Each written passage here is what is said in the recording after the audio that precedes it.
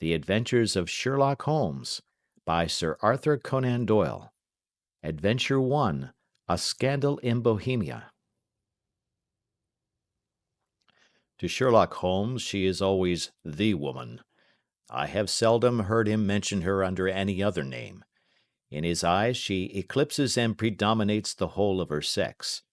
It was not that he felt any emotion akin to love for Irene Adler. All emotions, and that one particularly, were abhorrent to his cold, precise, but admirably balanced mind. He was, I take it, the most perfect reasoning and observing machine that the world has seen, but as a lover he would have placed himself in a false position. He never spoke of the softer passions, save with a gibe and a sneer. They were admirable things for the observer, excellent for drawing the veil from men's motives and actions. But for the trained reasoner to admit such intrusions into his own delicate and finely adjusted temperament was to introduce a distracting factor which might throw a doubt upon all his mental results. Grit in a sensitive instrument, or a crack in one of his own high-power lenses, would not be more disturbing than a strong emotion in a nature such as his. And yet there was but one woman to him, and that woman was the late Irene Adler, of dubious and questionable memory. I had seen little of Holmes lately. My marriage had drifted us away from each other. My own complete happiness, and the home-centered interests which rise up around the man who first finds himself master of his own establishment, was sufficient to absorb all my attention, while Holmes, who loathed every form of society with his whole Bohemian soul, remained in our lodgings in Baker Street, buried among his old books, and alternating from week to week between cocaine and ambition, the drowsiness of the drug, and the fierce energy of his own keen nature. He was still, as ever, deeply attracted by the study of crime, and occupied his immense faculties and extraordinary powers of observation in following out those clues and clearing up those mysteries which had been abandoned as hopeless by the official police. From time to time I heard some vague account of his doings, of his summons to Odessa in the case of the Trepoff murder, of his clearing up of the singular tragedy of the Atkinson brothers at Trincomalee, and finally of the mission which he had accomplished so delicately and successfully for the reigning family of Holland. Beyond these signs of his activity, however, which I merely shared with all the readers of the daily press, I knew little of my former friend and companion. One night, it was on the 20th of March, 1888, I was returning from a journey to a patient, for I had now returned to civil practice, when my way led me through Baker Street. As I passed the well-remembered door, which must always be associated in my mind with my wooing and with the dark incidents of the study in scarlet, I was seized with a keen desire to see Holmes again, and to know how he was employing his extraordinary powers. His rooms were brilliantly lit, and even as I looked up, I saw his tall, spare figure pass twice in a dark silhouette against the blind. He was pacing the room swiftly, eagerly, with his head sunk upon his chest and his hands clasped behind him. To me, who knew his every mood and habit, his attitude and manner told their own story. He was at work again. He had risen out of his drug-created dreams and was hot upon the scent of some new problem. I rang the bell, and was shown up to the chamber which had formerly been in part my own. His manner was not effusive, it seldom was, but he was glad, I think, to see me. With hardly a word spoken, but with a kindly eye, he waved me to an armchair, threw across his case of cigars, and indicated a spirit case and a gasogene in the corner. Then he stood before the fire and looked me over in his singular introspective fashion. "Wedlock suits you," he remarked. "I think, Watson, that you have put on 7.5 pounds since I saw you." "7," I answered. "Indeed, I should have thought a little more. Just a trifle more, I fancy, Watson. And in practice again, I observe. You did not tell me that you intended to go into harness." Then how do you know? I see it, I deduce it. How do I know that you have been getting yourself very wet lately, and that you have a most clumsy and careless servant girl? My dear Holmes, said I, this is too much. You would certainly have been burned had you lived a few centuries ago. It is true that I had a country walk on Thursday and came home in a dreadful mess, but as I have changed my clothes, I can't imagine how you deduce it. As to Mary Jane, she is incorrigible, and my wife has given her notice, but there again, I fail to see how you work it out. He chuckled to himself and rubbed his long, nervous hands together. It is simplicity itself, said he. My eyes tell me that on the inside of your left shoe, just where the firelight strikes it, the leather is scored by 6 almost parallel cuts. Obviously, they have been caused by someone who has very carelessly scraped round the edges of the sole in order to remove crusted mud from it. Hence, you see, my double deduction that you have been out in vile weather, and that you had a particularly malignant boot-slitting specimen of the London slavey. As to your practice, if a gentleman walks into my rooms smelling of iodoform, with a black mark of nitrate of silver upon his right forefinger, and a bulge on the right side of his top hat, to show where he has secreted his stethoscope, I must be dull indeed, if I do not pronounce him to be an active member of the medical profession.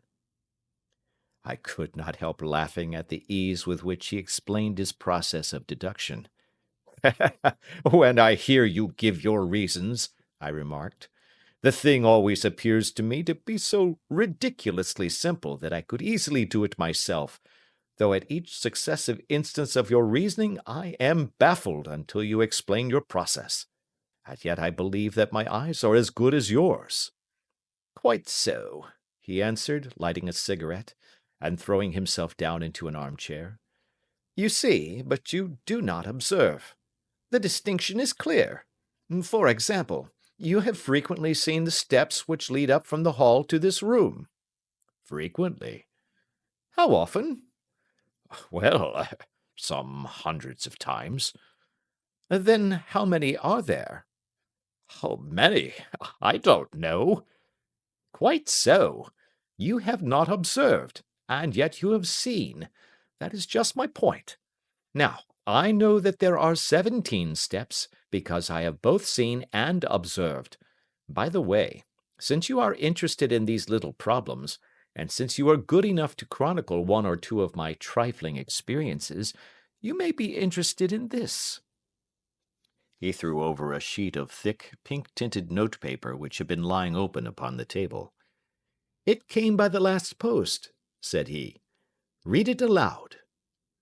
The note was undated, and without either signature or address.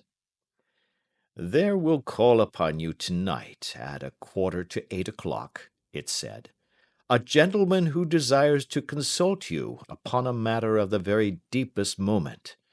Your recent services to one of the royal houses of Europe have shown that you are one who may safely be trusted with matters which are of an importance which can hardly be exaggerated. This account of you we have from all quarters received. Be in your chamber then at that hour, and do not take it amiss if your visitor wear a mask. This is indeed a mystery, I remarked. What do you imagine that it means? I have no data yet. It is a capital mistake to theorize before one has data. Insensibly one begins to twist facts to suit theories, instead of theories to suit facts. But the note itself, what do you deduce from it? I carefully examined the writing, and the paper upon which it was written.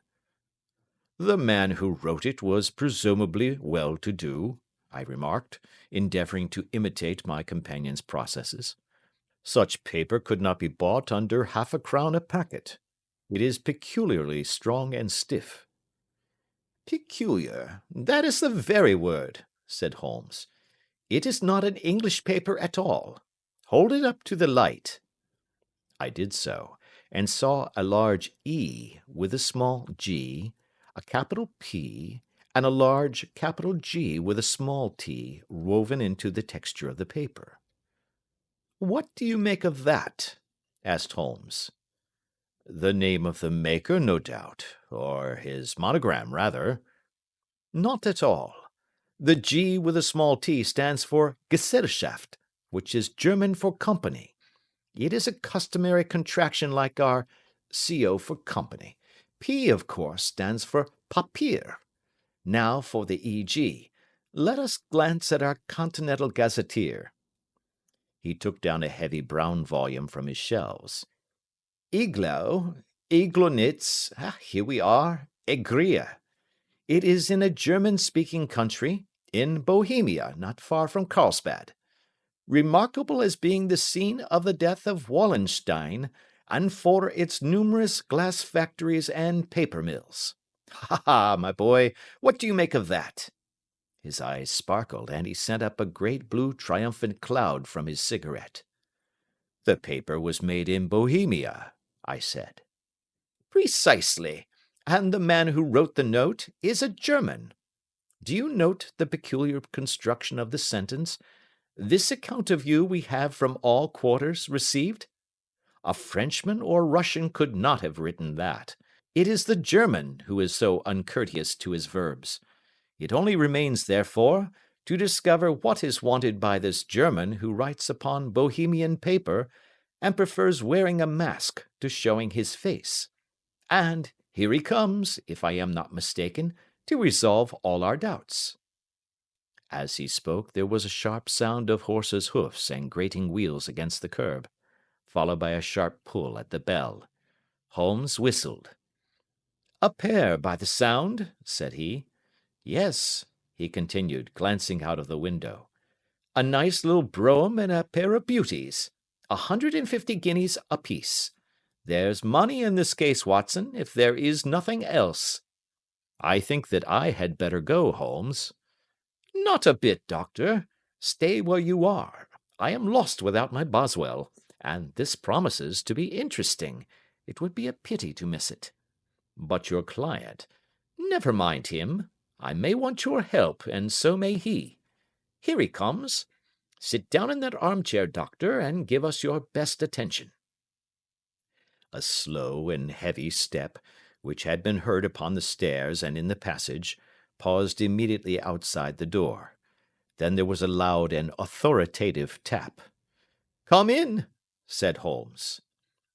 A man entered who could hardly have been less than 6 feet 6 inches in height, with the chest and limbs of a Hercules. His dress was rich with a richness which would, in England, be looked upon as akin to bad taste.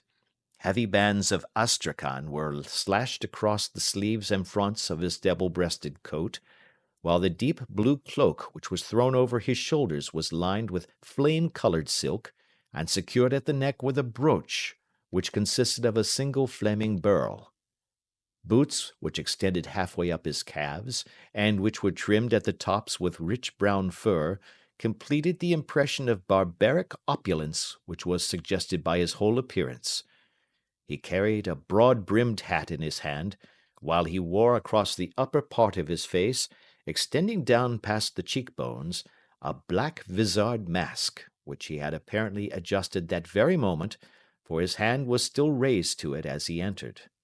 From the lower part of the face he appeared to be a man of strong character, with a thick, hanging lip, and a long, straight chin suggestive of resolution pushed to the length of obstinacy.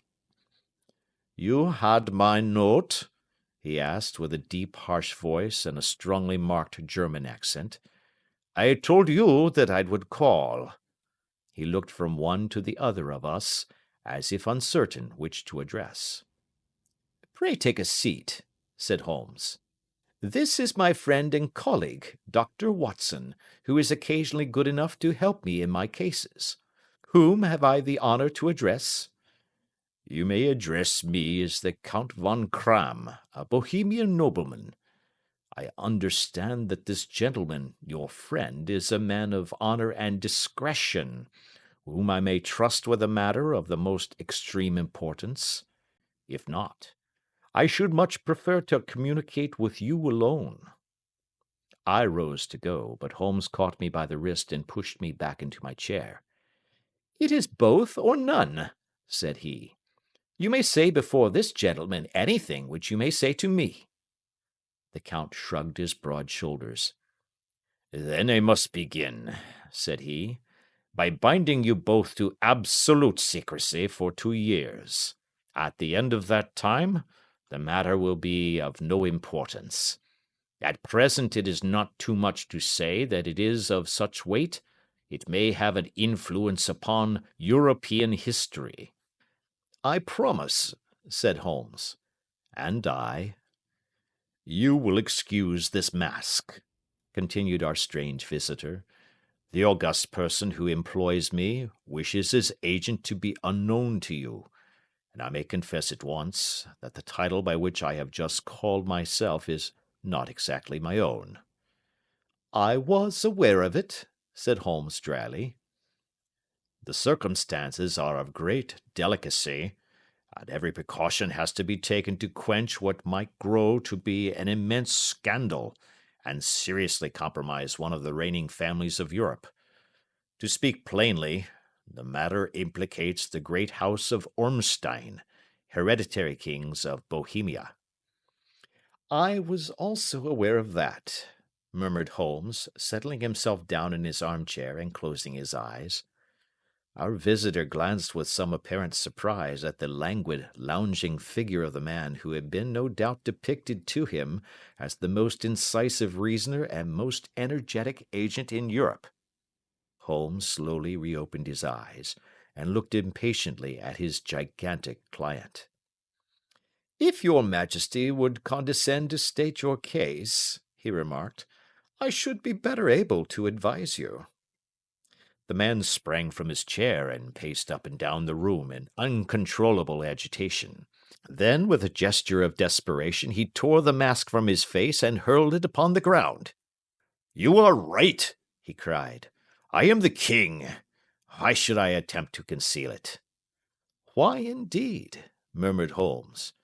"Your Majesty had not spoken before I was aware that I was addressing Wilhelm Gottschalk Sigmunds von Ormstein, Grand Duke of Cassel-Felstein, and hereditary King of Bohemia."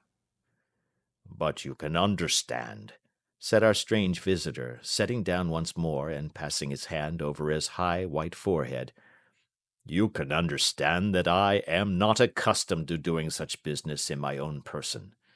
Yet the matter was so delicate that I could not confide it to an agent without putting myself in his power. I have come incognito from Prague for the purpose of consulting you." "Then pray consult," said Holmes, shutting his eyes once more. "The facts are briefly these. Some 5 years ago, during a lengthy visit to Warsaw, I made the acquaintance of the well-known adventuress Irene Adler. The name is no doubt familiar to you." "Kindly look her up in my index, Doctor," murmured Holmes without opening his eyes. For many years he had adopted a system of docketing all paragraphs concerning men and things, so that it was difficult to name a subject or a person on which he could not at once furnish information. In this case I found her biography sandwiched in between that of a Hebrew rabbi and that of a staff commander who had written a monograph upon the deep-sea fishes. "Let me see," said Holmes. Born in New Jersey in the year 1858. Contralto. La Scala. Prima donna Imperial Opera of Warsaw. Yes. Retired from operatic stage. Ha! Living in London. Quite so. Your Majesty, as I understand, became entangled with this young person, wrote her some compromising letters, and is now desirous of getting those letters back." "Precisely so. But how? Was there a secret marriage?" "None."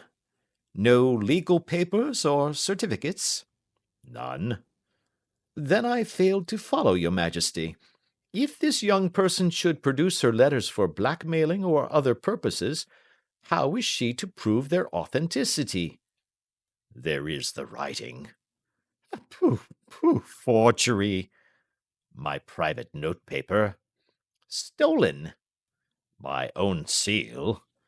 Imitated. My photograph. Bought.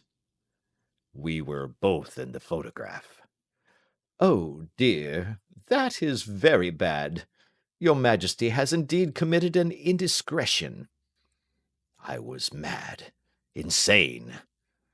You have compromised yourself seriously. I was only crown prince then. I was young. I am but 30 now. It must be recovered. We have tried and failed. Your Majesty must pay. It must be bought. She will not sell. Stolen, then. 5 attempts have been made. Twice burglars in my pay ransacked her house. Once we diverted her luggage when she traveled. Twice she has been waylaid. There has been no result. No sign of it? Absolutely none. Holmes laughed. It is quite a pretty little problem, said he. But a very serious one to me, returned the king reproachfully. Very, indeed. And what does she propose to do with the photograph? To ruin me. But how? I am about to be married. So I have heard. To Clotilde Lothman von Saxe-Meiningen, second daughter of the King of Scandinavia. You may know the strict principles of her family. She is herself the very soul of delicacy. A shadow of a doubt as to my conduct would bring the matter to an end. And Irene Adler? Threatens to send them the photograph, and she will do it. I know that she will do it. You do not know her, but she has a soul of steel. She has the face of the most beautiful of women, and the mind of the most resolute of men. Rather than I should marry another woman, there are no lengths to which she would not go. None. You are sure that she has not sent it yet? I am sure. And why? Because she has said that she would send it on the day when the betrothal was publicly proclaimed. That will be next Monday. Oh, then we have 3 days yet, said Holmes with a yawn. That is very fortunate, as I have 1 or 2 matters of importance to look into just at present. Your Majesty will, of course, stay in London for the present? Certainly. You will find me at the Langham under the name of the Count von Kram. Then I shall drop you a line to let you know how we progress. Pray do so. I shall be all anxiety. Then, as to money? You have carte blanche. Absolutely. I tell you that I would give 1 of the provinces of my kingdom to have that photograph. And for present expenses? The king took a heavy chamois leather bag from under his cloak and laid it on the table. There are £300 in gold and 700 in notes, he said. Holmes scribbled a receipt upon a sheet of his notebook and handed it to him. And mademoiselle's address? He asked. Is Briony Lodge, Serpentine Avenue, St. John's Wood. Holmes took a note of it. 1 other question, said he. Was the photograph a cabinet? It was. Then good night, your Majesty, and I trust that we shall soon have some good news for you. And good night, Watson, he added, as the wheels of the royal brougham rolled down the street. If you will be good enough to call tomorrow afternoon at 3 o'clock, I should like to chat this little matter over with you. Part 2. At 3 o'clock precisely, I was at Baker Street, but Holmes had not yet returned. The landlady informed me that he had left the house shortly after 8 o'clock in the morning. I sat down before the fire, however, with the intention of awaiting him, however long he might be. I was already deeply interested in his inquiry, for, though it was surrounded by none of the grim and strange features which were associated with the two crimes which I have already recorded, still, the nature of the case and the exalted station of his client gave it a character of its own. Indeed, apart from the nature of the investigation which my friend had on hand, there was something in his masterly grasp of a situation, and his keen, incisive reasoning, which made it a pleasure to me to study his system of work and to follow the quick, subtle methods by which he disentangled the most inextricable mysteries. So accustomed was I to his invariable success that the very possibility of his failing had ceased to enter into my head. It was close upon 4 before the door opened, and a drunken-looking groom, ill-kempt and side-whiskered, with an inflamed face and disreputable clothes, walked into the room. Accustomed as I was to my friend's amazing powers in the use of disguises, I had to look 3 times before I was certain that it was indeed he. With a nod he vanished into the bedroom, whence he emerged in 5 minutes, tweed-suited and respectable as of old. Putting his hands into his pockets, he stretched out his legs in front of the fire and laughed heartily for some minutes. "Well, really!" he cried, and then he choked and laughed again until he was obliged to lie back, limp and helpless, in the chair. "What is it?" "It's quite too funny. I am sure you could never guess how I employed my morning, or what I ended by doing." "I can't imagine. I suppose that you must have been watching the habits and perhaps the house of Miss Irene Adler?" "Quite so, but the sequel was rather unusual. I will tell you, however. I left the house a little after 8 o'clock this morning in the character of a groom out of work. There is a wonderful sympathy and freemasonry among horsey men. Be one of them, and you will know all that there is to know. I soon found Briony Lodge. It is a bijou villa with a garden at the back, but built out in front right up to the road, 2 stories. Chubb lock to the door. Large sitting room on the right side, well furnished, with long windows almost to the floor, and those preposterous English window fasteners which a child could open. Behind there was nothing remarkable, save that the passage window could be reached from the top of the coach-house. I walked round it and examined it closely from every point of view, but without noting anything of interest. I then lounged down the street and found, as I expected, that there was a mews in a lane which runs down by one wall of the garden. I lent the ostlers a hand in rubbing down their horses, and received in exchange 2d, a glass of half and half, 2 fills of shag tobacco, and as much information as I could desire about Miss Adler, to say nothing of half a dozen other people in the neighbourhood, in whom I was not in the least interested, but whose biographies I was compelled to listen to. "And what of Irene Adler?" I asked. "Oh, she has turned all the men's head down in that part. She is the daintiest thing under a bonnet on this planet. So say the Serpentine Mews to a man. She lives quietly, sings at concerts, drives out at 5 every day, and returns at 7 sharp for dinner. Seldom goes out at other times except when she sings. Has only 1 male visitor, but a good deal of him. He is dark, handsome, and dashing, never calls less than once a day, and often twice. He is a Mr. Godfrey Norton, of the Inner Temple. See the advantages of a cabman as a confidant. They had driven him home a dozen times from Serpentine Mews, and knew all about him. When I had listened to all they had to tell, I began to walk up and down near Briony Lodge once more, and to think over my plan of campaign. This Godfrey Norton was evidently an important factor in the matter. He was a lawyer. That sounded ominous. What was the relation between them, and what the object of his repeated visits? Was she his client, his friend, or his mistress? If the former, she had probably transferred the photograph to his keeping. If the latter, it was less likely. On the issue of this question depended whether I should continue my work at Briony Lodge, or turn my attention to the gentlemen's chambers in the Temple. It was a delicate point, and it widened the field of my inquiry.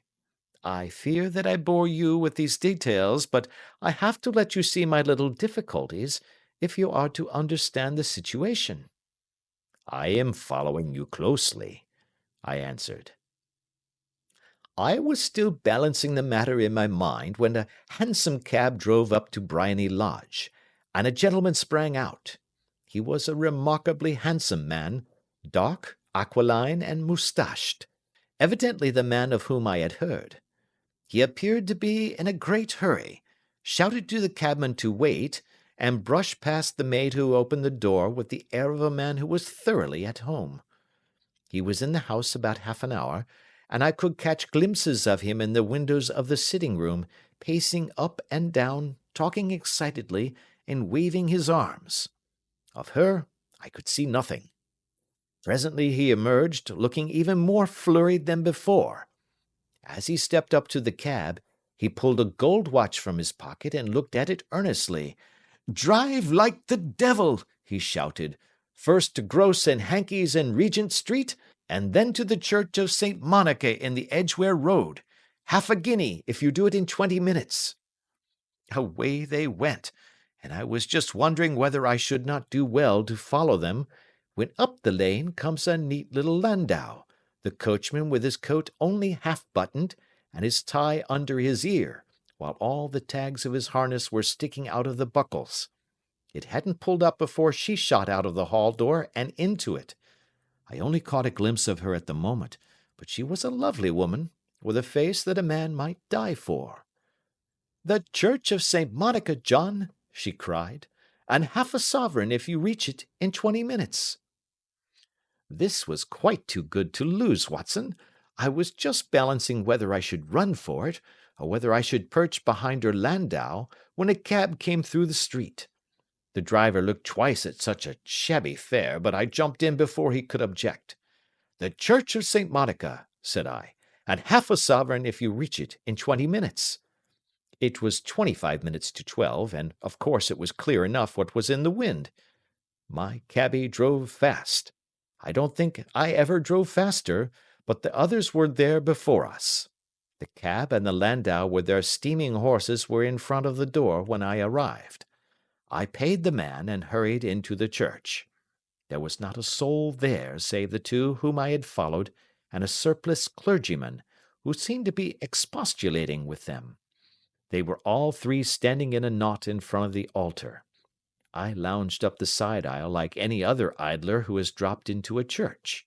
Suddenly, to my surprise, the three at the altar faced round to me, and Godfrey Norton came running as hard as he could towards me.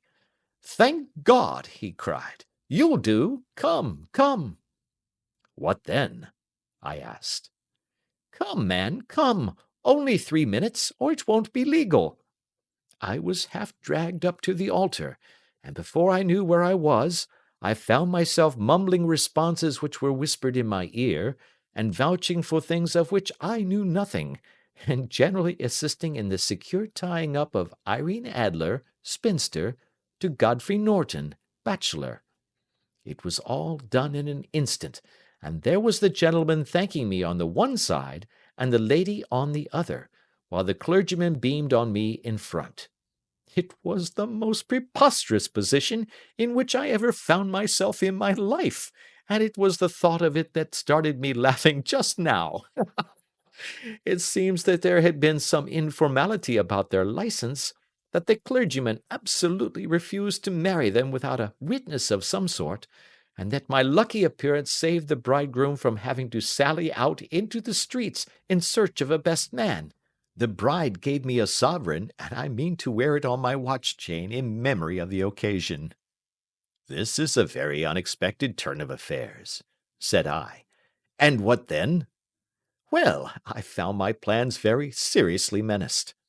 It looked as if the pair might take an immediate departure, and so necessitate very prompt and energetic measures on my part.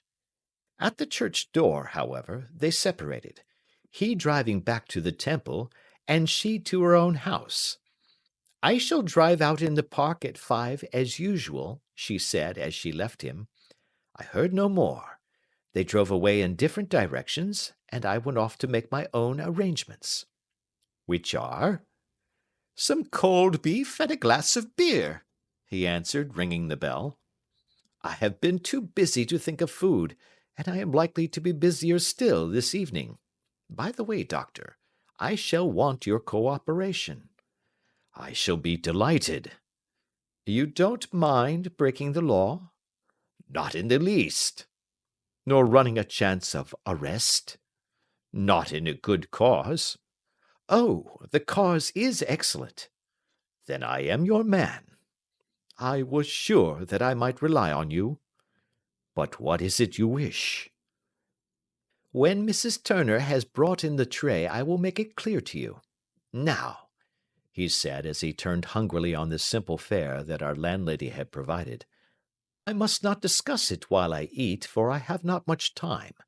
It is nearly 5 now. In 2 hours we must be on the scene of action. Miss Irene, or Madame rather, returns from her drive at 7.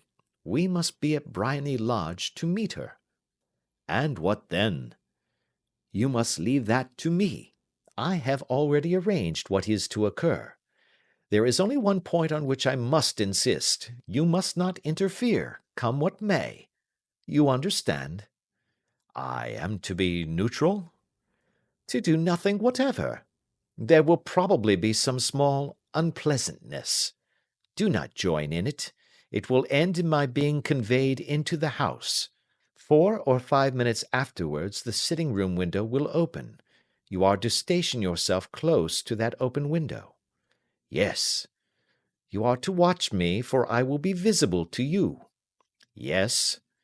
"And when I raise my hand, so, you will throw into the room what I give you to throw, and will, at the same time, raise the cry of fire. You quite follow me?" "Entirely."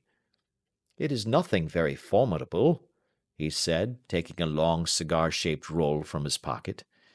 "It is an ordinary plumber's smoke rocket, fitted with a cap at either end to make it self-lighting.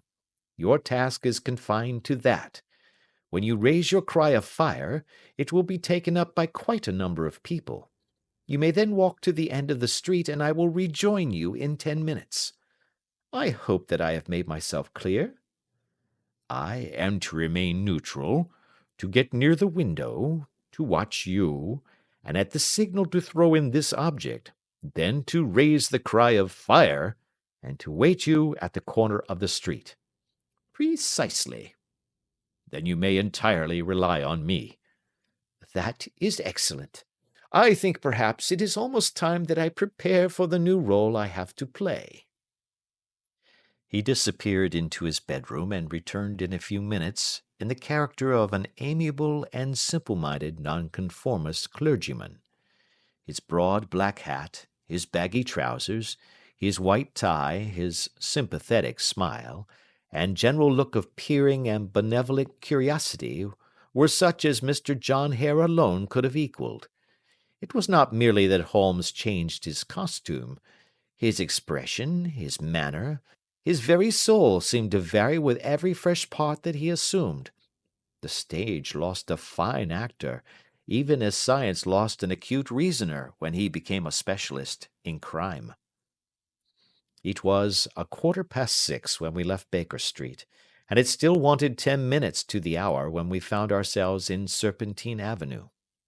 It was already dusk, and the lamps were just being lighted as we paced up and down in front of Briony Lodge, waiting for the coming of its occupant.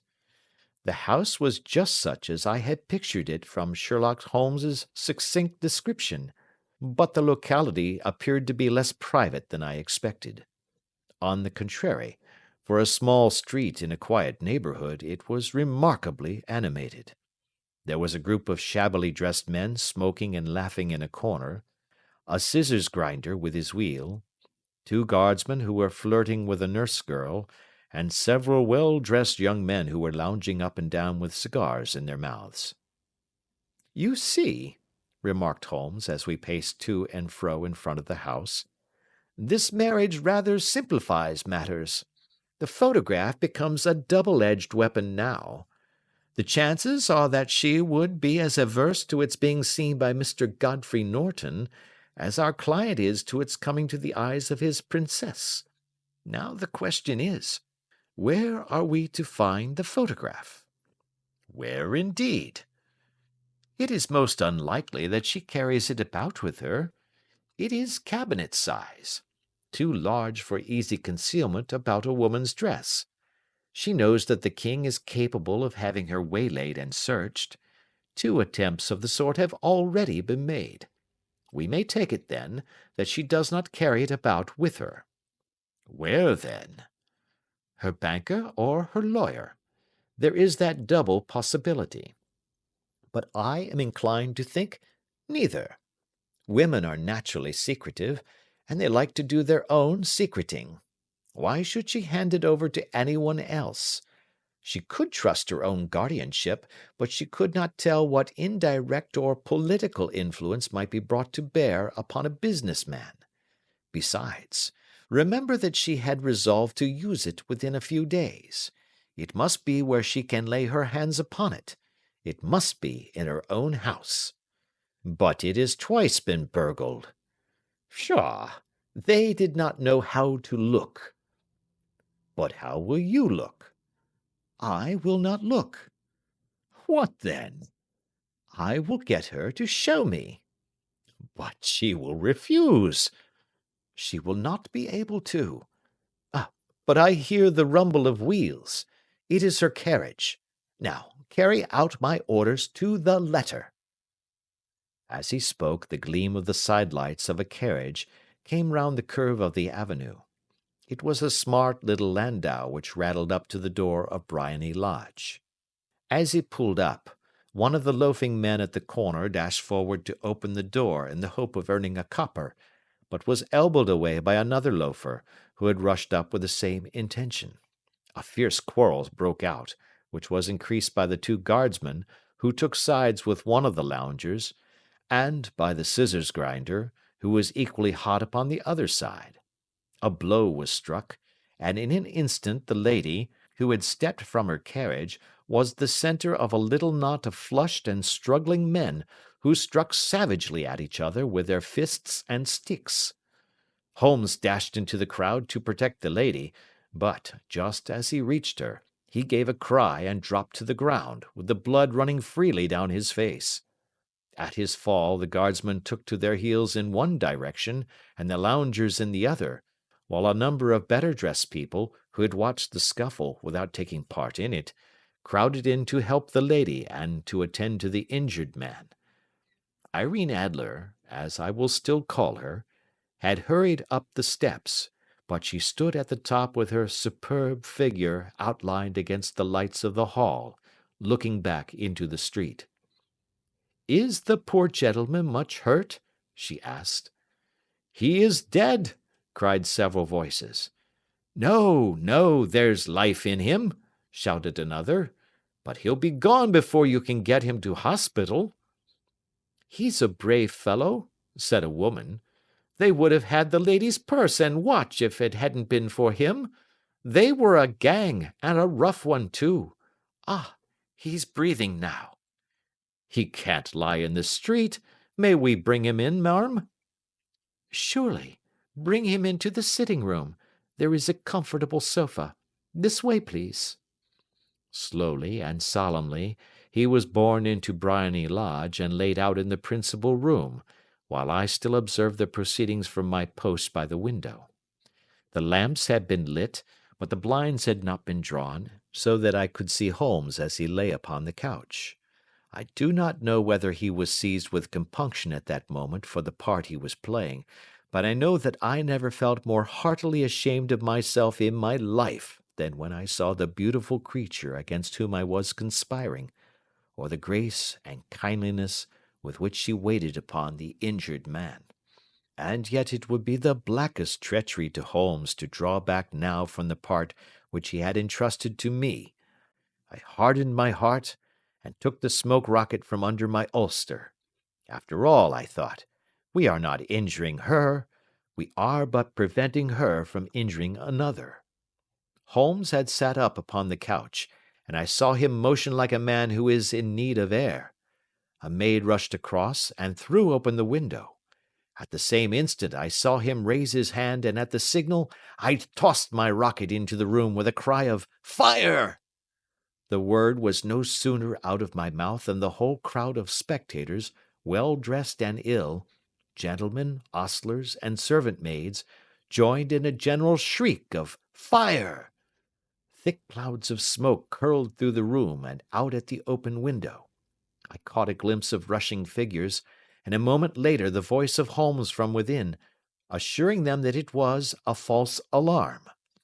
Slipping through the shouting crowd, I made my way to the corner of the street, and in 10 minutes was rejoiced to find my friend's arm in mine, and to get away from the scene of uproar.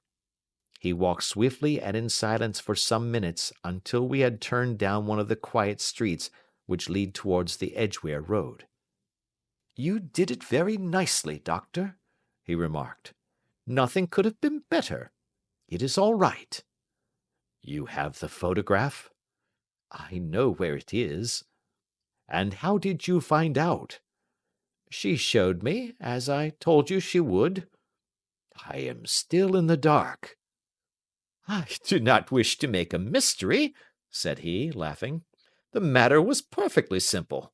You, of course, saw that everyone in the street was an accomplice. They were all engaged for the evening." "I guessed as much." "Then, when the row broke out, I had a little moist red paint in the palm of my hand. I rushed forward, fell down, clapped my hand to my face, and became a piteous spectacle. It is an old trick. That also I could fathom. Then they carried me in. She was bound to have me in. What else could she do? And into her sitting room, which was the very room which I suspected. It lay between that and her bedroom, and I was determined to see which. They laid me on a couch. I motioned for air. They were compelled to open the window, and you had your chance." "How did that help you?" "It was all important. When a woman thinks that her house is on fire, her instinct is at once to rush to the thing which she values most. It is a perfectly overpowering impulse, and I have more than once taken advantage of it. In the case of the Darlington substitution scandal it was of use to me, and also in the Arnsworth Castle business. A married woman grabs at her baby, an unmarried one reaches for her jewel box. Now it was clear to me that Our Lady of to-day had nothing in the house more precious to her than what we are in quest of. She would rush to secure it. The alarm of fire was admirably done. The smoke and shouting were enough to shake nerves of steel. She responded beautifully. The photograph is in a recess behind a sliding panel just above the right bell-pull. She was there in an instant, and I caught a glimpse of it as she half drew it out. When I cried out that it was a false alarm, she replaced it, glanced at the rocket, rushed from the room, and I have not seen her since. I rose, and making my excuses, escaped from the house. I hesitated whether to attempt to secure the photograph at once, but the coachman had come in, and as he was watching me narrowly, it seemed safer to wait. A little over-precipitance may ruin all." "And now?" I asked. "Our quest is practically finished. I shall call with the king to-morrow, and with you, if you care to come with us. We will be shown into the sitting-room to wait for the lady, but it is probable that when she comes she may find neither of us nor the photograph. It might be a satisfaction to his Majesty to regain it with his own hands." "And when will you call?" "At 8 in the morning. She will not be up, so that we shall have a clear field. Besides, we must be prompt, for this marriage may mean a complete change in her life and habits. I must wire to the king without delay." We had reached Baker Street, and had stopped at the door. He was searching his pockets for the key when someone passing said, "Good night, Mr. Sherlock Holmes." There were several people on the pavement at the time, but the greeting appeared to come from a slim youth in an ulster who had hurried by. "I've heard that voice before," said Holmes, staring down the dimly lit street. "Now, I wonder who the deuce that could have been." Part 3. I slept at Baker Street that night, and we were engaged upon our toast and coffee in the morning, when the King of Bohemia rushed into the room. "You have really got it?" he cried, grasping Sherlock Holmes by either shoulder, and looking eagerly into his face. "Not yet." "But you have hopes?" "I have hopes." Then come, I am all impatience to be gone. "We must have a cab." No, my brougham is waiting. "Then that will simplify matters." We descended and started off once more for Briony Lodge. "Irene Adler is married," remarked Holmes. Married? When? "Yesterday." But to whom? "To an English lawyer named Norton." But she could not love him. "I am in hopes that she does." And why in hopes? "Because it would spare your Majesty all fear of future annoyance. If the lady loves her husband, she does not love your Majesty. If she does not love your Majesty, there is no reason why she should interfere with your Majesty's plan." It is true, and yet, well, I wish she had been of my own station. What a queen she would have made.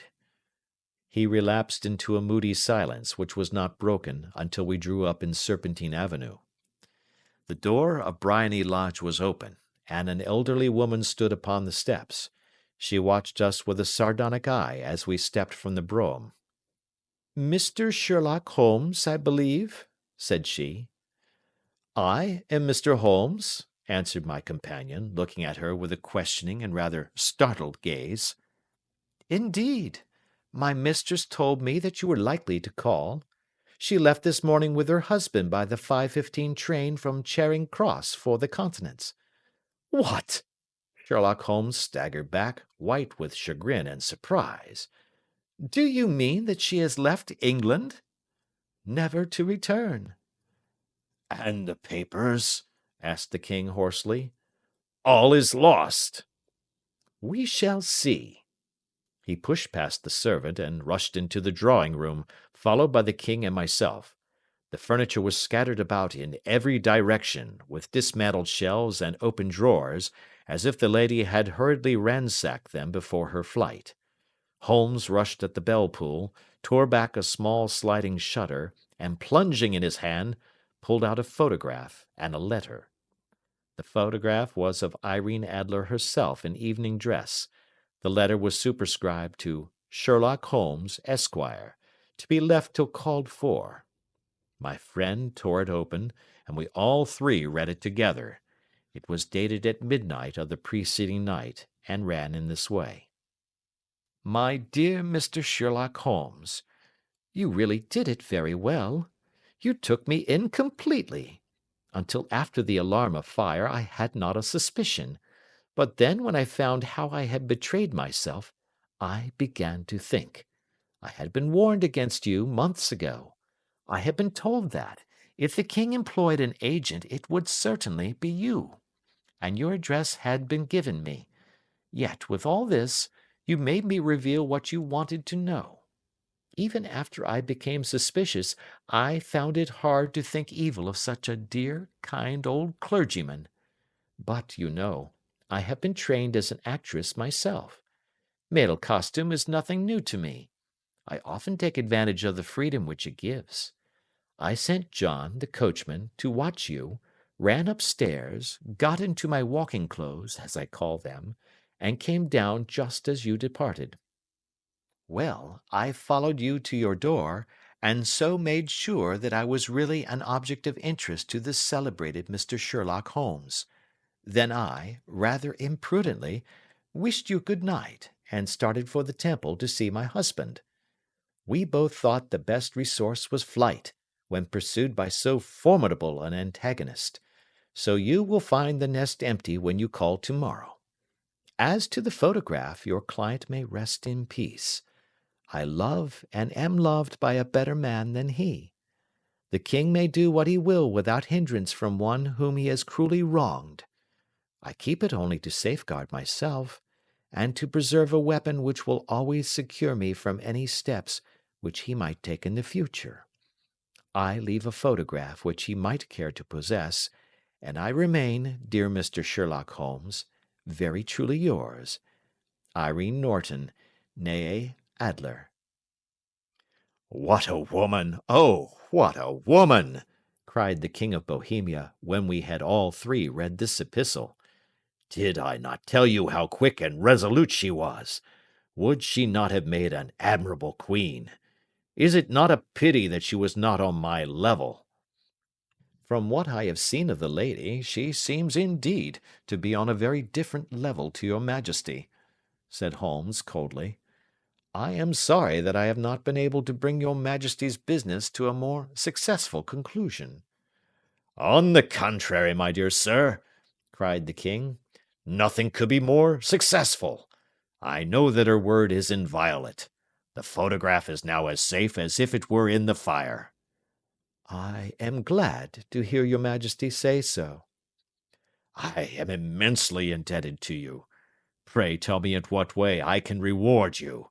This ring—" He slipped an emerald snake ring from his finger and held it out upon the palm of his hand. Your Majesty has something which I should value even more highly, said Holmes. You have but to name it. This photograph. The king stared in amazement. Irene's photograph? He cried. Certainly, if you wish it. I thank your Majesty. Then there is no more to be done in the matter. I have the honor to wish you a very good morning. He bowed, and turning away without observing the hand which the king had stretched out to him, he set off in my company for his chambers.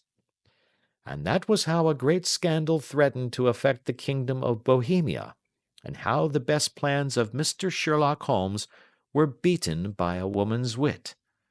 He used to make merry over the cleverness of woman, but I have not heard him do it of late. And when he speaks of Irene Adler, or when he refers to her photograph, it is always under the honorable title of the woman. Adventure 2. The Red-Headed League. I had called upon my friend, Mr. Sherlock Holmes, one day in the autumn of last year, and found him in deep conversation with a very stout, florid-faced, elderly gentleman with fiery red hair. With an apology for my intrusion, I was about to withdraw, when Holmes pulled me abruptly into the room and closed the door behind me. "You could not possibly have come at a better time, my dear Watson," he said cordially. "I was afraid that you were engaged." "So I am, very much so." "Then I can wait in the next room." "Not at all.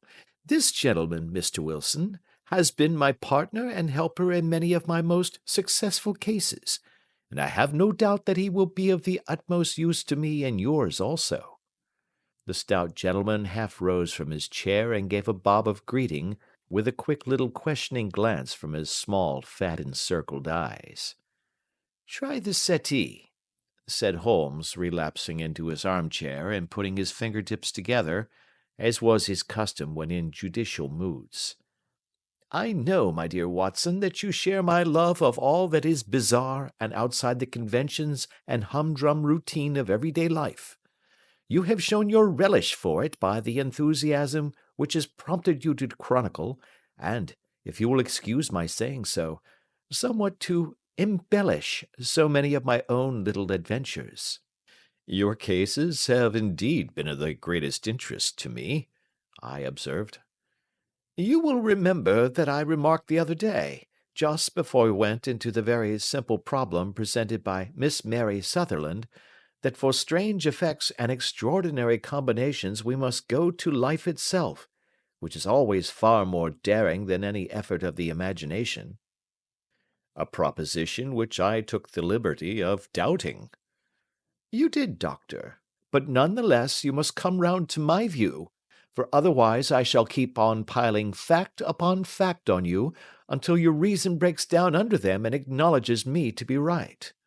Now, Mr. Jabez Wilson here has been good enough to call upon me this morning, and to begin a narrative which promises to be one of the most singular which I have listened to for some time. You have heard me remark that the strangest and most unique things are very often connected not with the larger but with the smaller crimes, and occasionally, indeed, where there is room for doubt whether any positive crime has been committed. As far as I have heard, it is impossible for me to say whether the present case is an instance of crime or not, but the course of events is certainly among the most singular that I have ever listened to.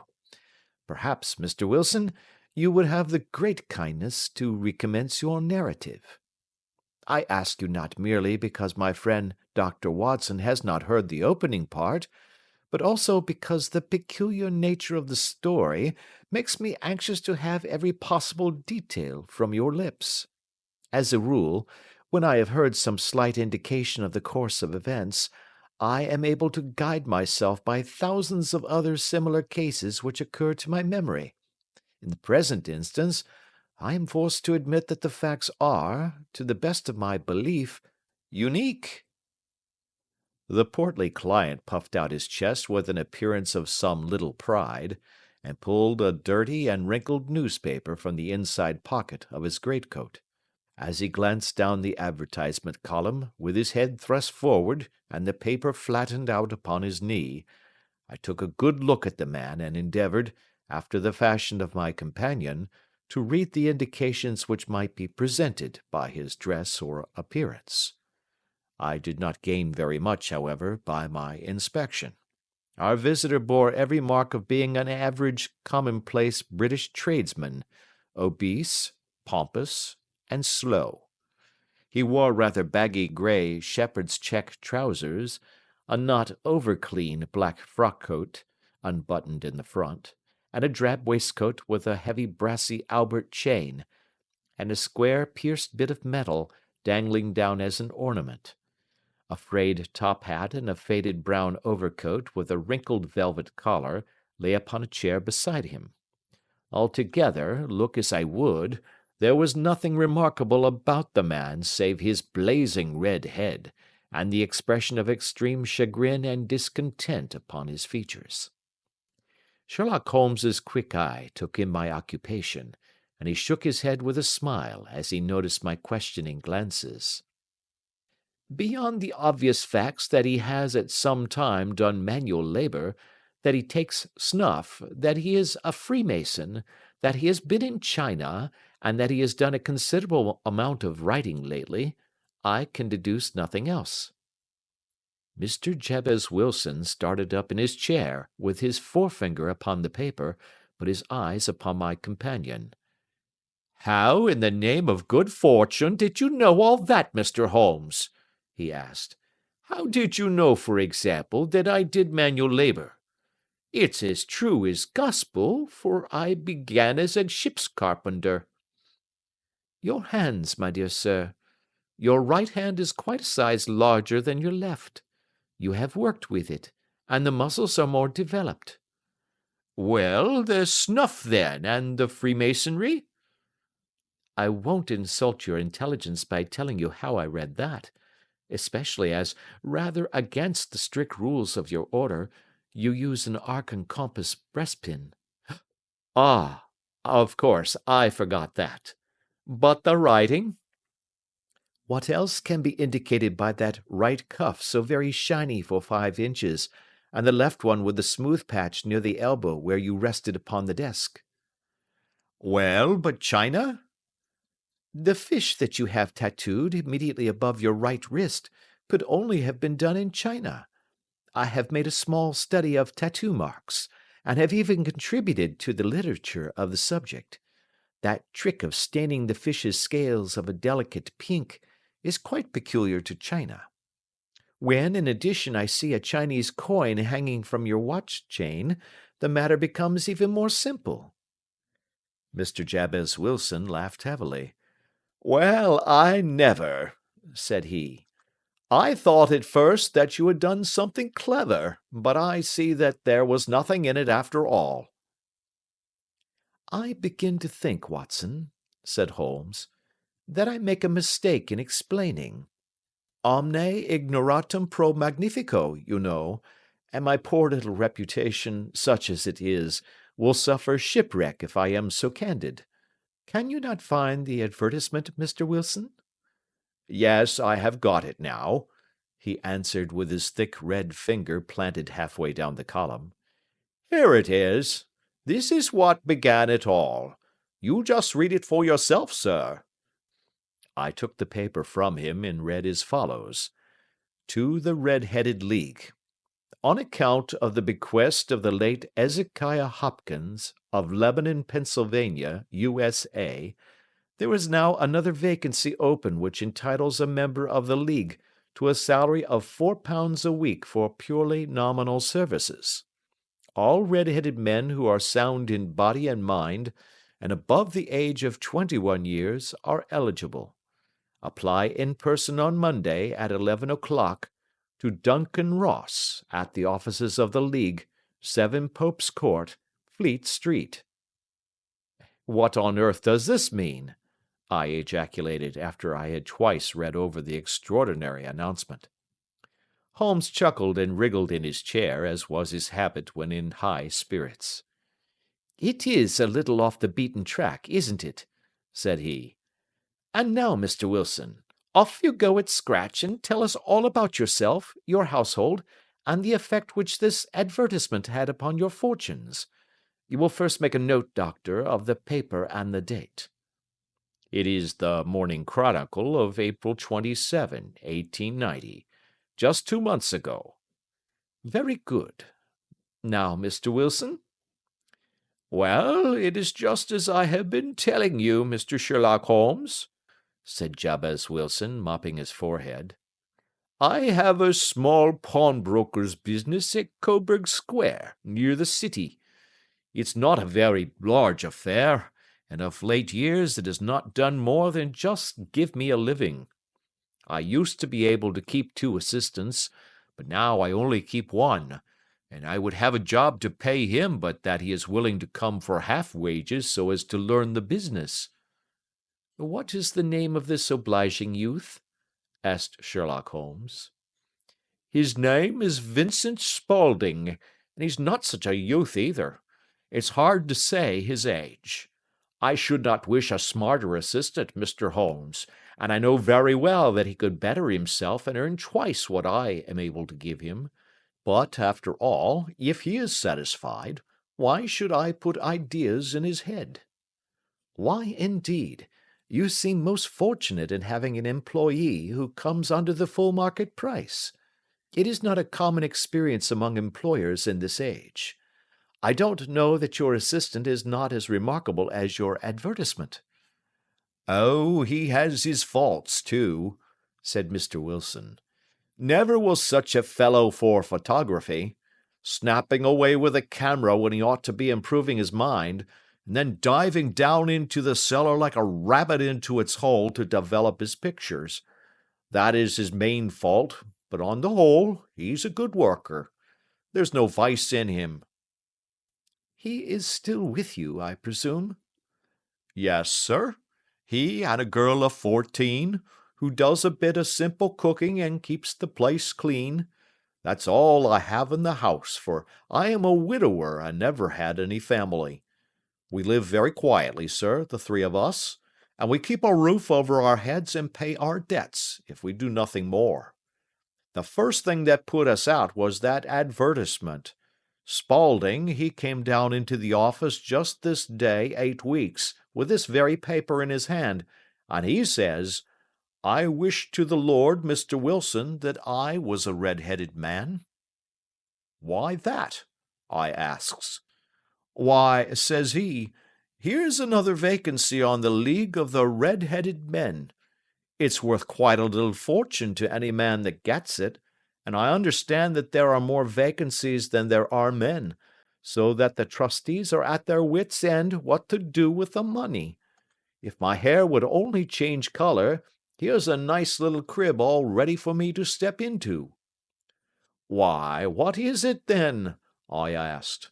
"You see, Mr. Holmes, I am a very stay-at-home man, and as my business come to me instead of my having to go to it, I was often weeks on end without putting my foot over the doormat. In that way, I didn't know much of what was going on outside, and I was always glad of a bit of news. Have you never heard of the League of the Red-Headed Men?" he asked with his eyes open. "Never." "Why, I wonder at that, for you are eligible yourself for one of the vacancies." "And what are they worth?" I asked. "Oh, merely a couple of hundred a year, but the work is slight, and it need not interfere very much with one's other occupations." Well, you can easily think that that made me prick up my ears, for the business has not been over good for some years, and an extra couple of hundred would have been very handy.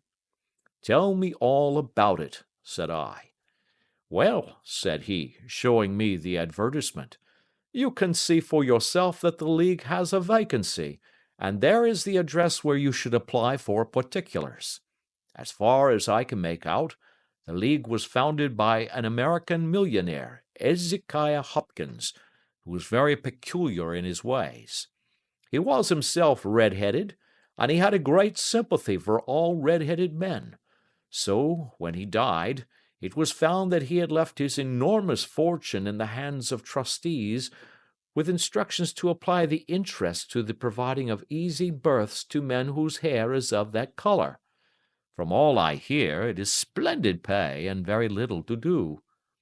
"But," said I, "there would be millions of red-headed men who would apply." "Not so many as you might think," he answered. "You see, it is really confined to Londoners and to grown men. This American had started from London when he was young, and he wanted to do the old town a good turn. Then again, I have heard it is no use your applying if your hair is light red, or dark red, or anything but real bright, blazing, fiery red. Now, if you cared to apply, Mr. Wilson, you would just walk in, but perhaps it would hardly be worth your while to put yourself out of the way for the sake of a few £100. Now, it is a fact, gentlemen, as you may see for yourselves, that my hair is of a very full and rich tint, so that it seemed to me that if there was to be any competition in the matter, I stood as good a chance as any man that I had ever met. Vincent Spaulding seemed to know so much about it that I thought he might prove useful, so I just ordered him to put up the shutters for the day, and to come right away with me. He was very willing to have a holiday, so we shut the business up and started off for the address that was given us in the advertisement. I never hope to see such a sight as that again, Mr. Holmes. From north, south, east, and west, every man who had a shade of red in his hair had tramped into the city to answer the advertisement. Fleet Street was choked with red-headed folk, and Pope's Court looked like a coster's orange barrow. I should not have thought there were so many in the whole country as were brought together by that single advertisement. Every shade of color they were: straw, lemon, orange, brick, Irish setter, liver, clay. But, as Spaulding said, there were not many who had the real vivid flame-colored tint. When I saw how many were waiting, I would have given it up in despair, but Spaulding would not hear of it. How he did it, I could not imagine, but he pushed and pulled and butted until he got me through the crowd, and right up to the steps which led to the office. There was a double stream upon the stair, some going up in hope, and some coming back dejected, but we wedged in as well as we could, and soon found ourselves in the office. "Your experience has been a most entertaining one," remarked Holmes as his client paused and refreshed his memory with a huge pinch of snuff. "Pray continue your very interesting statement." There was nothing in the office but a couple of wooden chairs and a deal table, behind which sat a small man with a head that was even redder than mine. He said a few words to each candidate as he came up, and that he always managed to find some fault in them which would disqualify them. Getting a vacancy did not seem to be such a very easy matter, after all. However, when our turn came, the little man was much more favorable to me than to any of the others, and he closed the door as we entered, so that he might have a private word with us. "This is Mr. Jabez Wilson," said my assistant, "and he is willing to fill a vacancy in the league." "And he is admirably suited for it," the other answered. "He has every requirement. I cannot recall when I have seen anything so fine." He took a step backward, cocked his head on one side, and gazed at my hair until I felt quite bashful. Then suddenly he plunged forward, wrung my hand, and congratulated me warmly on my success. "It would be injustice to hesitate," said he. "You will, however, I am sure, excuse me for taking an obvious precaution." With that he seized my hair in both his hands and tugged until I yelled with the pain. "There is water in your eyes," said he as he released me. "I perceive that all is as it should be. But we have to be careful, for we have twice been deceived by wigs and once by paint. I could tell you tales of cobbler's wax which would disgust you with human nature." He stepped over to the window and shouted through it at the top of his voice that the vacancy was filled. A groan of disappointment came up from below, and the folk all trooped away in different directions until there was not a red head to be seen except my own and that of the manager. "My name," said he, "is Mr. Duncan Ross, and I am myself one of the pensioners upon the fund left by our noble benefactor. Are you a married man, Mr. Wilson? Have you a family?" I answered that I had not. His face fell immediately. "Dear me," he said gravely, "that is very serious indeed. I am sorry to hear you say that. The fund was, of course, for the propagation and spread of the redheads as well as for their maintenance. It is exceedingly unfortunate that you should be a bachelor." My face lengthened at this, Mr. Holmes, for I thought that I was not to have the vacancy after all. But after thinking it over for a few minutes, he said that it would be all right.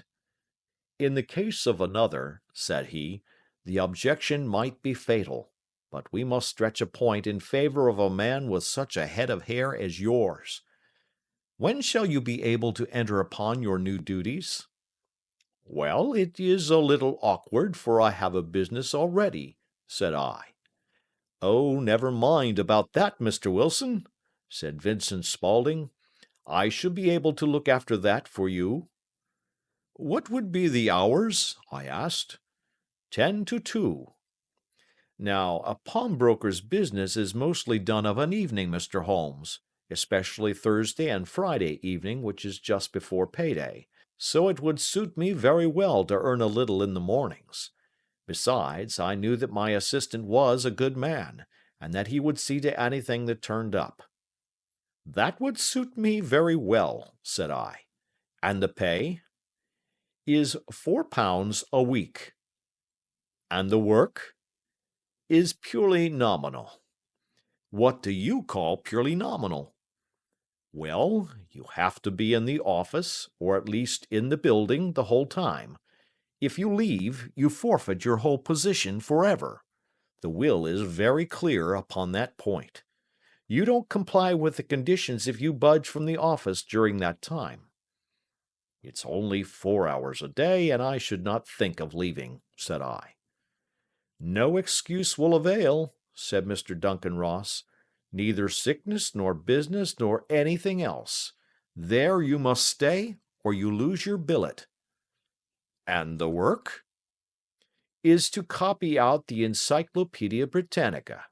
There is the first volume of it in that press. You must find your own ink, pens, and blotting paper, but we provide this table and chair. Will you be ready tomorrow?" "Certainly," I answered. "Then good-bye, Mr. Jabez Wilson, and let me congratulate you once more on the important position which you have been fortunate enough to gain." He bowed me out of the room, and I went home with my assistant, hardly knowing what to say or do, I was so pleased at my own good fortune. Well, I thought over the matter all day, and by evening I was in low spirits again, for I had quite persuaded myself that the whole affair must be some great hoax or fraud, though what its object might be I could not imagine. It seemed altogether past belief that anyone could make such a will, or that they would pay such a sum for doing anything so simple as copying out the Encyclopaedia Britannica. Vincent Spaulding did what he could to cheer me up, but by bedtime I had reasoned myself out of the whole thing. However, in the morning I determined to have a look at it anyhow, so I bought a penny bottle of ink, and with a quill pen and 7 sheets of foolscap paper, I started off for Pope's Court. Well, to my surprise and delight, everything was as right as possible. The table was set out ready for me, and Mr. Duncan Ross was there to see that I got fairly to work. He started me off upon the letter A, and then he left me, but would drop in from time to see that all was right with me. At 2 o'clock he bade me good day, complimented me upon the amount that I had written, and locked the door of the office after me. This went on for day after day, Mr. Holmes, and on Saturday the manager came in and planked down 4 golden sovereigns for my week's work. It was the same next week, and the same the week after. Every morning I was there at 10, and every afternoon I left at 2. By degrees Mr. Duncan Ross took to coming in only once of a morning, and then, after a time, he did not come in at all. Still, of course, I never dared to leave the room for an instant, for I was not sure when he might come, and the billet was such a good one and suited me so well that I would not risk the loss of it. 8 weeks passed away like this, and I had written about abbots, and archery, and armor, and architecture in Attica, and hoped with diligence that I might get on to the bees before very long. It cost me something in foolscap, and I had pretty nearly filled a shelf with my writings, and then suddenly the whole business came to an end. To an end? Yes, sir, and no later than this morning. I went to my work as usual at 10 o'clock, but the door was shut and locked, with a little square of cardboard hammered on to the middle of the panel with a tack. Here it is, and you can read for yourself. He held up a piece of white cardboard about the size of a sheet of note paper. It read in this fashion: "The Red-Headed League is dissolved. October 9, 1890. Sherlock Holmes and I surveyed this curt announcement and the rueful face behind it, until the comical side of the affair so completely overtopped every other consideration that we both burst out into a roar of laughter. "I cannot see that there is anything very funny," cried our client, flushing up to the roots of his flaming head. "If you can do nothing better than laugh at me, I can go elsewhere." "No, no," cried Holmes, shoving him back into the chair from which he had half risen. "I really wouldn't miss your case for the world. It is most refreshingly unusual. But there is, if you will excuse my saying so, something just a little funny about it. Pray, what steps did you take when you found the card upon the door?" "I was staggered, sir. I did not know what to do. Then I called at the offices round, but none of them seemed to know anything about it. Finally, I went to the landlord, who is an accountant living on the ground floor, and I asked him if he could tell me what had become of the Red-Headed League. He said that he had never heard of any such body. Then I asked him who Mr. Duncan Ross was. He answered that the name was new to him. 'Well,' said I, 'the gentleman at number 4. "'What, the red-headed man?' "'Yes.' "'Oh,' said he, 'his name was William Morris. He was a solicitor, and was using my room as a temporary convenience until his new premises were ready. He moved out yesterday.' "'Where could I find him?' "'Oh, at his new offices. He did tell me the address. Yes, 17 King Edward Street, near St. Paul's. I started off, Mr. Holmes, but when I got to that address it was a manufactory of artificial kneecaps, and no one in it had ever heard of either Mr. William Morris or Mr. Duncan Ross. And what did you do then? Asked Holmes. I went home to Saxe Coburg Square, and I took the advice of my assistant, but he could not help me in any way. He could only say that if I waited I should hear by post. But that was not quite good enough, Mr. Holmes. I did not wish to lose such a place without a struggle. So, as I have heard that you were good enough to give advice to poor folk who were in need of it, I came right away to you. And you did very wisely, said Holmes.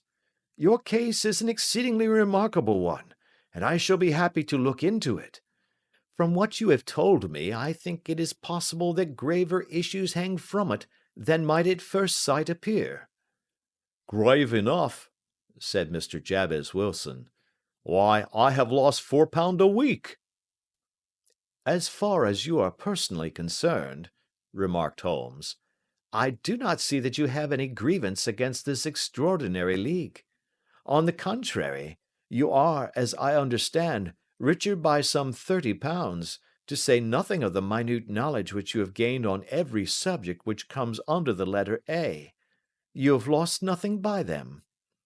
No, sir, but I want to find out about them, and who they are, and what their object was in playing this prank, if it was a prank, upon me.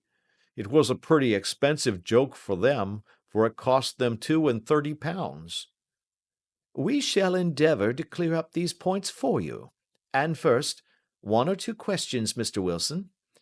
This assistant of yours, who first called your attention to the advertisement, how long has he been with you?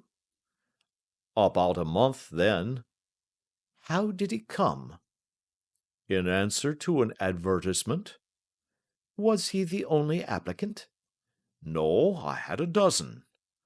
Why did you pick him? Because he was handy and would come cheap. At half wages, in fact. Yes. What is he like, this Vincent Spaulding? Small, stout built, very quick in his ways, no hair on his face, though he's not short of 30. Has a white splash of acid upon his forehead. Holmes sat up in his chair in considerable excitement. I thought as much, said he. Have you ever observed that his ears are pierced for earrings? Yes, sir. He told me that a gypsy had done it for him when he was a lad. Said Holmes, sinking back in deep thought. He is still with you? Oh, yes, sir. I have only just left him. And has your business been attended to in your absence? Nothing to complain of, sir. There's never very much to do of a morning. That will do, Mr. Wilson. I shall be happy to give you an opinion upon the subject in the course of a day or two. Today is Saturday, and I hope that by Monday we may come to a conclusion. Well, Watson, said Holmes when our visitor had left us, what do you make of it all? I make nothing of it, I answered frankly. It is a most mysterious business. As a rule, said Holmes, the more bizarre a thing is, the less mysterious it proves to be. It is your commonplace, featureless crimes which are really puzzling, just as a commonplace face is the most difficult to identify. But I must be prompt over this matter. What are you going to do, then? I asked. To smoke, he answered. It is quite a three-pipe problem, and I beg that you won't speak to me for 50 minutes. He curled himself up in his chair, with his thin knees drawn up to his hawk-like nose, and there he sat with his eyes closed and his black clay pipe thrusting out like the bill of some strange bird. I had come to the conclusion that he had dropped asleep, and indeed was nodding myself, when he suddenly sprang out of his chair with the gesture of a man who has made up his mind, and put his pipe down upon the mantelpiece. "Sarasate plays at St. James's Hall this afternoon," he remarked. "What do you think, Watson? Could your patient spare you for a few hours?" I have nothing to do today. My practice is never very absorbing. Then put on your hat and come. I am going through the city first, and we can have some lunch on the way.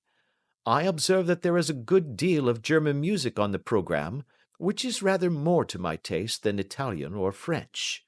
It is introspective, and I want to introspect. Come along." We travelled by the Underground as far as Aldersgate, and a short walk took us to Saxe Coburg Square, the scene of the singular story which we had listened to in the morning.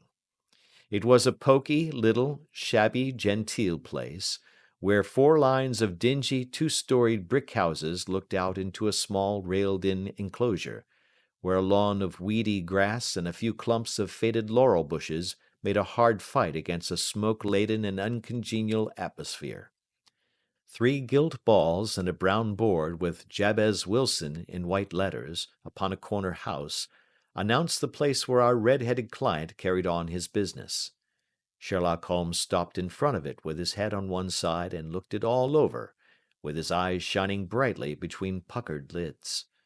Then he walked slowly up the street and then down again to the corner, still looking keenly at the houses. Finally he returned to the pawnbroker's, and, having thumped vigorously upon the pavement with his stick 2 or 3 times, he went up to the door and knocked. It was instantly opened by a bright-looking, clean-shaven young fellow who asked him to step in. "Thank you," said Holmes. "I only wish to ask you how you would go from here to the Strand." "Third right, fourth left," answered the assistant promptly, closing the door. "Smart fellow, that," observed Holmes as we walked away. "He is, in my judgment, the 4th smartest man in London, and for daring I am not sure that he has not a claim to be 3rd. I have known something of him before." "Evidently," said I, "Mr. Wilson's assistant counts for a good deal in this mystery of the Red-Headed League. I am sure that you inquired your way merely in order that you might see him." "Not him." "What then?" "The knees of his trousers." "And what did you see?" "What I expected to see." "Why did you beat the pavement?" "My dear doctor, this is a time for observation, not for talk. We are spies in an enemy's country. We know something of Saxe Coburg Square. Let us now explore the parts which lie behind it." The road in which we found ourselves as we turned round the corner from the retired Saxe Coburg Square presented as great a contrast to it as the front of a picture does to the back. It was one of the main arteries which conveyed the traffic of the city to the north and west. The roadway was blocked with the immense stream of commerce flowing in a double tide inward and outward, while the footpaths were black with the hurrying swarm of pedestrians.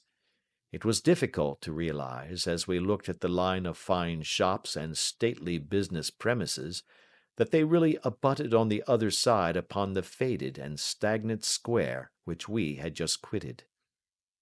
"Let me see," said Holmes, standing at the corner and glancing along the line. "I should like just to remember the order of the houses here. It is a hobby of mine to have an exact knowledge of London. There is Mortimer's, the tobacconist, the Coburg branch of the City and Suburban Bank, the Vegetarian Restaurant, and McFarlane's Carriage Building Depot. That carries us right on to the other block. And now, doctor, we've done our work, so it's time we had some play. A sandwich and a cup of coffee, and then off to Violin Land, where all is sweetness and delicacy and harmony, and there are no red-headed clients to vex us with their conundrums." My friend was an enthusiastic musician, being himself not only a very capable performer, but a composer of no ordinary merit. All the afternoon he sat in the stalls, wrapped in the most perfect happiness, gently waving his long, thin fingers in time to the music, while his gently smiling face and his languid, dreamy eyes were as unlike those of Holmes the sleuth hound, Holmes the relentless, keen-witted, ready-handed criminal agent, as it was possible to conceive. In his singular character, the dual nature alternately asserted itself, and his extreme exactness and astuteness represented, as I have often thought, the reaction against the poetic and contemplative mood which occasionally predominated in him. The swing of his nature took him from extreme languor to devouring energy, and as I knew well, he was never so truly formidable as when, for days on end, he had been lounging in his armchair amid his improvisations and his black-letter editions. Then it was that the lust of the chase would suddenly come upon him, and that his brilliant reasoning power would rise to the level of intuition, until those who were unacquainted with his methods would look askance at him as on a man whose knowledge was not that of other mortals. When I saw him that afternoon so enwrapped in the music at St. James's Hall, I felt that an evil time might be coming upon those whom he had set himself to hunt down. "You want to go home, no doubt, Doctor?" he remarked as we emerged. "Yes, it could be as well." "And I have some business to do which will take some hours. This business at Coburg Square is serious." "Why serious?" "A considerable crime is in contemplation. I have every reason to believe that we shall be in time to stop it. But today being Saturday rather complicates matters. I shall want your help tonight." "At what time?" 10 will be early enough. I shall be at Baker Street at 10. "Very well. And, I say, Doctor, there may be some little danger, so kindly put your army revolver in your pocket." He waved his hand, turned on his heel, and disappeared in an instant among the crowd. I trust that I am not more dense than my neighbors, but I was always oppressed with a sense of my own stupidity in my dealings with Sherlock Holmes. Here I had heard what he had heard, I had seen what he had seen, and yet from his words it was evident that he saw clearly not only what had happened but what was about to happen, while to me the whole business was still confused and grotesque. As I drove home to my house in Kensington, I thought over it all, with the extraordinary story of the red-headed copier of the Encyclopedia, down to the visit to Saxe Coburg Square, and the ominous words with which he had parted from me. What was this nocturnal expedition, and why should I go armed? Where were we going, and what were we to do? I had the hint from Holmes that this smooth-faced pawnbroker's assistant was a formidable man, a man who might play a deep game. I tried to puzzle it out, but only gave it up in despair and set the matter aside until night should bring an explanation. It was 9:15 when I started from home and made my way across the park, and so through Oxford Street to Baker Street. 2 hansoms were standing at the door, and as I entered the passage I heard the sound of voices from above. On entering his room, I found Holmes in animated conversation with 2 men, one of whom I recognized as Peter Jones, the official police agent, while the other was a long, thin, sad-faced man, with a very shiny hat and oppressively respectable frock coat. "Ha! Our party is complete," said Holmes, buttoning up his pea-jacket, and taking his heavy hunting crop from the rack. "Watson, I think you know Mr. Jones of Scotland Yard? Let me introduce you to Mr. Merryweather, who is to be our companion in tonight's adventure." "We're hunting in couples again, Doctor, you see," said Jones in his consequential way. "Our friend here is a wonderful man for starting a chase. All he wants is an old dog to help him do the running down." "I hope a wild goose may not prove to be the end of our chase," observed Mr. Merryweather gloomily. "You may place considerable confidence in Mr. Holmes, sir," said the police agent loftily. "He has his own little methods, which are, if you won't mind my saying so, just a little too theoretical and fantastic, but he has the makings of a detective in him. It is not too much to say that once or twice, as in that business of the Sholto murder and the Agra treasure, he has been more nearly correct than the official force." "Oh, if you say so, Mr. Jones, it is all right," said the stranger with deference. "Still, I confess that I miss my rubber. It is the first Saturday night for 27 years that I have not had my rubber." "I think you will find," said Sherlock Holmes, "that you will play for a higher stake tonight than you have ever done yet, and that the play will be more exciting. For you, Mr. Merryweather, the stake will be some £30,000, and for you, Jones, it will be the man upon whom you wish to lay your hands." "John Clay, the murderer, thief, smasher, and forger. He's a young man, Mr. Merryweather, but he is at the head of his profession, and I would rather have my bracelets on him than on any criminal in London. He's a remarkable man, is young John Clay. His grandfather was a royal duke, and he himself has been to Eton and Oxford. His brain is as cunning as his fingers, and though we meet signs of him at every turn, we never know where to find the man himself. He'll crack a crib in Scotland one week, and be raising money to build an orphanage in Cornwall the next. I've been on his track for years and have never set eyes on him yet." "I hope that I may have the pleasure of introducing you tonight. I've had one or two little turns also with Mr. John Clay, and I agree with you that he is at the head of his profession. It is past 10, however, and quite time that we started. If you two will take the first hansom, Watson and I will follow in the second." Sherlock Holmes was not very communicative during the long drive and lay back in the cab humming the tunes which he had heard in the afternoon. We rattled through an endless labyrinth of gas-lit streets until we emerged into Farrington Street. "We are close there now," my friend remarked. "This fellow Merryweather is a bank director, and personally interested in the matter. I thought it as well to have Jones with us also. He is not a bad fellow, though an absolute imbecile in his profession. He has one positive virtue: he is as brave as a bulldog, and as tenacious as a lobster if he gets his claws upon anyone. Here we are, and they are waiting for us." We had reached the same crowded thoroughfare in which we had found ourselves in the morning. Our cabs were dismissed, and following the guidance of Mr. Merryweather, we passed down a narrow passage and through a side door, which he opened for us.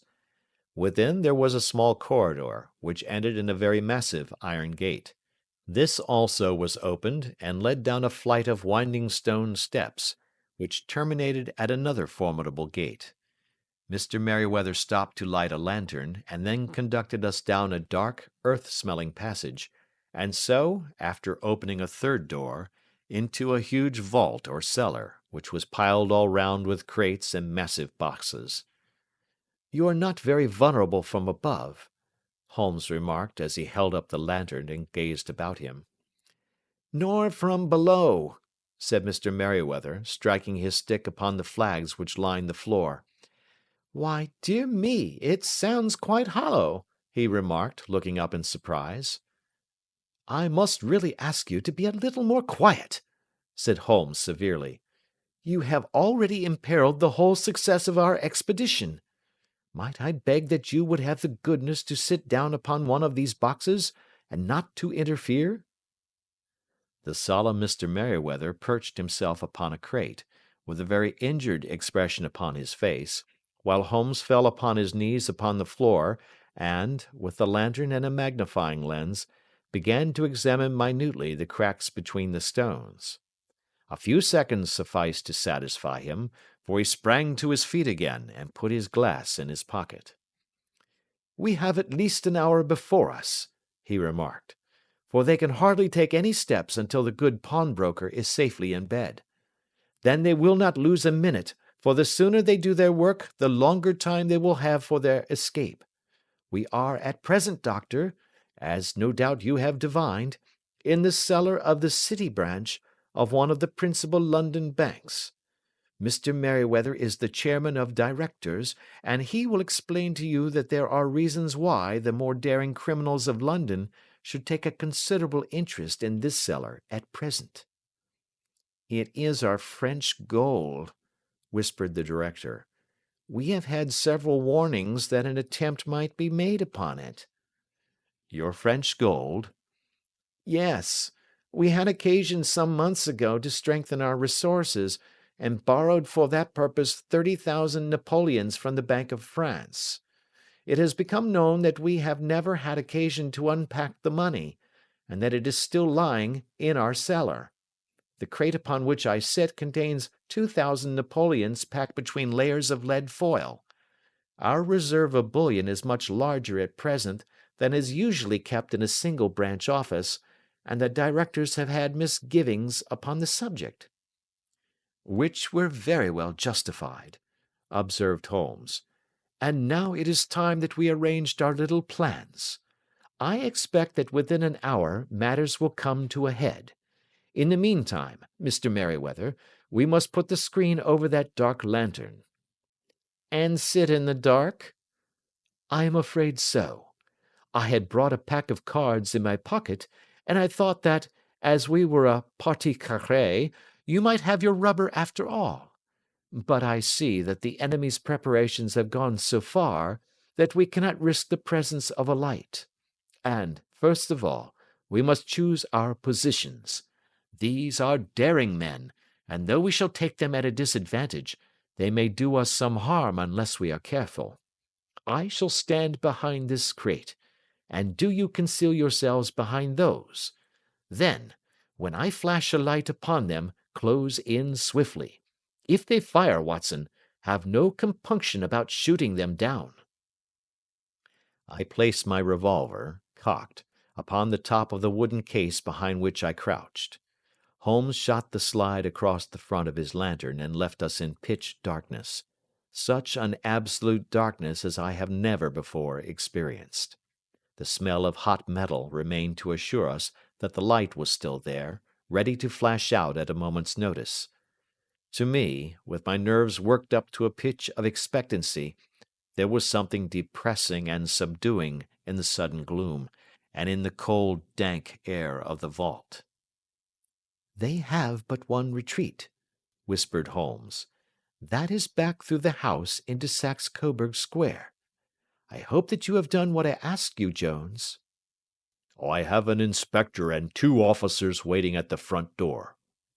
"Then we have stopped all the holes, and now we must be silent and wait." What a time it seemed! From comparing notes afterwards it was but an hour and a quarter. Yet it appeared to me that the night must have almost gone, and the dawn be breaking above us.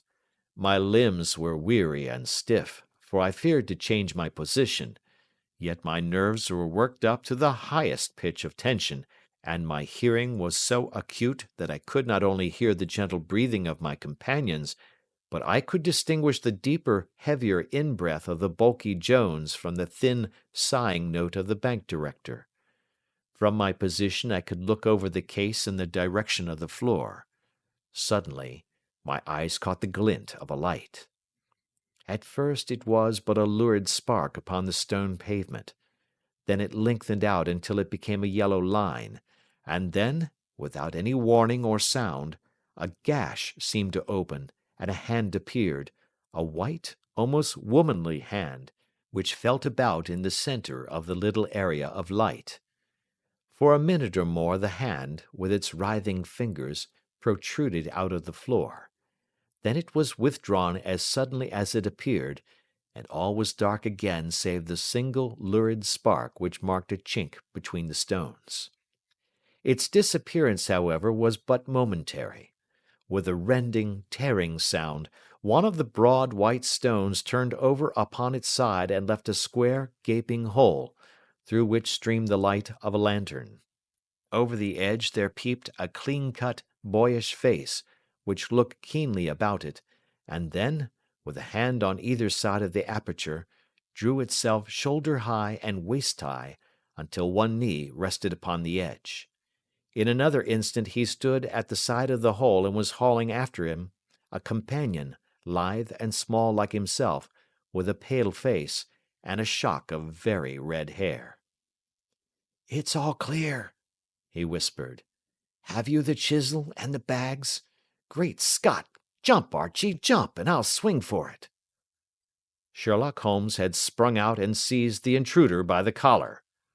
The other dived down the hole, and I heard the sound of rending cloth as Jones clutched at his skirts. The light flashed upon the barrel of a revolver, but Holmes's hunting crop came down on the man's wrist, and the pistol clinked upon the stone floor. "It's no use, John Clay," said Holmes blandly. "You have no chance at all." "So I see," the other answered with the utmost coolness. "I fancy that my pal is all right, though I see you have got his coat-tails."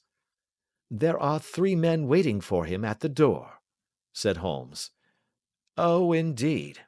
You seem to have done the thing very completely. I must compliment you."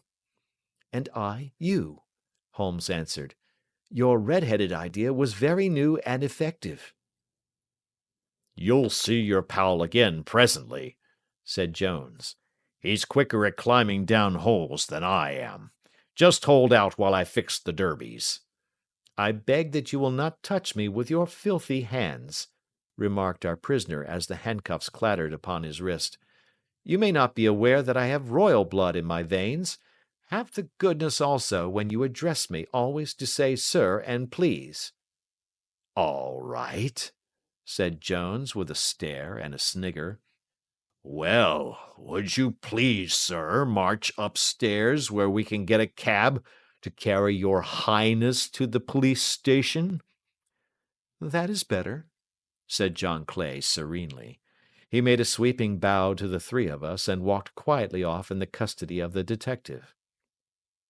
"Really, Mr. Holmes," said Mr. Merryweather, as we followed them from the cellar, "I do not know how the bank can thank you or repay you. There is no doubt that you have detected and defeated in the most complete manner one of the most determined attempts at bank robbery that have ever come within my experience." "I have had 1 or 2 little scores of my own to settle with Mr. John Clay," said Holmes. "I have been at some small expense over this matter, which I shall expect the bank to refund, but beyond that I am amply repaid by having had an experience which is in many ways unique, and by hearing the very remarkable narrative of the Red-headed League. You see, Watson," he explained in the early hours of the morning, as we sat over a glass of whiskey and soda in Baker Street, "it was perfectly obvious from the first that the only possible object of this rather fantastic business of the advertisement of the League, and the copying of the encyclopedia, must be to get this not over-bright pawnbroker out of the way for a number of hours every day. It was a curious way of managing it, but really it would be difficult to suggest a better. The method was no doubt suggested to Clay's ingenious mind by the colour of his accomplice's hair. The £4 a week was a lure which must draw him, and what was it to them, who were playing for thousands? They put in the advertisement, one rogue has the temporary office, the other rogue incites the man to apply for it, and together they manage to secure his absence every morning in the week. From the time that I heard of the assistant having come for half wages, it was obvious to me that he had some strong motive for securing the situation." "But how could you guess what the motive was?" "Had there been women in the house, I should have suspected a mere vulgar intrigue. That, however, was out of the question. The man's business was a small one, and there was nothing in his house which could account for such elaborate preparations, and such an expenditure as they were at. It must, then, be something out of the house. What could it be? I thought of the assistant's fondness for photography, and his trick of vanishing into the cellar. The cellar! There was the end of this tangled clue. Then I made inquiries as to this mysterious assistant, and found that I had to deal with one of the coolest and most daring criminals in London. He was doing something in the cellar, something which took many hours a day for months on end. What could it be, once more? I could think of nothing save that he was running a tunnel to some other building. So far I had got when we went to visit the scene of action. I surprised you by beating upon the pavement with my stick. I was ascertaining whether the cellar stretched out in front or behind. It was not in front. Then I rang the bell, and as I hoped, the assistant answered it. We have had some skirmishes, but we had never set eyes upon each other before. I hardly looked at his face. His knees were what I wished to see. You must yourself have remarked how worn, wrinkled, and stained they were. They spoke of those hours of burrowing. The only remaining point was what they were burrowing for. I walked round the corner, saw the City and Suburban Bank abutted on our friend's premises, and felt that I had solved my problem. When you drove home after the concert, I called upon Scotland Yard and upon the chairman of the bank directors, with the result that you have seen. And how could you tell that they would make their attempt tonight? I asked. Well, when they closed their League offices, that was a sign that they cared no longer about Mr. Jabez Wilson's presence. In other words, that they had completed their tunnel. But it was essential that they should use it soon, as it might be discovered, or the bullion might be removed. Saturday would suit them better than any other day, as it would give them 2 days for their escape. For all these reasons, I expected them to come tonight. You reasoned it out beautifully, I exclaimed in unfeigned admiration. It is so long a chain, and yet every link rings true. It saved me from ennui, he answered, yawning. Alas, I already feel it closing in upon me.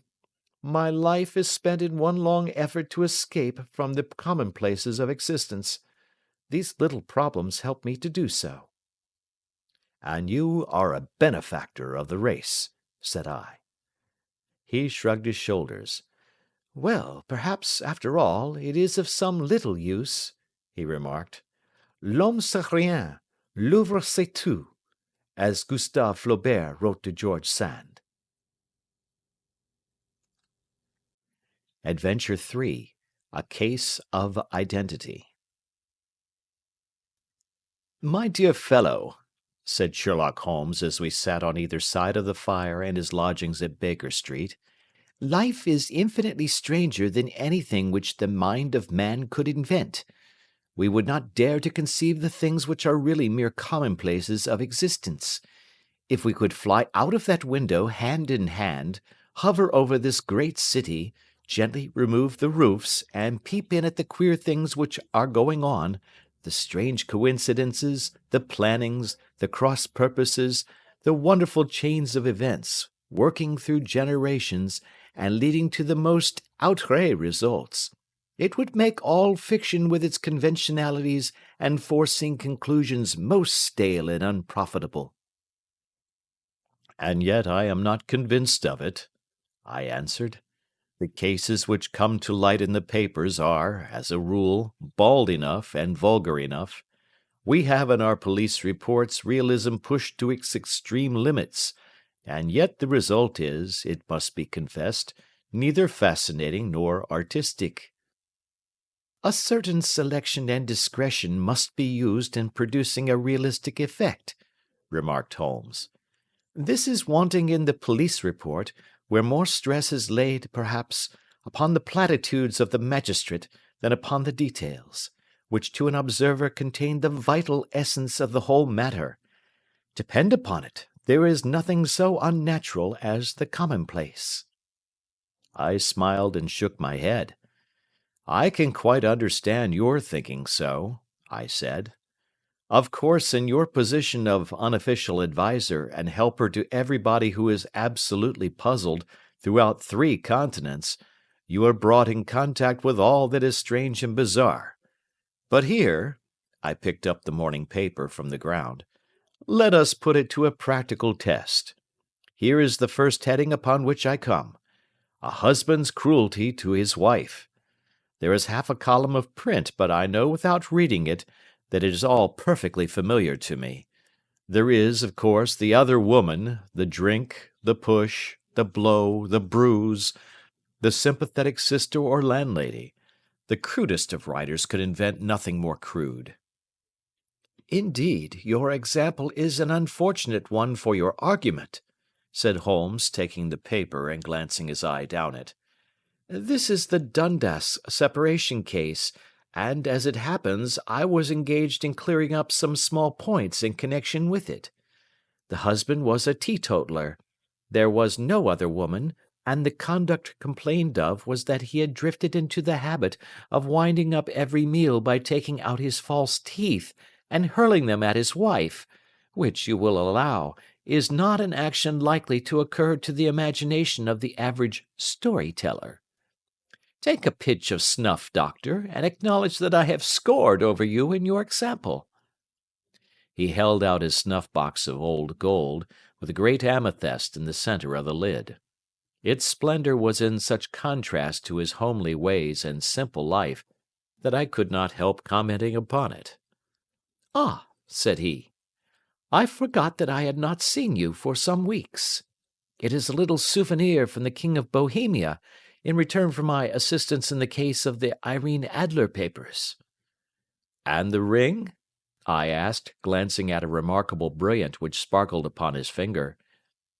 "It was from the reigning family of Holland, though the matter in which I serve them was of such delicacy that I cannot confide it even to you, who have been good enough to chronicle one or two of my little problems." "And have you any on hand just now?" I asked with interest. "Some 10 or 12, but none which present any feature of interest. They are important, you understand, without being interesting. Indeed, I have found that it is usually in unimportant matters that there is a field for the observation and for the quick analysis of cause and effect which gives the charm to an investigation.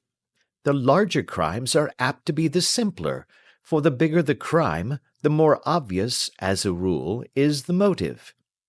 In these cases, save for one rather intricate matter which has been referred to me from Marseilles, there is nothing which presents any features of interest.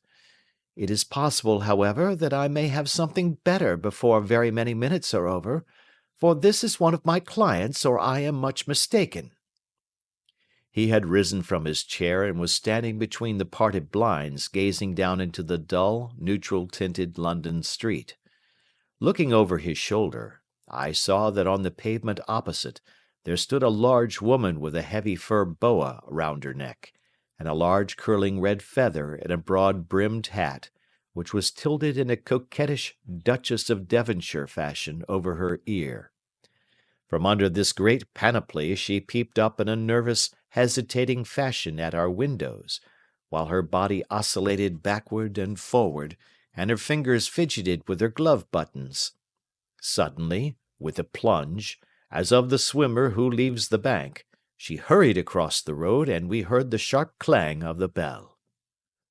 "I have seen those symptoms before," said Holmes, throwing his cigarette into the fire. "Oscillation upon the pavement always means an affaire à coeur. She would like advice, but it is not sure that the matter is not too delicate for communication. And yet even here we may discriminate. When a woman has been seriously wronged by a man she no longer oscillates, and the usual symptom is a broken bell wire. Here we may take it that there is a love matter, but that the maiden is not so much angry as perplexed or grieved. But here she comes in person to resolve our doubts." As he spoke there was a tap at the door, and the boy in buttons entered to announce Miss Mary Sutherland, while the lady herself loomed behind his small black figure like a full-sailed merchantman behind a tiny pilot-boat.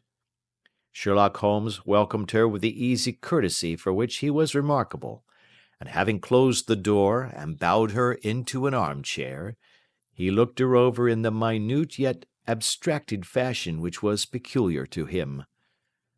"Do you not find," he said, "that with your short sight it is a little trying to do so much typewriting?" "I did at first," she answered, "but now I know where the letters are without looking." Then, suddenly realizing the full purport of his words, she gave a violent start and looked up, with fear and astonishment upon her broad, good-humored face. "You've heard about me, Mr. Holmes," she cried. "Else how could you know all that?" "Ha! Never mind," said Holmes, laughing. "It is my business to know things. Perhaps I have trained myself to see what others overlook. If not, why should you come to consult me?" "I came to you, sir, because I heard of you from Mrs. Etheridge, whose husband you found so easy when the police and everyone had given him up for dead. Oh, Mr. Holmes, I wish you would do as much for me. I'm not rich, but still I have 100 a year in my own right, besides the little that I make by the machine, and I would give it all to know what has become of Mr. Hosmer Angel." "Why did you come away to consult me in such a hurry?" asked Sherlock Holmes, with his finger-tips together and his eyes to the ceiling. Again a startled look came over the somewhat vacuous face of Miss Mary Sutherland. "Yes, I did bang out of the house," she said, "for it made me angry to see the easy way in which Mr. Winbank, that is, my father, took it all. He would not go to the police, and he would not go to you, and so at last, as he would do nothing, and kept on saying that there was no harm done, it made me mad, and I just on with my things and came right away to you." "Your father?" said Holmes. "Your stepfather, surely, since the name is different." "Yes, my stepfather. I call him father, though it sounds funny, too, for he is only 5 years and 2 months older than myself." "And your mother is alive?" "Oh, yes, mother is alive and well. I wasn't best pleased, Mr. Holmes, when she married again so soon after father's death, and a man who was nearly 15 years younger than herself. Father was a plumber in the Tottenham Court Road, and he left a tidy business behind him, which mother carried on with Mr. Hardy, the foreman. But when Mr. Windibank came, he made her sell the business, for he was very superior, being a traveller in wines. They got £4,700 for the goodwill and interest, which wasn't near as much as father could have got if he had been alive." I had expected to see Sherlock Holmes impatient under this rambling and inconsequential narrative, but, on the contrary, he had listened with the greatest concentration of attention. "Your own little income," he asked, "does it come out of the business?" "Oh, no, sir. It is quite separate and was left me by my Uncle Ned in Auckland. It is in New Zealand stock, paying 4.5 per cent. £2,500 was the amount, but I can only touch the interest." "You interest me extremely," said Holmes, "and since you draw so large a sum as 100 a year, with what you earn into the bargain, you no doubt travel a little and indulge yourself in every way. I believe that a single lady can get on very nicely upon an income of about £60." "I could do with much less than that, Mr. Holmes, but you understand that as long as I live at home I don't wish to be a burden to them, and so they have the use of the money just while I am staying with them. Of course, that is only just for the time. Mr. Windibank draws my interest every quarter and pays it over to mother, and I find that I can do pretty well with what I earn at typewriting. It brings me twopence a sheet, and I can often do from 15 to 20 sheets in a day."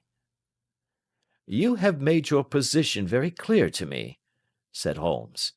"This is my friend, Dr. Watson, before whom you can speak as freely as before myself. Kindly tell us now all about your connection with Mr. Hosmer Angel." A flush stole over Miss Sutherland's face, and she picked nervously at the fringe of her jacket.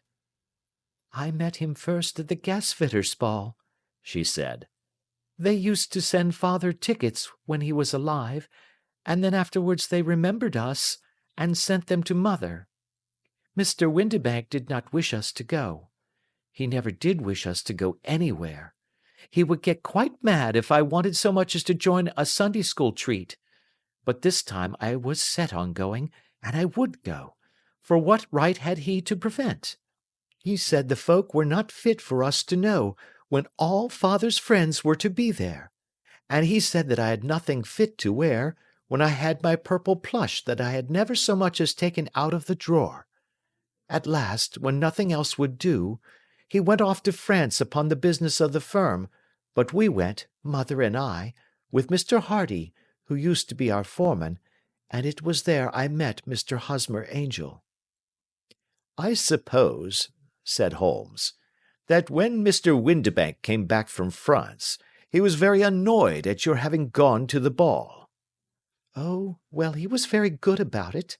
He laughed, I remember, and shrugged his shoulders, and said there was no use denying anything to a woman, for she would have her way."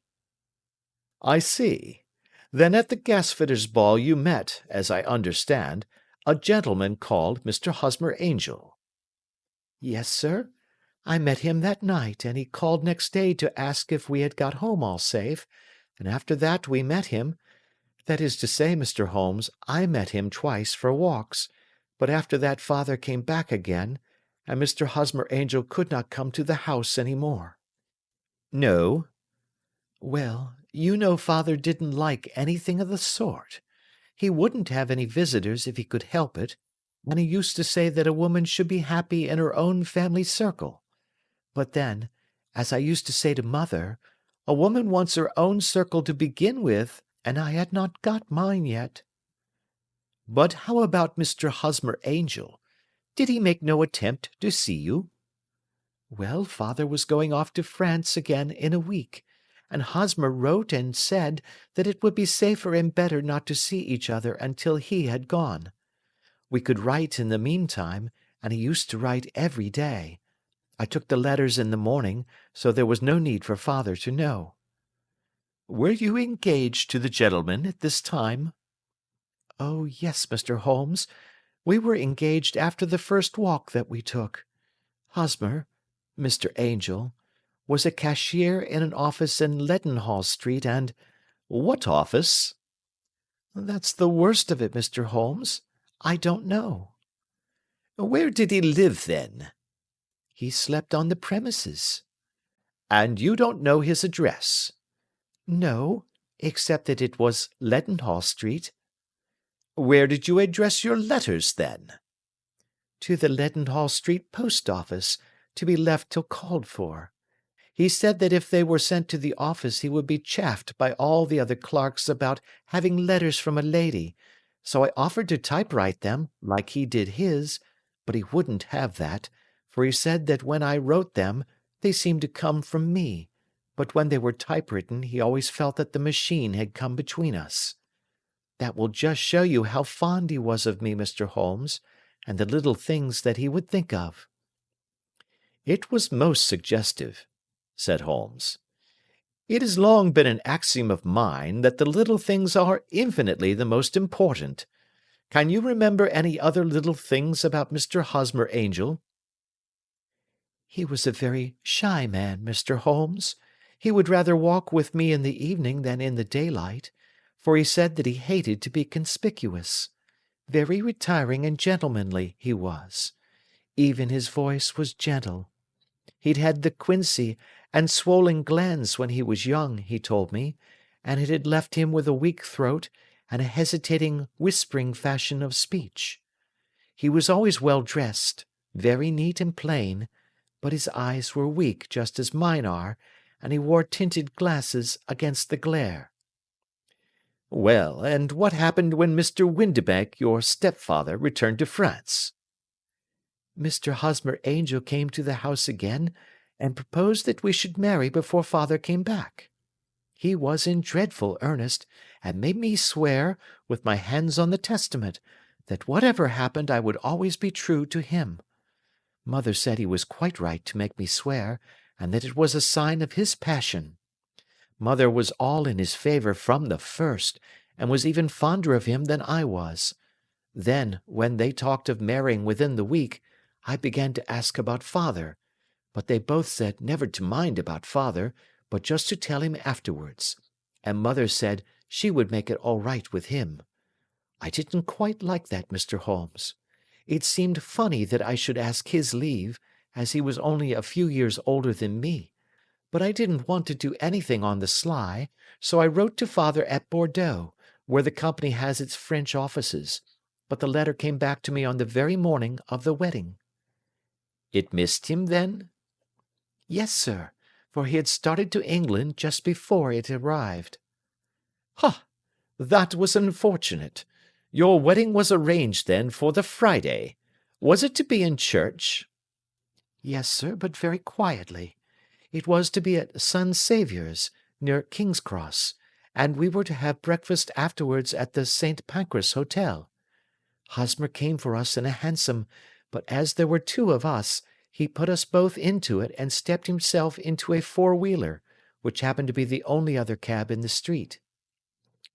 We got to the church first, and when the four-wheeler drove up we waited for him to step out, but he never did, and when the cabman got down from the box and looked, there was no one there. The cabman said that he could not imagine what had become of him, for he had seen him get in with his own eyes. That was last Friday, Mr. Holmes, and I have neither seen nor heard anything since then to throw any light upon what has become of him." "It seems to me that you have been very shamefully treated," said Holmes. "Oh, no, sir. He was too good and kind to leave me so. Why, all the morning he was saying to me that, whatever happened, I was to be true, and that even if something quite unforeseen occurred to separate us, I was always to remember that I was pledged to him, and that he would claim his pledge sooner or later. It seemed strange talk for a wedding morning, but what has happened since gives a meaning to it." "Most certainly it does.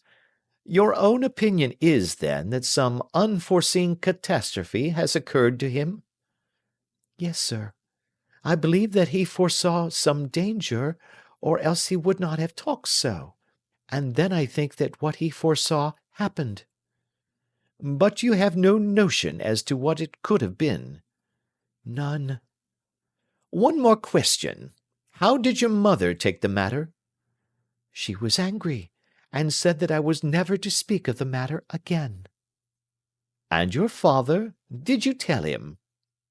"Yes, and he seemed to think, with me, that something had happened, and that I should hear of Hosmer again. As he said, what interest could anyone have in bringing me to the doors of the church, and then leaving me? Now, if he had borrowed my money, or if he had married me and got my money settled on him, there might be some reason, but Hosmer was very independent about money, and never would look at a shilling of mine. And yet, what could have happened? And why could he not write? Oh, it drives me half mad to think of it, and I can't sleep a wink at night." She pulled a little handkerchief out of her muff, and began to sob heavily into it. "I shall glance into the case for you," said Holmes, rising, "and I have no doubt that we shall reach some definite result.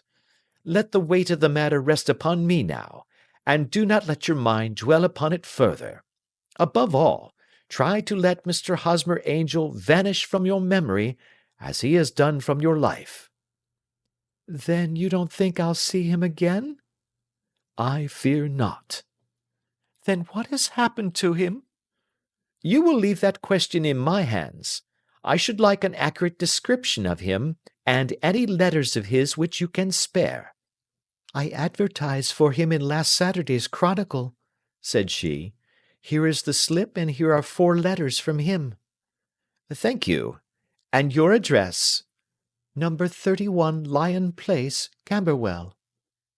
"Mr. Angel's address you never had, I understand. Where is your father's place of business?" "He travels for Westhouse and Marbank, the great claret importers of Fenchurch Street." "Thank you. You have made your statement very clearly. You will leave the papers here, and remember the advice which I have given you. Let the whole incident be a sealed book, and do not allow it to affect your life."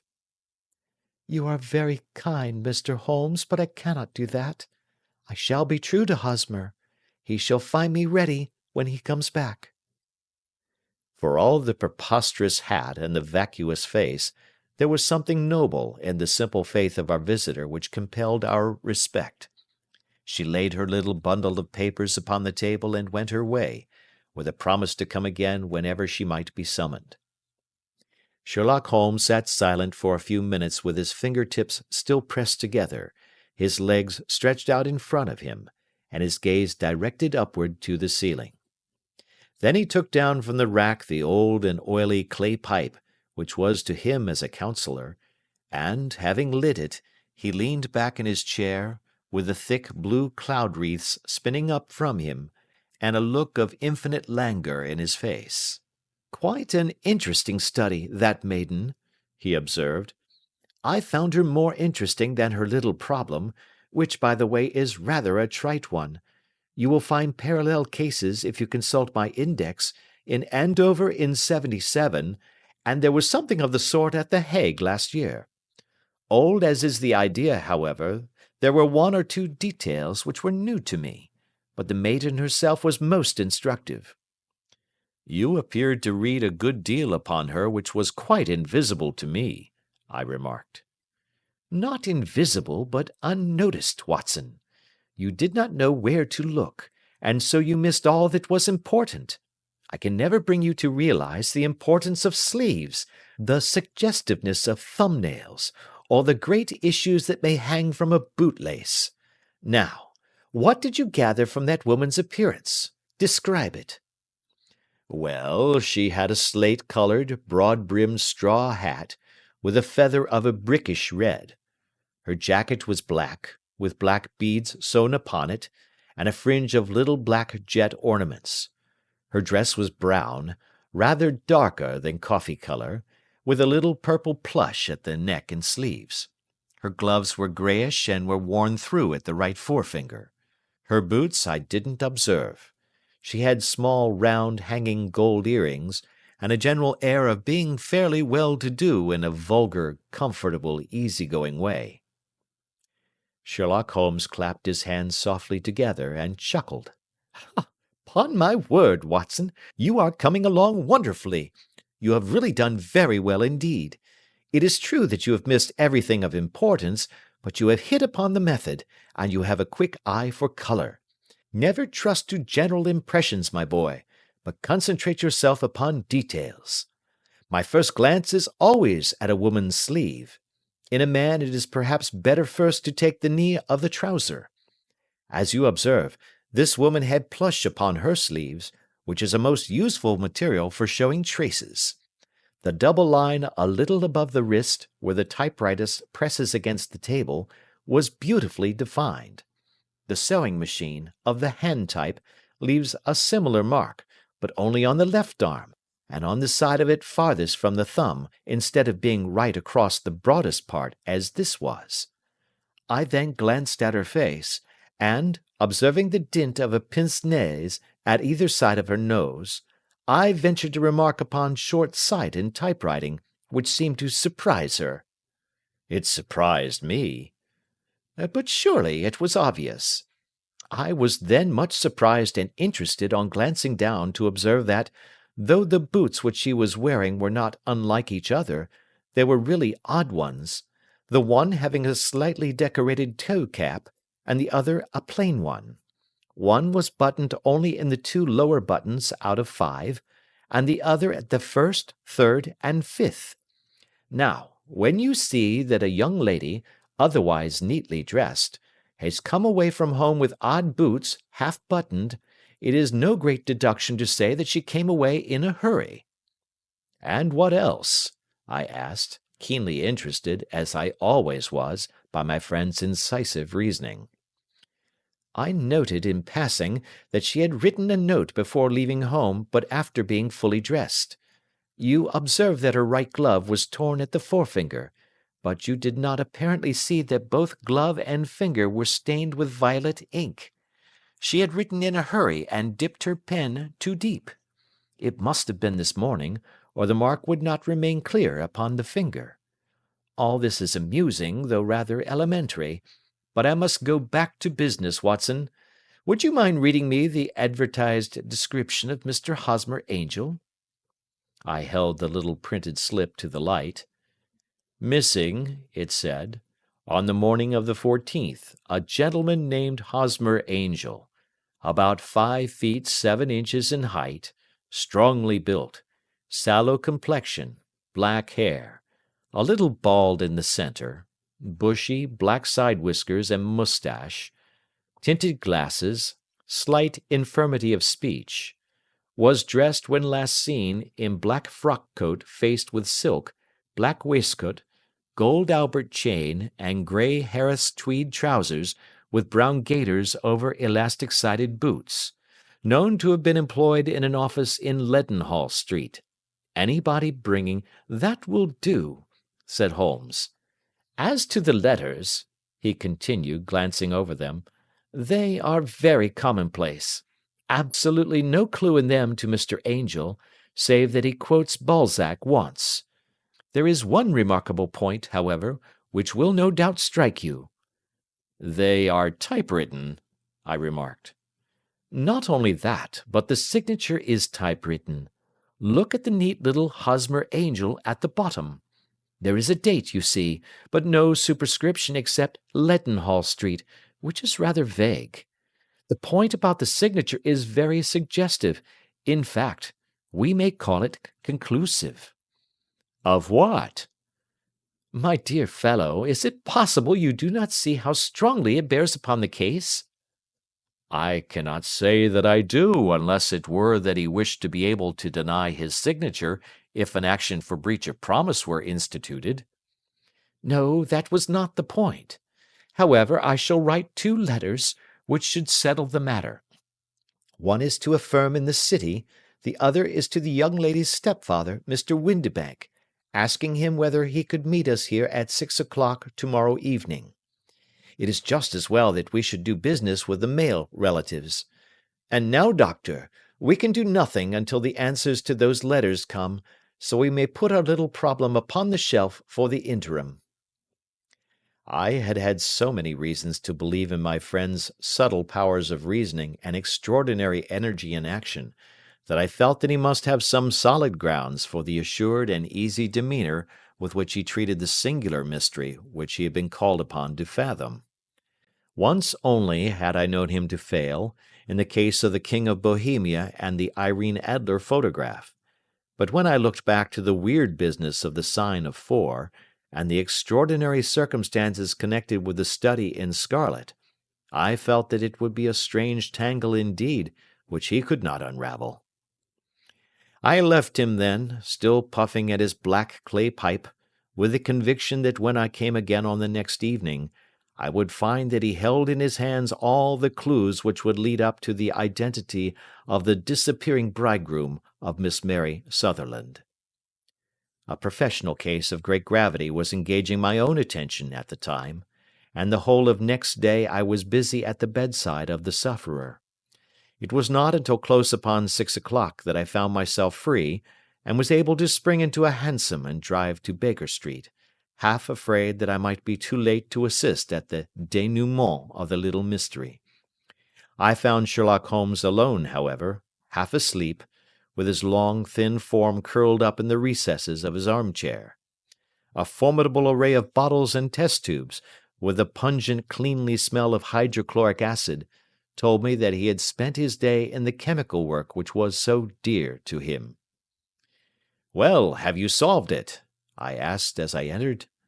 "Yes, it was the bisulfate of baryta." "No, no, the mystery!" I cried. "Oh, that! I thought of the salt that I had been working upon. There was never any mystery in the matter, though, as I said yesterday, some of the details are of interest. The only drawback is that there is no law, I fear, that can touch the scoundrel."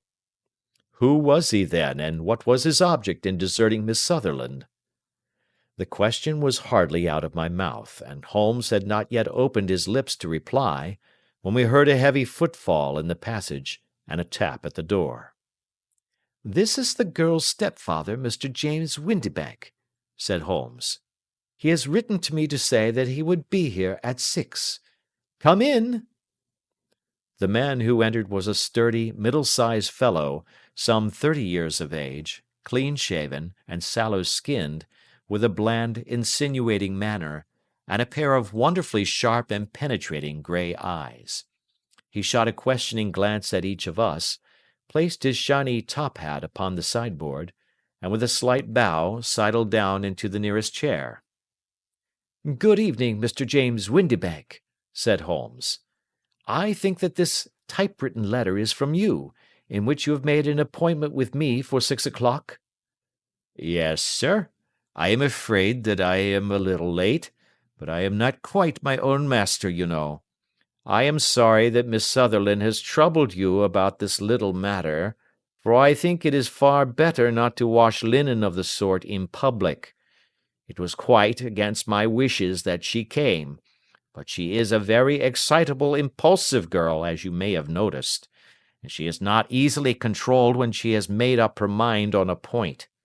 Of course, I did not mind you so much, as you are not connected with the official police, but it is not pleasant to have a family misfortune like this noised abroad. Besides, it is a useless expense, for how could you possibly find this Hosmer Angel?" "On the contrary," said Holmes quietly, "I have every reason to believe that I will succeed in discovering Mr. Hosmer Angel." Mr. Windibank gave a violent start and dropped his gloves.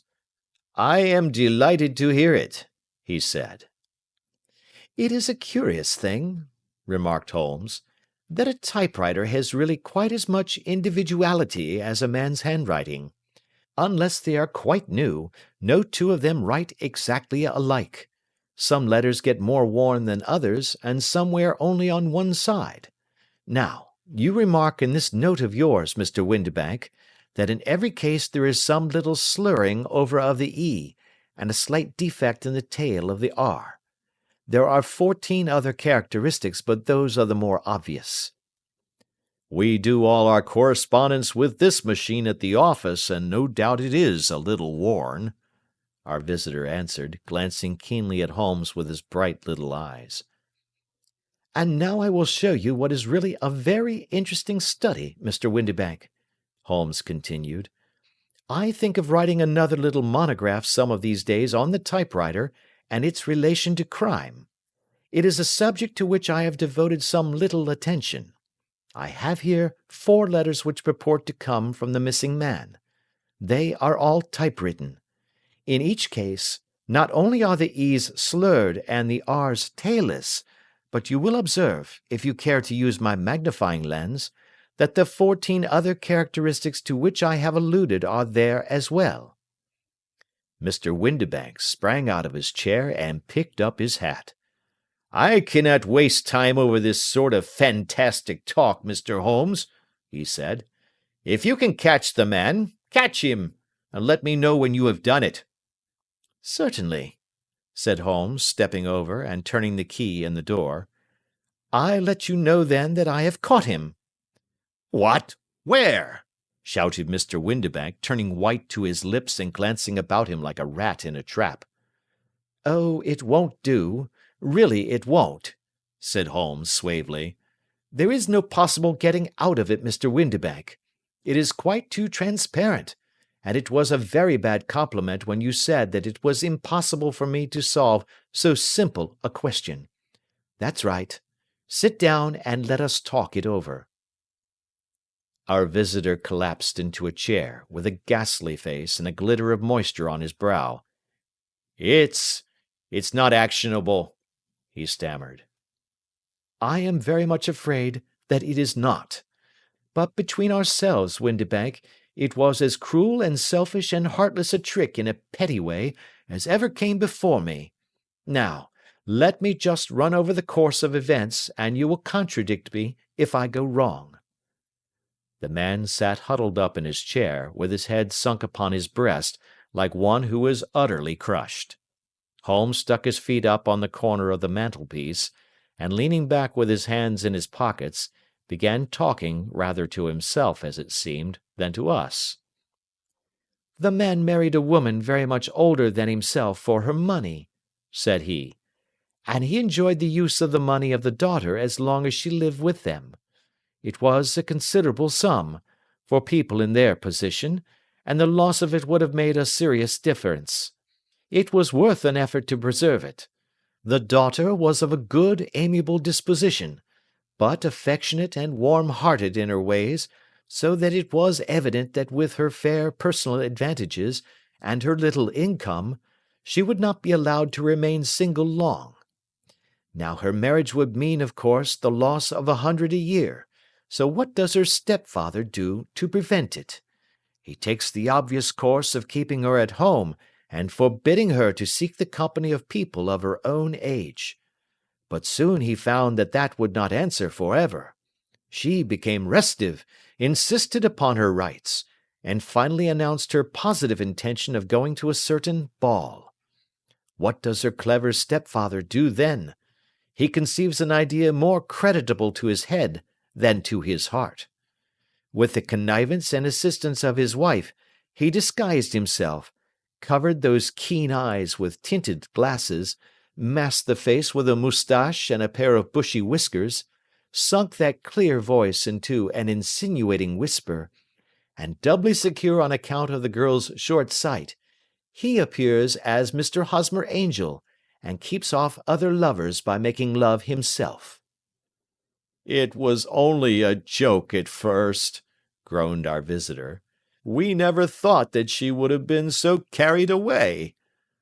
Very likely not.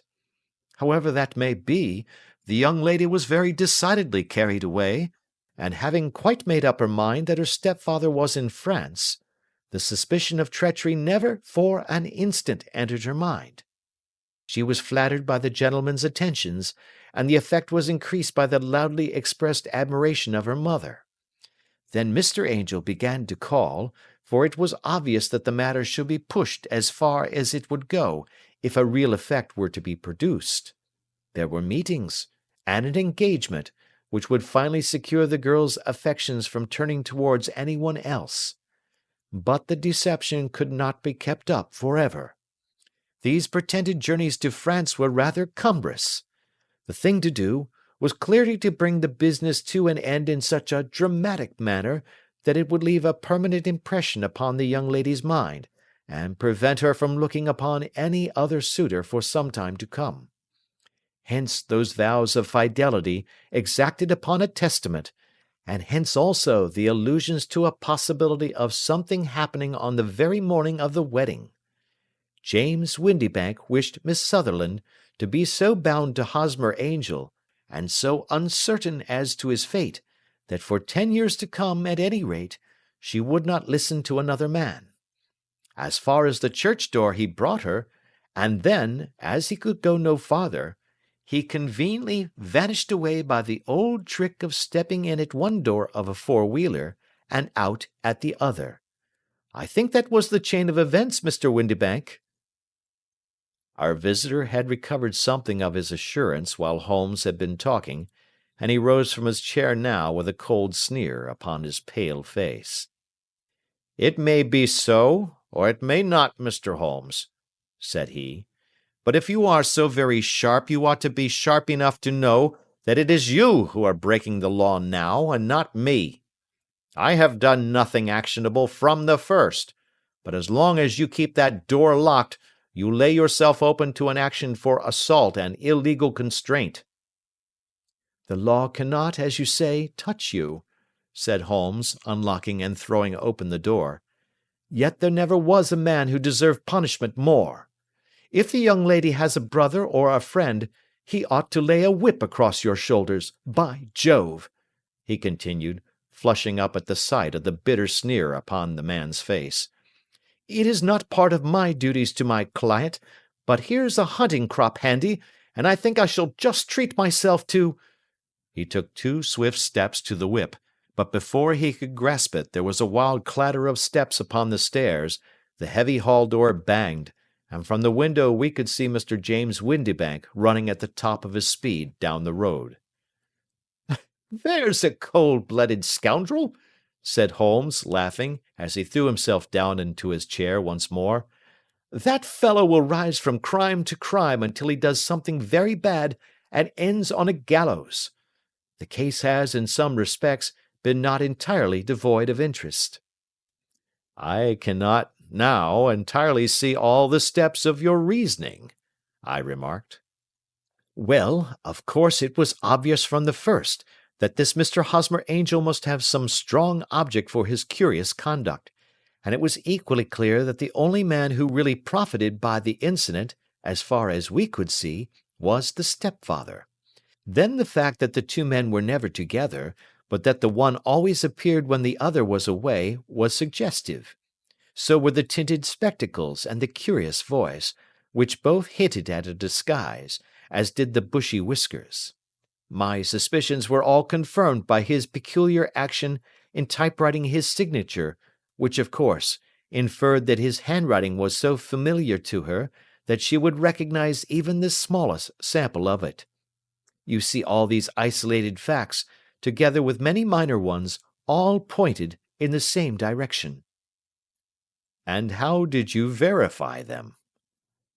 Having once spotted my man, it was easy to get corroboration. I knew the firm for which this man worked. Having taken the printed description, I eliminated everything from it which could be the result of a disguise, the whiskers, the glasses, the voice, and I sent it to the firm, with a request that they would inform me whether it answered to the description of any of their travellers. I had already noticed the peculiarities of the typewriter, and I wrote to the man himself at his business address, asking him if he would come here. As I expected, his reply was typewritten and revealed the same trivial but characteristic defects. The same post brought me a letter from Westhouse and Marbank, of Fenchurch Street, to say that the description tallied in every respect with that of their employee, James Windibank. Voilà tout. "And Miss Sutherland?" If I tell her, she will not believe me. You may remember the old Persian saying, 'There is danger for him who taketh the tiger cub, and danger also for whoso snatches a delusion from a woman.' There is as much sense in Hafiz as in Horace, and as much knowledge of the world." Adventure 4. The Boscombe Valley Mystery. We were seated at breakfast one morning, my wife and I, when the maid brought in a telegram. It was from Sherlock Holmes, and ran in this way: "Have you a couple of days to spare? Have just been wired for from the west of England in connection with Boscombe Valley tragedy. Shall be glad if you will come with me. Air and scenery perfect. Leave Paddington by the 11:15. "What do you say, dear?" said my wife, looking across at me. "Will you go?" "I really don't know what to say. I have a fairly long list at present." "Oh, Anstruther would do your work for you. You have been looking a little pale lately. I think that the change would do you good, and you are always so interested in Mr. Sherlock Holmes's cases." "I should be ungrateful if I were not, seeing what I gained through one of them," I answered. "But if I am to go, I must pack at once, for I have only half an hour." My experience of camp life in Afghanistan had at least had the effect of making me a prompt and ready traveller. My wants were few and simple, so that in less than the time stated I was in a cab with my valise, rattling away to Paddington Station. Sherlock Holmes was pacing up and down the platform, his tall, gaunt figure made even gaunter and taller by his long grey travelling cloak and close-fitting cloth cap. "It is really very good of you to come, Watson," said he. "It makes a considerable difference to me, having someone with me on whom I can thoroughly rely. Local aid is always either worthless or else biased. If you will keep the two corner seats, I shall get the tickets." We had the carriage to ourselves, save for an immense litter of papers which Holmes had brought with him. Among these he rummaged and read, with intervals of note-taking and of meditation, until we were past Reading. Then he suddenly rolled them all into a gigantic ball and tossed them up onto the rack. "Have you heard anything of the case?" he asked. "Not a word. I have not seen a paper for some days." "The London press has not had very full accounts.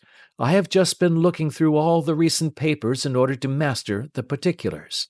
It seems, from what I gather, to be one of those simple cases which are so extremely difficult. That sounds a little paradoxical. But it is profoundly true. Singularity is almost invariably a clue. The more featureless and commonplace a crime is, the more difficult it is to bring it home. In this case, however, they have established a very serious case against the son of the murdered man.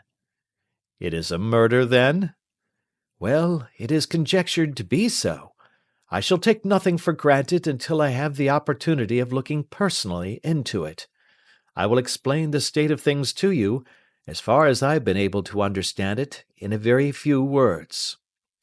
Boscombe Valley is a country district not very far from Ross, in Herefordshire. The largest landed proprietor in that part is a Mr. John Turner, who made his money in Australia and returned some years ago to the old country.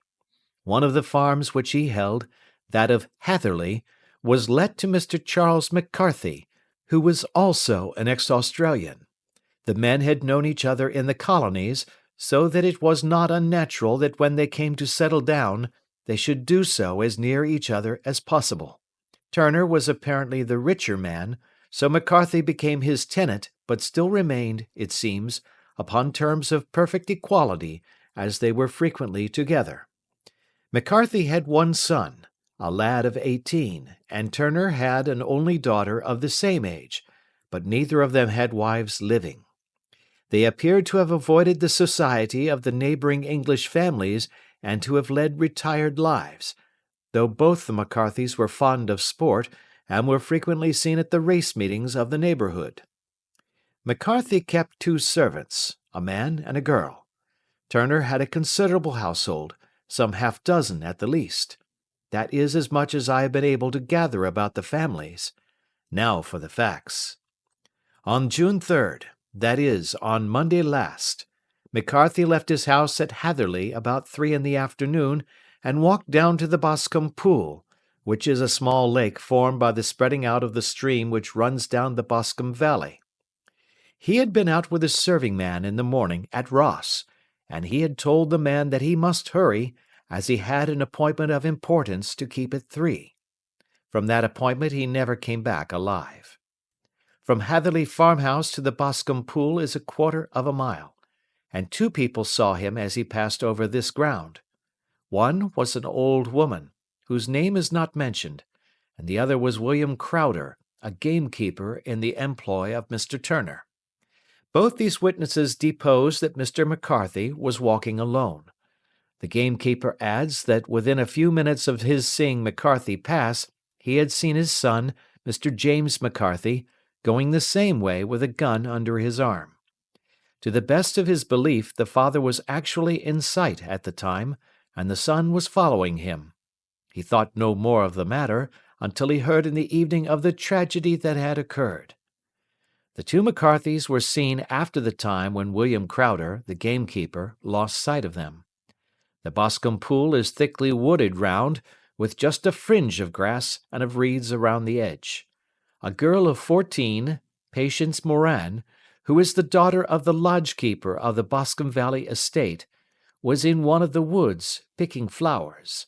She states that while she was there she saw, at the border of the wood and close by the lake, Mr. McCarthy and his son, and that they appeared to be having a violent quarrel. She heard Mr. McCarthy the elder using very strong language to his son, and she saw the latter raise up his hand as if to strike his father. She was so frightened by their violence that she ran away and told her mother, when she reached home, that she had left the 2 McCarthys quarrelling near Boscombe Pool, and that she was afraid that they were going to fight. She had hardly said the words when young Mr. McCarthy came running up to the lodge to say that he had found his father dead in the wood, and to ask for the help of the lodge-keeper. He was much excited, without either his gun or his hat, and his right hand and sleeve were observed to be stained with fresh blood. On following him, they found the dead body stretched out upon the grass beside the pool. The head had been beaten in by repeated blows of some heavy and blunt weapon. The injuries were such as might very well have been inflicted by the butt end of his son's gun, which was found lying on the grass within a few paces of the body. Under these circumstances the young man was instantly arrested, and a verdict of wilful murder having been returned at the inquest on Tuesday, he was on Wednesday brought before the magistrates at Ross, who have referred the case to the next assizes. Those are the main facts of the case, as they came out before the coroner and the police court. I could hardly imagine a more damning case, I remarked. If ever circumstantial evidence pointed to a criminal, it does so here. Circumstantial evidence is a very tricky thing, answered Holmes thoughtfully. It may seem to point very straight to one thing, but if you shift your own point of view a little, you will find it pointing in an equally uncompromising manner to something entirely different. It must be confessed, however, that the case looks exceedingly grave against the young man, and it is very possible that he is indeed the culprit. There are several people in the neighbourhood, however, and among them Miss Turner, the daughter of the neighbouring landowner, who believe in his innocence, and who have retained Lestrade, whom you may recollect in connection with the study in scarlet, to work out the case in his interest. Lestrade, being rather puzzled, has referred the case to me, and hence it is that two middle-aged gentlemen are flying westward at 50 miles an hour instead of quietly digesting their breakfasts at home. I am afraid, said I, that the facts are so obvious that you will find little credit to be gained out of this case. There is nothing more deceptive than an obvious fact, he answered, laughing. Besides, we may chance to hit upon some other obvious facts, which may have been by no means obvious to Mr. Lestrade. You know me too well to think that I am boasting when I say that I shall either confirm or destroy his theory by means which he is quite incapable of employing, or even of understanding. To take the first example to hand, I very clearly perceive that in your bedroom the window is upon the right-hand side, and yet I question whether Mr. Lestrade would have noted even so self-evident a thing as that. How on earth— My dear fellow, I know you well. I know the military neatness which characterizes you. You shave every morning, and in this season you shave by the sunlight. But since your shaving is less and less complete as we get farther back on the left side, until it becomes positively slovenly as we get round the angle of the jaw, it is surely very clear that that side is less illuminated than the other. I could not imagine a man of your habits looking at himself in an equal light and being satisfied with such a result. I only quote this as a trivial example of observation and inference. Therein lies my métier, and it is just possible that it may be of some service in the investigation which lies before us. There are one or two minor points which were brought out in the inquest and which are worth considering. What are they? It appears that his arrest did not take place at once, but after the return to Hatherley Farm. On the inspector of constabulary informing him that he was a prisoner, he remarked that he was not surprised to hear it, and that it was no more than his deserts. This observation of his had the natural effect of removing any traces of doubt which might have remained in the minds of the coroner's jury. It was a confession, I ejaculated. No, for it was followed by a protestation of innocence. Coming on the top of such a damning series of events, it was at least a most suspicious remark. On the contrary, said Holmes, it is the brightest rift which I can at present see in the clouds. However innocent he might be, he could not be such an absolute imbecile as not to see that the circumstances were very black against him. Had he appeared surprised at his own arrest, or feigned indignation at it, I should have looked upon it as highly suspicious, because such surprise or anger would not be natural under the circumstances, and yet might appear to be the best policy to a scheming man. His frank acceptance of the situation marks him as either an innocent man, or else as a man of considerable self-restraint and firmness. As to his remark about his deserts, It was also not unnatural if you consider that he stood beside the dead body of his father, and that there is no doubt that he had that very day so far forgotten his filial duty as to bandy words with him, and even, according to the little girl whose evidence is so important, to raise his hand as if to strike him. The self-reproach and contrition which are displayed in his remark appear to me to be the signs of a healthy mind rather than of a guilty one. I shook my head. Many men have been hanged on far slighter evidence, I remarked. So they have, and many men have been wrongfully hanged. What is the young man's own account of the matter? It is, I'm afraid, not very encouraging to his supporters, though there are one or two points in it which are suggestive. You will find it here, and may read it for yourself. He picked out from his bundle a copy of the local Herefordshire paper, and having turned down the sheet, he pointed out the paragraph in which the unfortunate young man had given his own statement of what had occurred. I settled myself down in the corner of the carriage, and read it very carefully. It ran in this way. Mr. James McCarthy, the only son of the deceased, was then called and gave evidence as follows.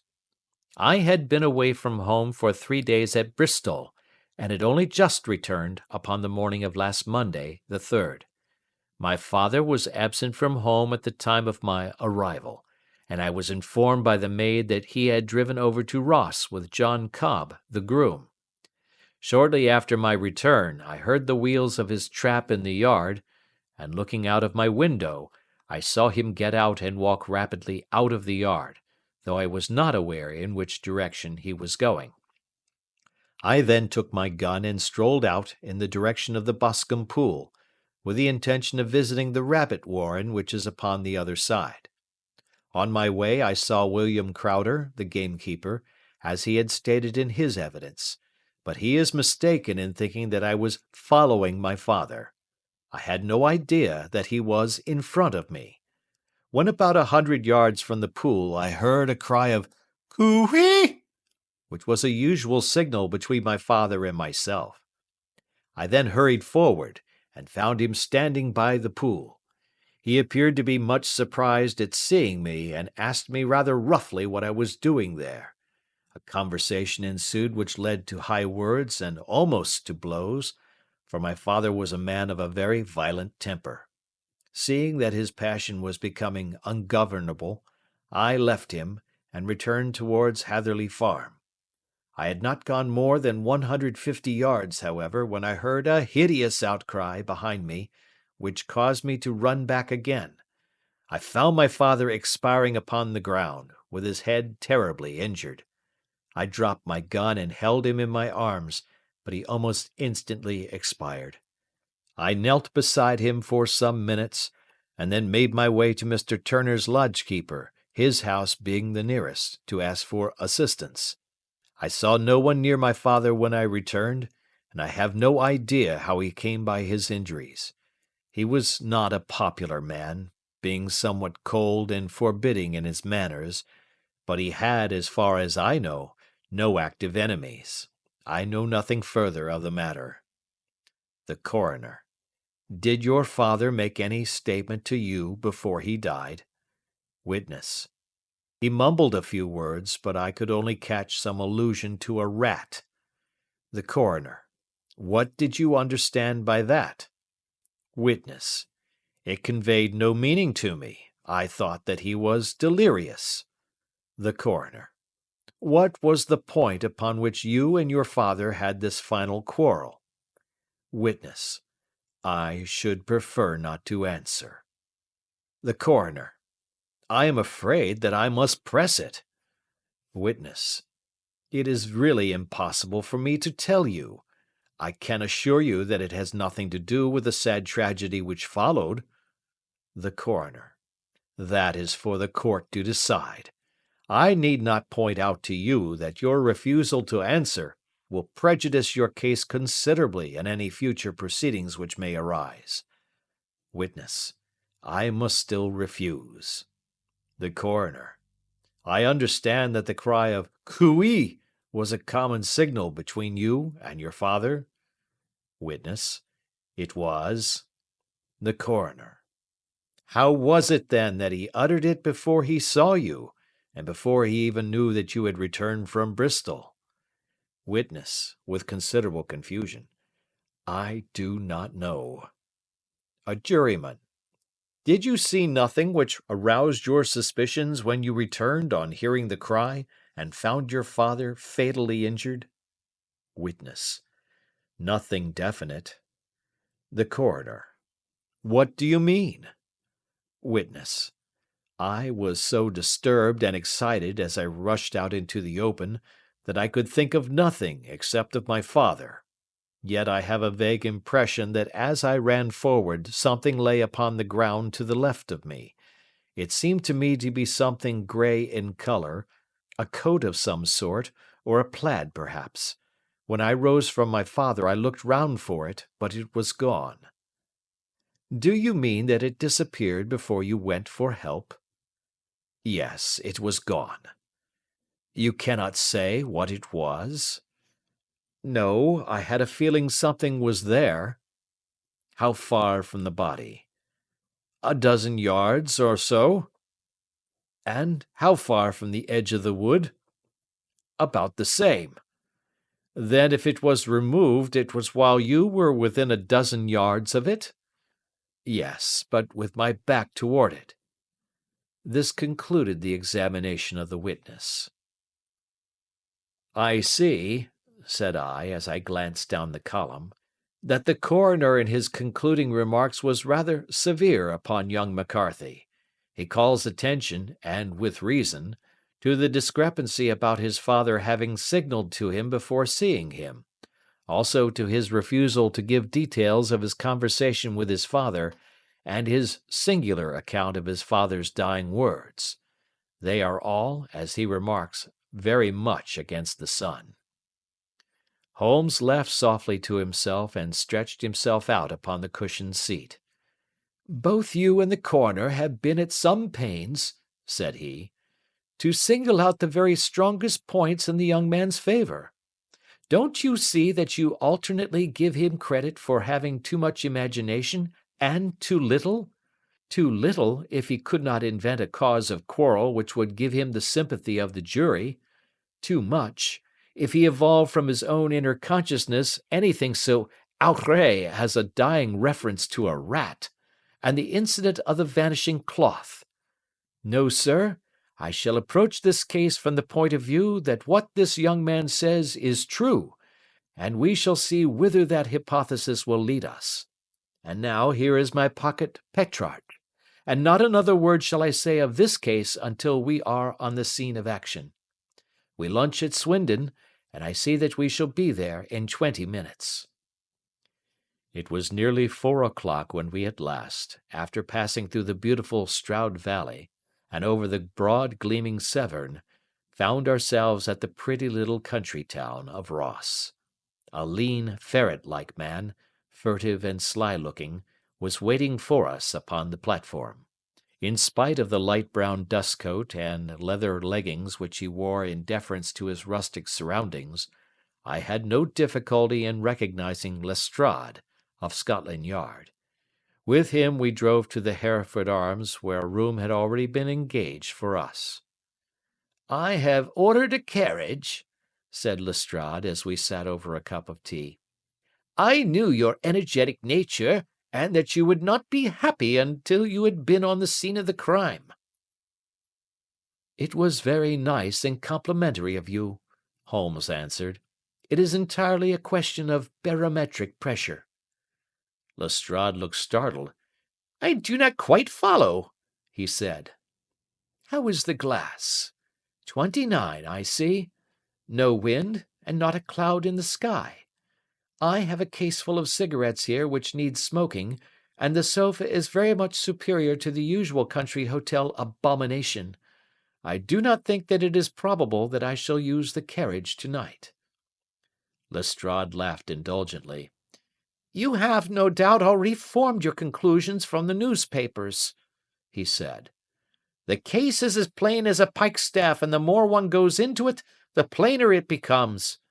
Still, of course, one can't refuse a lady, and such a very positive one, too.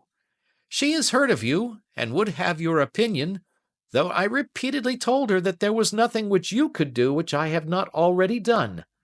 Why, bless my soul, here is her carriage at the door." He had hardly spoken before there rushed into the room one of the most lovely young women that I have ever seen in my life.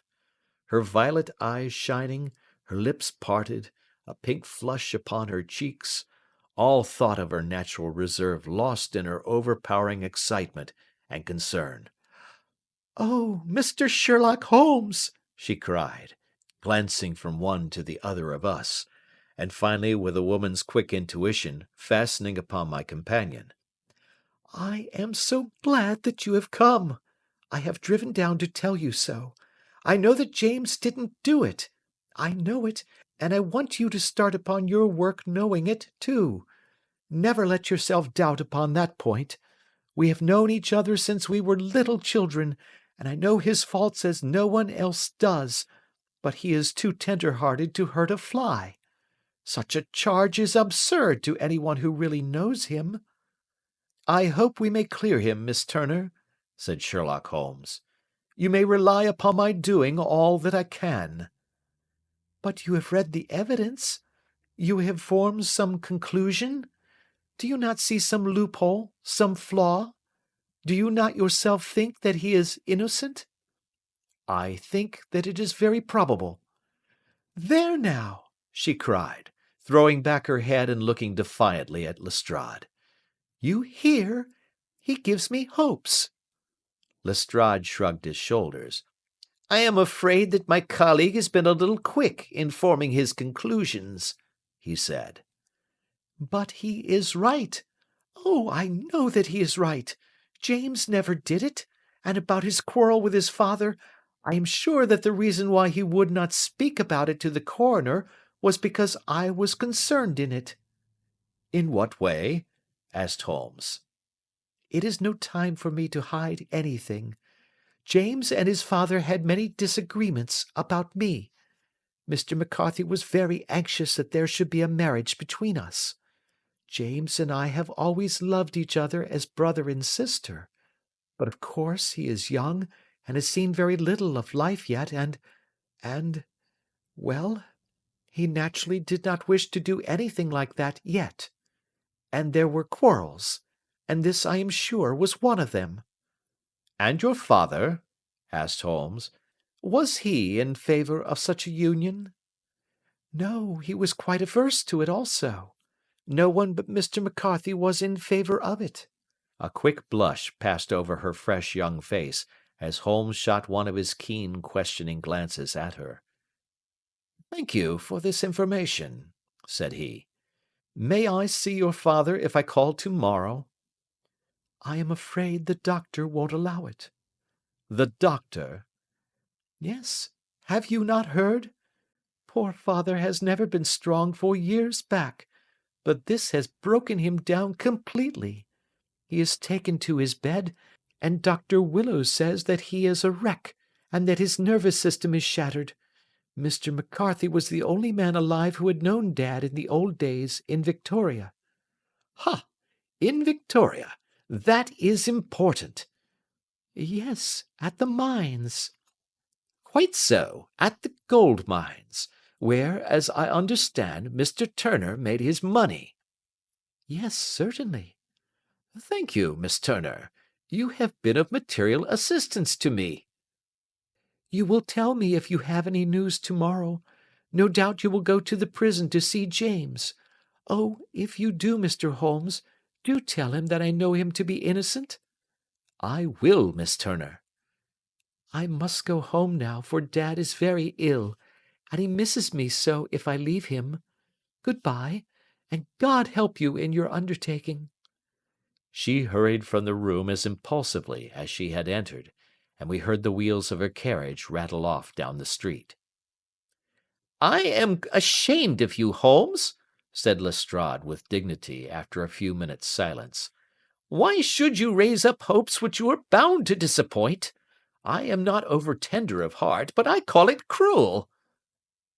"I think that I see my way to clearing James McCarthy," said Holmes. "Have you an order to see him in prison?" "Yes, but only for you and me." "Then I shall reconsider my resolution about going out. We have still time to take a train to Hereford and see him tonight?" "Ample." "Then let us do so. Watson, I fear that you will find it very slow, but I shall only be away a couple of hours." I walked down to the station with them, and then wandered through the streets of the little town, finally returning to the hotel, where I lay upon the sofa and tried to interest myself in a yellow-backed novel. The puny plot of the story was so thin, however, when compared to the deep mystery through which we were groping. I found my attention wander so continually from the action to the fact, that I at last flung it across the room and gave myself up entirely to a consideration of the events of the day. Supposing that this unhappy young man's story were absolutely true, then what hellish thing, what absolutely unforeseen and extraordinary calamity, could have occurred between the time when he parted from his father and the moment when, drawn back by his screams, he rushed into the glade? It was something terrible and deadly. What could it be? Might not the nature of the injuries reveal something to my medical instincts? I rang the bell and called for the weekly county paper, which contained a verbatim account of the inquest. In the surgeon's deposition it was stated that the posterior third of the left parietal bone and the left half of the occipital bone had been shattered by a heavy blow from a blunt weapon. I marked the spot upon my own head. Clearly such a blow must have been struck from behind. That was to some extent in favor of the accused, as when seen quarreling he was face to face with his father. Still it did not go for very much, for the older man might have turned his back before the blow fell. Still, it might be worth while to call Holmes's attention to it. Then there was the peculiar dying reference to a rat. What could that mean? It could not be delirium. A man dying from a sudden blow does not commonly become delirious. No, it was more likely to be an attempt to explain how he met his fate. But what could it indicate? I cudgelled my brains to find some possible explanation. And then the incident of the grey cloth seen by young McCarthy. If that were true, the murderer must have dropped some part of his dress, presumably his overcoat, in his flight, and must have had the hardihood to return and to carry it away at the instant when the sun was kneeling with his back turned not a dozen paces off. What a tissue of mysteries and improbabilities the whole thing was! I did not wonder at Lestrade's opinion, and yet I had so much faith in Sherlock Holmes's insight that I could not lose hope as long as every fresh fact seemed to strengthen his conviction of young McCarthy's innocence. It was late before Sherlock Holmes returned. He came back alone, for Lestrade was staying in lodgings in the town.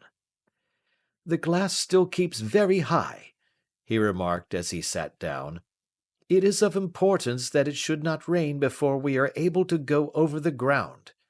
On the other hand, a man should be at his very best and keenest for such nice work as that, and I did not wish to do it when fagged by a long journey. I have seen young McCarthy." "And what did you learn from him?" "Nothing." "Could he throw no light?" "None at all. I was inclined to think at one time that he knew who had done it, and was screening him or her, but I am convinced now that he is as puzzled as everyone else. He is not a very quick-witted youth, though comely to look at and, I should think, sound at heart." "I cannot admire his taste," I remarked, "if it is indeed a fact that he was averse to a marriage with so charming a young lady as this Miss Turner." "Ah, thereby hangs a rather painful tale. This fellow is madly, insanely in love with her, but some 2 years ago, when he was only a lad, and before he really knew her, for she had been away 5 years at a boarding school, what does the idiot do but get into the clutches of a barmaid in Bristol and marry her at a registry office? No one knows a word of the matter, but you can imagine how maddening it must be to him to be upbraided for not doing what he would give his very eyes to do, but what he knows to be absolutely impossible. It was sheer frenzy of this sort which made him throw his hands up into the air when his father, at their last interview, was goading him on to propose to Miss Turner. On the other hand, he had no means of supporting himself, and his father, who was by all accounts a very hard man, would have thrown him over utterly had he known the truth. It was with his barmaid wife that he had spent the last 3 days in Bristol, and his father did not know where he was.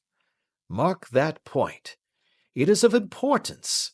Good has come out of evil, however, for the barmaid, finding from the papers that he is in serious trouble and likely to be hanged, has thrown him over utterly and has written to him to say that she has a husband already in the Bermuda dockyard, so that there is really no tie between them. I think that that bit of news has consoled young McCarthy for all that he has suffered. But if he is innocent, who has done it? Ah, who? I would call your attention very particularly to 2 points. One is that the murdered man had an appointment with someone at the pool, and that the someone could not have been his son, for his son was away, and he did not know when he would return. The second is that the murdered man was heard to cry "Cooey" before he knew that his son had returned. Those are the crucial points upon which the case depends. And now let us talk about George Meredith, if you please, and we shall leave all minor matters until tomorrow. There was no rain, as Holmes had foretold, and the morning broke bright and cloudless. At 9 o'clock Lestrade called for us with the carriage, and we set off for Hatherley Farm and the Boscombe Pool. "There is serious news this morning," Lestrade observed. "It is said that Mr. Turner, of the Hall, is so ill that his life is despaired of." "An elderly man, I presume?" said Holmes. "About 60. But his constitution has been shattered by his life abroad, and he has been in failing health for some time. This business has had a very bad effect upon him. He was an old friend of McCarthy's, and, I may add, a great benefactor to him, for I have learned that he gave him Hatherley Farm rent-free." "Indeed, that is interesting," said Holmes. "Oh, yes, in 100 other ways he has helped him. Everybody about here speaks of his kindness to him." "Really? Does it not strike you as a little singular that this McCarthy, who appears to have had little of his own, and to have been under such obligations to Turner, should still talk of marrying his son to Turner's daughter, who is presumably heiress to the estate, and that in such a very cocksure manner, as if it were merely a case of a proposal and all else would follow? It is the more strange, since we know that Turner himself was averse to the idea. The daughter told us as much. Do you not deduce something from that?" "We have got to the deductions and the inferences," said Lestrade, winking at me. "I find it hard enough to tackle facts, Holmes, without flying away after theories and fancies." "You are right," said Holmes demurely. "You do find it very hard to tackle the facts." "Anyhow, I have grasped one fact which you seem to find it difficult to get hold of," replied Lestrade with some warmth. "And that is?" "That McCarthy Senior met his death from McCarthy Junior, and that all theories to the contrary are the merest moonshine." "Well, moonshine is a brighter thing than fog," said Holmes, laughing. "But I am very much mistaken if this is not Hatherley Farm upon the left." "Yes, that is it." It was a wide-spread, comfortable-looking building, 2-storied, slate-roofed, with great yellow blotches of lichen upon the grey walls. The drawn blinds and the smokeless chimneys, however, gave it a stricken look, as though the weight of this horror still lay heavy upon it. We called at the door, when the maid, at Holmes's request, showed us the boots which her master wore at the time of his death, and also a pair of the son's, though not the pair which he had then had. Having measured these very carefully from 7 or 8 different points, Holmes desired to be led to the courtyard, from which we all followed the winding track which led to Boscombe Pool. Sherlock Holmes was transformed when he was hot upon such a scent as this. Men who had only known the quiet thinker and logician of Baker Street would have failed to recognize him. His face flushed and darkened. His brows were drawn into 2 hard black lines, while his eyes shone out from beneath them with a steely glitter. His face was bent downward, his shoulders bowed, his lips compressed, and a vein stood out like whipcord in his long sinewy neck. His nostrils seemed to dilate with a purely animal lust for the chase, and his mind was so absolutely concentrated upon the matter before him, that a question or remark fell unheeded upon his ears, or at the most only provoked a quick, impatient snarl in reply. Swiftly and silently he made his way along the track which ran through the meadows, and so by way of the woods to the Boscombe Pool. It was damp, marshy ground, as is all that district, and there were marks of many feet, both upon the path and amid the short grass which bounded it on either side. Sometimes Holmes would hurry on, sometimes stop dead, and once he made quite a little detour into the meadow. Lestrade and I walked behind him, the detective indifferent and contemptuous, while I watched my friend with the interest which sprang from the conviction that every one of his actions was directed towards a definite end. The Boscombe Pool, which is a little reed-girt sheet of water some 50 yards across, is situated at the boundary between the Hatherley farm and the private park of the wealthy Mr. Turner. Above the woods which lined it upon the farther side we could see the red, jutting pinnacles which marked the site of the rich landowner's dwelling. On the Hatherley side of the pool the woods grew very thick, and there was a narrow belt of sodden grass 20 paces across, between the edge of the trees and the reeds which lined the lake. Lestrade showed us the exact spot at which the body had been found, and indeed, so moist was the ground, that I could plainly see the traces which had been left by the fall of the stricken man. To Holmes, as I could see by his eager face and peering eyes, very many other things were to be read upon the trampled grass. He ran round like a dog who is picking up a scent, and then turned upon my companion. "What did you go into the pool for?" he asked. "I fished about with a rake. I thought there might be some weapon or other trace. But how on earth— Oh, tut, tut, I have no time. That left foot of yours with its inward twist is all over the place. A mole could trace it, and there it vanishes among the reeds. Oh, how simple it would all have been had I been here before they came like a herd of buffalo and wallowed all over it. Here is where the party with the lodge-keeper came, and they have covered all tracks for 6 or 8 feet round the body. But here are 3 separate tracks of the same feet." He drew out a lens and lay down upon his waterproof to have a better view, talking all the time rather to himself than to us. "These are young McCarthy's feet. Twice he was walking, and once he ran swiftly, so that the soles are deeply marked and the heels hardly visible. That bears out his story. He ran when he saw his father on the ground.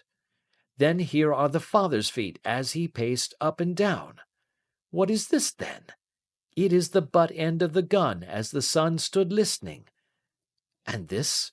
Ha ha! What have we here? Tiptoes! Tiptoes! Square, too, quite unusual boots. They come, they go, they come again. Of course, that was for the cloak. Now where did they come from?" He ran up and down, sometimes losing, sometimes finding the track until we were well within the edge of the wood, and under the shadow of a great beech, the largest tree in the neighbourhood. Holmes traced his way to the farther side of this, and lay down once more upon his face with a little cry of satisfaction. For a long time he remained there, turning over the leaves and dried sticks, gathering up what seemed to me to be dust into an envelope, and examining with his lens not only the ground, but even the bark of the tree as far as he could reach. A jagged stone was lying among the moss, and this also he carefully examined and retained. Then he followed a pathway through the wood until he came to the high road, where all traces were lost. "It has been a case of considerable interest," he remarked, returning to his natural manner. "I fancy that this grey house on the right must be the lodge. I think that I will go in and have a word with Moran, and perhaps write a little note. Having done that, we may drive back to our luncheon. You may walk to the cab, and I shall be with you presently." It was about 10 minutes before we regained our cab and drove back into Ross, Holmes still carrying with him the stone which he had picked up in the wood. "This may interest you, Lestrade," he remarked, holding it out. "The murder was done with it." "I see no marks." "There are none." "How do you know, then?" "The grass was growing under it. It had only lain there a few days. There was no sign of a place whence it had been taken. It corresponds with the injuries. There is no sign of any other weapon." "And the murderer?" "Is a tall man, left-handed, limps with the right leg, wears thick-soled shooting boots and a grey cloak, smokes Indian cigars, uses a cigar holder, and carries a blunt penknife in his pocket. There are several other indications, but these may be enough to aid us in our search." Lestrade laughed. "I am afraid that I am still a sceptic," he said. "Theories are all very well, but we have to deal with a hard-headed British jury." "Nous verrons," answered Holmes calmly.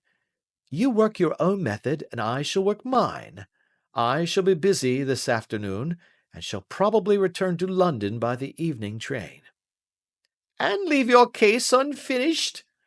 "No, finished." "But the mystery?" "It is solved." "Who was the criminal, then?" "The gentleman I describe." "But who is he?" "Surely it would not be difficult to find out.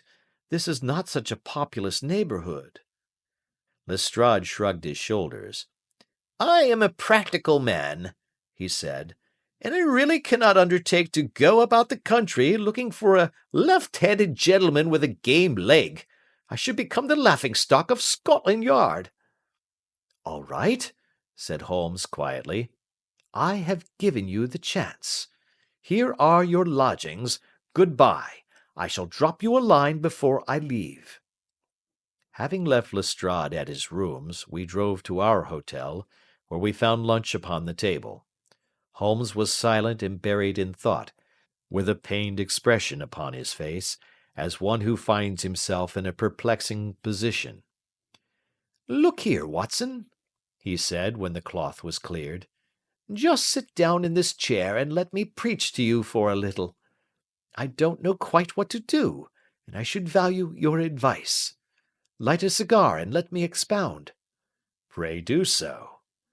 "Well now, in considering this case there are 2 points about young McCarthy's narrative which struck us both instantly, although they impressed me in his favour and you against him.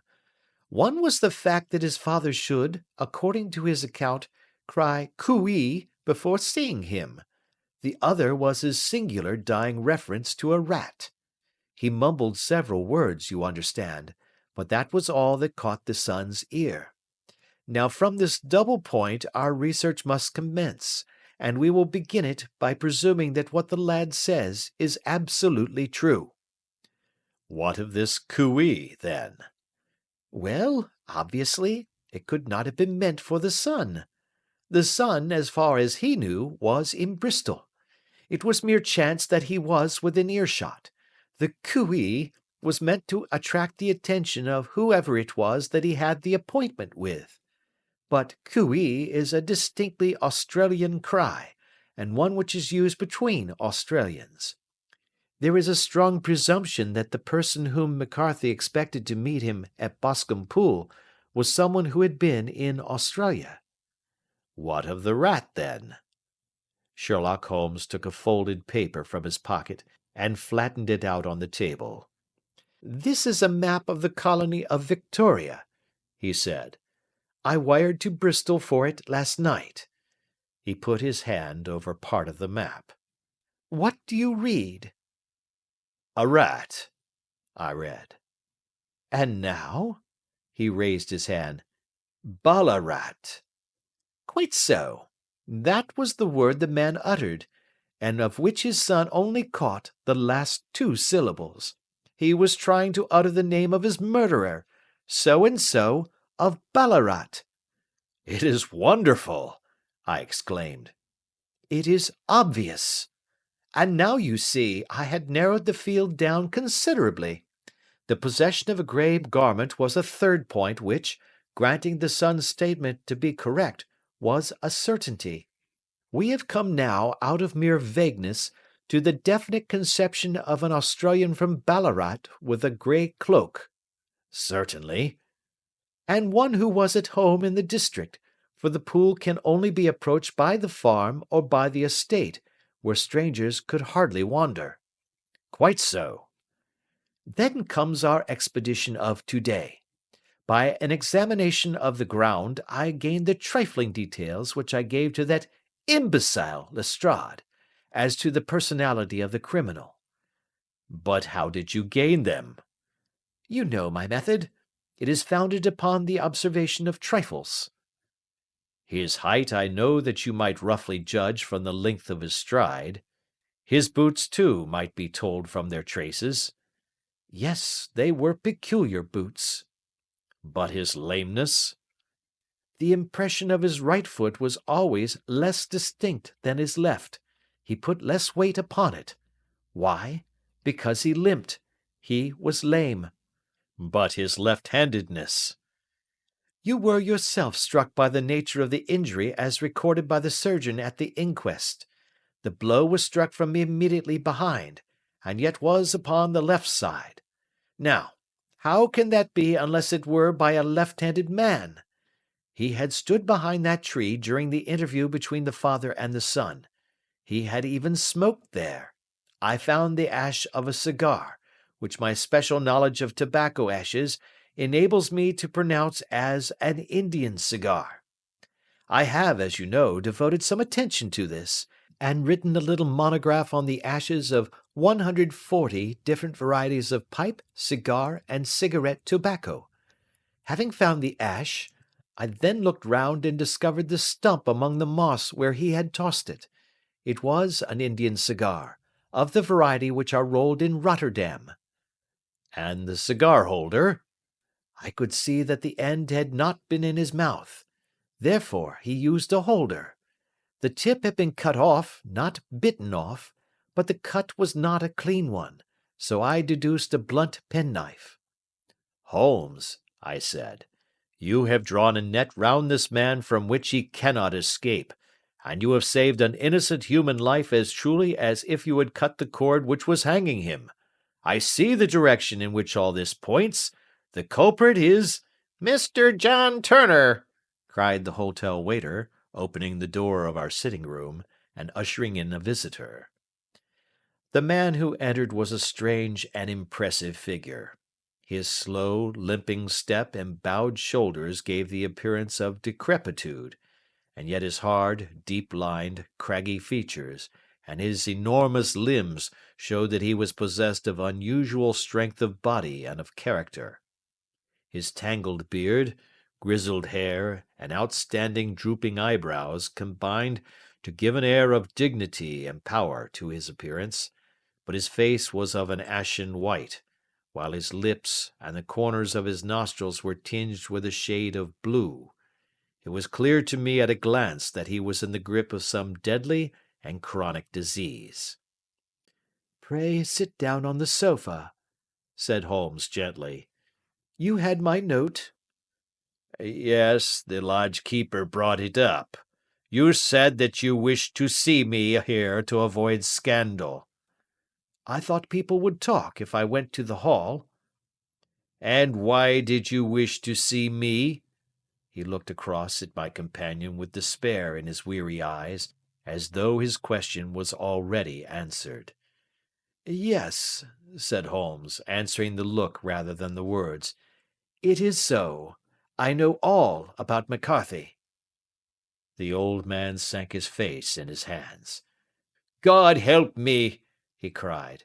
But I would not have let the young man come to harm. I give you my word that I would have spoken out if it went against him at the assizes. I am glad to hear you say so, said Holmes gravely. I would have spoken now had it not been for my dear girl. It would break her heart. It will break her heart when she hears that I am arrested. It may not come to that, said Holmes. What? I am no official agent. I understand that it was your daughter who required my presence here, and I am acting in her interests. Young McCarthy must be got off, however. I am a dying man, said old Turner. I have had diabetes for years. My doctor says it is a question whether I shall live a month. Yet I would rather die under my own roof than in a jail. Holmes rose and sat down at the table with his pen in his hand and a bundle of paper before him. Just tell us the truth, he said. I shall jot down the facts. You will sign it, and Watson here can witness it. Then I could produce your confession at the last extremity to save young McCarthy. I promise you that I shall not use it unless it is absolutely needed. It's as well, said the old man. It's a question whether I shall live to the assizes, so it matters little to me, but I should wish to spare Alice the shock. And now I will make the thing clear to you. It has been a long time in the acting, but will not take me long to tell. You didn't know this dead man, McCarthy. He was a devil incarnate. I tell you that. God keep you out of the clutches of such a man as he. His grip has been upon me these 20 years, and he has blasted my life. I'll tell you first how I came to be in his power. It was in the early 60s at the diggings. I was a young chap then, hot-blooded and reckless, ready to turn my hand at anything. I got among bad companions, took to drink, had no luck with my claim, took to the bush, and in a word became what you would call over here a highway robber. There were 6 of us, and we had a wild, free life of it, sticking up a station from time to time, or stopping the wagons on the road to the diggings. Black Jack of Ballarat was the name I went under, and our party is still remembered in the colony as the Ballarat Gang. One day, a gold convoy came down from Ballarat to Melbourne, and we lay in wait for it and attacked it. There were 6 troopers and 6 of us, so it was a close thing, but we emptied 4 of their saddles at the first volley. 3 of our boys were killed, however, before we got the swag. I put my pistol to the head of the wagon driver, who was this very man McCarthy. I wished to the Lord that I had shot him then, but I spared him, though I saw his wicked little eyes fixed on my face, as though to remember every feature. We got away with the gold, became wealthy men, made our way over to England without being suspected. There I parted from my old pals and determined to settle down to a quiet and respectable life. I bought this estate, which chanced to be in the market, and I set myself to do a little good with my money to make up for the way in which I had earned it. I married, too, and though my wife died young, she left me my dear little Alice. Even when she was just a baby, her wee hand seemed to lead me down the right path as nothing else had ever done. In a word, I turned over a new leaf and did my best to make up for the past. All was going well when McCarthy laid his grip upon me. I had gone up to town about an investment, and I met him in Regent Street with hardly a coat to his back or a boot to his foot. "Here we are, Jack," says he, touching me on the arm. "We'll be as good as a family to you. There's two of us, me and my son, and you can have the keeping of us. If you don't, it's a fine law-abiding country is England, and there's always a policeman within hail." Well, down they came to the West Country, there was no shaking them off, and there they have lived rent-free on my best land ever since. There was no rest for me, no peace, no forgetfulness. Turn where I would, there was his cunning, grinning face at my elbow. It grew worse as Alice grew up, for he soon saw I was more afraid of her knowing my past than of the police. Whatever he wanted he must have, and whatever it was I gave him without question, land, money, houses, until at last he asked a thing which I could not give. He asked for Alice. His son, you see, had grown up, and so had my girl, and as I was known to be in weak health, it seemed a fine stroke to him that his lad should step into the whole property. But there I was firm. I would not have his cursed stock mixed with mine. Not that I had any dislike to the lad, but his blood was in him, and that was enough. I stood firm. McCarthy threatened. I braved him to do his worst. We were to meet at the pool midway between our houses to talk it over. When I went down there I found him talking with his son, so I smoked a cigar and waited behind a tree until he should be alone. But as I listened to his talk, all that was black and bitter in me seemed to come uppermost. He was urging his son to marry my daughter, with as little regard for what she might think as if she were a slut from off the streets. It drove me mad to think that I and all that I held most dear should be in the power of such a man as this. Could I not snap the bond? I was already a dying and desperate man. Though clear of mind and fairly strong of limb, I knew that my own fate was sealed. But my memory and my girl, both could be saved if I could but silence that foul tongue. I did it, Mr. Holmes. I would do it again. Deeply as I have sinned, I have led a life of martyrdom to atone for it. But that my girl should be entangled in the same meshes which held me was more than I could suffer. I struck him down with no more compunction than if he had been some foul and venomous beast. His cry brought back his son, but I had gained the cover of the wood, though I was forced to go back to fetch the cloak which I had dropped in my flight. That is the true story, gentlemen, of all that occurred. Well, it is not for me to judge you, said Holmes as the old man signed the statement which had been drawn out. I pray that we may never be exposed to such a temptation. I pray not, sir. And what do you intend to do? In view of your health, nothing. You are yourself aware that you will soon have to answer for your deed at a higher court than the assizes. I will keep your confession, and if McCarthy is condemned I shall be forced to use it. If not, it shall never be seen by mortal eye, and your secret, whether you be alive or dead, shall be safe with us. Farewell, then, said the old man solemnly. Your own deathbeds, when they come, will be the easier for the thought of the peace which you have given to mine. Tottering and shaking in all his giant frame, he stumbled slowly from the room. God help us, said Holmes after a long silence. Why does fate play such tricks with poor helpless worms? I never hear of such a case as this that I do not think of Baxter's words and say, there, but for the grace of God, goes Sherlock Holmes. James McCarthy was acquitted at the assizes on the strength of a number of objections which had been drawn out by Holmes and submitted to the defending counsel.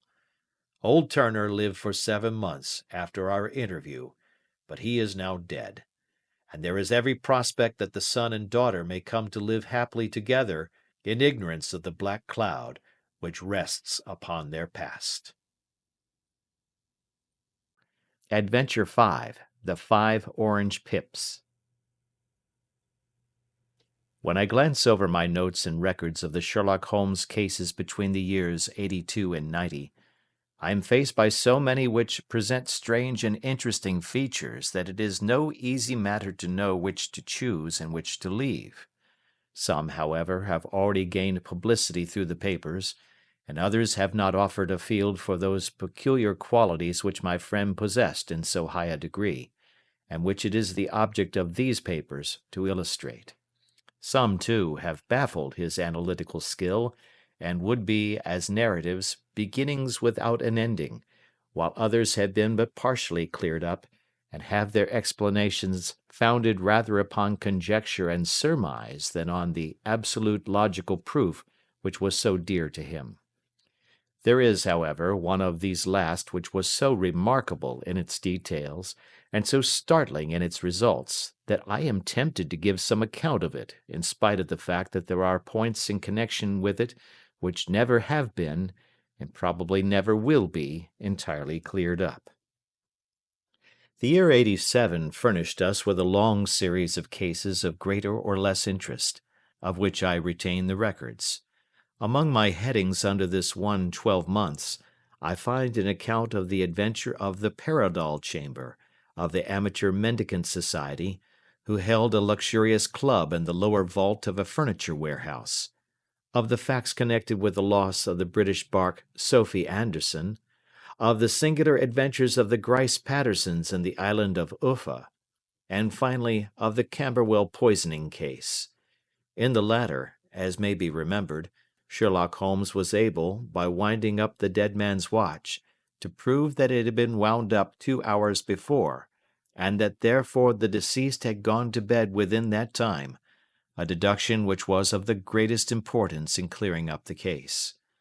All these I may sketch out at some future date, but none of them present such singular features as the strange train of circumstances which I have now taken up my pen to describe. It was in the latter days of September, and the equinoctial gales had set in with exceptional violence.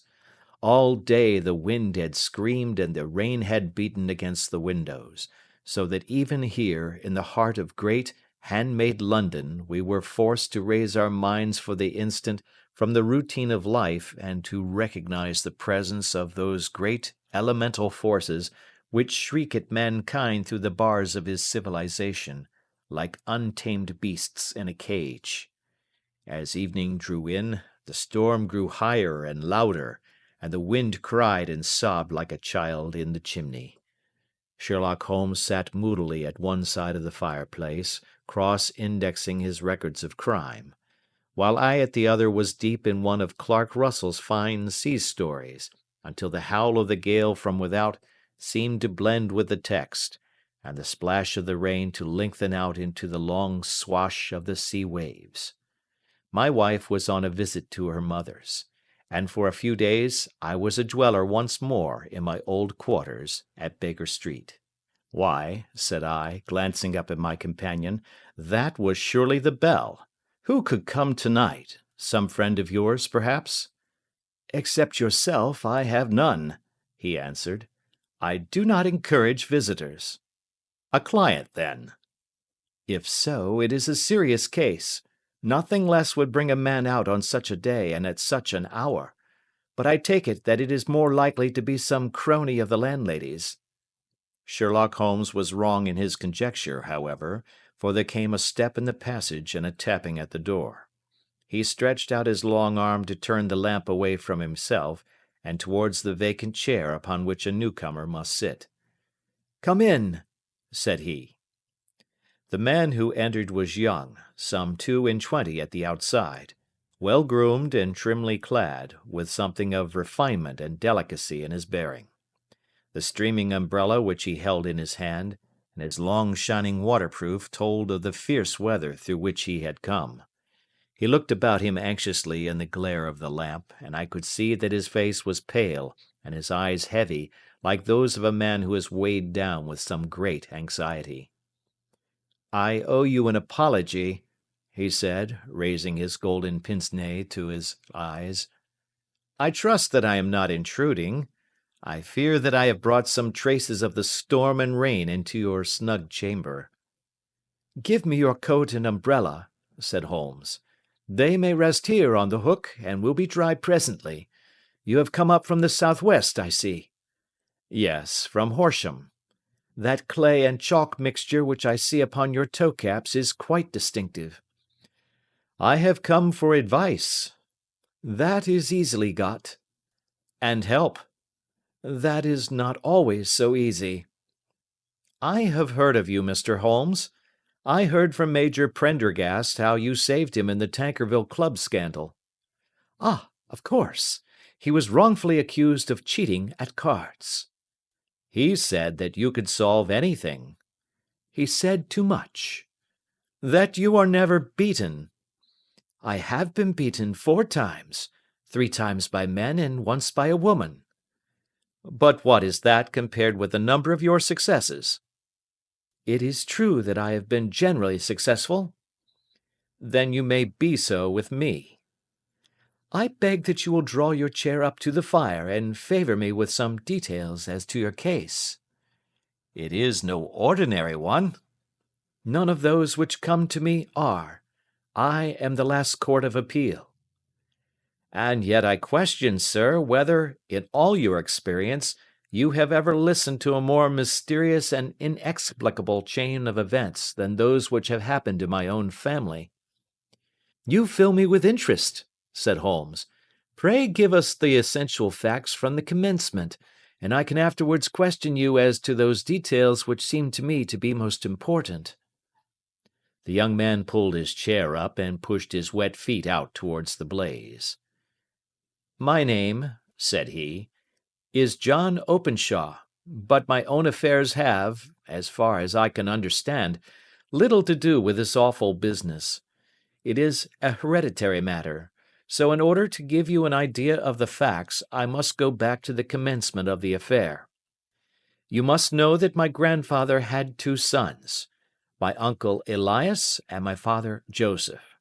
My father had a small factory at Coventry, which he enlarged at the time of the invention of bicycling. He was a patentee of the Openshaw unbreakable tire, and his business met with such success that he was able to sell it and to retire upon a handsome competence. My uncle Elias emigrated to America when he was a young man and became a planter in Florida, where he was reported to have done very well. At the time of the war he fought in Jackson's army, and afterwards under Hood, where he rose to be a colonel. When Lee laid down his arms, my uncle returned to his plantation, where he remained for 3 or 4 years. About 1869 or 1870, he came back to Europe and took a small estate in Sussex, near Horsham. He had made a very considerable fortune in the States, and his reason for leaving them was his aversion to the negroes, and his dislike of the Republican policy in extending the franchise to them. He was a singular man, fierce and quick-tempered, very foul-mouthed when he was angry, and of a most retiring disposition. During all the years that he lived at Horsham, I doubt if ever he set foot in the town. He had a garden and 2 or 3 fields round his house, and there he would take his exercise, though very often for weeks on end he would never leave his room.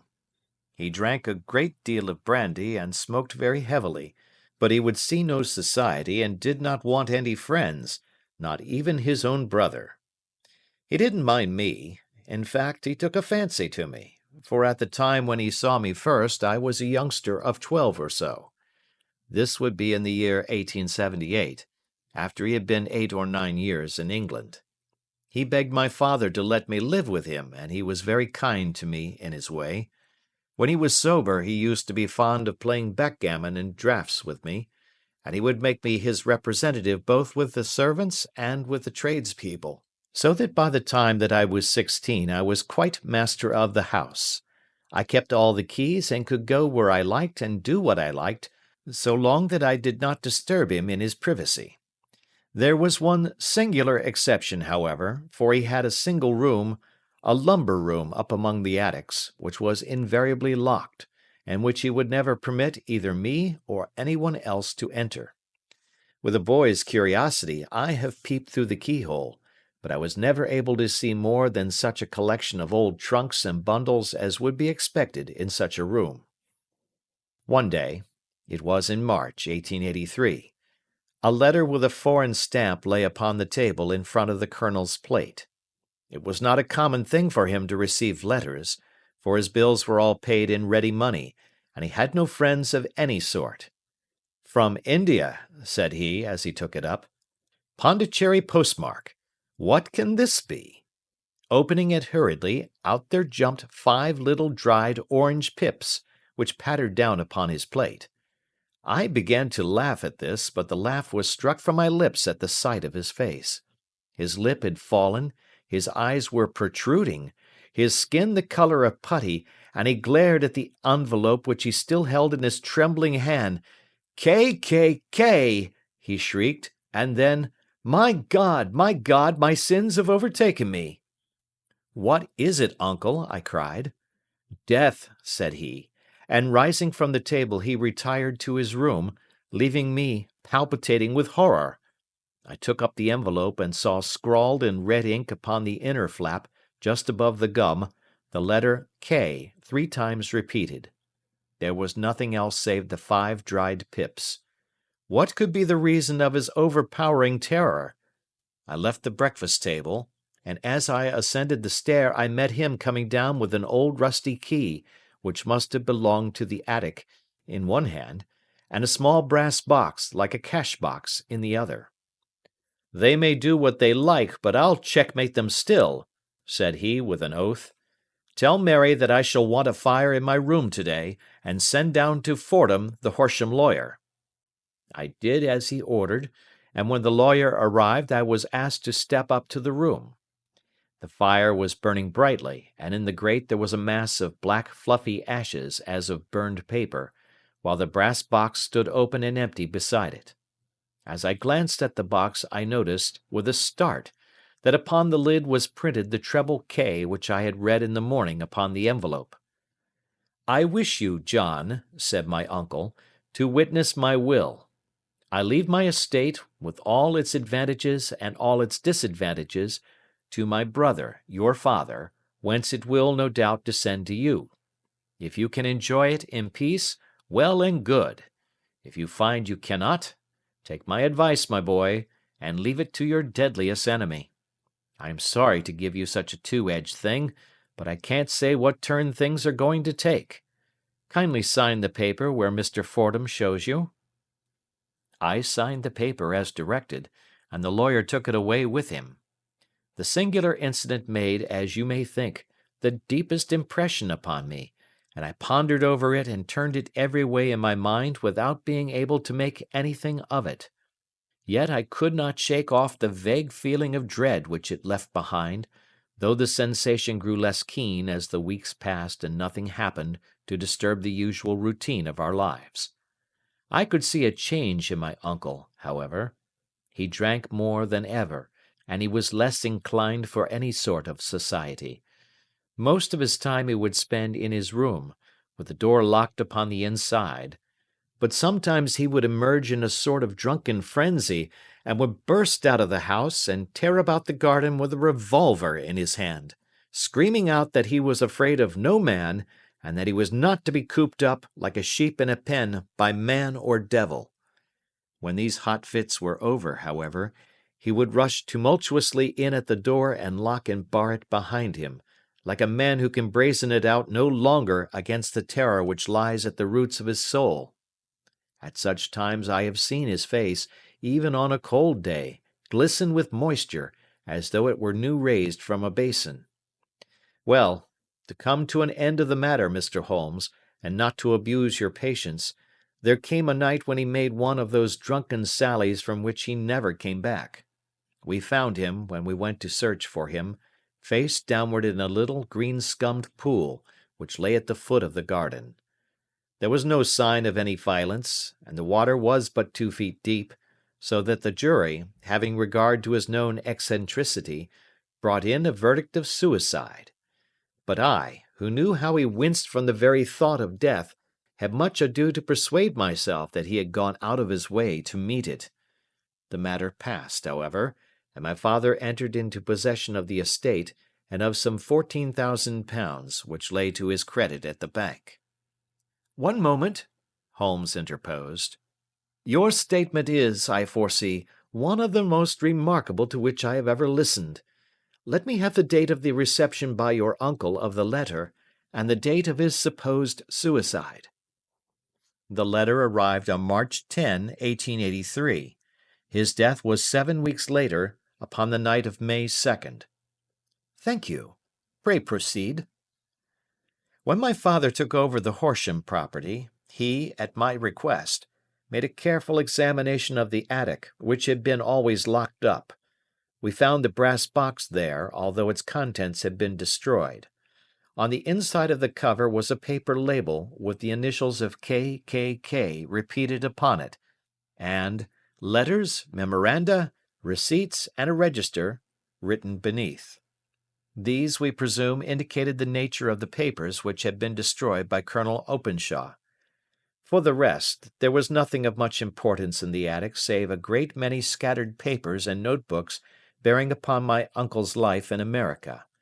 Some of them were of the war time and showed that he had done his duty well and had borne the repute of a brave soldier. Others were of a date during the reconstruction of the Southern States, and were mostly concerned with politics, for he had evidently taken a strong part in opposing the carpet-bag politicians who had been sent down from the North. Well, it was at the beginning of '84 when my father came to live at Horsham, and all went as well as possible with us until the January of '85. On the 4th day after the New Year, I heard my father give a sharp cry of surprise as we sat together at the breakfast table. There he was, sitting with a newly opened envelope in one hand and 5 dried orange pips in the outstretched palm of the other one. He had always laughed at what he called my cock and bull story about the colonel, but he looked very scared and puzzled now that the same thing had come upon himself. "Why, what on earth does this mean, John?" he stammered. My heart had turned to lead. "It is K.K.K.," said I. He looked inside the envelope. "So it is," he cried. "Here are the very letters. But what is this written above them?" "Put the papers on the sundial," I read, peeping over his shoulder. "What papers? What sundial?" he asked. "The sundial in the garden. There is no other," said I. "But the papers must be those that are destroyed." "Pooh!" said he, gripping hard at his courage. "We are in a civilized land here, and we can't have tomfoolery of this kind. Where does the thing come from?" "From Dundee," I answered, glancing at the postmark. "Some preposterous practical joke," said he. "What have I to do with sundials and papers? I shall take no notice of such nonsense." "I should certainly speak to the police," I said. "And to be laughed at for my pains. Nothing of the sort." "Then let me do so?" "No, I forbid you. I won't have a fuss made about such nonsense." It was in vain to argue with him, for he was a very obstinate man. I went about, however, with a heart which was full of forebodings. On the 3rd day after the coming of the letter my father went from home to visit an old friend of his, Major Freebody, who is in command of one of the forts upon Portsdown Hill. I was glad that he should go up, for it seemed to me that he was farther from danger when he was away from home. In that, however, I was in error. Upon the 2nd day of his absence, I received a telegram from the Major, imploring me to come at once. My father had fallen over one of the deep chalk pits which abound in the neighbourhood, and was lying senseless with a shattered skull. I hurried to him, but he passed away without having ever recovered his consciousness. He had, as it appears, been returning from Fareham in the twilight, and as the country was unknown to him, and the chalk pit unfenced, The jury had no hesitation in bringing in a verdict of death from accidental causes. Carefully as I examined every fact connected with his death, I was unable to find anything which could suggest the idea of murder. There were no signs of violence, no footmarks, no robbery, no record of strangers having been seen upon the roads. And yet I need not tell you that my mind was far from at ease, and that I was well nigh certain that some foul plot had been woven round him. In this sinister way I came into my inheritance. You will ask me why I did not dispose of it? I answer, because I was well convinced that our troubles were in some way dependent upon an incident in my uncle's life, and that the danger would be as pressing in one house as in another. It was in January, '85, that my poor father met his end, and 2 years and 8 months have elapsed since then. During that time I have lived happily at Horsham, and I had begun to hope that his curse had passed away from the family, and that it had ended with the last generation. I had begun to take comfort too soon, however. Yesterday morning the blow fell in the very shape in which it had come upon my father. The young man took from his waistcoat a crumpled envelope, and turning to the table he shook out upon it 5 little dried orange pips. "This is the envelope," he continued. "The postmark is London, Eastern Division. Within are the very words which were upon my father's last message, K, K, K, and then, 'Put the papers on the sundial.'" "What have you done?" asked Holmes. "Nothing." "Nothing?" "To tell the truth," he sank his face into his thin white hands, "I have felt helpless. I have felt like one of those poor rabbits when the snake is writhing towards it. I seem to be in the grasp of some resistless, inexorable evil, which no foresight and no precautions can guard against." "Tut, tut!" cried Sherlock Holmes. "You must act, man, or you are lost. Nothing but energy can save you. This is no time for despair." "I have seen the police." "Ah! But they listened to my story with a smile.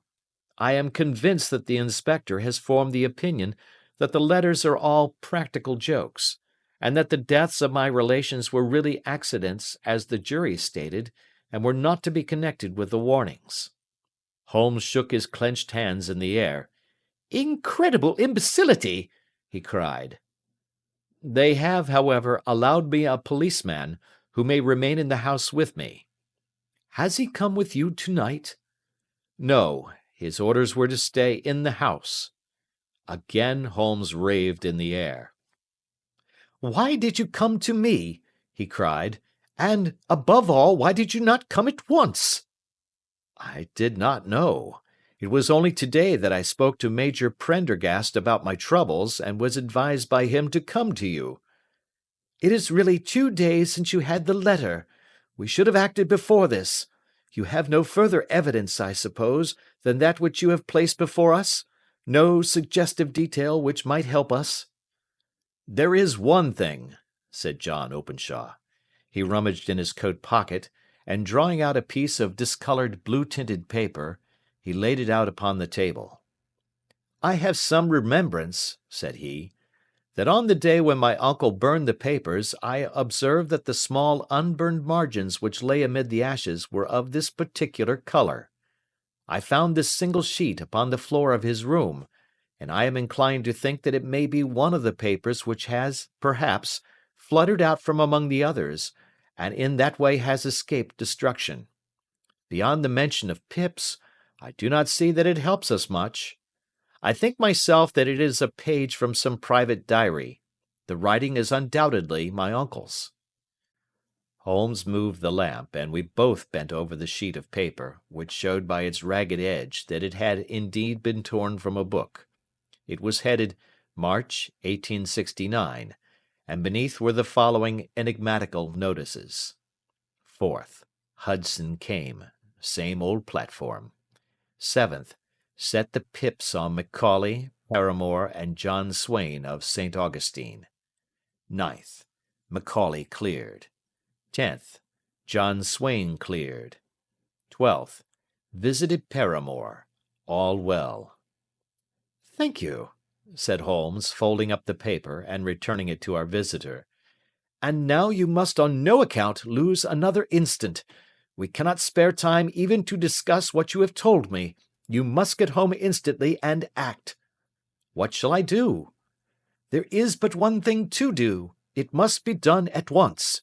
You must put this piece of paper which you have shown us into the brass box which you have described.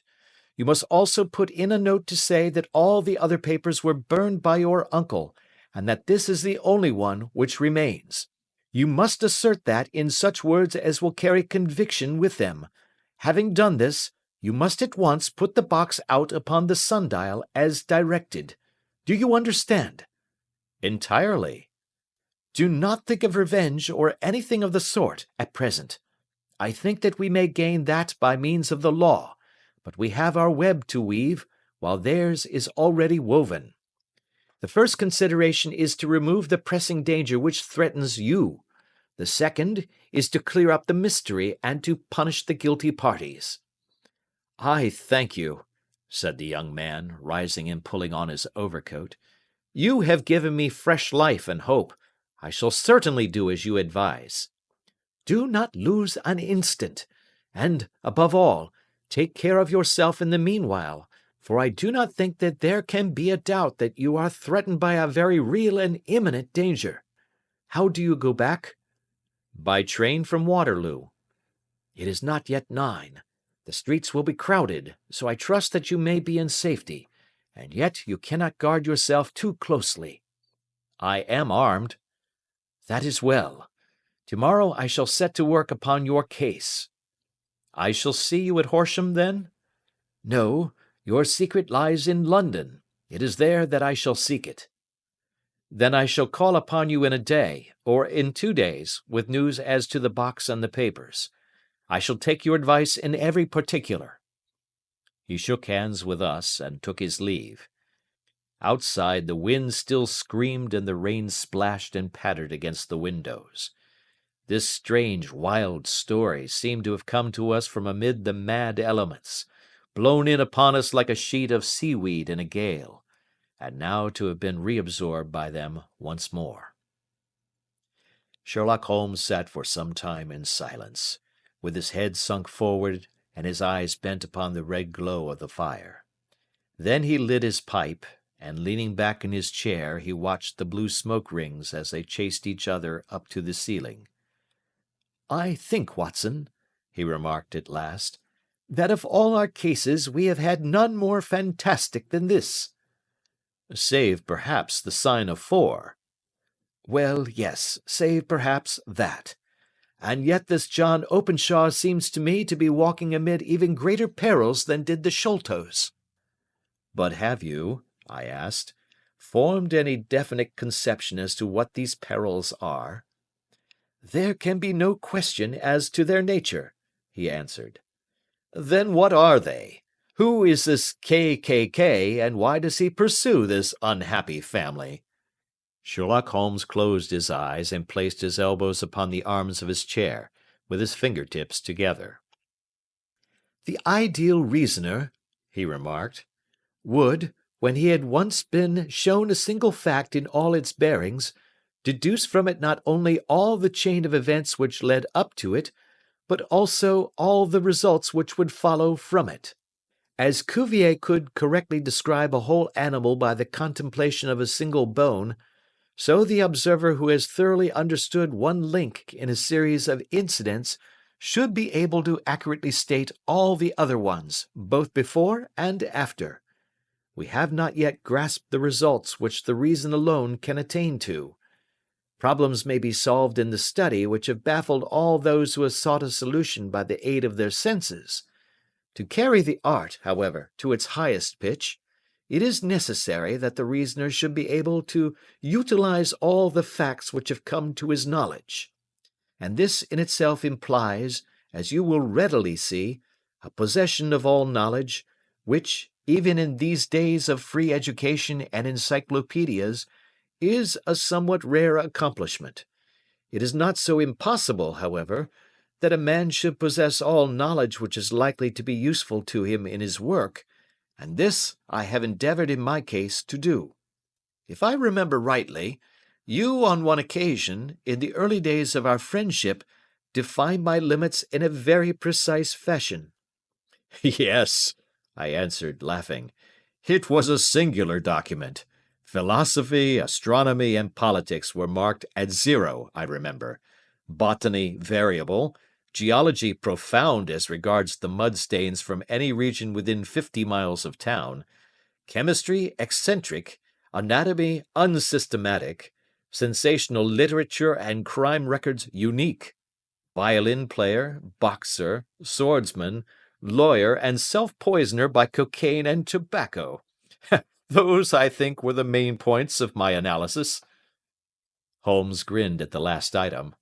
Well, he said, I say now, as I said then, that a man should keep his little brain attic stocked with all the furniture that he is likely to use, and the rest he can put away in the lumber room of his library, where he can get it if he wants it.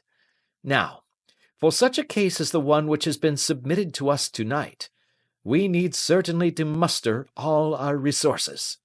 Kindly hand me down the letter K of the American Encyclopedia which stands upon the shelf beside you. Thank you. Now let us consider the situation and see what may be deduced from it. In the first place, we may start with a strong presumption that Colonel Openshaw had some very strong reason for leaving America. Men at his time of life do not change all their habits and exchange willingly the charming climate of Florida for the lonely life of an English provincial town. His extreme love of solitude in England suggests the idea that he was in fear of someone or something, so we may assume as a working hypothesis that it was fear of someone or something which drove him from America. As to what it was he feared, we can only deduce that by considering the formidable letters which were received by himself and his successors. Did you remark the postmarks of these letters? The first was from Pondicherry, the second from Dundee, and the third from London. From East London. What do you deduce from that? They are all seaports, that the writer was on board of a ship. Excellent. We have already a clue. There can be no doubt that the probability, the strong probability, is that the writer was on board of a ship. And now let us consider another point. In the case of Pondicherry, 7 weeks elapsed between the threat and its fulfilment. In Dundee it was only some 3 or 4 days. Does that suggest anything? A greater distance to travel. But the letter had also a greater distance to come. Then I do not see the point. There is at least a presumption that the vessel in which the man or men are is a sailing ship. It looks as if they always send their singular warning or token before them when starting upon their mission. You see how quickly the deed followed the sign when it came from Dundee. If they had come from Pondicherry in a steamer, they would have arrived almost as soon as their letter. But, as a matter of fact, 7 weeks elapsed. I think that those 7 weeks represented the difference between the mail boat which brought the letter and the sailing vessel which brought the writer. It is possible. More than that, it is probable. And now you see the deadly urgency of this new case, and why I urged young Openshaw to caution. The blow has always fallen at the end of the time which it would take the senders to travel the distance. But this one comes from London, and therefore we cannot count upon delay. Good God! I cried. What can it mean, this relentless persecution? The papers which Openshaw carried are obviously of vital importance to the person or persons in the sailing ship. I think that it is quite clear that there must be more than one of them. A single man could not have carried out 2 deaths in such a way as to deceive a coroner's jury. There must have been several in it, and they must have been men of resource and determination. Their papers they mean to have, be the holder of them who it may. In this way you see KKK ceases to be the initials of an individual and becomes the badge of a society. But of what society?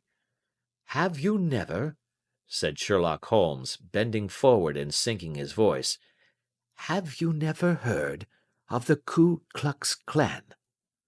"I never have." Holmes turned over the leaves of the book upon his knee. "Here it is," said he presently. "Ku Klux Klan, a name derived from the fanciful resemblance to the sound produced by cocking a rifle. This terrible secret society was formed by some ex-Confederate soldiers in the Southern States after the Civil War, and it rapidly formed local branches in different parts of the country, notably in Tennessee, Louisiana, the Carolinas, Georgia, and Florida. Its power was used for political purposes, principally for the terrorizing of the Negro voters and the murdering and driving from the country of those who were opposed to its views. Its outrages were usually preceded by a warning sent to the marked man in some fantastic but generally recognized shape, a sprig of oak leaves in some parts, melon seeds or orange pips in others. On receiving this, the victim might either openly abjure his former ways, or might fly from the country. If he braved the matter out, death would unfailingly come upon him, and usually in some strange and unforeseen manner. So perfect was the organization of the society, and so systematic its methods, there is hardly a case upon record where any man succeeded in braving it with impunity, or in which any of its outrages were traced home to the perpetrators. For some years the organization flourished in spite of the efforts of the United States government and of the better classes of the community in the South.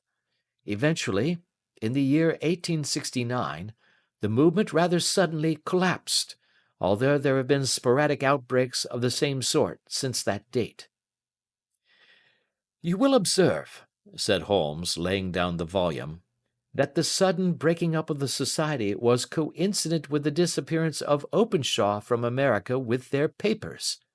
It may well have been cause and effect. It is no wonder that he and his family have some of the more implacable spirits upon their track. You can understand that this register and diary may implicate some of the first men in the South, and that there may be many who will not sleep easy at night until it is recovered. Then the page we have seen is such as we might expect. It ran, if I remember right, sent the pips to A, B, and C. That is, sent the society's warning to them. Then there are successive entries that A and B cleared, or left the country, and finally that C was visited, with, I fear, a sinister result for C. Well, I think, Doctor, that we may let some light into this dark place, and I believe that the only chance young Openshaw has in the meantime is to do what I have told him. There is nothing more to be said or to be done tonight, so hand me over my violin, and let us try to forget for half an hour the miserable weather and the still more miserable ways of our fellow men." It had cleared in the morning, and the sun was shining with a subdued brightness through the dim veil which hangs over the great city. Sherlock Holmes was already at breakfast when I came down. "You will excuse me for not waiting for you," said he. "I have, I foresee, a very busy day before me in looking into this case of young Openshaw's." "What steps will you take?" I asked. "It will very much depend upon the results of my first inquiries. I may have to go down to Horsham after all." "You will not go there first?" "No, I shall commence with the city. Just ring the bell and the maid will bring up your coffee." As I waited, I lifted the unopened newspaper from the table and glanced my eye over it. It rested upon a heading which sent a chill to my heart. "Holmes!" I cried. "You are too late." "Ah!" said he, laying down his cup. "I feared as much. How was it done?" He spoke calmly, but I could see that he was deeply moved. My eye caught the name of Openshaw and the heading "Tragedy near Waterloo Bridge." Here is the account. Between 9 and 10 last night, Police Constable Cook, of the H Division, on duty near Waterloo Bridge, heard a cry for help and a splash in the water. The night, however, was extremely dark and stormy, so that, in spite of the help of several passers-by, it was quite impossible to effect a rescue. The alarm, however, was given, and by the aid of the water police the body was eventually recovered. It proved to be that of a young gentleman whose name, as it appears from an envelope which was found in his pocket, was John Openshaw, and whose residence is near Horsham. It is conjectured that he may have been hurrying down to catch the last train from Waterloo Station, and that in his haste and the extreme darkness he missed his path and walked over the edge of one of the small landing places for river steamboats.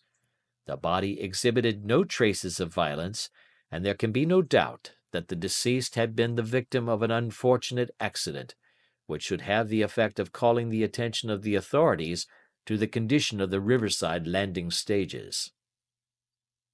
We sat in silence for some minutes, Holmes more depressed and shaken than I had ever seen him. "That hurts my pride, Watson," he said at last. "It is a petty feeling, no doubt, but it hurts my pride. It becomes a personal matter with me now, and if God sends me health, I shall set my hand upon this gang. That he should come to me for help, and that I should send him away to his death." He sprang from his chair and paced about the room in uncontrollable agitation, with a flush upon his sallow cheeks and a nervous clasping and unclasping of his long, thin hands. "They must be cunning devils," he exclaimed at last. "How could they have decoyed him down there? The embankment is not on the direct line to the station. The bridge no doubt was too crowded, even on such a night, for their purpose. Well, Watson, we shall see who will win in the long run. I am going out now." "To the police?" "No, I shall be my own police. When I have spun the web they may take the flies, but not before." All day I was engaged in my professional work, and it was late in the evening before I returned to Baker Street. Sherlock Holmes had not come back yet.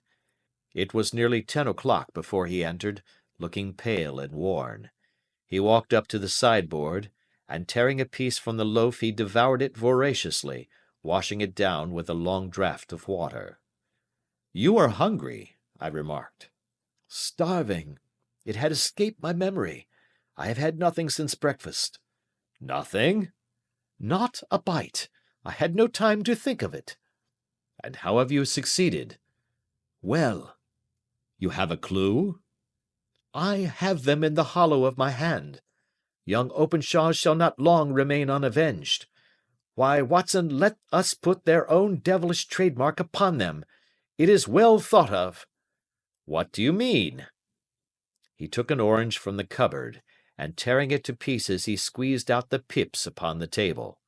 Of these he took 5 and thrust them into an envelope. On the inside of the flap he wrote S.H. for J.O. Then he sealed it and addressed it to Captain James Calhoun, bark Lone Star, Savannah, Georgia. "This will await him when he enters port," said he, chuckling. "It may give him a sleepless night. He will find it as sure a precursor of his fate as Openshaw did before him." "And who is this Captain Calhoun?" "The leader of the gang. I shall have the others, but he first." "How did you trace it, then?" He took a large sheet of paper from his pocket, all covered with dates and names. "I have spent the whole day," said he, "over Lloyd's registers and files of the old papers, following the future career of every vessel which touched at Pondicherry in January and February in '83. There were 36 ships of fair tonnage which were reported there during those months. Of these, one, the Lone Star, instantly attracted my attention, since, although it was reported as having cleared from London, the name is that which is given to one of the states of the Union. Texas, I think. I was not and am not sure which, but I knew that the ship must have an American origin. What then? I searched the Dundee records, and when I found that the bark Lone Star was there in January '85, my suspicion became a certainty. I then inquired as to the vessels which lay at present in the port of London. Yes. The Lone Star had arrived here last week. I went down to the Albert Dock and found that she had been taken down the river by the early tide this morning, homeward bound to Savannah. I wired to Gravesend, and learned that she had passed some time ago, and as the wind is easterly, I have no doubt that she is now past the Goodwins and not very far from the Isle of Wight. What will you do, then? Oh, I have my hand upon him. He and the two mates are, as I learn, the only native-born Americans in the ship. The others are Finns and Germans. I know also that they were all three away from the ship last night. I had it from the stevedore who has been loading their cargo. By the time that their sailing ship reaches Savannah, the mail-boat will have carried this letter, and the cable will have informed the police of Savannah that these three gentlemen are badly wanted here upon a charge of murder. There is ever a flaw, however, in the best laid of human plans, and the murderers of John Openshaw were never to receive the orange pips which would show them that another, as cunning and as resolute as themselves, was upon their track. Very long and very severe were the equinoctial gales that year. We waited long for news of the Lone Star of Savannah, but none ever reached us.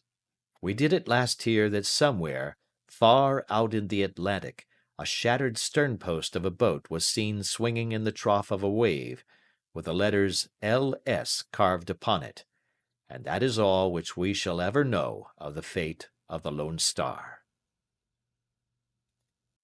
Adventure 6. The Man with a Twisted Lip. Isa Whitney, brother of the late Elias Whitney, D.D., principal of the Theological College of St. George's, was much addicted to opium.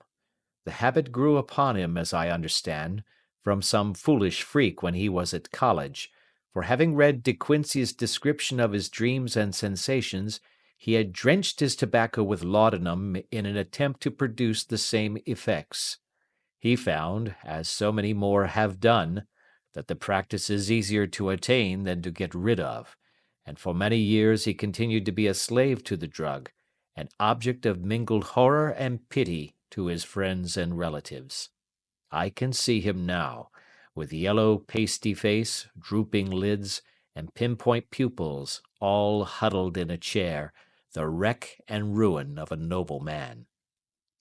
One night, it was in June '89, there came a ring to my bell, about the hour when a man gives his first yawn and glances at the clock. I sat up in my chair, and my wife laid her needlework down in her lap and made a little face of disappointment. "A patient," said she. "You'll have to go out." I groaned, for I was newly come back from a weary day. We heard the door open, a few hurried words, and then quick steps upon the linoleum. Our own door flew open, and a lady, clad in some dark-colored stuff, with a black veil, entered the room. "You will excuse my calling so late," she began, and then, suddenly losing her self-control, she ran forward, threw her arms about my wife's neck, and sobbed upon her shoulder. "Oh, I'm in such trouble!" she cried. "I do so want a little help." "Why," said my wife, pulling up her veil, "it is Kate Whitney. How you startled me, Kate! I had not an idea who you were when you came in." "I don't know what to do, so I came straight to you." That was always the way. Folk who were in grief came to my wife like birds to a lighthouse. "It was very sweet of you to come. Now, you must have some wine and water, and sit here comfortably and tell us all about it. Or should you rather that I sent James off to bed?" "Oh, no, no! I want the doctor's advice and help too. It's about Isa. He's not been home for 2 days. I'm so frightened about him." It was not the first time that she had spoken to us of her husband's trouble, to me as a doctor, to my wife as an old friend and school companion. We soothed and comforted her by such words as we could find. Did she know where her husband was? Was it possible that we could bring him back to her? It seems that it was. She had the surest information that of late he had, when the fit was on him, made use of an opium den in the farthest east of the city.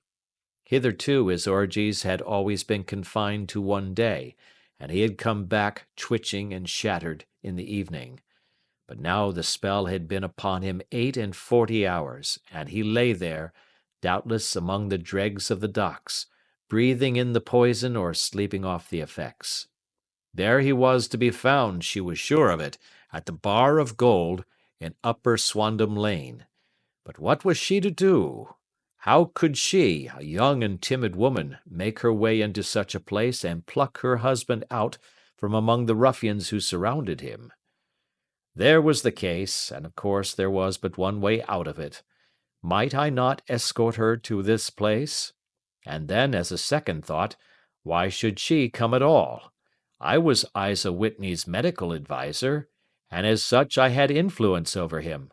I could manage it better if I were alone. I promised her on my word that I would send him home in a cab within 2 hours, if he were indeed at the address which she had given me. And so in 10 minutes I had left my armchair and cheery sitting-room behind me, and was speeding eastward in a hansom on a strange errand, as it seemed to me at the time, though the future only could show how strange it was to be. But there was no great difficulty in the first stage of my adventure. Upper Swandam Lane is a vile alley lurking behind the high wharves which line the north side of the river to the east of London Bridge. Between a slop shop and a gin shop, approached by a steep flight of steps leading down to a black gap like the mouth of a cave, I found the den of which I was in search. Ordering my cab to wait, I passed down the steps, worn hollow in the centre by the ceaseless tread of drunken feet, and by the light of a flickering oil lamp above the door I found the latch and made my way into a long, low room, thick and heavy with the brown opium smoke, and terraced with wooden berths like the forecastle of an emigrant ship. Through the gloom one could dimly catch a glimpse of bodies lying in strange, fantastic poses, bowed shoulders, bent knees, heads thrown back, chins pointing upward, with here and there a dark, lack-lustre eye turned upon the newcomer. Out of the black shadows there glimmered little red circles of light, now bright, now faint, as the burning poison waxed or waned in the bowls of the metal pipes. The most lay silent, but some muttered to themselves, and others talked together in a strange, low, monotonous voice, their conversation coming in gushes, and then suddenly tailing off into silence, each mumbling out his own thoughts and paying little heed to the words of his neighbour. At the farther end was a small brazier of burning charcoal, beside which on a three-legged wooden stool there sat a tall, thin old man, with his jaw resting upon his two fists and his elbows upon his knees, staring into the fire. As I entered, a sallow Malay attendant had hurried up with a pipe for me and a supply of the drug, beckoning me to an empty berth. "Thank you, I have not come to stay," said I. "There is a friend of mine here, Mr. Isa Whitney, and I wish to speak with him." There was a movement and an exclamation from my right, and peering through the gloom, I saw Whitney, pale, haggard, and unkempt, staring out at me. "My God, it's Watson!" said he. He was in a pitiable state of reaction, with every nerve in a twitter. "I say, Watson, what o'clock is it?" "Nearly 11." "Of what day?" "Of Friday, June 19th." "Good heavens! I thought it was Wednesday." "It is Wednesday. What do you want to frighten a chap for?" He sank his face onto his arms and began to sob in a high treble key. "I tell you that it is Friday, man. Your wife has been waiting this 2 days for you. You should be ashamed of yourself." "So I am. But you've got mixed, Watson, for I have only been here a few hours. 3 pipes, 4 pipes, I forget how many. But I'll go home with you. I wouldn't frighten Kate, poor little Kate. Give me your hand. Have you a cab?" Yes, I have one waiting. Then I shall go in it. But I must owe something. Find what I owe, Watson. I am all off color. I can do nothing for myself. I walked down the narrow passage between the double row of sleepers, holding my breath to keep out the vile, stupefying fumes of the drug, and looking about for the manager. As I passed the tall man who sat by the brazier, I felt a sudden pluck at my skirt, and a low voice whispered, "Walk past me, and then look back at me." The words fell quite distinctly upon my ear. I glanced down. They could only have come from the old man at my side, and yet he sat now as absorbed as ever, very thin, very wrinkled, bent with age, an opium pipe dangling down from between his knees as though it had dropped in sheer lassitude from his fingers. I took 2 steps forward and looked back. It took all my self-control to prevent me from breaking out into a cry of astonishment. He had turned his back so that none could see him but I.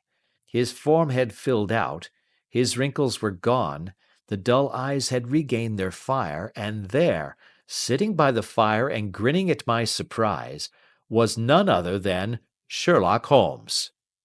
He made a slight motion to me to approach him, and instantly, as he turned his face half round to the company once more, subsided into a doddering, loose-lipped senility. "Holmes," I whispered, "what on earth are you doing in this den?" "As low as you can," he answered. "I have excellent ears. If you would have the great kindness to get rid of that sottish friend of yours, I should be exceedingly glad to have a little talk with you." "I have a cab outside." "Then pray send him home in it. You may safely trust him, for he appears to be too limp to get into any mischief. I should recommend you also to send a note by the cabman to your wife to say that you have thrown in your lot with me. If you will wait outside, I shall be with you in 5 minutes." It was difficult to refuse any of Sherlock Holmes's requests, for they were always so exceedingly definite, and put forward with such a quiet air of mastery. I felt, however, that when Whitney was once confined in the cab my mission was practically accomplished, and for the rest, I could not wish anything better than to be associated with my friend in one of those singular adventures which were the normal condition of his existence. In a few minutes I had written my note, paid Whitney's bill, led him out to the cab, and seen him driven through the darkness. In a very short time a decrepit figure had emerged from the opium den, and I was walking down the street with Sherlock Holmes. For 2 streets he shuffled along with a bent back and an uncertain foot. Then, glancing quickly round, he straightened himself out and burst into a hearty fit of laughter. "I suppose, Watson," said he, "that you imagine that I have added opium smoking to cocaine injections, and all the other little weaknesses on which you have favoured me with your medical views." "I was certainly surprised to find you there." "But not more so than I to find you." "I came to find a friend." "And I to find an enemy." "An enemy?" "Yes, one of my natural enemies, or shall I say, my natural prey. Briefly, Watson, I am in the midst of a very remarkable inquiry, and I have hoped to find a clue in the incoherent ramblings of these sots, as I have done before now. Had I been recognized in that den, my life would not have been worth an hour's purchase, for I have used it before now for my own purposes, and the rascally Lascar who runs it has sworn to have vengeance upon me. There is a trap-door at the back of that building, near the corner of Paul's Wharf, which could tell some strange tales of what has passed through it upon the moonless nights." "What? You do not mean bodies?" "Ay, bodies, Watson. We should be rich men if we had £1,000 for every poor devil who has been done to death in that den. It is the vilest murder trap on the whole river side, and I fear that Neville St. Clair has entered it never to leave it more. But our trap should be here." He put his 2 forefingers between his teeth and whistled shrilly. A signal which was answered by a similar whistle from the distance, followed shortly by the rattle of wheels and the clink of horses' hoofs. "Now, Watson," said Holmes, as a tall dog-cart dashed up through the gloom, throwing out two golden tunnels of yellow light from its side lanterns, "you'll come with me, won't you?" "If I can be of use." "Oh, a trusty comrade is always of use, and a chronicler still more so. My room at the Cedars is a double-bedded one." "The Cedars?" "Yes, that is Mr. St. Clair's house. I am staying there while I conduct the inquiry." "Where is it, then?" "Near Lee, in Kent. We have a 7-mile drive before us." "But I am all in the dark." "Of course you are. You'll know all about it presently. Jump up here. All right, John, we shall not need you. Here's half-a-crown. Look out for me tomorrow about 11. Give her head. So long, then." He flicked the horse with his whip, and we dashed away through the endless succession of sombre and deserted streets, which widened gradually until we were flying across a broad balustraded bridge, with the murky river flowing sluggishly beneath us. Beyond lay another dull wilderness of bricks and mortar, its silence broken only by the heavy, regular footfall of the policemen, or the songs and shouts of some belated party of revellers. A dull wrack was drifting slowly across the sky, and a star or two twinkled dimly here and there through the rifts of the clouds. Holmes drove in silence, with his head sunk upon his breast, and the air of a man who is lost in thought, while I sat beside him, curious to learn what this new quest might be which seemed to tax his powers so sorely, and yet afraid to break in upon the current of his thoughts. We had driven several miles, and were beginning to get to the fringe of the belt of suburban villas, when he shook himself, shrugged his shoulders, and lit up his pipe with the air of a man who has satisfied himself that he is acting for the best. "You have a grand gift of silence, Watson," said he. "It makes you quite invaluable as a companion. 'Pon my word, it is a great thing for me to have someone to talk to, for my own thoughts are not over-pleasant. I was wondering what I should say to this dear little woman to-night when she meets me at the door." "You forget that I know nothing about it." "I shall just have time to tell you the facts of the case before we get to Lee. It seems absurdly simple, and yet, somehow I can get nothing to go upon. There's plenty of thread, no doubt, but I can't get the end of it into my hand. Now, I'll state the case clearly and concisely to you, Watson, and maybe you can see a spark where all is dark to me." "Proceed, then." Some years ago, to be definite, in May 1884, there came to Lee a gentleman, Neville St. Clair by name, who appeared to have plenty of money. He took a large villa, laid out the grounds very nicely, and lived generally in good style. By degrees he made friends in the neighbourhood, and in 1887 he married the daughter of a local brewer, by whom he now has 2 children. He had no occupation, but was interested in several companies, and went into town, as a rule, in the morning, returning by the 5:14 from Cannon Street every night. Mr. St. Clair is now 37 years of age, is a man of temperate habits, a good husband, a very affectionate father, and a man who is popular with all who know him. I may add that his whole debts at the present moment, as far as we have been able to ascertain, amount to £88 10s, while he has £220 standing to his credit in the Capital and Counties Bank. There is no reason, therefore, to think that money troubles have been weighing upon his mind.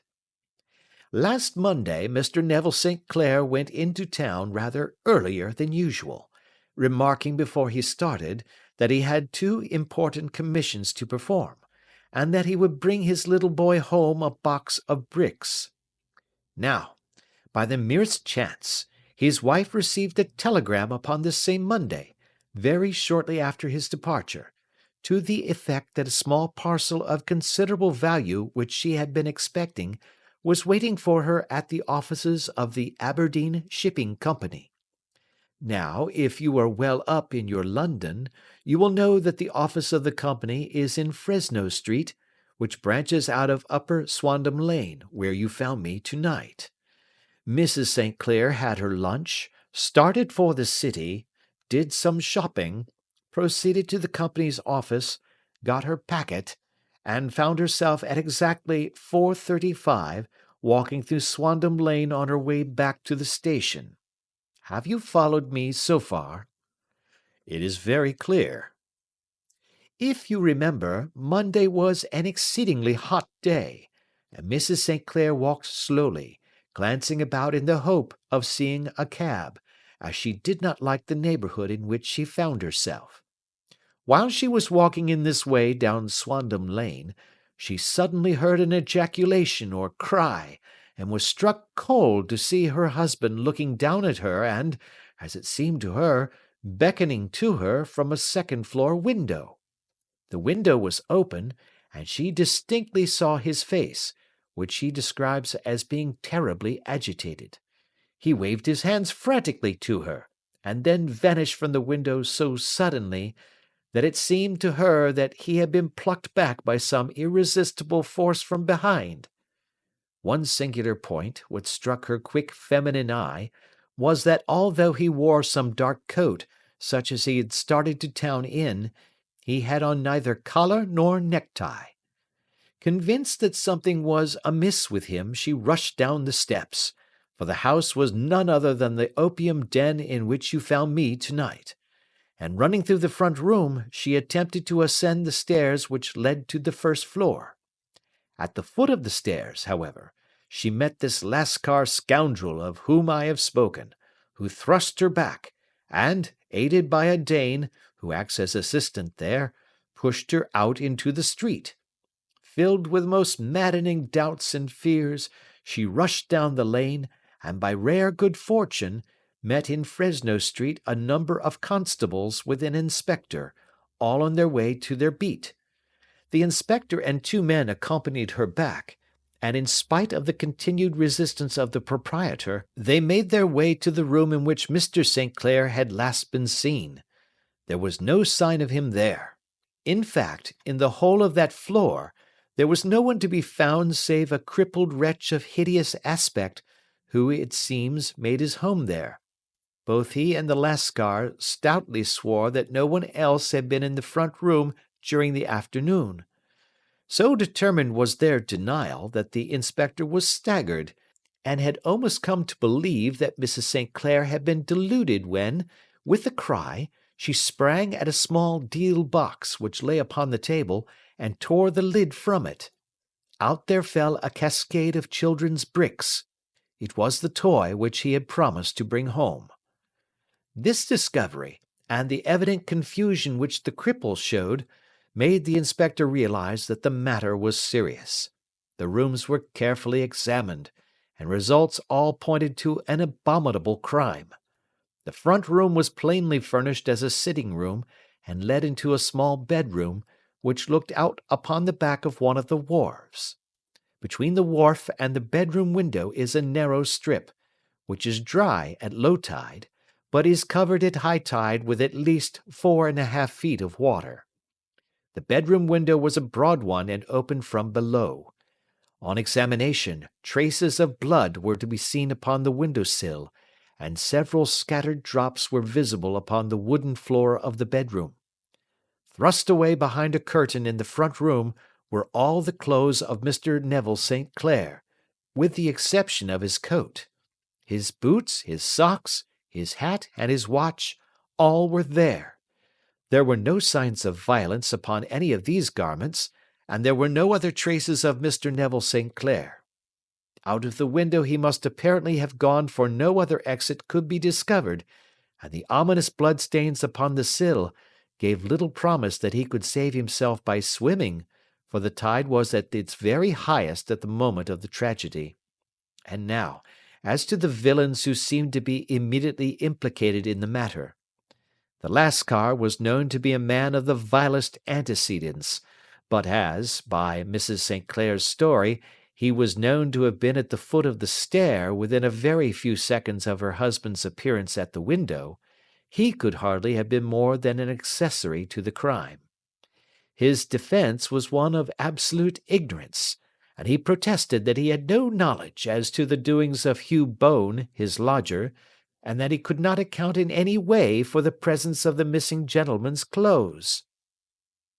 So much for the Lascar manager. Now for the sinister cripple who lives upon the second floor of the opium den, and who was certainly the last human being whose eyes rested upon Neville St. Clair. His name is Hugh Bone, and his hideous face is one which is familiar to every man who goes much to the city. He is a professional beggar, though in order to avoid the police regulations, he pretends to a small trade in wax vestas. Some little distance down Threadneedle Street, upon the left-hand side, there is, as you may have remarked, a small angle in the wall. Here it is that this creature takes his daily seat, cross-legged with his tiny stock of matches on his lap, and as he is a piteous spectacle, a small rain of charity descends into the greasy leather cap which lies upon the pavement beside him. I have watched the fellow more than once before ever I thought of making his professional acquaintance, and I have been surprised at the harvest which he has reaped in a short time. His appearance, you see, is so remarkable that no one can pass him without observing him. A shock of orange hair, a pale face disfigured by a horrible scar, which, by its contraction, has turned up the outer edge of his upper lip, a bulldog chin, and a pair of very penetrating dark eyes, which present a singular contrast to the colour of his hair, all mark him out from amid the common crowd of mendicants, and so too does his wit, for he is ever ready with a reply to any piece of chaff which may be thrown at him by the passers-by.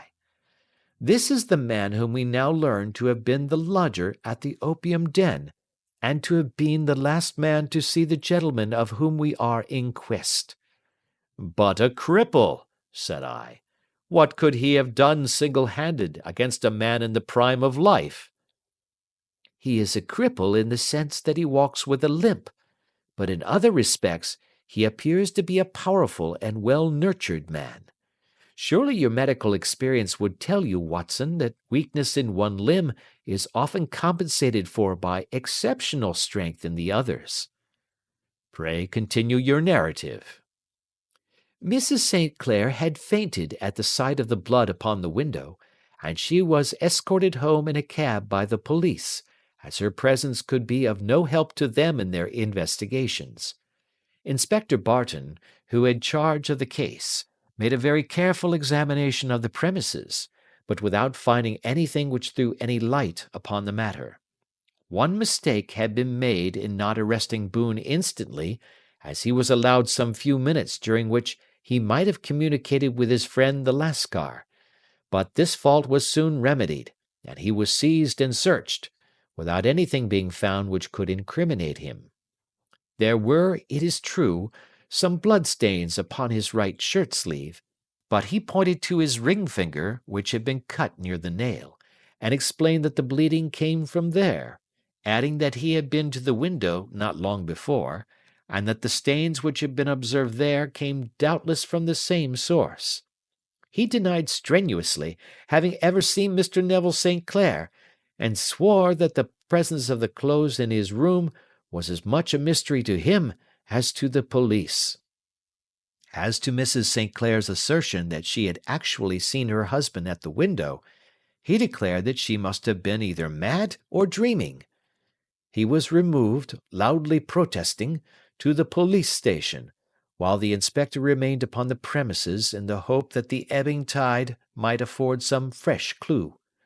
And it did, though they hardly found upon the mud-bank what they had feared to find. It was Neville St. Clair's coat, and not Neville St. Clair, which lay uncovered as the tide receded. And what do you think they found in the pockets? I cannot imagine. No, I don't think you would guess. Every pocket stuffed with pennies and halfpennies, 421 pennies and 270 halfpennies. It was no wonder that it had not been swept away by the tide. But a human body is a different matter. There is a fierce eddy between the wharf and the house. It seemed likely enough that the weighted coat had remained when the stripped body had been sucked away into the river.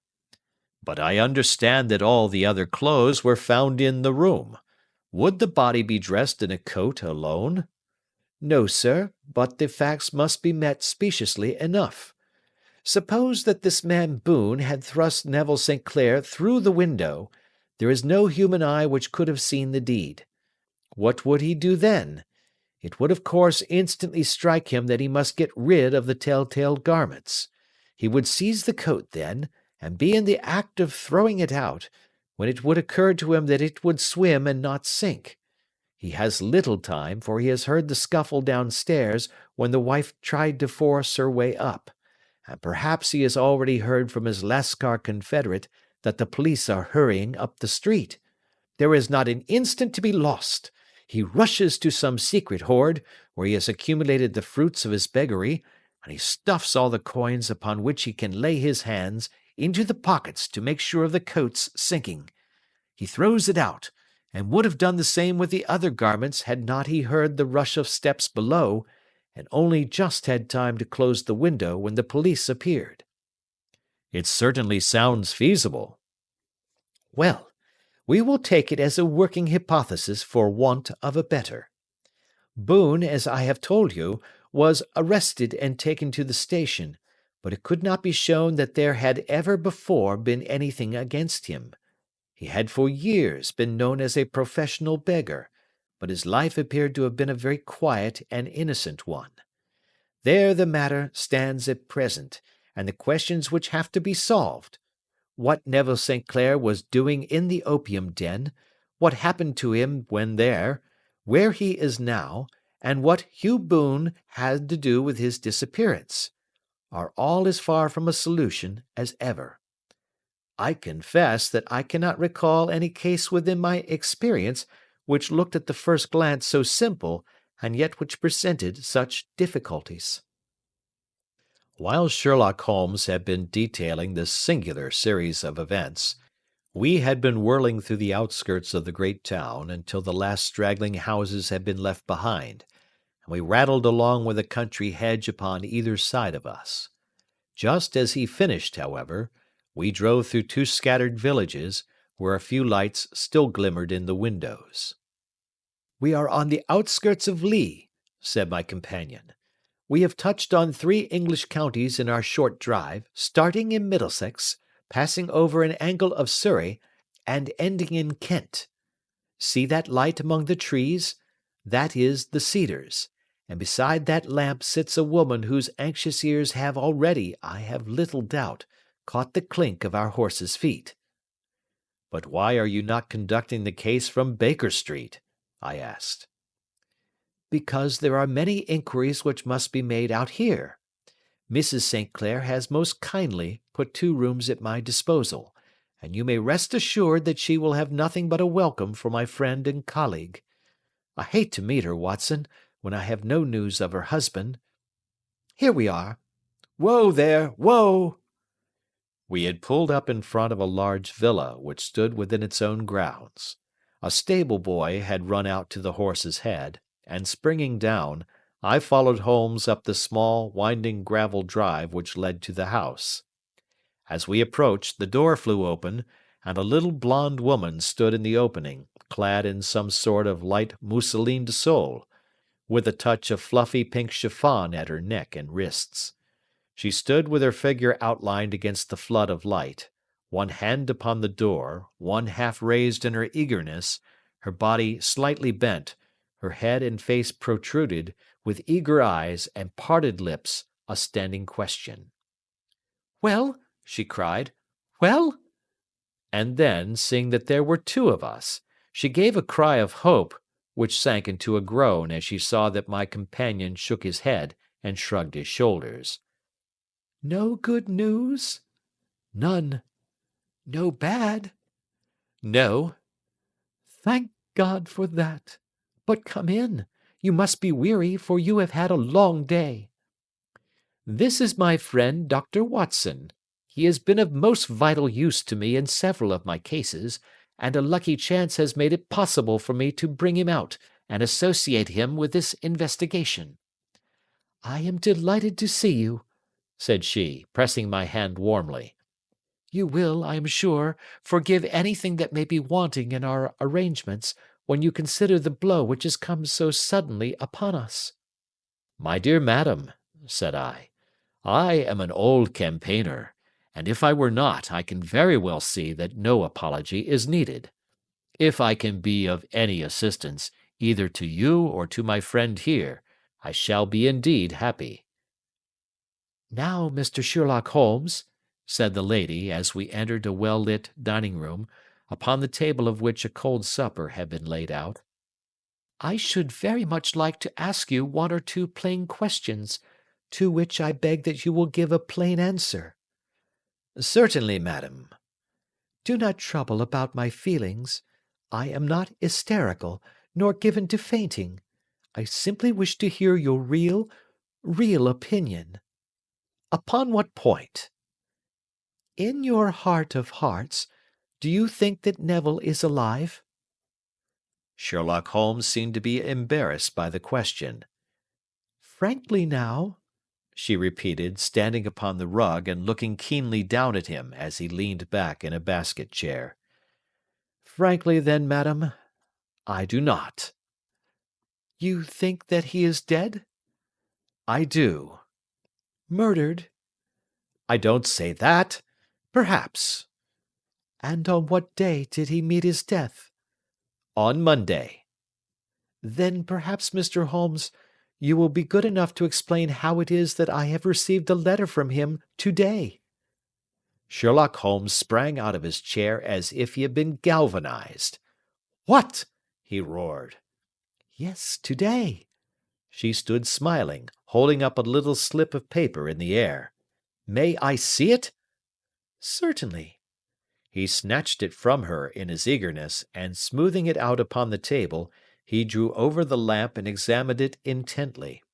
I had left my chair and was gazing at it over his shoulder. The envelope was a very coarse one, and was stamped with the Gravesend postmark, and with the date of that very day, or rather of the day before, for it was considerably after midnight. "Coarse writing," murmured Holmes. "Surely this is not your husband's writing, madam?" "No, but the enclosure is." I perceive also that whoever addressed the envelope had to go and inquire as to the address." "How can you tell that?" "The name, you see, is in perfectly black ink, which has dried itself. The rest is of a greyish colour, which shows that blotting paper has been used. If it had been written straight off and then blotted, none would be of a deep black shade. This man has written the name, and there has then been a pause before he wrote the address, which can only mean that he was not familiar with it. It is, of course, a trifle, but there is nothing so important as trifles. Now, let us now see the letter. Ha! There has been an enclosure here." "Yes, there was a ring, his signet ring." "And you are sure that this is your husband's hand?" "One of his hands." "One?" "His hand when he wrote hurriedly. It is very unlike his usual writing, and yet I know it well." "Dearest, do not be frightened. All will come well. There is a huge error which it may take some time to rectify. Wait in patience. Neville. Written in pencil upon the flyleaf of a book, octavo size, no watermark. Posted today in Gravesend by a fellow with a dirty thumb. Ha! And the flap has been gummed, if I am not very much in error, by a person who has been chewing tobacco. And you have no doubt that it is your husband's hand, madam?" "None. Neville wrote these words." "And they were posted to-day at Gravesend. Well, Mrs. St. Clair, the clouds lighten, though I should not venture to say that the danger is over." "But he must be alive, Mr. Holmes." "Unless this is a clever forgery to put us on the wrong scent. The ring, after all, proves nothing. It may have been taken from him." "No, no, it is. It is his very own writing." "Very well. It may, however, have been written on Monday and only posted today." "That is possible." "If so, much may have happened between." "Oh, you must not discourage me, Mr. Holmes. I know that all is well with him. There is so keen a sympathy between us that I should know if evil came upon him. On the very day that I saw him last, he cut himself in the bedroom, and yet I in the dining room rushed upstairs instantly with the utmost certainty that something had happened. Do you think that I would respond to such a trifle, and yet be ignorant of his death?"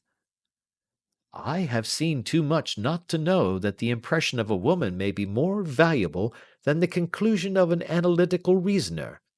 And in this letter you certainly have a very strong piece of evidence to corroborate your view. But if your husband is alive and able to write letters, why should he remain away from you?" "I cannot imagine. It is unthinkable." "And on Monday he made no remarks before leaving you?" "No." "And you were surprised to see him in Swandam Lane?" "Very much so." "Was the window open?" "Yes." "Then he might have called to you?" "He might." "He only, as I understand, gave an inarticulate cry?" "Yes." "A call for help, you thought?" "Yes, he waved his hands." "But it might have been a cry of surprise. Astonishment at the unexpected sight of you might cause him to throw up his hands?" "It is possible." "And you thought he was pulled back?" "He disappeared so suddenly." "He might have leaped back. You did not see anyone else in the room?" "No, but this horrible man confessed to having been there, and the Lascar was at the foot of the stairs." "Quite so. Your husband, as far as you could see, had his ordinary clothes on?" "But without his collar or tie. I distinctly saw his bare throat." "Had he ever spoken of Swandam Lane?" "Never." "Had he ever showed any signs of having taken opium?" "Never." "Thank you, Mrs. St. Clair. Those are the principal points about which I wish to be absolutely clear. We shall now have a little supper and then retire, for we may have a very busy day to-morrow." A large and comfortable double-bedded room had been placed at our disposal, and I was quickly between the sheets, for I was weary after my night of adventure. Sherlock Holmes was a man, however, who, when he had an unsolved problem upon his mind, would go for days, and even for a week, without rest, turning it over, rearranging his facts, looking at it from every point of view until he had either fathomed it or convinced himself that his data were insufficient. It was soon evident to me that he was now preparing for an all-night sitting. He took off his coat and waistcoat, put on a large blue dressing-gown, and then wandered about the room collecting pillows from his bed and cushions from the sofa and armchairs. With these he constructed a sort of Eastern divan, upon which he perched himself cross-legged, with an ounce of shag tobacco and a box of matches laid out in front of him. In the dim light of the lamp I saw him sitting there, an old briar pipe between his lips, his eyes fixed vacantly upon the corner of the ceiling, the blue smoke curling up from him, silent, motionless, and the light shining upon his strong-set aquiline features. So he sat as I dropped off to sleep, and so he sat when a sudden ejaculation caused me to wake up, and I found the summer sun shining into the apartment. The pipe was still between his lips, the smoke still curled upward, and the room was full of a dense tobacco haze, but nothing remained of the heap of shag which I had seen upon the previous night. "Awake, Watson?" he asked. "Yes." "Game for a morning drive?" "Certainly." "Then dress. No one is stirring yet, but I know where the stable-boy sleeps, and we shall soon have the trap out." He chuckled to himself as he spoke, his eyes twinkled, and he seemed a different man to the sombre thinker of the previous night. As I dressed, I glanced at my watch. It was no wonder that no one was stirring. It was 25 minutes past 4. I had hardly finished when Holmes returned with the news that the boy was putting in the horse. "I want to test a little theory of mine," said he, pulling on his boots. "I think, Watson, that you are now standing in the presence of one of the most absolute fools in Europe. I deserve to be kicked from here to Charing Cross, but I think I have the key of the affair now." "And where is it?" I asked, smiling.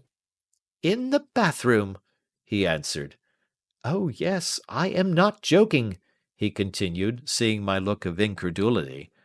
"I have just been there, and I have taken it out, and I have got it in this Gladstone bag. Come on, my boy, and we shall see whether it will fit the lock." We made our way downstairs as quietly as possible, and out into the bright morning sunshine. In the road stood our horse and trap, with the half-clad stable-boy waiting at the head. We both sprang in, and away we dashed down the London road. A few country carts were stirring, bearing in vegetables to the metropolis, but the lines of villas on either side were as silent and lifeless as some city in a dream. "It has been in some points a singular case," said Holmes, flicking the horse on into a gallop. "I confess that I have been as blind as a mole, but it is better to learn wisdom late than never to learn it at all." In town, the earliest risers were just beginning to look sleepily from their windows as we drove through the streets of the Surrey side. Passing down the Waterloo Bridge Road, we crossed over the river, and dashing up Wellington Street, wheeled sharply to the right and found ourselves in Bow Street. Sherlock Holmes was well known to the force, and the two constables at the door saluted him. One of them held the horse's head while the other led us in. "Who is on duty?" asked Holmes. "Inspector Bradstreet, sir." "Ah, Bradstreet, how are you?" A tall, stout official had come down the stone-flagged passage in a peaked cap and frogged jacket. "I wish to have a quiet word with you, Bradstreet." "Certainly, Mr. Holmes. Step into my room here." It was a small office-like room, with a huge ledger upon the table, and a telephone projecting from the wall. The inspector sat down at his desk. "What can I do for you, Mr. Holmes?" "I called about that beggarman, Boone, the one who was charged with being concerned in the disappearance of Mr. Neville St. Clair, of Lee." "Yes, he was brought up and remanded for further inquiries." "So I heard. You have him here?" "In the cells." "Is he quiet?" "Oh, he gives no trouble, but he is a dirty scoundrel." "Dirty?" "Yes, it is all we can do to make him wash his hands, and his face is as black as a tinker's. Well, when once his case has been settled, he will have a regular prison bath, and I think, if you saw him, you would agree with me that he needed it." "I should like to see him very much." "Would you? That is easily done. Come this way. You can leave your bag." "No, I think that I'll take it." "Very good. Come this way, if you please." He led us down a passage, opened a barred door, passed down a winding stair, and brought us to a whitewashed corridor with a line of doors on each side. "The third on the right is his," said the inspector. "Here it is." He quietly shot back a panel in the upper part of the door and glanced through. "He is asleep," said he. "You can see him very well."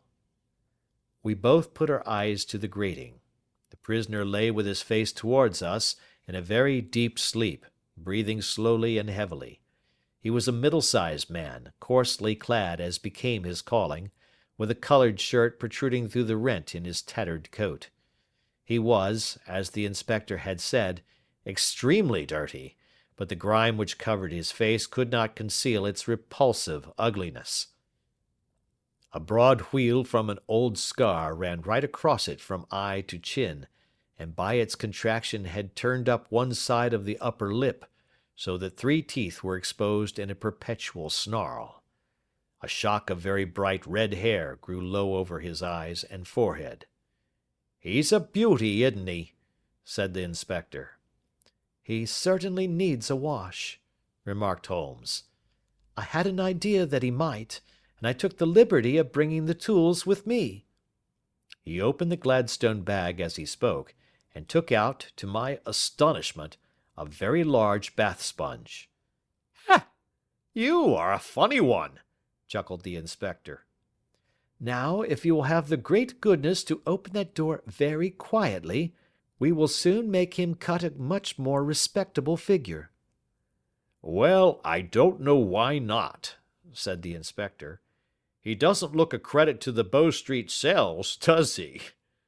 He slipped his key into the lock, and we all very quietly entered the cell. The sleeper half turned and then settled down once more into a deep slumber.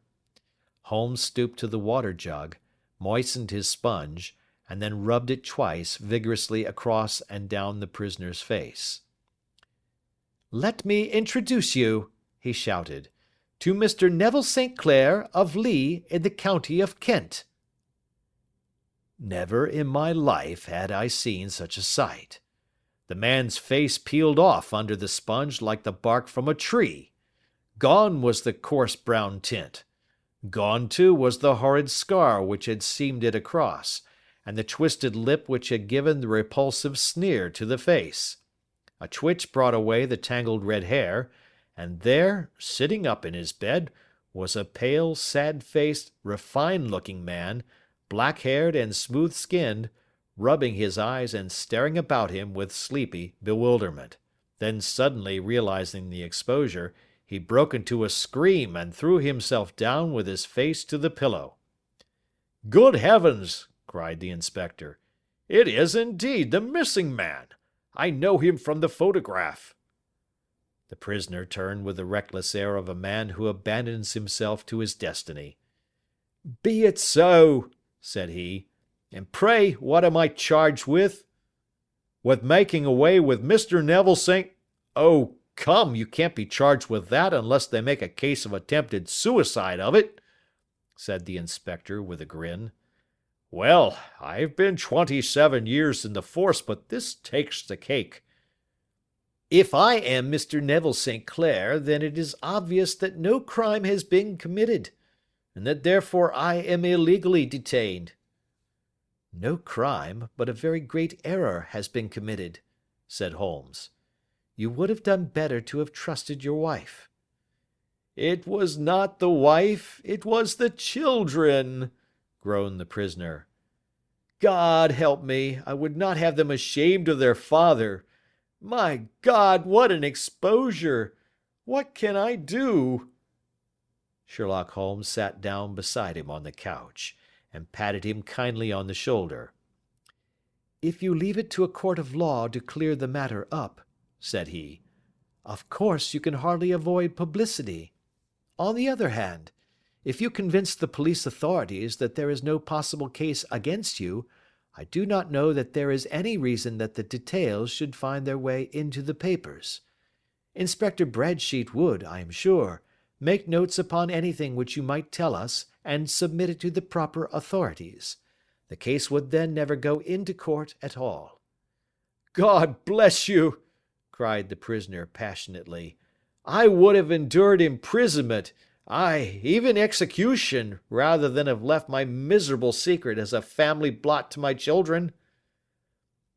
You are the first who have ever heard my story.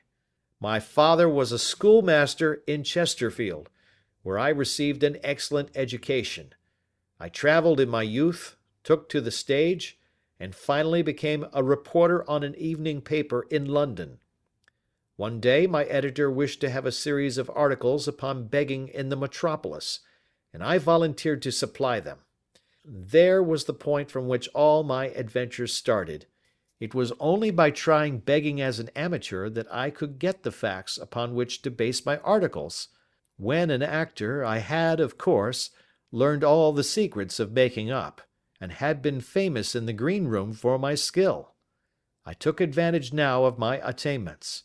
I painted my face, and to make myself as pitiable as possible, I made a good scar and fixed one side of my lip in a twist by the aid of a small slip of flesh-colored plaster. Then, with a red head of hair and an appropriate dress, I took my station in the business part of the city, ostensibly as a match-seller, but really as a beggar. For 7 hours I plied my trade, and when I returned home in the evening, I found to my surprise that I had received no less than 26 shillings 4 pence. I wrote my articles and thought little more of the matter until, some time later, I backed a bill for a friend and had a writ served upon me for £25. I was at my wits' end where to get the money, but a sudden idea came to me. I begged a fortnight's grace from the creditor, asked for a holiday from my employers, and spent the time in begging in the city under my disguise. In 10 days I had the money and had paid the debt. Well, you can imagine how hard it was to settle down to arduous work at £2 a week, when I knew that I could earn as much in a day by smearing my face with a little paint, laying my cap on the ground, and sitting still.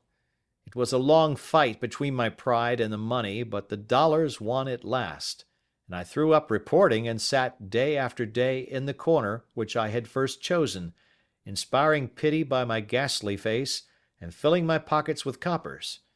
Only one man knew my secret. He was the keeper of a low den in which I used to lodge in Swandam Lane, where I could every morning emerge as a squalid beggar, and in the evenings transform myself into a well-dressed man about town. This fellow, a Lascar, was well paid by me for his rooms, so that I knew that my secret was safe in his possession. Well, very soon I found that I was saving considerable sums of money. I do not mean that any beggar in the streets of London could earn £700 a year, which is less than my average takings, but I had exceptional advantages in my power of making up, and also in a facility of repartee, which improved by practice and made me quite a recognized character in the city. All day a stream of pennies, varied by silver, poured in upon me, and it was a very bad day in which I failed to take £2.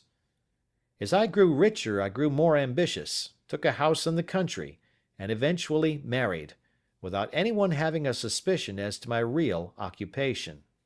My dear wife knew that I had business in the city. She little knew what.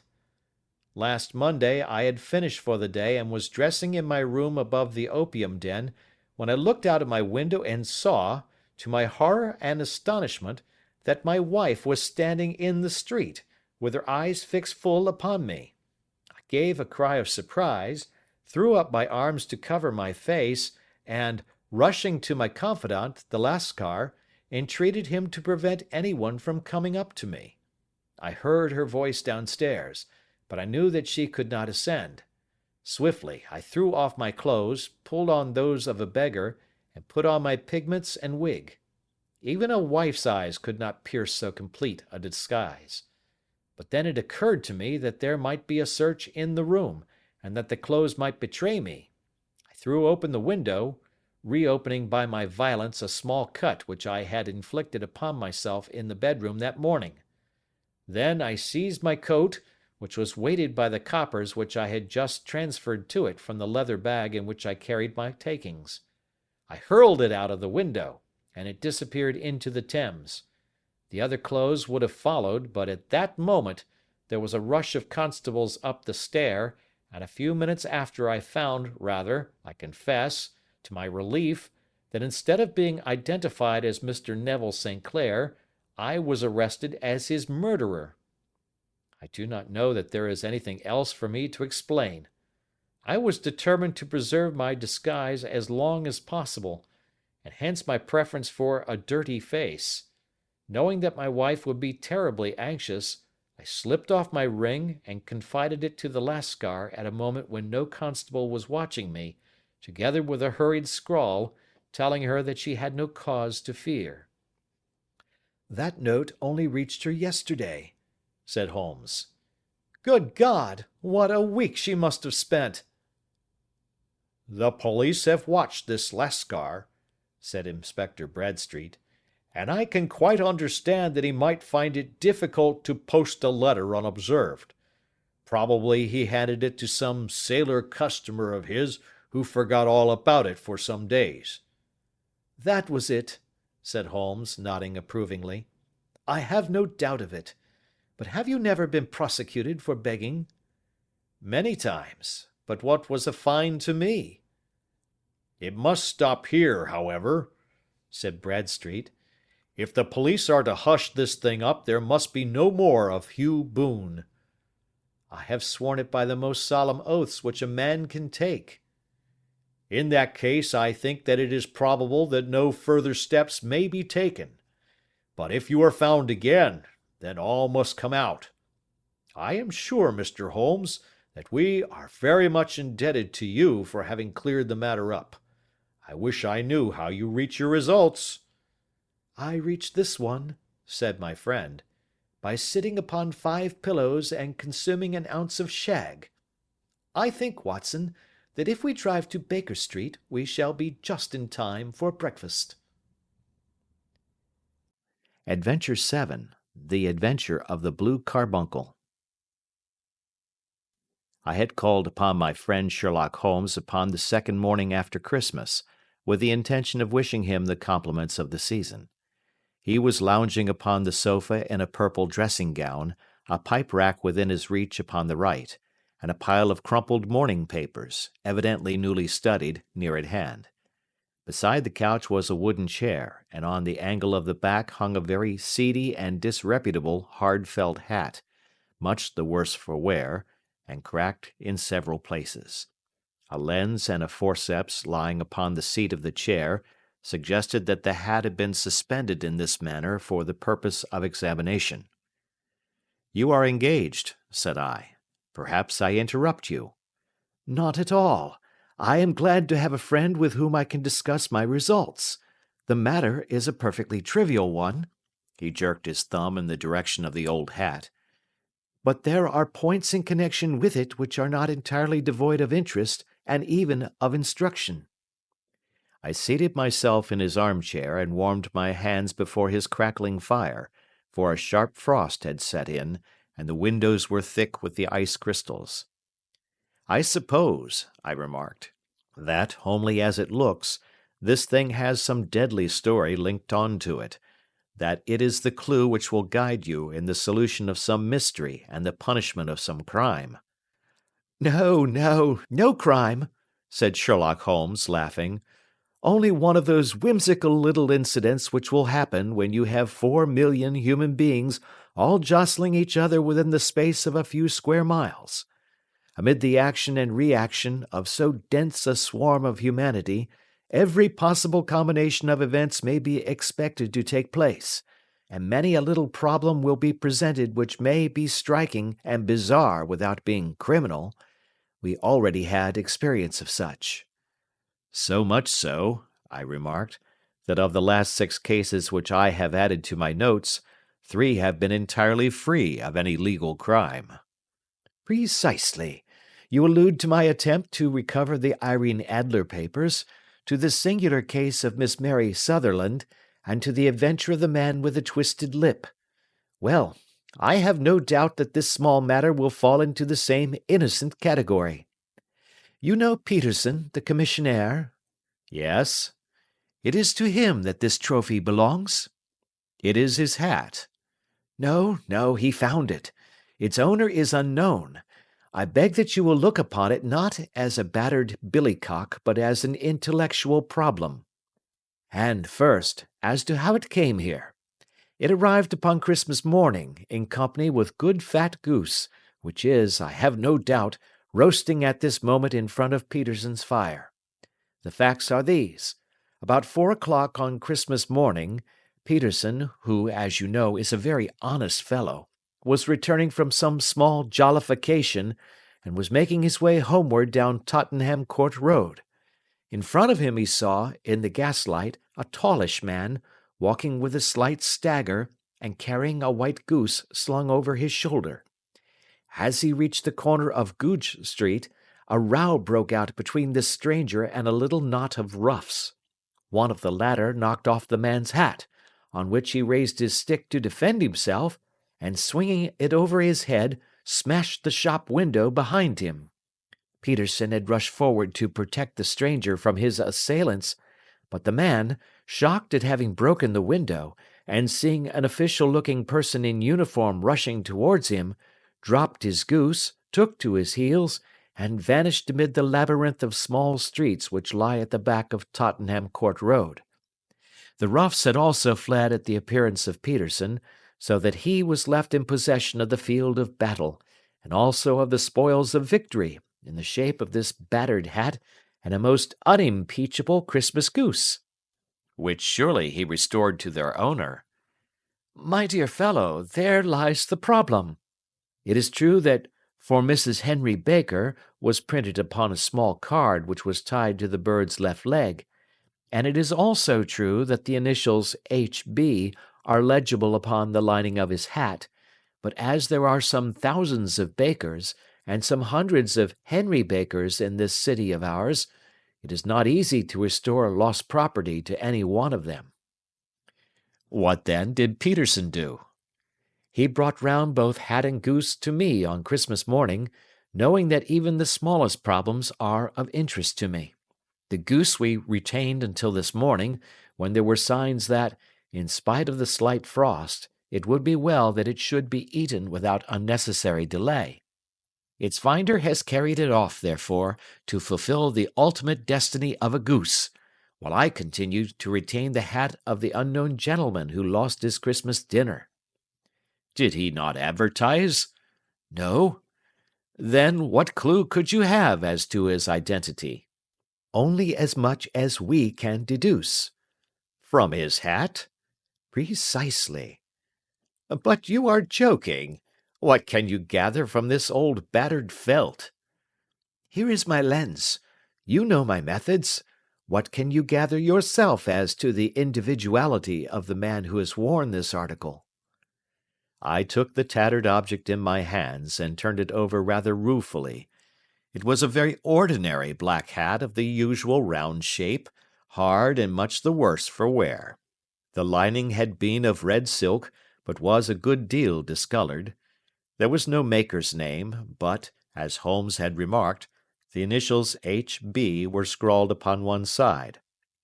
It was pierced in the brim for a hat securer, but the elastic was missing. For the rest, it was cracked, exceedingly dusty, and spotted in several places, although there seemed to have been some attempt to hide the discoloured patches by smearing them with ink. I can see nothing, said I, handing it back to my friend. On the contrary, Watson, you can see everything. You fail, however, to reason from what you see. You are too timid in drawing your inferences. Then pray tell me what it is that you can infer from this hat. He picked it up and gazed at it in the peculiar introspective fashion which was characteristic of him. It is perhaps less suggestive than it might have been, he remarked, and yet there are a few inferences which are very distinct, and a few others which represent at least a strong balance of probability. That the man was highly intellectual is of course obvious upon the face of it, and also that he was fairly well-to-do within the last 3 years, although he has now fallen upon evil days. He had foresight, but has less now than formerly, pointing to a moral retrogression, which, when taken with the decline of his fortunes, seems to indicate some evil influence, probably drink, at work upon him. This may account also for the obvious fact that his wife has ceased to love him. My dear Holmes! He has, however, retained some degree of self-respect, he continued, disregarding my remonstrance. He is a man who leads a sedentary life, goes out little, is out of training entirely, is middle-aged, has grizzled hair which he has had cut within the last few days, and which he anoints with lime cream. These are the more patent facts which are to be deduced from this hat. Also, by the way, that it is extremely improbable that he has gas laid on in his house. You are certainly joking, Holmes. Not in the least. Is it possible that even now, when I give you these results, you are unable to see how they are attained? I have no doubt that I am very stupid, but I must confess that I am unable to follow you. For example, how did you deduce that this man was intellectual?" For answer, Holmes clapped the hat upon his head. It came right over the forehead and settled upon the bridge of his nose. "It is a question of cubic capacity," said he. "A man with so large a brain must have something in it." "The decline of his fortunes, then?" "This hat is 3 years old. These flat brims curled at the edge came in then. It is a hat of the very best quality. Look at the band of ribbed silk and the excellent lining. If this man could afford to buy so expensive a hat 3 years ago, and has had no hat since, then he has assuredly gone down in the world." "Well, that is clear enough, certainly. But how about the foresight and the moral retrogression?" Sherlock Holmes laughed. "Here is the foresight," said he, putting his finger upon the little disc and loop of the hat securer. "They are never sold upon hats. If this man ordered one, it is a sign of a certain amount of foresight, since he went out of his way to take this precaution against the wind. But since we see that he has broken the elastic and has not troubled to replace it, it is obvious that he has less foresight now than formerly, which is a distinct proof of a weakening nature. On the other hand, he has endeavored to conceal some of these stains upon the felt by daubing them with ink, which is a sign that he has not entirely lost his self-respect." "Your reasoning is certainly plausible." "The further points, that he is middle-aged, that his hair is grizzled, that it has been recently cut, and that he uses lime cream, are all to be gathered from a close examination of the lower part of the lining. The lens discloses a large number of hair ends, clean cut by the scissors of the barber. They all appear to be adhesive, and there is a distinct odor of lime cream. This dust, you will observe, is not the gritty, grey dust of the street, but the fluffy brown dust of the house, showing that it has been hung up indoors most of the time, while the marks of moisture upon the inside are proof positive that the wearer perspired very freely, and could therefore hardly be in the best of training." "But his wife? You said that she had ceased to love him." "This hat has not been brushed for weeks. When I see you, my dear Watson, with a week's accumulation of dust upon your hat, and when your wife allows you to go out in such a state, I shall fear that you also have been unfortunate enough to lose your wife's affection." "But he might be a bachelor." "Nay, he was bringing home the goose as a peace offering to his wife. Remember the card upon the bird's leg." "You have an answer to everything. But how on earth do you deduce that the gas is not laid on in his house?" "One tallow stain, or even two, might come by chance, but when I see no less than 5, I think that there can be little doubt that the individual must be brought into frequent contact with burning tallow. Walks upstairs at night, probably, with his hat in one hand and a guttering candle in the other. Anyhow, he never got tallow stains from a gas jet. Are you satisfied?" "Well, it is very ingenious," said I, laughing. "But since, as you said just now, there has been no crime committed, and no harm done save the loss of a goose, all this seems to be rather a waste of energy." Sherlock Holmes had opened his mouth to reply, when the door flew open, and Peterson, the commissionaire, rushed into the apartment with flushed cheeks and the face of a man who is dazed with astonishment. "The goose, Mr. Holmes, the goose, sir," he gasped. "Eh? What of it, then? Has it returned to life and flapped off through the kitchen window?" Holmes twisted himself round upon the sofa to get a fairer view of the man's excited face. "See here, sir, see what my wife found in its crop." He held out his hand and displayed upon the centre of the palm a brilliantly scintillating blue stone, rather smaller than a bean in size, but of such purity and radiance that it twinkled like an electric point in the dark hollow of his hand. Sherlock Holmes sat up with a whistle. "By Jove, Peterson," said he, "this is a treasure trove indeed. I suppose you know what you have got." "A diamond, sir? A precious stone. It cuts into glass as though it were putty." "It's more than a precious stone. It is the precious stone." "Not the Countess of Morcar's blue carbuncle!" I ejaculated. "Precisely so. I ought to know its size and shape, seeing that I have read the advertisement about it in the Times every day lately. It is absolutely unique, and its value can only be conjectured, but the reward offered of £1,000 is certainly not within a 20th part of the market price." £1,000! Great Lord of mercy!" The commissionaire plumped down into a chair and stared from one to the other of us. "That is the reward, and I have reason to know that there are sentimental considerations in the background which would induce the Countess to part with half her fortune if she could but recover the gem." "It was lost, if I remember aright, at the Hotel Cosmopolitan," I remarked. "Precisely so, on December 22nd, just 5 days ago. John Horner, a plumber, was accused of having abstracted it from the lady's jewel case. The evidence against him was so strong that the case has been referred to the assizes. I have some account of the matter here, I believe." He rummaged amid his newspapers, glancing over the dates, until at last he smoothed one out, doubled it over, and read the following paragraph.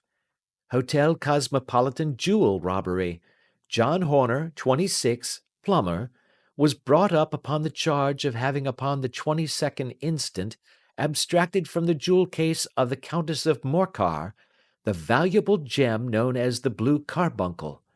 James Ryder, upper attendant at the hotel, gave his evidence to the effect that he had shown Horner up to the dressing room of the Countess of Morcar upon the day of the robbery, in order that he might solder the second bar of the grate, which was loose.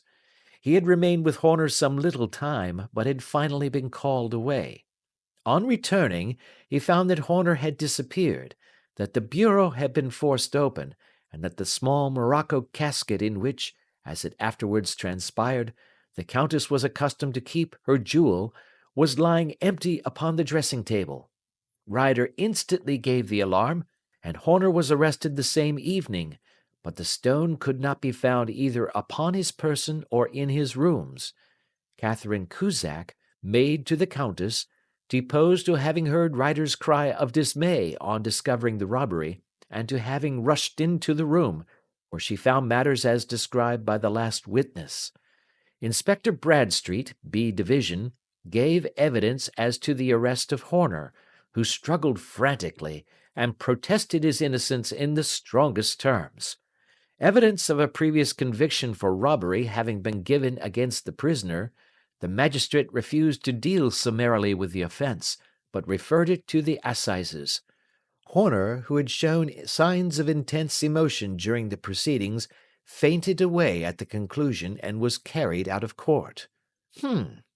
So much for the police court," said Holmes thoughtfully, tossing aside the paper. "The question for us now to solve is the sequence of events leading from a rifled jewel case at one end to the crop of a goose in Tottenham Court Road at the other. You see, Watson, our little deductions have suddenly assumed a much more important and less innocent aspect. Here is the stone. The stone came from the goose, and the goose came from Mr. Henry Baker, the gentleman with the bad hat, and all the other characteristics with which I have bored you. So now we must set ourselves very seriously to finding this gentleman and ascertaining what part he has played in this little mystery. To do this, we must try the simplest means first, and these lie undoubtedly in an advertisement in all the evening papers. If this fail, I shall have recourse to other methods." "What will you say?" "Give me a pencil and that slip of paper. Now then, found at the corner of Goodge Street, A goose and a black felt hat. Mr. Henry Baker can have the same by applying at 6:30 this evening at 221B Baker Street. That is clear and concise." "Very. But will he see it?" "Well, he is sure to keep an eye on the papers, since, to a poor man, the loss was a heavy one. He was clearly so scared by his mischance in breaking the window, and by the approach of Peterson, that he thought of nothing but flight. But since then he must have bitterly regretted the impulse which caused him to drop his bird. Then again, the introduction of his name will cause him to see it, for everyone who knows him will direct his attention to it. Here you are, Peterson. Run down to the advertising agency and have this put in the evening papers." "In which, sir?" "Oh, in the Globe, Star, Pall Mall, St. James's, Evening News, Standard, Echo, and any others that occur to you." "Very well, sir. And this stone?" "Ah, yes. I shall keep the stone, thank you. And I say, Peterson, just buy a goose on your way back and leave it here with me, for we must have one to give to this gentleman in place of the one which your family is now devouring." When the commissionaire had gone, Holmes took up the stone and held it against the light. "It's a bonny thing," said he. "Just see how it glints and sparkles. Of course it is the nucleus and focus of crime. Every good stone is. They are the devil's pet baits. In the larger and older jewels, every facet may stand for a bloody deed. This stone is not yet 20 years old. It was found in the banks of the Amoy River in southern China, and is remarkable in having every characteristic of the carbuncle, save that it is blue in shade instead of ruby red. In spite of its youth, it has already a sinister history. There have been 2 murders, a vitriol throwing, a suicide, and several robberies brought about for the sake of this 40-grain weight of crystallized charcoal. Who would think that so pretty a toy would be a purveyor to the gallows and the prison? I'll lock it up in my strong box now and drop a line to the Countess to say that we have it." "Do you think that this man Horner is innocent?" "I cannot tell." "Well, then, do you imagine that this other one, Henry Baker, had anything to do with the matter?" It is, I think, much more likely that Henry Baker is an absolutely innocent man, who had no idea that the bird which he was carrying was of considerably more value than if it were made of solid gold. That, however, I shall determine by a very simple test, if we have an answer to our advertisement." "And you can do nothing until then?" "Nothing." "In that case I shall continue my professional round. But I shall come back in the evening at the hour you have mentioned, for I should like to see the solution of so tangled a business." "Very glad to see you. I dine at 7. There is a woodcock, I believe. By the way, in view of recent occurrences, perhaps I ought to ask Mrs. Hudson to examine its crop." I had been delayed at a case, and it was a little after 6:30 when I found myself in Baker Street once more.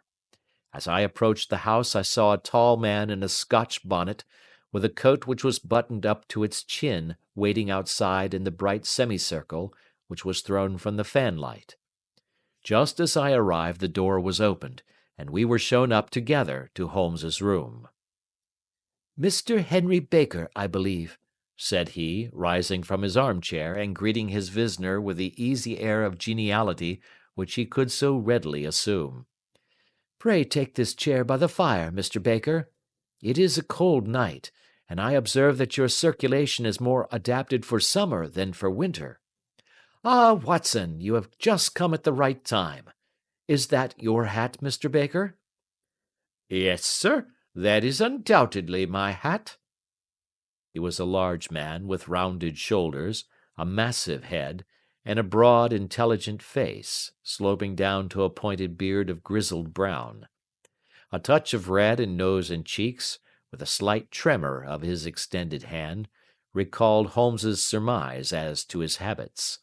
His rusty black frock coat was buttoned right up in front, with the collar turned up, and his lank wrists protruded from his sleeves without a sign of cuff or shirt.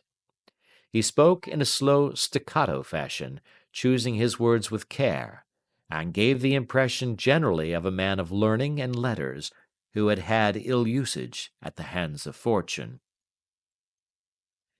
"We have retained these things for some days," said Holmes, "because we expected to see an advertisement from you giving your address. I am at a loss to know why you did not advertise." Our visitor gave a rather shamefaced laugh. "Shillings have not been so plentiful with me as they once were," he remarked. "I had no doubt that the gang of roughs who assaulted me had carried off both my hat and the bird. I did not care to spend more money in a hopeless attempt at recovering them." "Very naturally. By the way, about the bird, we were compelled to eat it." To eat it? Our visitor half rose from his chair in his excitement. "Yes, it would have been of no use to anyone had we not done so. But I presume that this other goose upon the sideboard, which is about the same weight and perfectly fresh, will answer your purpose equally well?" Oh, certainly, certainly, answered Mr. Baker with a sigh of relief. "Of course, we still have the feathers, legs, crop, and so on of your own bird, so if you wish—" The man burst into a hearty laugh. "They might be useful to me as relics of my adventure," said he, "but beyond that I can hardly see what use the disjecta membra of my late acquaintance are going to be to me. No, sir, I think that, with your permission, I will confine my attentions to the excellent bird which I perceive upon the sideboard." Sherlock Holmes glanced sharply across at me with a slight shrug of his shoulders. "There is your hat, then, and there your bird," said he. "By the way, would it bore you to tell me where you got the other one from? I am somewhat of a fowl fancier, and I have seldom seen a better grown goose." "Certainly, sir," said Baker, who had risen and tucked his newly gained property under his arm. "There are a few of us who frequent the Alpha Inn, near the museum. We are to be found in the museum itself during the day, you understand. This year our good host, Windigate by name, instituted a goose club, by which, on consideration of some few pence every week, we were each to receive a bird at Christmas. My pence were duly paid, and the rest is familiar to you. I am much indebted to you, sir, for a Scotch bonnet is fitted neither to my years nor my gravity." With a comical pomposity of manner, he bowed solemnly to both of us, and strode off upon his way. "So much for Mr. Henry Baker," said Holmes, when he had closed the door behind him. "It is quite certain that he knows nothing whatever about the matter. Are you hungry, Watson?" "Not particularly." "Then I suggest that we turn our dinner into a supper and follow up this clue while it is still hot." "By all means." It was a bitter night, so we drew on our ulsters and wrapped cravats about our throats. Outside, the stars were shining coldly in a cloudless sky, and the breath of the passers-by blew out into smoke like so many pistol shots. Our footfalls rang out crisply and loudly as we swung out through the Doctor's Quarter, Wimpole Street, Harley Street, and so through Wigmore Street into Oxford Street. In a quarter of an hour we were in Bloomsbury at the Alpha Inn, which is a small public-house at the corner of one of the streets which runs down into Holborn. Holmes pushed open the door of the private bar, and ordered 2 glasses of beer from the ruddy-faced, white-aproned landlord. "Your beer should be excellent if it is as good as your geese," said he. "My geese!" The man seemed surprised. "Yes, I was speaking only half an hour ago to Mr. Henry Baker, who was a member of your goose club." "Ah, yes, I see. But you see, sir, them's not our geese. Indeed. Whose then? Well, I got the 2 dozen from a salesman in Covent Garden. Indeed. I know some of them. Which was it? Breckenridge is his name. Ah, I don't know him. Well, here's your good health, landlord, and prosperity to your house. Good night. Now for Mr. Breckenridge, he continued, buttoning up his coat as we came out into the frosty air. Remember, Watson, that though we have so homely a thing as a goose at one end of this chain, we have at the other a man who will certainly get 7 years' penal servitude unless we can establish his innocence. It is possible that our inquiry may but confirm his guilt, but in any case, we have a line of investigation which has been missed by the police, and which a singular chance has placed in our hands. Let us follow it out to the bitter end. Faces to the south, then, and quick march. We passed across Holborn, down Endell Street, and so through a zigzag of slums to Covent Garden Market. One of the largest stalls bore the name of Breckenridge upon it, and the proprietor, a horsey-looking man, with a sharp face and trim side whiskers, was helping a boy to put up the shutters. Good evening. It's a cold night, said Holmes. The salesman nodded and shot a questioning glance at my companion. Sold out of geese, I see, continued Holmes, pointing at the bare slabs of marble. Let you have 500 tomorrow morning. That's no good. Well, there are some on the stall with the gas flare. Ah, but I was recommended to you. Who by? The landlord of the Alpha. Oh, yes, I sent him a couple of dozen. Fine birds they were, too. Now where did you get them from? To my surprise, the question provoked a burst of anger from the salesman. Now then, mister, said he, with his head cocked and his arms akimbo, what are you driving at? Let's have it straight now. It is straight enough. I should like to know who sold you the geese which you supplied to the Alpha. Well, then, I shan't tell you. So now. Oh, it is a matter of no importance, but I don't know why you should be so warm over such a trifle. Warm? You'd be as warm, maybe, if you were as pestered as I am. When I pay good money for a good article, there should be an end of the business. But it's, where are the geese? And who did you sell the geese to? And what will you take for the geese? One would think they were the only geese in the world, to hear the fuss that is made over them. Well, I have no connection with any other people who have been making inquiries, said Holmes carelessly. If you won't tell us, the bet is off, that is all. But I'm always ready to back my opinion on a matter of fowls, and I have a fiver on it that the bird I ate is country bred.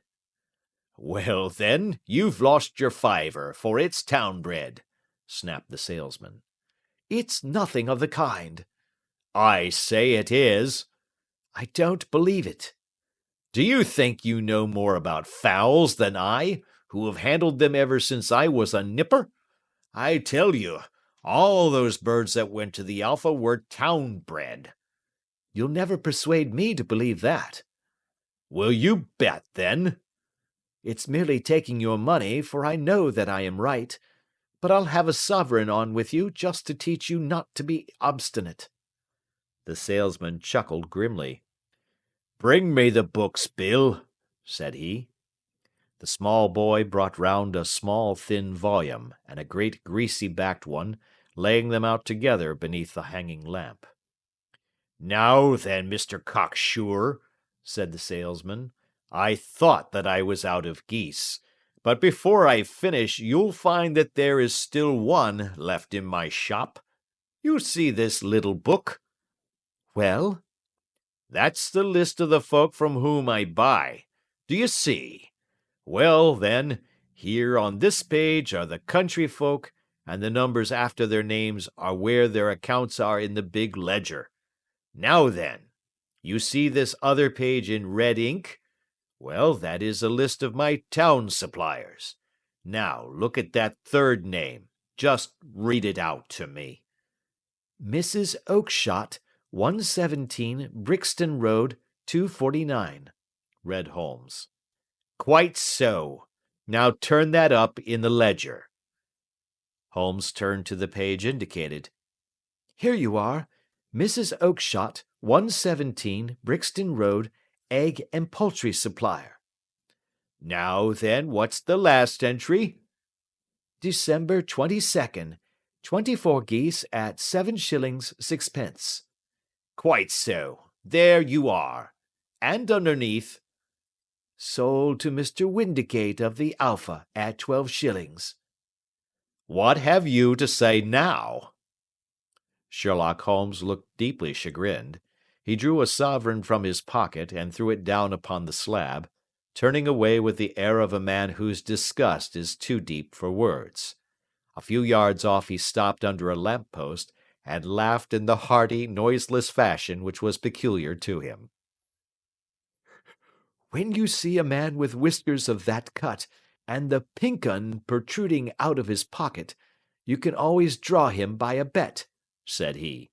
I dare say that if I had put £100 down in front of him, that man would not have given me such complete information as was drawn from him by the idea that he was doing me on a wager. Well, Watson, we are, I fancy, nearing the end of our quest, and the only point which remains to be determined is whether we should go on to this Mrs. Oakshott tonight, or whether we should reserve it for tomorrow.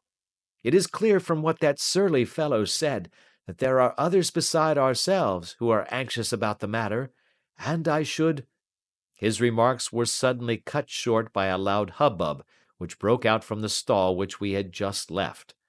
Turning round, we saw a little rat-faced fellow standing in the centre of the circle of yellow light which was thrown by the swinging lamp, while Breckenridge, the salesman, framed in the door of his stall, was shaking his fists fiercely at the cringing figure.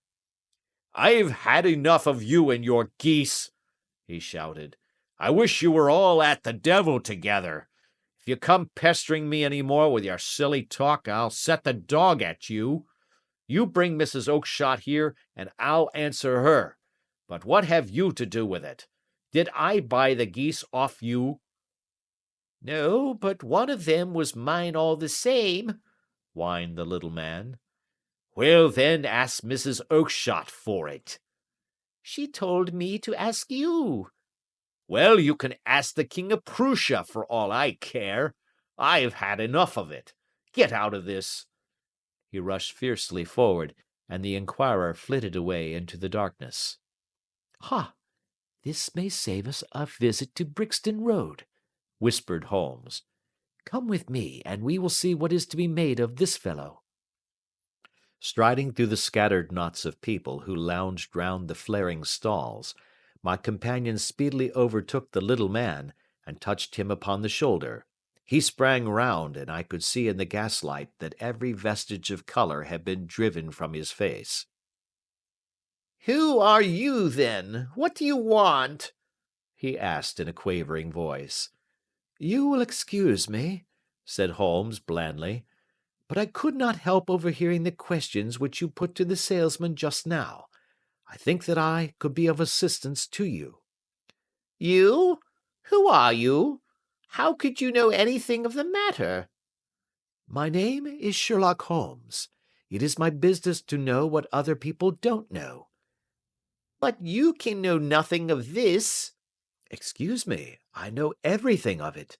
You are endeavouring to trace some geese which were sold by Mrs. Oakshott, of Brixton Road, to a salesman named Breckenridge, by him in turn to Mr. Windigate, of the Alpha, and by him to his club, of which Mr. Henry Baker is a member. Oh, sir, you are the very man which I have longed to meet, cried the little fellow with outstretched hands and quivering fingers. I can hardly explain to you how interested I am in this matter. Sherlock Holmes hailed a four-wheeler which was passing. In that case we had better discuss it in a cosy room rather than in this wind-swept market-place, said he. But pray tell me, before we go farther, who it is that I have the pleasure of assisting. The man hesitated for an instant. "My name is John Robinson," he answered with a sidelong glance. "No, no, the real name," said Holmes sweetly. "It is always awkward doing business with an alias." A flush sprang to the white cheeks of the stranger. "Well, then," said he, "my real name is James Ryder." "Precisely so. Head attendant at the Hotel Cosmopolitan. Pray step into the cab, and I shall soon be able to tell you everything which you would wish to know." The little man stood glancing from one to the other of us with half frightened, half hopeful eyes, as one who is not sure whether he is on the verge of a windfall or of a catastrophe. Then he stepped into the cab, and in half an hour we were back in the sitting room at Baker Street. Nothing had been said during our drive, but the high, thin breathing of our new companion, and the claspings and unclaspings of his hands, spoke of the nervous tension within him. "Here we are," said Holmes cheerily as we filed into the room. "The fire looks very seasonable in this weather. You look cold, Mr. Ryder. Pray take the basket chair. I will just put on my slippers before we settle this little matter of yours. Now then, you want to know what became of those geese?" "Yes, sir." "Or rather, I fancy, of that goose. It was one bird, I imagine, in which you were interested, white, with a black bar across the tail." Ryder quivered with emotion. "Oh, sir," he cried, "can you tell me where it went to?" "It came here." "Here?" "Yes, and a most remarkable bird it proved. I don't wonder that you should take an interest in it. It laid an egg after it was dead, the bonniest, brightest little blue egg that ever was seen. I have it here in my museum." Our visitor staggered to his feet and clutched the mantelpiece with his right hand. Holmes unlocked his strong box and held up the blue carbuncle, which shone out like a star with a cold, brilliant, many-pointed radiance. Ryder stood glaring with a drawn face, uncertain whether to claim or to disown it. "The game's up, Ryder," said Holmes quietly. "Hold up, man, or you'll be into the fire. Give him an arm back into his chair, Watson. He's not got blood enough to go in for felony with impunity. Give him a dash of brandy. So, now he looks a little more human. What a shrimp it is, to be sure."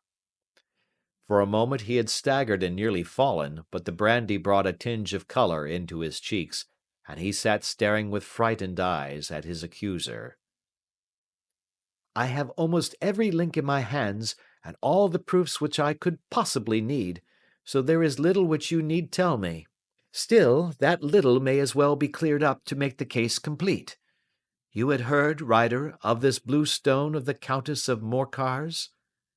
"It was Catherine Cusack who told me of it," he said in a cracking voice.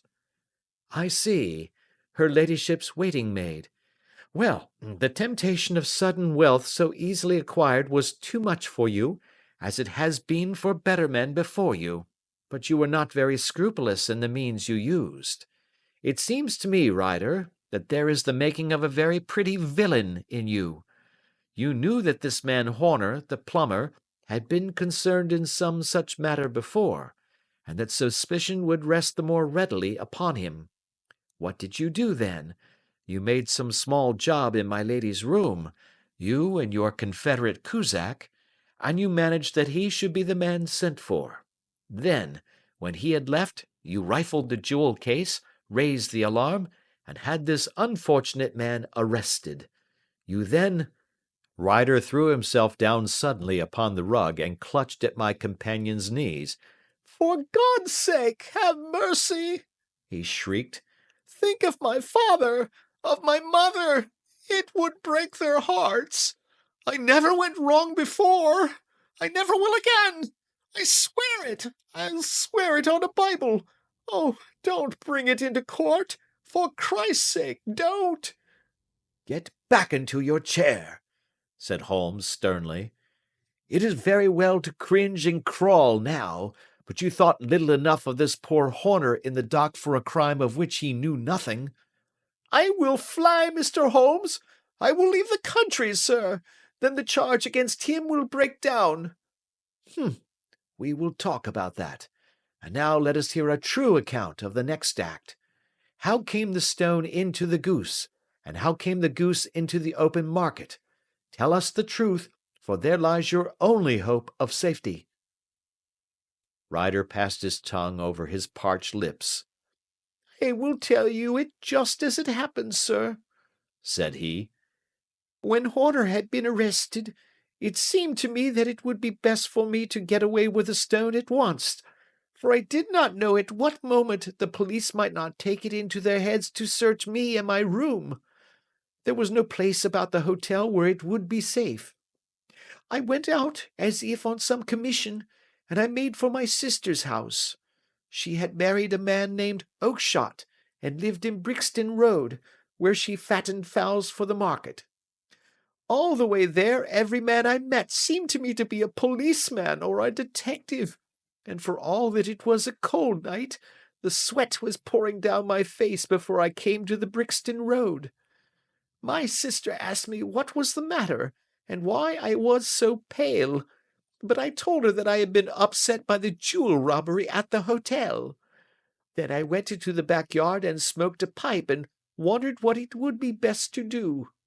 I had a friend once called Maudsley, who went to the bad and has just been serving his time in Pentonville. One day he had met me and fell into talk about the ways of thieves and how they could get rid of what they stole. I knew that he would be true to me, for I knew one or two things about him. So I made up my mind to go right on to Kilburn, where he lived, and take him into my confidence. He would show me how to turn the stone into money, but how to get to him in safety. I thought of the agonies I had gone through in coming from the hotel. I might at any moment be seized and searched, and there would be the stone in my waistcoat pocket. I was leaning against the wall at the time, and looking at the geese which were waddling about round my feet, and suddenly an idea came into my head which showed me how I could beat the best detective that ever lived.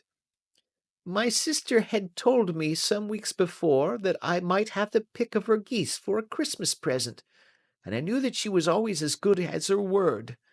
I would take my goose now, and in it I would carry my stone to Kilburn. There was a little shed in the yard, and behind this I drove one of the birds, a fine big one, white with a barred tail. I caught it, and prying its bill open, I thrust the stone down its throat as far as my finger could reach. The bird gave a gulp, and I felt the stone pass along its gullet and down into its crop. But the creature flapped and struggled, and out came my sister to know what was the matter. As I turned to speak to her, the brute broke loose and fluttered off among the others. "Whatever were you doing with that bird, Jim?" says she. "Well," says I, "you said you'd give me one for Christmas, and I was feeling which was the fattest." "Oh," says she, "we've set yours aside for you. Jem's bird, we call it. It's the big white one over yonder. There's 26 of them, which makes one for you, and one for us, and 2 dozen for the market." "Thank you, Maggie," says I, "but if it is all the same to you, I'd rather have that one I was handling just now." "The other is a good 3 pound heavier," said she, "and we fattened it expressly for you." "Never mind, I'll have the other, and I'll take it now," said I. "Oh, just as you like," said she, a little huffed. "Which is it you want, then?" "That white one with the barred tail, right in the middle of the flock." "Oh, very well, kill it and take it with you." Well, I did what she said, Mr. Holmes. I carried the bird all the way to Kilburn. I told my pal what I had done, for he was a man that it was easy to tell a thing like that to. He laughed until he choked, and we got a knife and opened the goose. My heart turned to water, for there was no sign of the stone, and I knew that some terrible mistake had occurred. I left the bird, rushed back to my sister's, and hurried into the backyard. There was not a bird to be seen there. "Where are they all, Maggie?" I cried. "Gone to the dealers, Jem." "Which dealers?" "Breckenridge, of Covent Garden." "But was there another with a barred tail?" I asked. "The same as the one I chose?" "Yes, Jem, there were two barred-tailed ones, and I never could tell them apart." Well, then, of course, I saw it all, and I ran off as hard as my feet would carry me to this man Breckenridge, but he had sold the lot at once, and not one word would he tell me as to where they had gone. You heard him yourselves tonight. Well, he has always answered me like that. My sister thinks that I am going mad. Sometimes I think that I am myself, and now I am myself a branded thief, without ever having touched the wealth for which I sold my character. God help me! God help me!"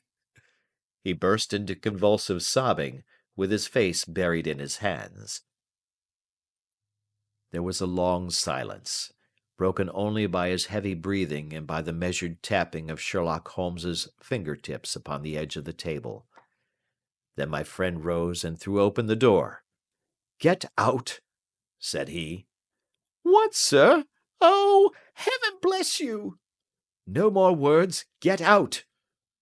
And no more words were needed. There was a rush, a clatter upon the stairs, the bang of a door, and the crisp rattle of running footfalls from the street. "After all, Watson," said Holmes, reaching up his hand for his clay pipe, "I am not retained by the police to supply their deficiencies. If Horner were in danger it would be another thing, but this fellow will not appear against him, and the case must collapse. I suppose that I am commuting a felony, but it is just possible that I am saving a soul. This fellow will not go wrong again. He is too terribly frightened. Send him to jail now, and you will make him a jailbird for life. Besides, it is the season of forgiveness. Chance has put in our way a most singular and whimsical problem, and its solution is its own reward. If you will have the goodness to touch the bell, doctor, we will begin another investigation, in which also a bird will be the chief feature." Adventure 8. The Adventure of the Speckled Band. On glancing over my notes of the 70-odd cases in which I have during the last 8 years studied the methods of my friend Sherlock Holmes, I find many tragic, some comic, a large number merely strange, but none commonplace.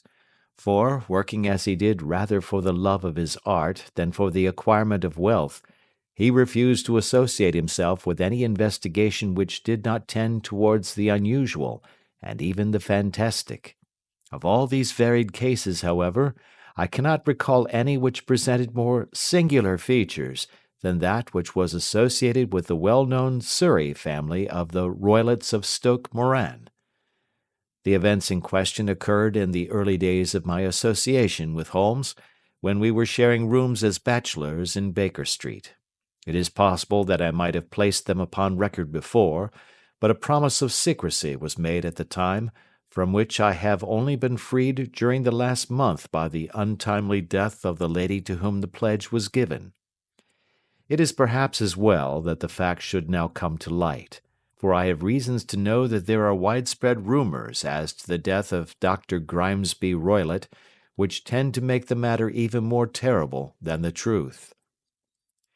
It was early in April in the year '83 that I woke one morning to find Sherlock Holmes standing, fully dressed, by the side of my bed. He was a late riser, as a rule, and as the clock on the mantelpiece showed me that it was only 7:15, I blinked up at him in some surprise, and perhaps just a little resentment, for I was myself regular in my habits.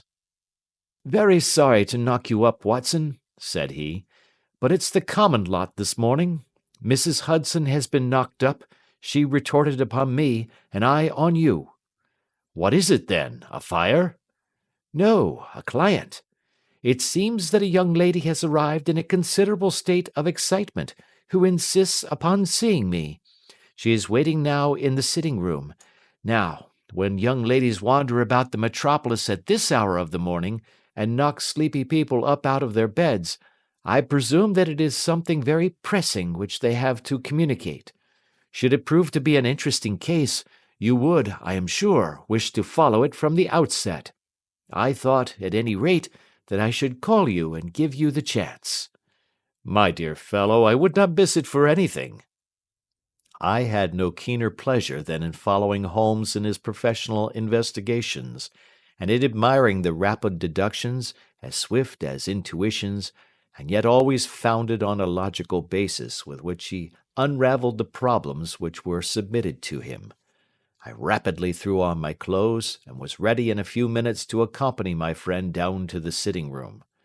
A lady, dressed in black and heavily veiled, who had been sitting in the window, rose as we entered. "Good morning, madam," said Holmes cheerily. "My name is Sherlock Holmes. This is my intimate friend and associate, Dr. Watson, before whom you can speak as freely as before myself. Ha! I'm glad to see that Mrs. Hudson has had the good sense to light the fire. Pray draw up to it, and I shall order you a cup of hot coffee, for I observe that you are shivering." "It is not cold which makes me shiver," said the woman in a low voice, changing her seat as requested. "What then?" "It is fear, Mr. Holmes. It is terror." She raised her veil as she spoke, and we could see that she was indeed in a pitiable state of agitation, her face all drawn and grey, with restless, frightened eyes, like those of some hunted animal. Her features and figure were those of a woman of 30, but her hair was shot with premature grey, and her expression was weary and haggard. Sherlock Holmes ran her over with one of his quick, all-comprehensive glances. "You must not fear," said he, soothingly, bending forward and patting her forearm. "We shall soon set matters right, I have no doubt. You have come in by train this morning, I see." "You know me, then?" "No, but I observed the second half of a return ticket in the palm of your left glove. You must have started early, and yet you had a good drive in a dog-cart, along heavy roads, before you reached the station." The lady gave a violent start and stared in bewilderment at my companion. "There is no mystery, my dear madam," said he, smiling. "The left arm of your jacket is spattered with mud in no less than 7 places. The marks are perfectly fresh. There is no vehicle save a dog-cart which throws up mud in that way, and then only when you sit on the left-hand side of the driver." "Whatever your reasons may be, you are perfectly correct," said she. "I started from home before 6, reached Leatherwood at 20 past, and came in by the first train to Waterloo. Sir, I can stand this strain no longer. I shall go mad if it continues.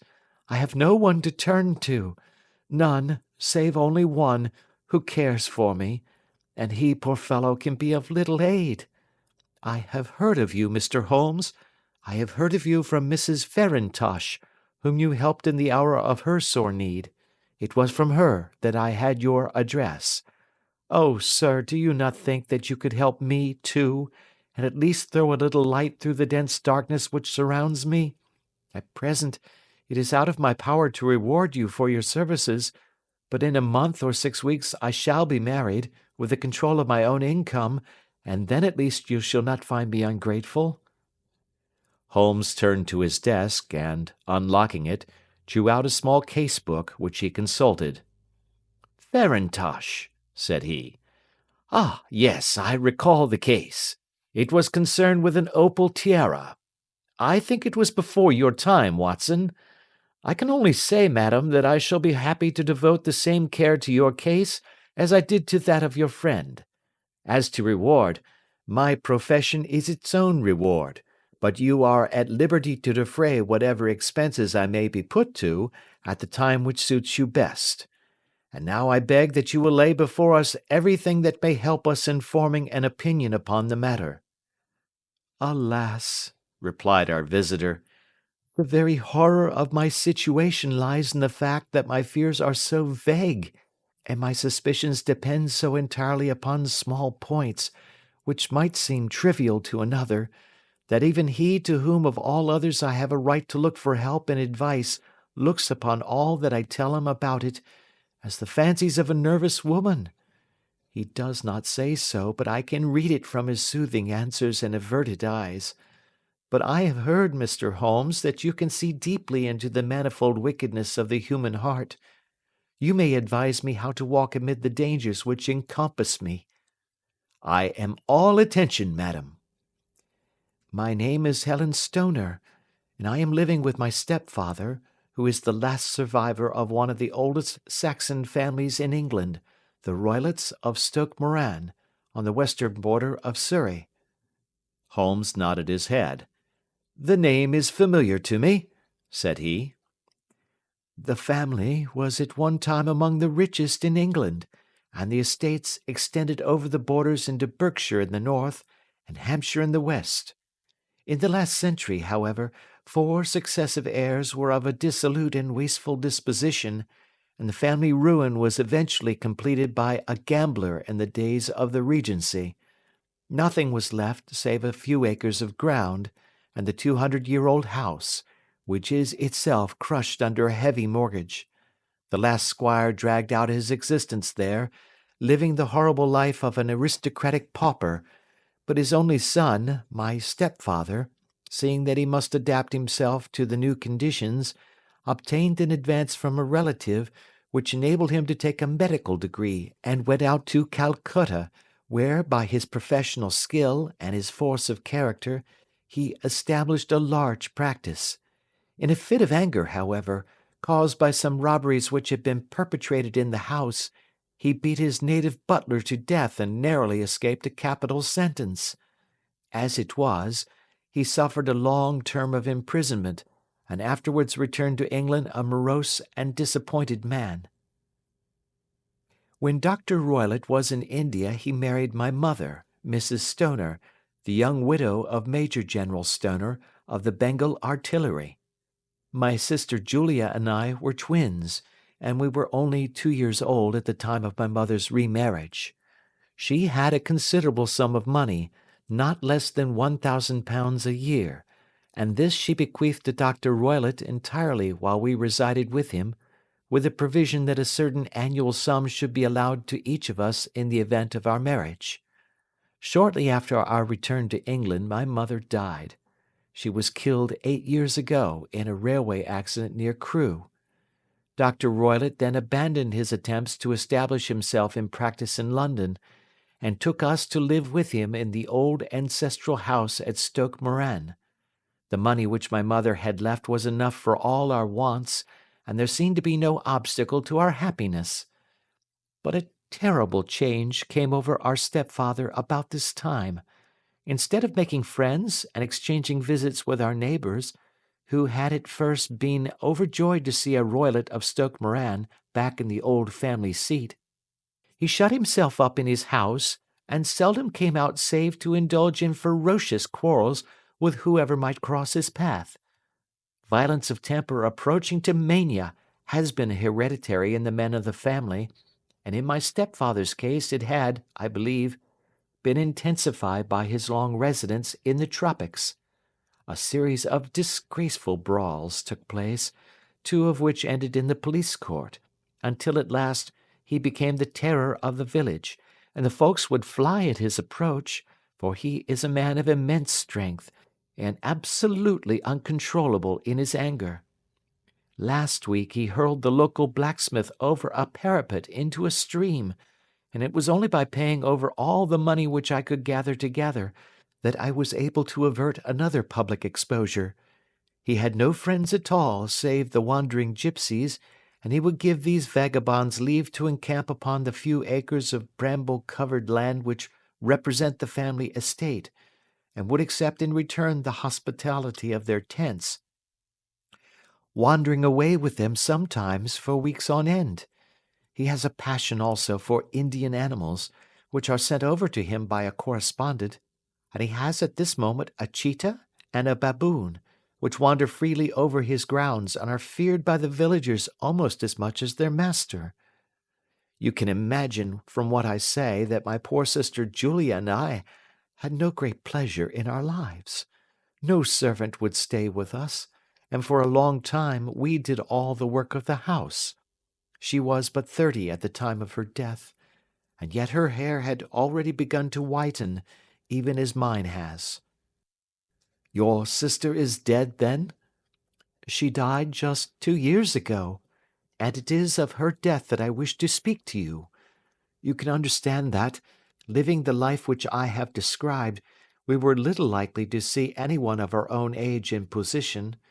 We had, however, an aunt, my mother's maiden sister, Miss Honoria Westphail, who lives near Harrow, and we were occasionally allowed to pay short visits at this lady's house. Julia went there at Christmas 2 years ago, and met there a half-pay major of marines, to whom she became engaged.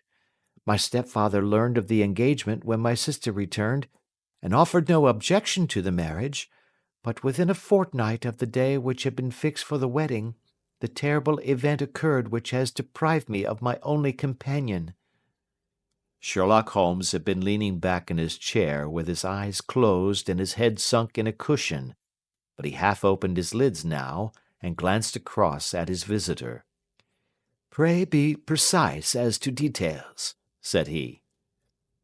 "It is easy for me to be so, for every event of that dreadful time is seared into my memory. The manor house is, as I have already said, very old, and only one wing is now inhabited.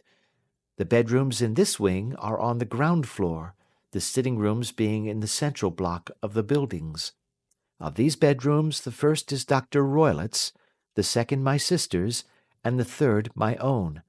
There is no communication between them, but they all open out into the same corridor. Do I make myself plain?" "Perfectly so." "The windows of the 3 rooms opened out upon the lawn.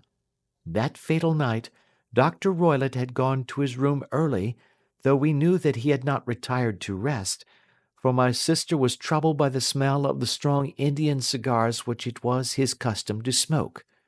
She left her room, therefore, and came into mine, where she sat for some time, chatting about her approaching wedding. At 11 o'clock she rose to leave me, but she paused at the door and looked back. "Tell me, Helen," said she, "have you ever heard anyone whistle in the dead of the night?" "Never," said I. "I suppose that you could not possibly whistle yourself in your sleep?" "Certainly not. But why?" "Because during the last few nights I have always, about 3 in the morning, heard a low, clear whistle. I am a light sleeper, and it has awakened me. I cannot tell where it came from, perhaps from the next room, perhaps from the lawn. I thought that I would just ask you whether you had heard it." "No, I have not. It must be those wretched gipsies in the plantation." "Very likely, and yet if it were on the lawn, I wonder that you did not hear it also." "Ah, but I sleep more heavily than you." "Well, it is of no great consequence at any rate." She smiled back at me, closed my door, and a few moments later I heard her key turn in the lock. "Indeed," said Holmes. "Was it your custom always to lock yourselves in at night?" "Always." "And why?" "I think that I mentioned to you that the doctor kept a cheetah and a baboon. We had no feeling of security unless our doors were locked." "Quite so. Pray proceed with your statement." "I could not sleep that night. A vague feeling of impending misfortune impressed me. My sister and I, you will recollect, were twins, and you know how subtle are the links which bind 2 souls which are so closely allied. It was a wild night. The wind was howling outside, and the rain was beating and splashing against the windows. Suddenly, amid all the hubbub of the gale, there burst forth the wild scream of a terrified woman. I knew that it was my sister's voice. I sprang from my bed, wrapped a shawl round me, and rushed into the corridor.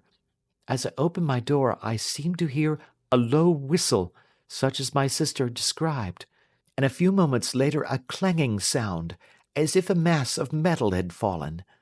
As I ran down the passage, my sister's door was unlocked and revolved slowly upon its hinges.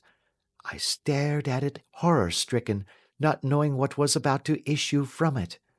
By the light of the corridor lamp I saw my sister appear at the opening, her face blanched with terror, her hands groping for help, her whole figure swaying to and fro like that of a drunkard. I ran to her and threw my arms round her, but at that moment her knees seemed to give way, and she fell to the ground. She writhed as one who is in terrible pain, and her limbs were dreadfully convulsed. At first, I thought that she had not recognized me, but as I bent over her she suddenly shrieked out in a voice which I shall never forget, "Oh, my God, Helen! It was the band! The speckled band!" There was something else which she would fain have said, and she stabbed with her finger into the air in the direction of the doctor's room, but a fresh convulsion seized her and choked her words. I rushed out, calling loudly for my stepfather, and I met him hastening from his room in his dressing gown. When he reached my sister's side, she was unconscious, and though he poured brandy down her throat and sent for medical aid from the village, all efforts were in vain, for she slowly sank and died without having recovered her consciousness. Such was the dreadful end of my beloved sister.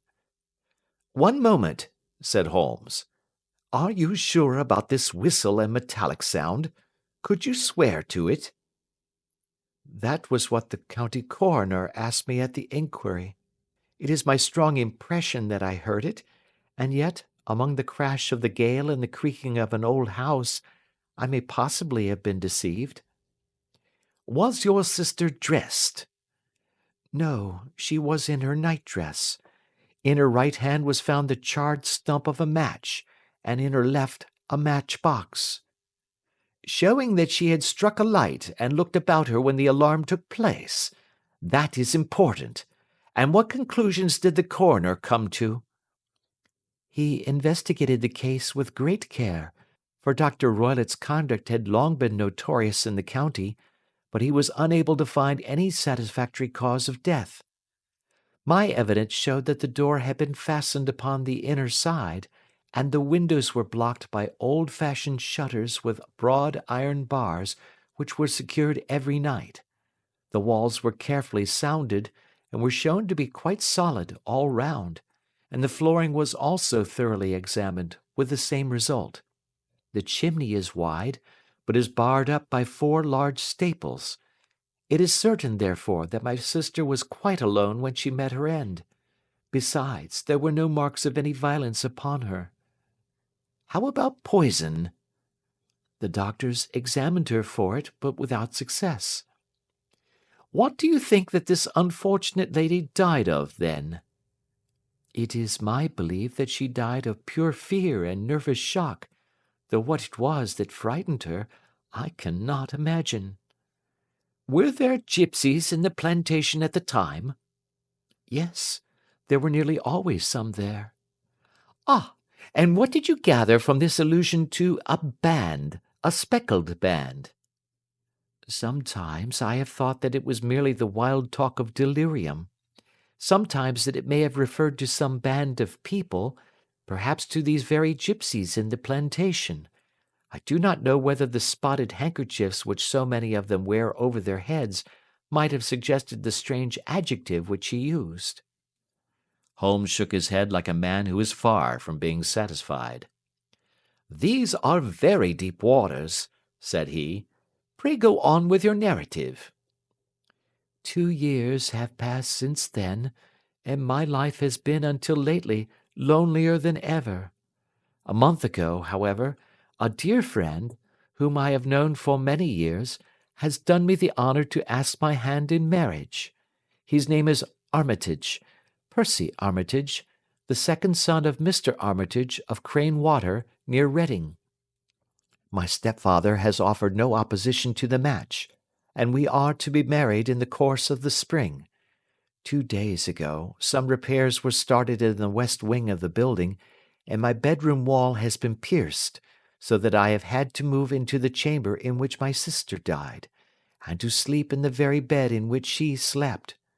Imagine, then, my thrill of terror when last night, as I lay awake, thinking over her terrible fate, I suddenly heard in the silence of the night the low whistle which had been the herald of her own death.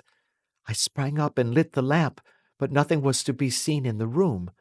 I was too shaken to go to bed again, however, so I dressed, and as soon as it was daylight I slipped down, got a dog-cart at the Crown Inn, which is opposite, and drove to Leatherhead, from whence I have come on this morning with the one object of seeing you and asking your advice." "You have done wisely," said my friend. "But have you told me all?" "Yes, all." "Miss Roylott, you have not. You are screening your stepfather." "Why, what do you mean?" For answer Holmes pushed back the frill of black lace which fringed the hand that lay upon our visitor's knee. 5 little livid spots, the marks of 4 fingers and a thumb, were printed upon the white wrist. "You have been cruelly used," said Holmes. The lady colored deeply and covered over her injured wrist. "He is a hard man," she said, "and perhaps he hardly knows his own strength." There was a long silence, during which Holmes leaned his chin upon his hands and stared into the crackling fire. "This is a very deep business," he said at last. "There are 1,000 details which I should desire to know before I decide upon our course of action. Yet we have not a moment to lose. If we were to come to Stoke Moran today, would it be possible for us to see over these rooms without the knowledge of your stepfather?" "As it happens, he spoke of coming into town today upon some most important business. It is probable that he will be away all day, and that there will be nothing to disturb you. We have a housekeeper now, but she is old and foolish, and I could easily get her out of the way. Excellent. You are not averse to this trip, Watson?" "By no means." "Then we shall both come. What are you going to do yourself?" "I have 1 or 2 things which I would wish to do now that I am in town, but I shall return by the 12 o'clock train, so as to be there in time for your coming." "And you may expect us early in the afternoon. I have myself some small business matters to attend to. Will you not wait and breakfast?" "No, I must go. My heart is lightened already since I have confided my trouble to you. I shall look forward to seeing you again this afternoon." She dropped her thick black veil over her face and glided from the room. "And what do you think of it all, Watson?" asked Sherlock Holmes, leaning back in his chair. "It seems to me to be a most dark and sinister business." "Dark enough and sinister enough." "Yet if the lady is correct in saying that the flooring and walls are sound, and that the door, window, and chimney are impassable, then her sister must have been undoubtedly alone when she met her mysterious end." "What becomes, then, of these nocturnal whistles, and what of the very peculiar words of the dying woman?" "I cannot think." "When you combine the ideas of whistles at night, the presence of a band of gipsies who are on intimate terms with this old doctor, the fact that we have every reason to believe that the doctor has an interest in preventing his stepdaughter's marriage, the dying allusion to a band, and finally, the fact that Miss Helen Stoner heard a metallic clang, which might have been caused by one of those metal bars that secured the shutters falling back into its place, I think that there is good ground to think that the mystery may be cleared along those lines." "But what, then, did the gipsies do?" "I cannot imagine." "I see many objections to any such theory." "And so do I. It is precisely for that reason that we are going to Stoke Moran this day. I want to see whether the objections are fatal, or if they may be explained away. But what in the name of the devil—" The ejaculation had been drawn from my companion by the fact that our door had been suddenly dashed open, and that a huge man had framed himself in the aperture. His costume was a peculiar mixture of the professional and of the agricultural, having a black top hat, a long frock coat, and a pair of high gaiters, with a hunting crop swinging in his hand. So tall was he that his hat actually brushed the crossbar of the doorway, and his breadth seemed to span it across from side to side. A large face, seared with 1,000 wrinkles, burned yellow with the sun, and marked with every evil passion, was turned from one to the other of us, while his deep-set, bile-shot eyes, and his high, thin, fleshless nose gave him somewhat the resemblance to a fierce old bird of prey. "Which of you is Holmes?" asked this apparition. "My name, sir, but you have the advantage of me," said my companion quietly. "I am Dr. Grimesby Roylott of Stoke Moran." "Indeed, doctor," said Holmes blandly. "Pray take a seat." "I will do nothing of the kind. My stepdaughter has been here. I have traced her. What has she been saying to you?" "It is a little cold for the time of the year," said Holmes. "What has she been saying to you?" cried the old man furiously. "But I have heard that the crocuses promise well," continued my companion imperturbably. "Ha! You put me off, do you?" said our new visitor, taking a step forward and shaking his hunting crop. "I know you, you scoundrel. I have heard of you before. You are Holmes the meddler." My friend smiled. "Holmes the busybody." His smile broadened. "Holmes the Scotland Yard Jack-in-Office." Holmes chuckled heartily. "Your conversation is most entertaining," said he. "When you go out, close the door, for there is a decided draught." "I will go when I have said my say. Don't you dare to meddle with my affairs. I know that Miss Stoner has been here. I traced her. I am a dangerous man to fall foul of. See here." He stepped swiftly forward, seized the poker, and bent it into a curve with his huge brown hands. "See that you keep yourself out of my grip," he snarled, and hurling the twisted poker into the fireplace, he strode out of the room. "He seems a very amiable person," said Holmes, laughing. "Ha, ha! I am not quite so bulky, but if he had remained, I might have shown him that my grip was not much more feeble than his own." As he spoke, he picked up the steel poker and, with a sudden effort, straightened it out again. "Fancy his having the insolence to confound me with the official detective force! This incident gives zest to our investigation, however, and I only trust that our little friend will not suffer from her imprudence in allowing this brute to trace her. And now, Watson, we shall order breakfast, and afterwards I shall walk down to Doctors' Commons, where I hope to get some data which may help us in this matter." It was nearly 1 o'clock when Sherlock Holmes returned from his excursion. He held in his hand a sheet of blue paper scrawled over with notes and figures. "I have seen the will of the deceased wife," said he. "To determine its exact meaning I have been obliged to work out the present prices of the investments with which it is concerned.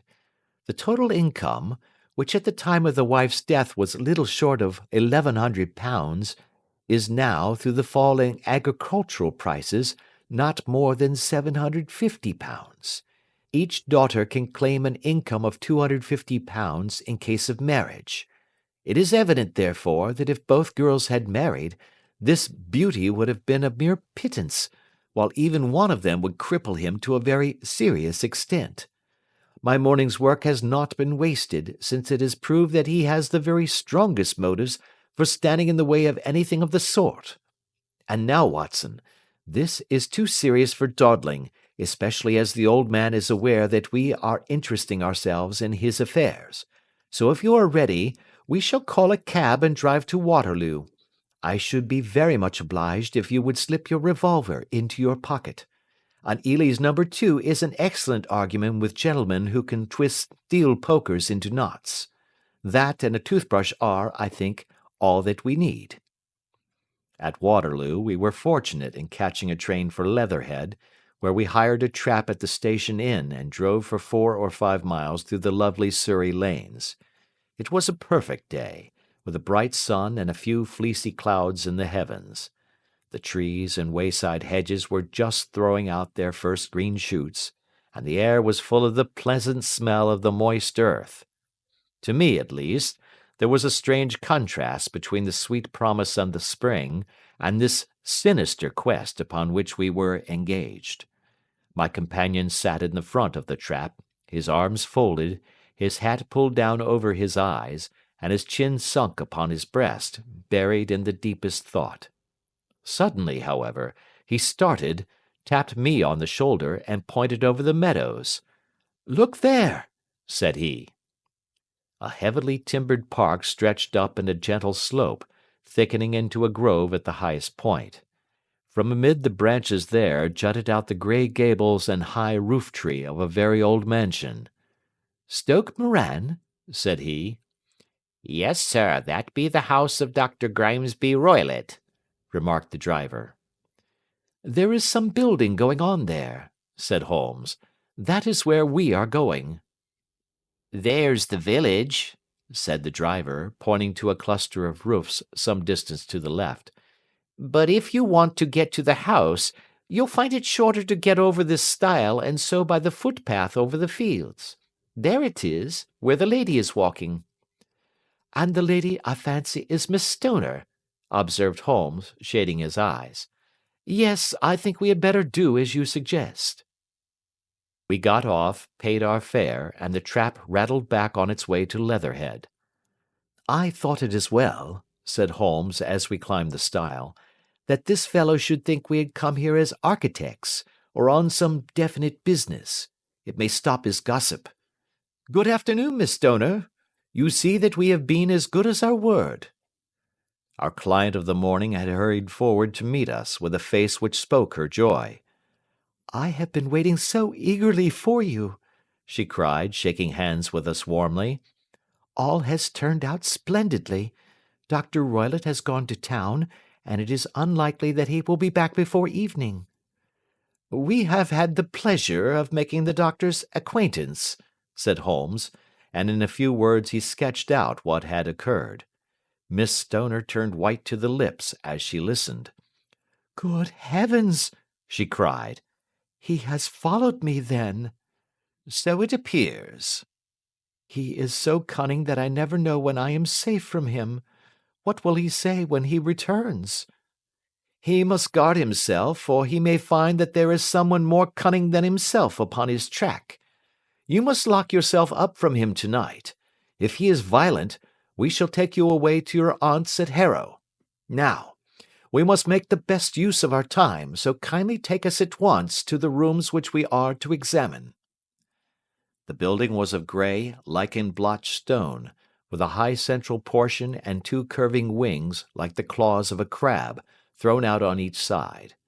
In one of these wings the windows were broken and blocked with wooden boards, while the roof was partly caved in, a picture of ruin.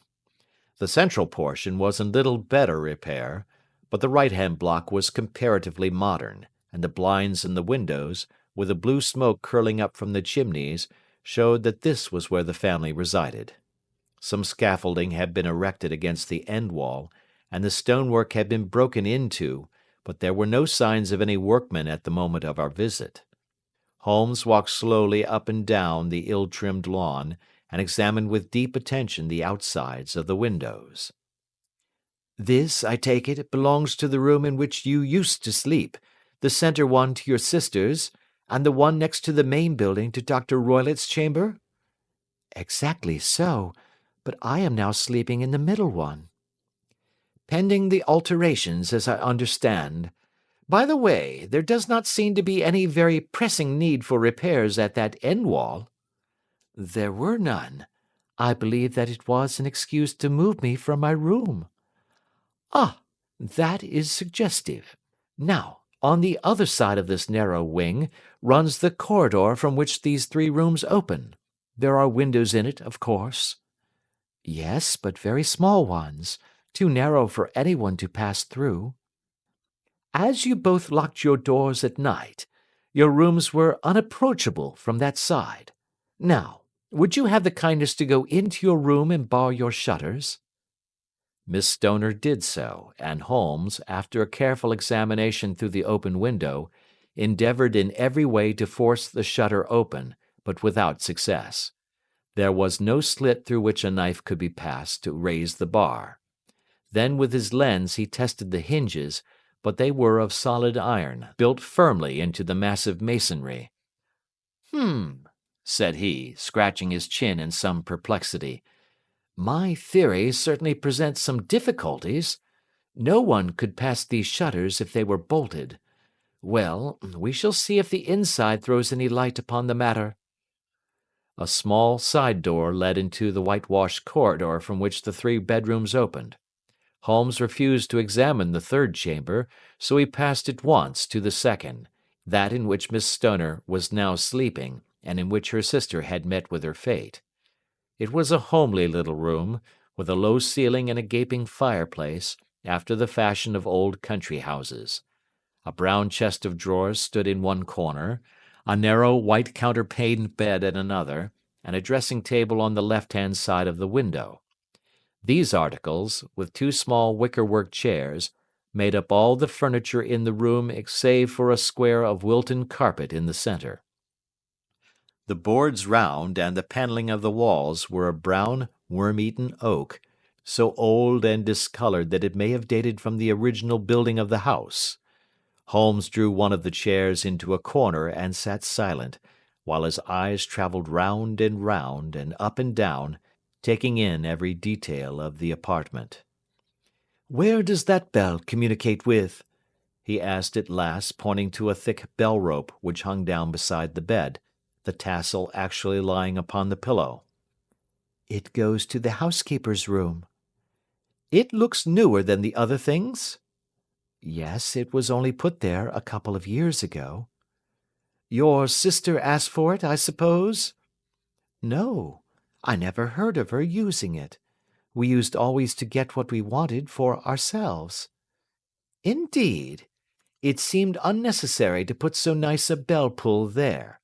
You will excuse me for a few minutes while I satisfy myself as to this floor." He threw himself down upon his face with his lens in his hand, and crawled swiftly backward and forward, examining minutely the cracks between the boards. Then he did the same with the woodwork with which the chamber was panelled. Finally he walked over to the bed, and spent some time in staring at it, and in running his eye up and down the wall. Finally he took the bell-rope in his hand and gave it a brisk tug. "Why, it's a dummy," said he. "Won't it ring?" "No, it is not even attached to a wire." "This is very interesting. You can see now that it is fastened to a hook, just above where the little opening for the ventilator is." "How very absurd! I never noticed that before." "Very strange," muttered Holmes, pulling at the rope. "There are 1 or 2 very singular points about this room. For example, what a fool a builder must be to open a ventilator into another room, when with the same trouble he might have communicated with the outside air." "That is also quite modern," said the lady. "Done about the same time as the bell-rope," remarked Holmes. "Yes, there were several little changes carried out about that time." "They seem to have been of a most interesting character, dummy bell-ropes and ventilators which do not ventilate. With your permission, Miss Stoner, we shall now carry our researches into the inner apartment." Dr. Grimesby Roylott's chamber was larger than that of his stepdaughter, but was as plainly furnished. A camp bed, a small wooden shelf full of books, mostly of a technical character, an armchair beside the bed, a plain wooden chair against the wall, a round table, and a large iron safe were the principal things which met the eye. Holmes walked slowly round and examined each and all of them with the keenest interest. "What's in here?" he asked, tapping the safe. "My stepfather's business papers." "Oh, you have seen inside, then?" "Only once, some years ago. I remember that it was full of papers." There isn't a cat in it, for example? No. What a strange idea. Well, look at this. He took up a small saucer of milk which stood on the top of it. No, we don't keep a cat, but there is a cheetah and a baboon. Ah, yes, of course. Well, a cheetah is just a big cat, and yet a saucer of milk does not go very far in satisfying its wants, I dare say. There is one point which I should wish to determine. He squatted down in front of the wooden chair and examined the seat of it with the greatest attention. Thank you, that is quite settled, said he, rising and putting his lens in his pocket. Hello, here is something interesting. The object which had caught his eye was a small dog lash hung on one corner of the bed. The lash, however, was curled upon itself and tied so as to make a loop of whipcord. What do you make of that, Watson? It's a common enough lash, but I don't know why it should be tied. That is not quite so common, is it? Ah me! It's a wicked world, and when a clever man turns his brains to crime, it is the worst of all. I think that I have seen enough now, Miss Stoner, and with your permission we shall walk out upon the lawn. I had never seen my friend's face so grim, or his brows so dark as it was when we turned from the scene of this investigation. We had walked several times up and down the lawn, neither Miss Stoner nor myself liking to break in upon his thoughts before he roused himself from his reverie. It is very essential, Miss Stoner, said he, that you should absolutely follow my advice in every respect. I shall most certainly do so. The matter is too serious for any hesitation. Your life may depend upon your compliance. I assure you that I am in your hands. In the first place, both my friend and I must spend the night in your room. Both Miss Stoner and I gazed at him in astonishment. Yes, it must be so. Let me explain. I believe that is the village inn over there? Yes, that is the Crown. Very good. Your windows would be visible from there? Certainly. You must confine yourself to your room on pretence of a headache when your stepfather comes back. Then when you hear him retire for the night, you must open the shutters of your window, undo the hasp, put your lamp there as a signal to us, and then withdraw quietly with everything which you are likely to want into the room which you used to occupy. I have no doubt that, in spite of the repairs, you could manage there for one night. Oh, yes, easily. The rest you will leave in our hands. But what will you do? We shall spend the night in your room, and we shall investigate the cause of this noise which has disturbed you. I believe, Mr. Holmes, that you have already made up your mind, said Miss Stoner, laying her hand upon my companion's sleeve. Perhaps I have. Then, for pity's sake, tell me what was the cause of my sister's death. I should prefer to have clearer proofs before I speak. You can at least tell me whether my own thought is correct, and if she died from some sudden fright. No, I do not think so. I think that there was probably some more tangible cause. And now, Miss Stoner, we must leave you, for if Dr. Roylott returned and saw us, our journey would be in vain. Good-bye, and be brave, for if you will do what I have told you, you may rest assured that we shall soon drive away the dangers that threaten you. Sherlock Holmes and I had no difficulty in engaging a bedroom and sitting-room at the Crown Inn. They were on the upper floor, and from our window we could command a view of the avenue gate and of the inhabited wing of Stoke Moran Manor House. At dusk we saw Dr. Grimesby Roylott drive past, his huge form looming up beside the little figure of the lad who drove him. The boy had some slight difficulty in undoing the heavy iron gates, and we heard the hoarse roar of the doctor's voice, and saw the fury with which he shook his clenched fists at him. The trap drove on, and a few minutes later we saw a sudden light spring up among the trees as the lamp was lit in one of the sitting-rooms. "Do you know, Watson," said Holmes, as we sat together in the gathering darkness, "I have really some scruples as to taking you tonight. There is a distinct element of danger." "Can I be of assistance?" "Your presence might be invaluable." "Then I shall certainly come." "It is very kind of you." "You speak of danger. You have evidently seen more in these rooms than was visible to me." "No, but I fancy that I may have deduced a little more.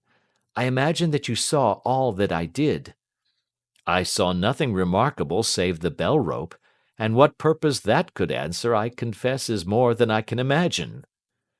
"You saw the ventilator, too?" "Yes, but I do not think that it is such a very unusual thing to have a small opening between two rooms.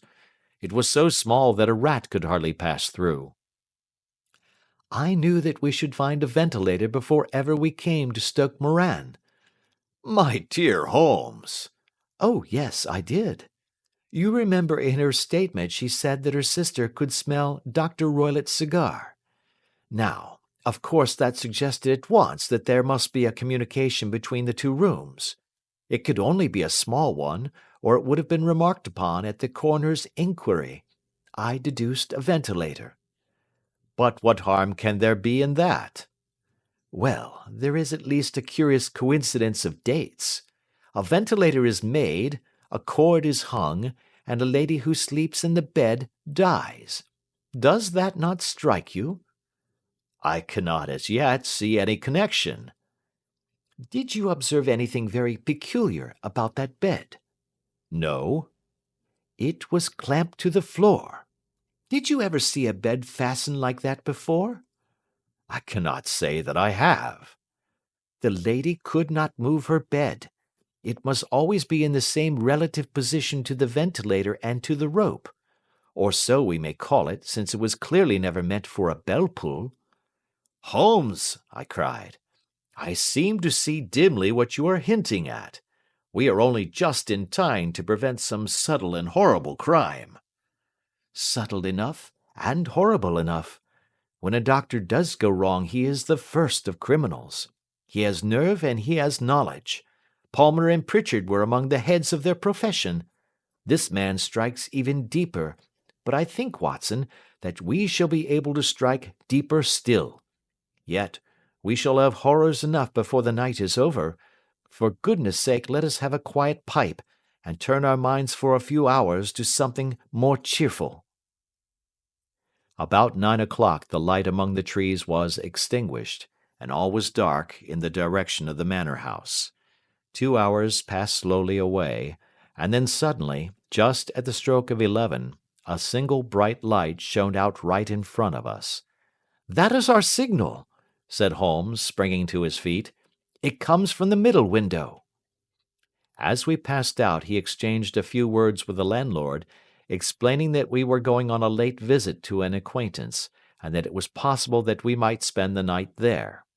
A moment later we were out on the dark road, a chill wind blowing in our faces, and one yellow light twinkling in front of us through the gloom, to guide us on our sombre errand. There was little difficulty in entering the grounds, for unrepaired breaches gaped in the old park wall. Making our way among the trees, we reached the lawn, crossed it, and were about to enter through the window when out from a clump of laurel bushes there darted what seemed to be a hideous and distorted child, who threw itself upon the grass with writhing limbs and then ran swiftly across the lawn into the darkness. "My God!" I whispered. "Did you see it?" Holmes was for the moment as startled as I. His hand closed like a vice upon my wrist in his agitation. Then he broke into a low laugh and put his lips to my ear. "It is a nice household," he murmured. "That is the baboon." I had forgotten the strange pets which the doctor affected. There was a cheetah, too. Perhaps we might find it upon our shoulders at any moment. I confess that I felt easier in my mind when, after following Holmes's example and slipping off my shoes, I found myself inside the bedroom. My companion noiselessly closed the shutters, moved the lamp onto the table, and cast his eyes round the room. All was as we had seen it in the daytime. Then creeping up to me and making a trumpet of his hand, he whispered into my ear again so gently that it was all that I could do to distinguish the words. "The least sound would be fatal to our plans." I nodded to show that I had heard. "We must sit without light. He would see it through the ventilator." I nodded again. "Do not go asleep. Your very life may depend upon it. Have your pistol ready in case we should need it. I will sit on the side of the bed, and you in that chair." I took out my revolver and laid it on the corner of the table. Holmes had brought up a long thin cane, and this he placed upon the bed beside him. By it he laid the box of matches and the stump of a candle. Then he turned down the lamp and we were left in darkness. How shall I ever forget that dreadful vigil? I could not hear a sound, not even the drawing of a breath, and yet I knew that my companion sat open-eyed, within a few feet of me, in the same state of nervous tension in which I was myself. The shutters cut off the least ray of light, and we waited in absolute darkness. From outside came the occasional cry of a night bird, and once at our very window a long-drawn cat-like whine, which told us that the cheetah was indeed at liberty. Far away we could hear the deep tones of the parish clock, which boomed out every quarter of an hour. How long they seemed, those quarters! 12 struck, and 1, and 2, and 3, and still we sat waiting silently for whatever might befall. Suddenly, there was the momentary gleam of a light up in the direction of the ventilator, which vanished immediately, but was succeeded by a strong smell of burning oil and heated metal. Someone in the next room had lit a dark lantern. I heard a gentle sound of movement, and then all was silent once more, though the smell grew stronger. For half an hour I sat with straining ears. Then suddenly another sound became audible, a very gentle, soothing sound, like that of a small jet of steam escaping continually from a kettle. The instant that we heard it, Holmes sprang from the bed, struck a match, and lashed furiously with his cane at the bell-pull. "You see it, Watson?" he yelled. "You see it?" But I saw nothing. At the moment when Holmes struck the light, I heard a low, clear whistle, but the sudden glare flashing into my weary eyes made it impossible for me to tell what it was at which my friend lashed so savagely. I could, however, see that his face was deadly pale and filled with horror and loathing. He had ceased to strike and was gazing up at the ventilator, when suddenly there broke from the silence of the night the most horrible cry to which I have ever listened. It swelled up louder and louder, a hoarse yell of pain and fear and anger all mingled in the one dreadful shriek. They say that away down in the village, and even in the distant parsonage, that cry raised the sleepers from their beds. It struck cold to our hearts, and I stood gazing at Holmes and he at me until the last echoes of it had died away into the silence from which it rose. "What can it mean?" I gasped. "It means that it is all over," Holmes answered, "and perhaps, after all, it is for the best. Take your pistol and we will enter Dr. Roylott's room." With a grave face he lit the lamp and led the way down the corridor. Twice he struck at the chamber door without any reply from within. Then he turned the handle and entered, I at his heels, with the cocked pistol in my hand. It was a singular sight which met our eyes. On the table stood a dark lantern with the shutter half open, throwing a brilliant beam of light upon the iron safe, the door of which was ajar. Beside this table, on the wooden chair, sat Dr. Grimesby Roylott, clad in a long grey dressing-gown, his bare ankles protruding beneath, and his feet thrust into red heelless Turkish slippers. Across his lap lay the short stock with the long lash which we had noticed during the day. His chin was cocked upward, and his eyes were fixed in a dreadful, rigid stare at the corner of the ceiling. Round his brow he had a peculiar yellow band, with brownish speckles, which seemed to be bound tightly round his head. As we entered, he made neither sound nor motion. "The band! The Speckled band!" whispered Holmes. I took a step forward. In an instant his strange headgear began to move, and there reared itself from among his hair the squat diamond-shaped head and puffed neck of a loathsome serpent. "It is a swamp adder!" cried Holmes, "the deadliest snake in India. He has died within 10 seconds of being bitten. Violence does in truth recoil upon the violent, and the schemer falls into the pit which he digs for another. Let us thrust this creature back into its den, and we can then remove Miss Stoner to some place of shelter, and let the county police know what has happened." As he spoke, he drew the dog whip swiftly from the dead man's lap, and throwing the noose round the reptile's neck, he drew it from its horrid perch, and carrying it at arm's length, threw it into the iron safe, which he closed upon it. Such are the true facts of the death of Dr. Grimesby Roylott of Stoke Moran. It is not necessary that I should prolong a narrative which has already run to too great a length by telling how we broke the sad news to the terrified girl, how we conveyed her by the morning train to the care of her good aunt at Harrow, of how the slow process of official inquiry came to the conclusion that the doctor met his fate while indiscreetly playing with a dangerous pet. The little which I had yet to learn of the case was told me by Sherlock Holmes as we travelled back next day. "I had," said he, "come to an entirely erroneous conclusion which shows, my dear Watson, how dangerous it always is to reason from insufficient data. The presence of the gipsies, and the use of the word band, which was used by the poor girl, no doubt, to explain the appearance which she had caught a hurried glimpse of by the light of her match, were sufficient to put me upon an entirely wrong scent.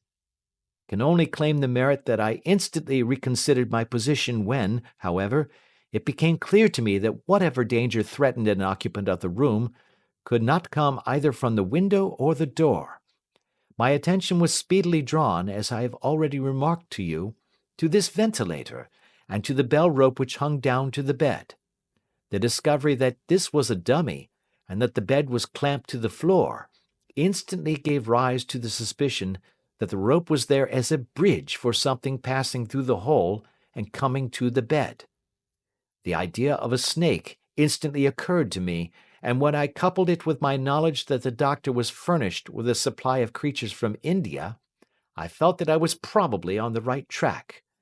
The idea of using a form of poison which could not possibly be discovered by any chemical test was just such a one as would occur to a clever and ruthless man who had had an Eastern training. The rapidity with which such a poison would take effect would also, from his point of view, be an advantage. It would be a sharp-eyed coroner, indeed, who could distinguish the 2 little dark punctures which would show where the poisoned fangs had done their work. Then I thought of the whistle. Of course, he must recall the snake before the morning light revealed it to the victim. He had trained it, probably by the use of the milk which we saw, to return to him when summoned. He would put it through this ventilator at the hour that he thought best, with the certainty that it would crawl down the rope and land on the bed. It might or might not bite the occupant. Perhaps she might escape every night for a week, but sooner or later she must fall a victim. I had come to these conclusions before ever I had entered his room. An inspection of his chair showed me that he had been in the habit of standing on it, which of course would be necessary in order that he should reach the ventilator. The sight of the safe, the saucer of milk, and the loop of whipcord were enough to finally dispel any doubts which may have remained. The metallic clang heard by Miss Stoner was obviously caused by her stepfather hastily closing the door of his safe upon its terrible occupant. Having once made up my mind, you know the steps which I took in order to put the matter to the proof. I heard the creature hiss, as I have no doubt that you did also, and I instantly lit the light and attacked it. With the result of driving it through the ventilator. And also with the result of causing it to turn upon its master at the other side. Some of the blows of my cane came home and roused its snakish temper, so that it flew upon the first person it saw.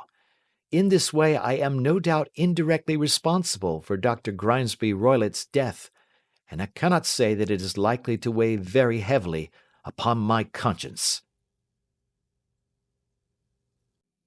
Adventure 9. The Adventure of the Engineer's Thumb.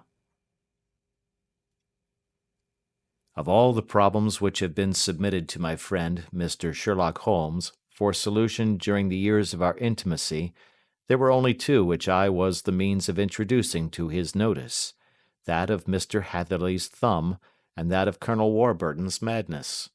Of these the latter may have afforded a finer field for an acute and original observer, but the other was so strange in its inception, and so dramatic in its details, that it may be the more worthy of being placed upon record, even if it gave my friend fewer openings for those deductive methods of reasoning by which he achieved such remarkable results.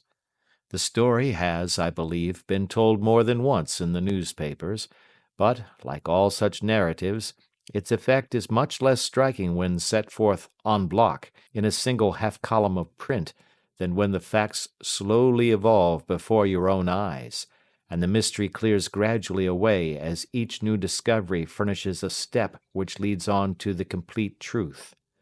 At the time the circumstances made a deep impression upon me, and the lapse of 2 years has hardly served to weaken the effect. It was in the summer of '89, not long after my marriage, that the events occurred which I am now about to summarize. I had returned to civil practice and had finally abandoned Holmes in his Baker Street rooms, although I continually visited him, and occasionally even persuaded him to forego his Bohemian habits so far as to come and visit us. My practice had steadily increased, and as I happened to live at no very great distance from Paddington Station, I got a few patients from among the officials. One of these, whom I had cured of a painful and lingering disease, was never weary of advertising my virtues, and of endeavouring to send me on every sufferer over whom he might have any influence.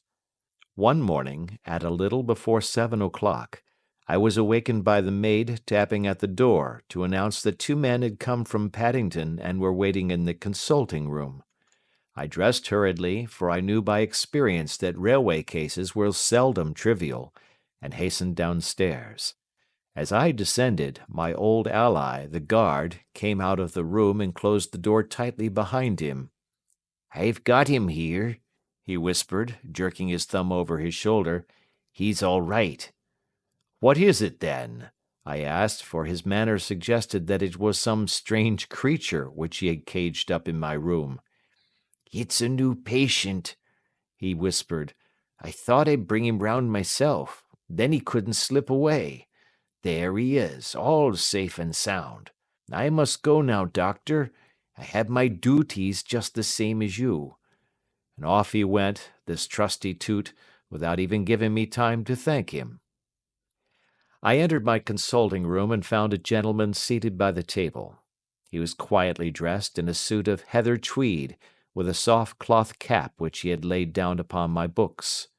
Round one of his hands he had a handkerchief wrapped, which was mottled all over with blood stains.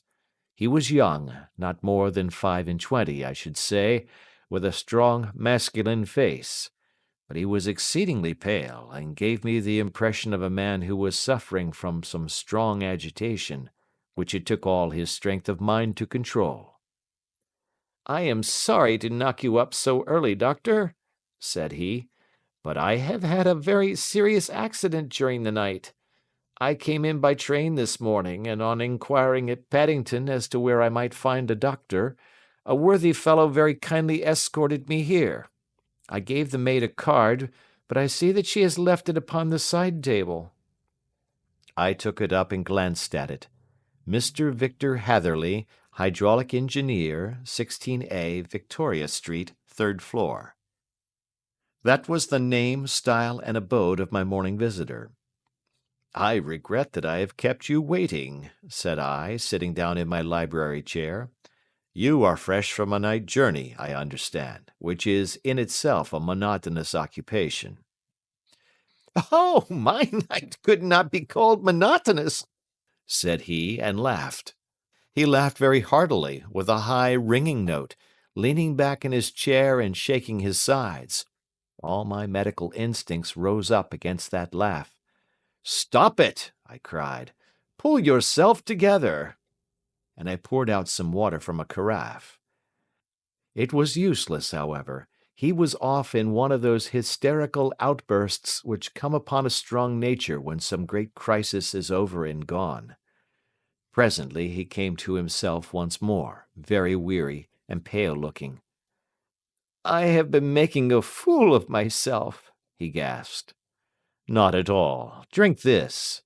I dashed some brandy into the water, and the colour began to come back to his bloodless cheeks. "That's better," said he. "And now, doctor, perhaps you would kindly attend to my thumb, or rather to the place where my thumb used to be?" He unwound the handkerchief and held out his hand. It gave even my hardened nerves a shudder to look at it. There were 4 protruding fingers and a horrid red, spongy surface where the thumb should have been. It had been hacked or torn right out from the roots. "Good heavens!" I cried. "This is a terrible injury. It must have bled considerably." "Yes, it did. I fainted when it was done, and I think that I must have been senseless for a long time. When I came to, I found that it was still bleeding, so I tied one end of my handkerchief very tightly round the wrist and braced it up with a twig." "Excellent. You should have been a surgeon." "It is a question of hydraulics, you see, and came within my own province." "This has been done," said I, examining the wound, "by a very heavy and sharp instrument." "A thing like a cleaver," said he. "An accident, I presume?" "By no means." "What? A murderous attack?" "Very murderous indeed." "You horrify me." I sponged the wound, cleaned it, dressed it, and finally covered it over with cotton wadding and carbolized bandages. He lay back without wincing, though he bit his lip from time to time. "How is that?" I asked when I had finished. "Capital. Between your brandy and your bandage, I feel a new man. I was very weak, but I have had a good deal to go through." "Perhaps you had better not speak of the matter. It is evidently trying to your nerves." "Oh, no, not now. I shall have to tell my tale to the police. But between ourselves, if it were not for the convincing evidence of this wound of mine, I should be surprised if they believe my statement, for it is a very extraordinary one, and I have not much in the way of proof with which to back it up. And even if they believe me, the clues which I can give them are so vague that it is a question whether justice will be done." "Ha!" cried I. "If it is anything in the nature of a problem which you desire to see solved, I should strongly recommend you to come to my friend, Mr. Sherlock Holmes, before you go to the official police." "Oh, I have heard of that fellow," answered my visitor, "and I should be very glad if he would take the matter up, though of course I must use the official police as well.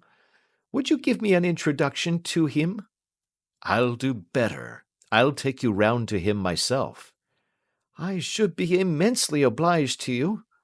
"We'll call a cab and go together. We shall just be in time to have a little breakfast with him. Do you feel equal to it?" "Yes, I shall not feel easy until I have told my story." "Then my servant will call a cab and I shall be with you in an instant." I rushed upstairs, explained the matter shortly to my wife, and in 5 minutes was inside a hansom driving with my new acquaintance to Baker Street.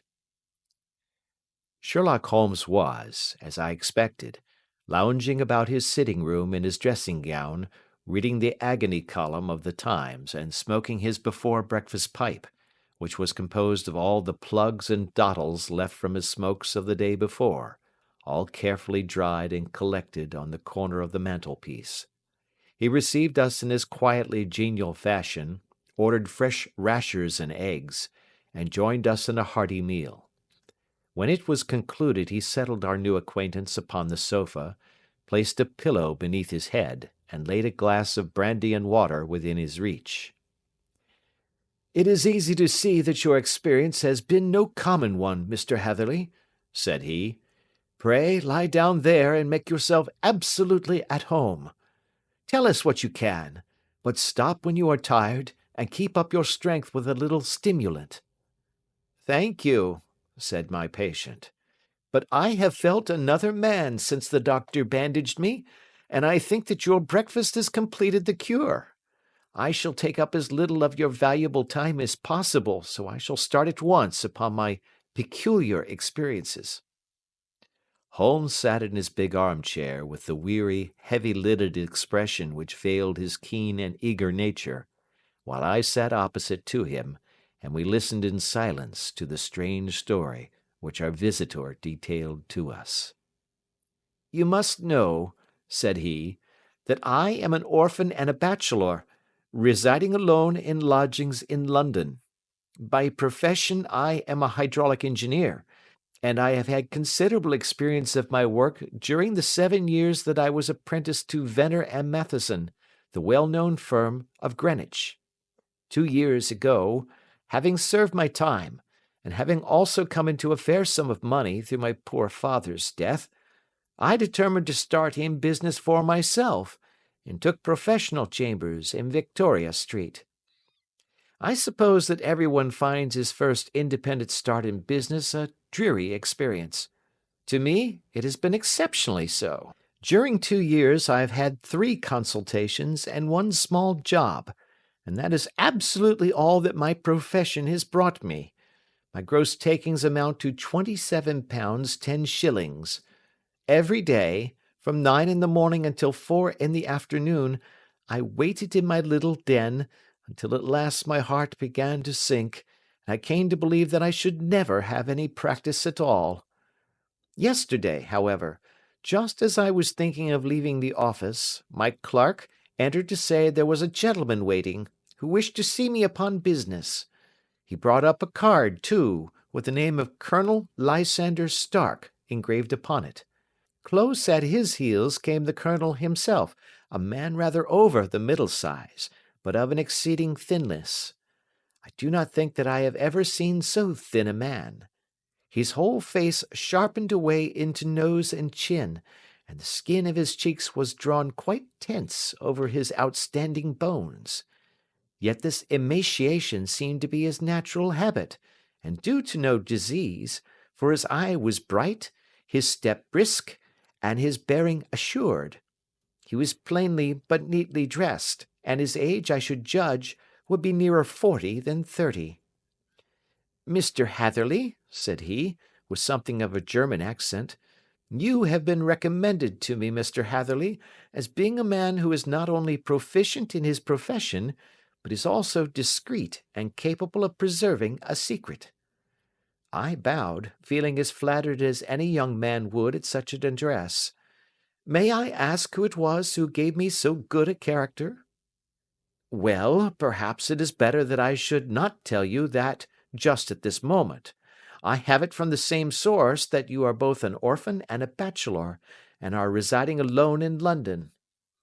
"That is quite correct," I answered, "but you will excuse me if I say that I cannot see how all this bears upon my professional qualifications. I understand that it was on a professional matter that you wished to speak to me?" "Undoubtedly so, but you will find that all I say is really to the point.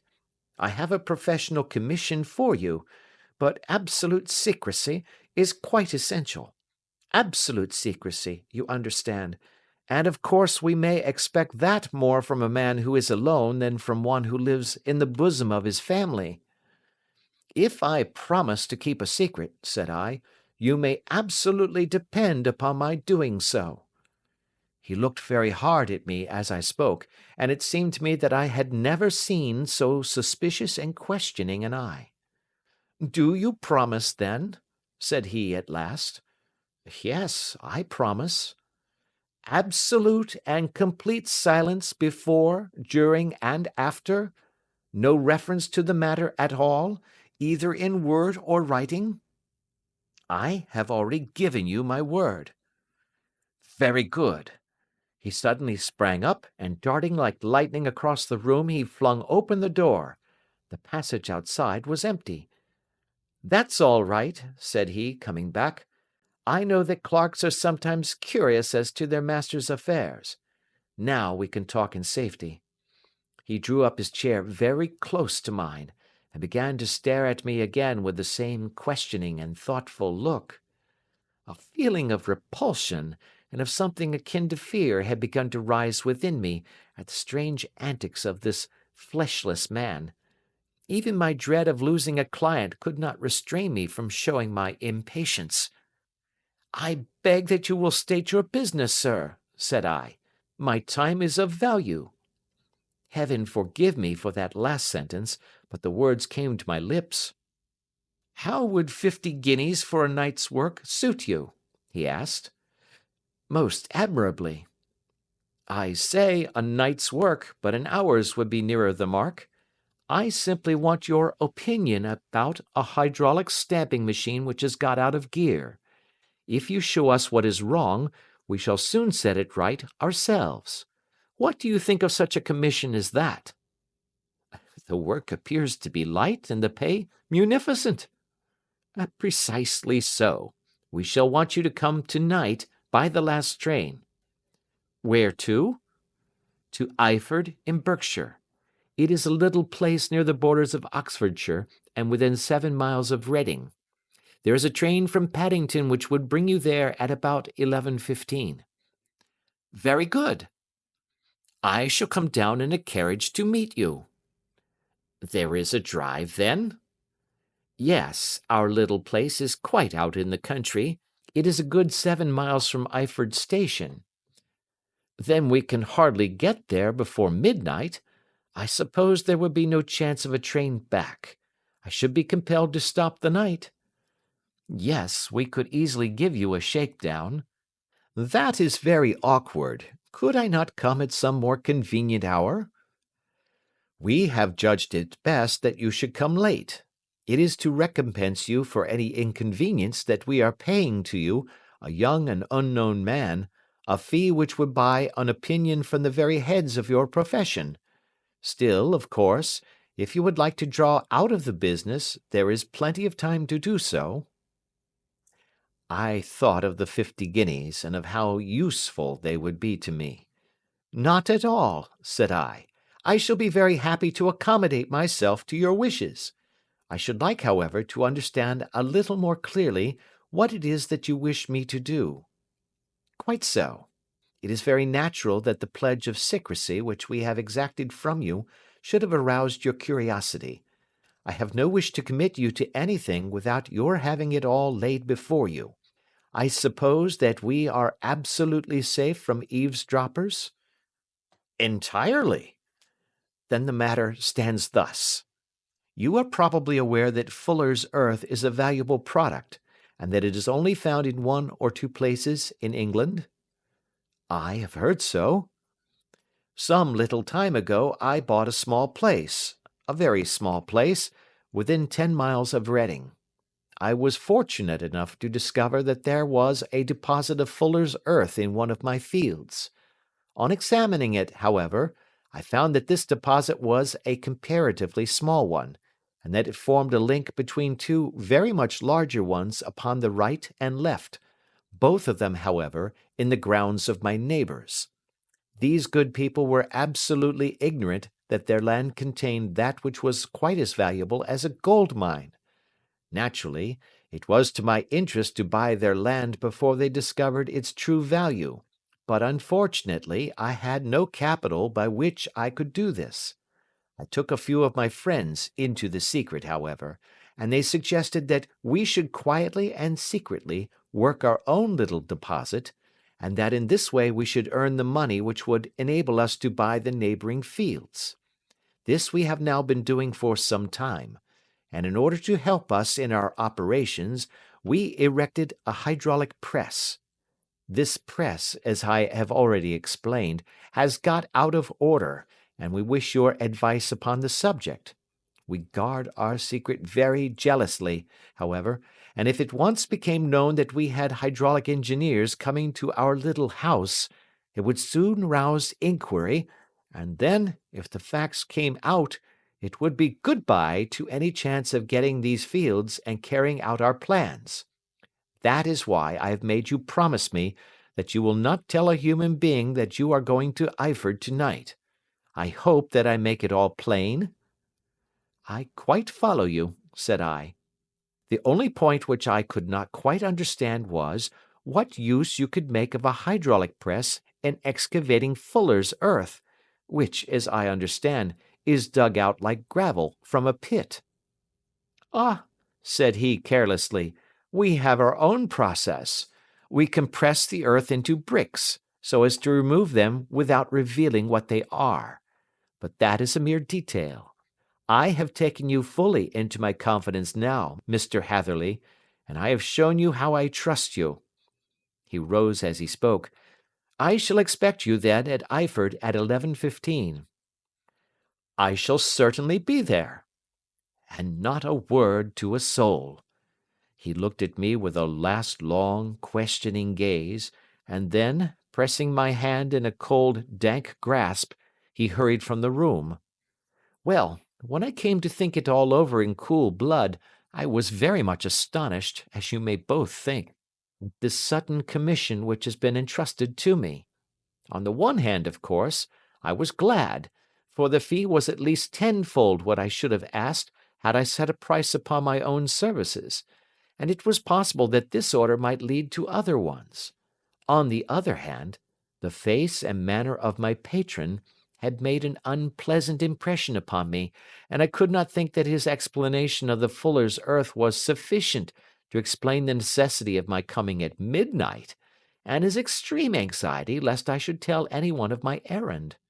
However, I threw all fears to the winds, ate a hearty supper, drove to Paddington, and started off, having obeyed to the letter the injunction as to holding my tongue.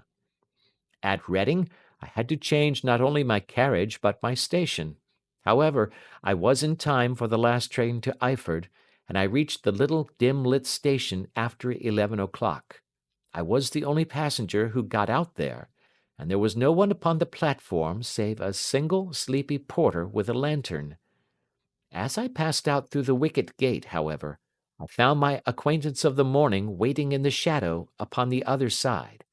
Without a word he grasped my arm and hurried me into a carriage, the door of which was standing open. He drew up the windows on either side, tapped on the woodwork, and away we went as fast as the horse could go. "One horse?" interjected Holmes. "Yes, only one." "Did you observe the colour?" "Yes, I saw it by the side lights when I was stepping into the carriage. It was a chestnut." "Tired looking or fresh?" "Oh, fresh and glossy." "Thank you. I am sorry to have interrupted you. Pray continue your most interesting statement." "Away we went then, and we drove for at least an hour. Colonel Lysander Stark had said that it was only 7 miles, but I should think, from the rate that we seemed to go, and from the time that we took, that it must have been nearer 12. He sat at my side in silence all the time, and I was aware, more than once when I glanced in his direction, that he was looking at me with great intensity. The country roads seemed to be not very good in that part of the world, for we lurched and jolted terribly. I tried to look out of the windows to see something of where we were, but they were made of frosted glass, and I could make out nothing save the occasional bright blur of a passing light. Now and then I hazarded some remark to break the monotony of the journey, but the colonel answered only in monosyllables, and the conversation soon flagged. At last, however, the bumping of the road was exchanged for the crisp smoothness of a gravelled drive, and the carriage came to a stand. Colonel Lysander Stark sprang out, and, as I followed after him, pulled me swiftly into a porch which gaped in front of us.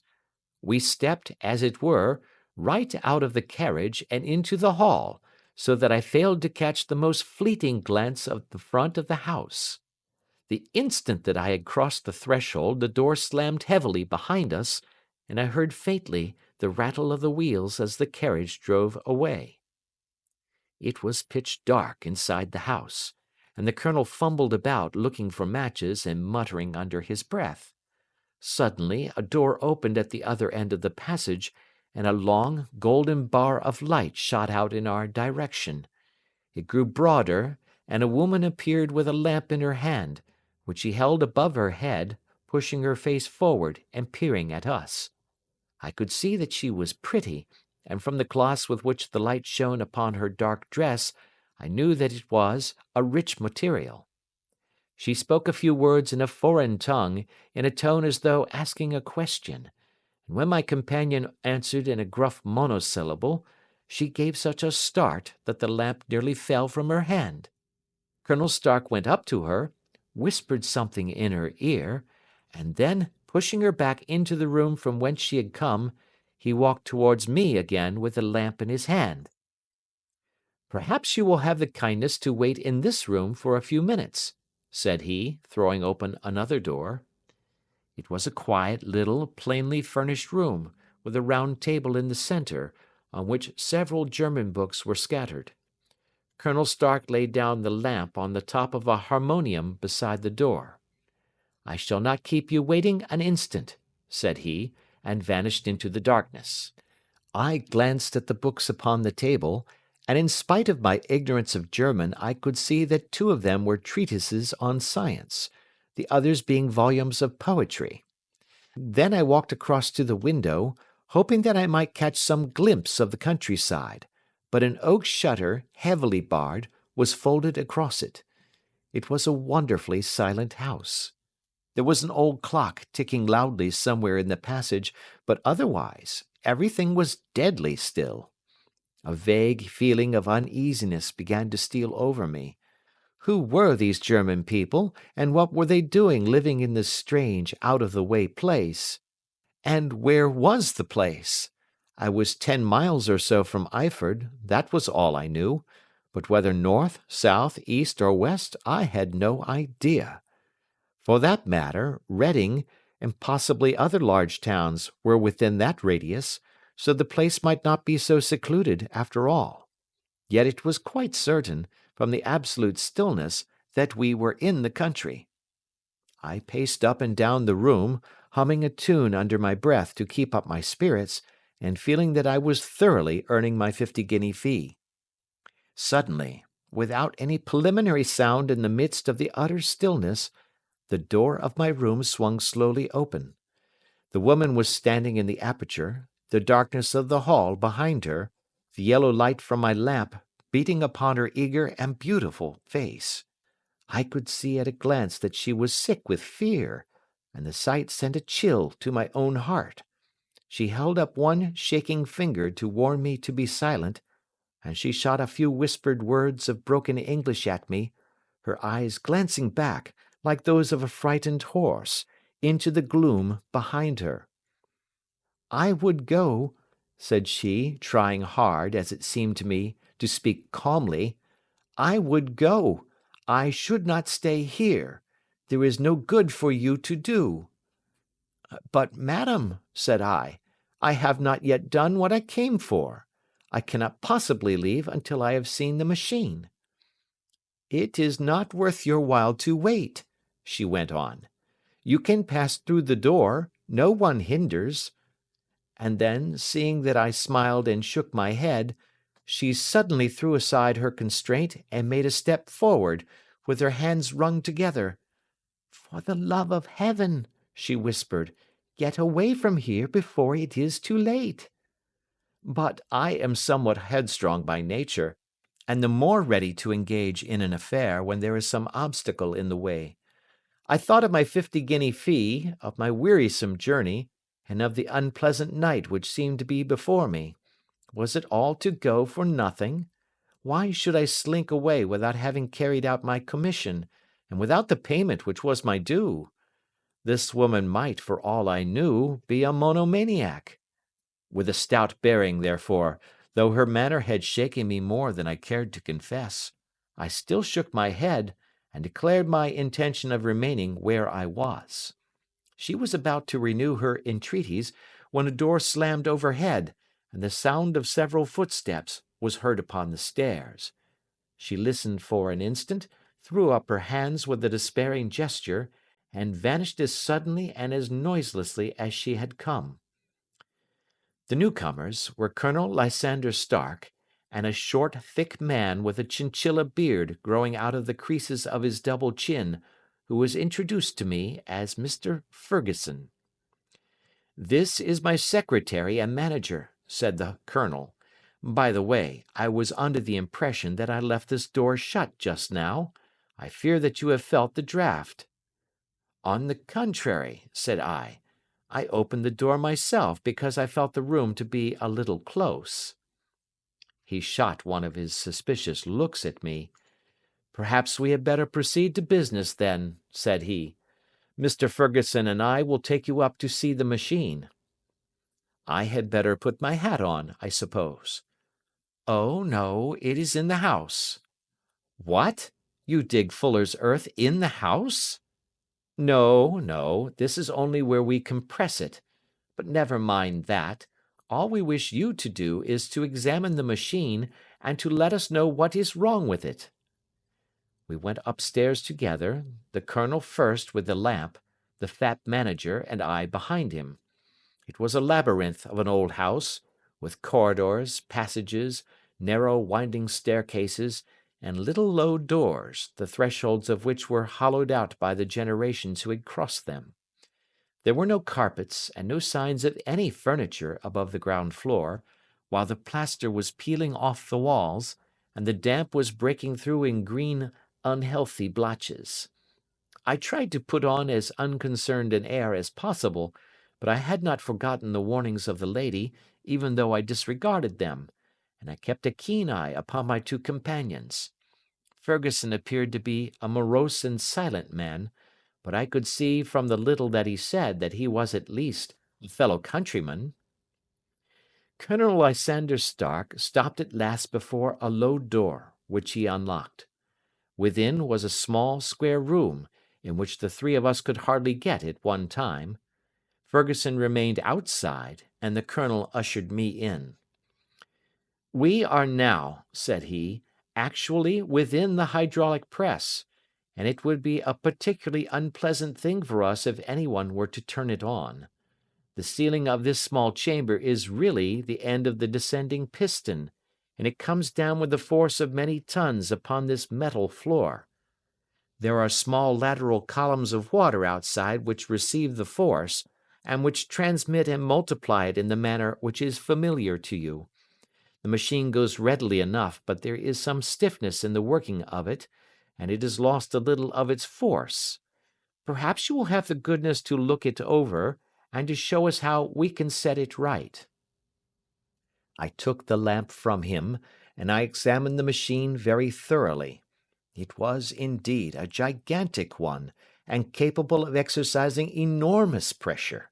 When I passed outside, however, and pressed down the levers which controlled it, I knew at once by the whishing sound that there was a slight leakage, which allowed a regurgitation of water through one of the side cylinders. An examination showed that one of the india rubber bands which was round the head of a driving rod had shrunk so as to not quite fill the socket along which it worked. This was clearly the cause of the loss of power, and I pointed it out to my companions, who followed my remarks very carefully and asked several practical questions as to how they should proceed to set it right. When I had made it clear to them, I returned to the main chamber of the machine and took a good look at it to satisfy my own curiosity. It was obvious at a glance that the story of the fuller's earth was the merest fabrication, for it would be absurd to suppose that so powerful an engine could be designed for so inadequate a purpose. The walls were of wood, but the floor consisted of a large iron trough, and when I came to examine it, I could see a crust of metallic deposit all over it. I had stooped and was scraping at this to see exactly what it was, when I heard a muttered exclamation in German and saw the cadaverous face of the colonel looking down at me. "What are you doing there?" he asked. I felt angry at having been tricked by so elaborate a story as that which he had told me. "I was admiring your fuller's earth," said I. "I think that I should be better able to advise you as to your machine if I knew what the exact purpose was for which it was used." The instant that I uttered the words, I regretted the rashness of my speech. His face set hard, and a baleful light sprang up in his grey eyes. "Very well," said he, "you shall know all about the machine." He took a step backward, slammed the little door, and turned the key in the lock. I rushed towards it and pulled at the handle, but it was quite secure, and did not give in the least to my kicks and shoves. "Hello!" I yelled. "Hullo! Colonel, let me out!" And then suddenly in the silence, I heard a sound which set my heart into my mouth. It was the clank of the levers and the swish of the leaking cylinder. He had set the engine at work. The lamp still stood upon the floor where I had placed it when examining the trough. By its light I saw that the black ceiling was coming down upon me, slowly, jerkily, but, as none knew better than myself, with a force which must within a minute grind me to a shapeless pulp. I threw myself screaming against the door, and dragged with my nails at the lock. I implored the colonel to let me out, but the remorseless clanking of the levers drowned my cries. The ceiling was only a foot or two above my head, and with my hand upraised I could feel its hard, rough surface. Then it flashed through my mind that the pain of my death would depend very much upon the position in which I met it. If I lay on my face, the weight would come upon my spine, and I shuddered to think of that dreadful snap. Easier the other way, perhaps, and yet, had I the nerve to lie and look up at that deadly black shadow wavering down upon me? Already I was unable to stand erect, when my eye caught something which brought a gush of hope back to my heart. I have said that though the floor and ceiling were of iron, the walls were of wood. As I gave a last hurried glance around, I saw a thin line of yellow light between two of the boards, which broadened and broadened as a small panel was pushed backwards. For an instant I could hardly believe that here was indeed a door which led away from death. The next instant I threw myself through, and lay half fainting upon the other side. The panel had closed again behind me, but the crash of the lamp, and a few moments afterwards the clang of the two slabs of metal, told me how narrow had been my escape. I was recalled to myself by a frantic plucking at my wrist, and I found myself lying upon the stone floor of a narrow corridor, while a woman bent over me and tugged at me with her left hand, while she held a candle in her right. It was the same good friend whose warning I had so foolishly rejected. "Come, come," she cried breathlessly. "They will be here in a moment. They will see that you are not there. Oh, do not waste the so precious time, but come." This time, at least, I did not scorn her advice. I staggered to my feet and ran with her along the corridor and down a winding stair. The latter led to another broad passage, and just as we reached it we heard the sound of running feet and the shouting of two voices, one answering the other from the floor on which we were, and from the one beneath. My guide stopped and looked about her like one who is at her wits' end. Then she threw open a door which led into a bedroom, through the window of which the moon was shining brightly. "It is your only chance," said she. "It is high, but it may be that you can jump it." As she spoke, a light sprang into view at the further end of the passage, and I saw the lean figure of Colonel Lysander Stark rushing forward with a lantern in one hand and a weapon like a butcher's cleaver in the other. I rushed across the bedroom, flung open the window, and looked out. How quiet and sweet and wholesome the garden looked in the moonlight, and it could not be more than 30 feet down. I clambered out upon the sill, but I hesitated to jump until I should have heard what passed between my saviour and the ruffian who pursued me.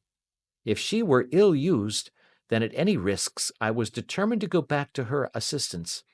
The thought had hardly flashed through my mind before he was at the door, pushing his way past her, and she threw her arms round him and tried to hold him back. "Fritz, Fritz," she cried in English, "remember your promise after the last time. You said it should not be again.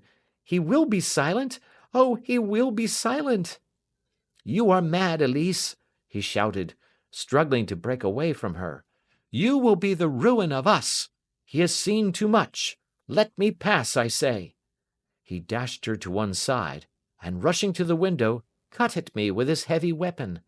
I had let myself go, and was hanging by the hands to the sill, when his blow fell. I was conscious of a dull pain, my grip loosened, and I fell into the garden below.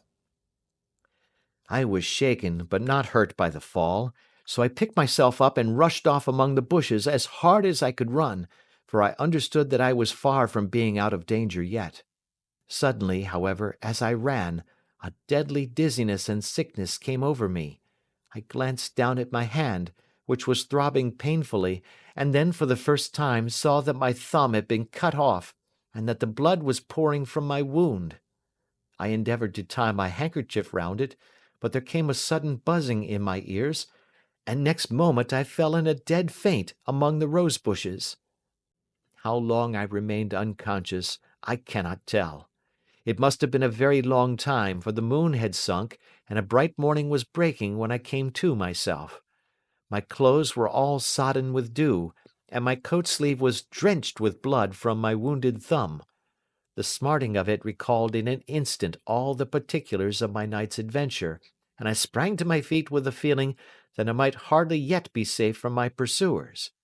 But to my astonishment, when I came to look round me, neither house nor garden were to be seen.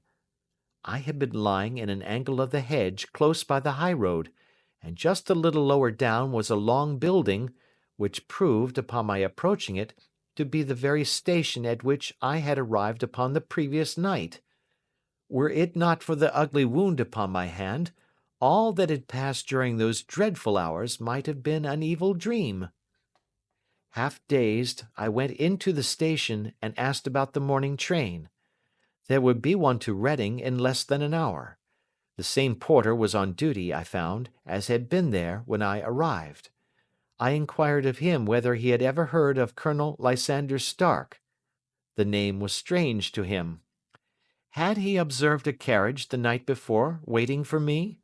No, he had not. Was there a police station anywhere near? There was one about 3 miles off. It was too far for me to go, weak and ill as I was. I determined to wait until I got back to town before telling my story to the police. It was a little past 6 when I arrived, so I went first to have my wound dressed, and then the doctor was kind enough to bring me along here. I put the case into your hands, and shall do exactly what you advise." We both sat in silence for some little time after listening to this extraordinary narrative. Then Sherlock Holmes pulled down from the shelf one of the ponderous commonplace books in which he placed his cuttings. "Here is an advertisement which will interest you," said he. "It appeared in all the papers about a year ago. Listen to this. 'Lost, on the 9th instant, Mr. Jeremiah Hayling, aged 26, a hydraulic engineer. Left his lodgings at 10 o'clock at night, and has not been heard of since. Was dressed in, etc., etc.' Ha! That represents the last time that the Colonel needed to have his machine overhauled, I fancy." "Good heavens!" cried my patient. "Then that explains what the girl said." "Undoubtedly. It is quite clear that the Colonel was a cool and desperate man, who was absolutely determined that nothing should stand in the way of his little game, like those out-and-out pirates who will leave no survivor from a captured ship. Well, every moment now is precious, so if you feel equal to it, we shall go down to Scotland Yard at once as a preliminary to starting for Eyford." Some 3 hours or so afterwards we were all in the train together, bound from Reading to the little Berkshire village. There were Sherlock Holmes, the hydraulic engineer, Inspector Bradstreet of Scotland Yard, a plain-clothes man, and myself. Bradstreet had spread an ordnance map of the county out upon the seat, and was busy with his compasses drawing a circle with Eyford for its centre. "There you are," said he. "That circle is drawn at a radius of 10 miles from the village. The place we want must be somewhere near that line. You said 10 miles, I think, sir?" "It was an hour's good drive." "And you think that they brought you back all that way when you were unconscious?" "They must have done so. I have a confused memory, too, of having been lifted and conveyed somewhere." "What I cannot understand," said I, "is why they should have spared you when they found you lying fainting in the garden. Perhaps the villain was softened by the woman's entreaties." "I hardly think that likely. I never saw a more inexorable face in my life." "Oh, we shall soon clear up all that," said Bradstreet. "Well, I have drawn my circle, and I only wish I knew at what point upon it the folk that we are in search of are to be found." "I think I could lay my finger on it," said Holmes quietly. "Really now," cried the inspector, "you have formed your opinion. Come now, we shall see who agrees with you. I say it is south, for the country is more deserted there." "And I say east," said my patient. "I am for west," remarked the plain-clothes man. "There are several quiet little villages up there." "And I am for north," said I, "because there are no hills there, and our friend says he did not notice the carriage go up any." Come, cried the inspector, laughing. It's a very pretty diversity of opinion. We have boxed the compass among us. Who do you give your casting vote to?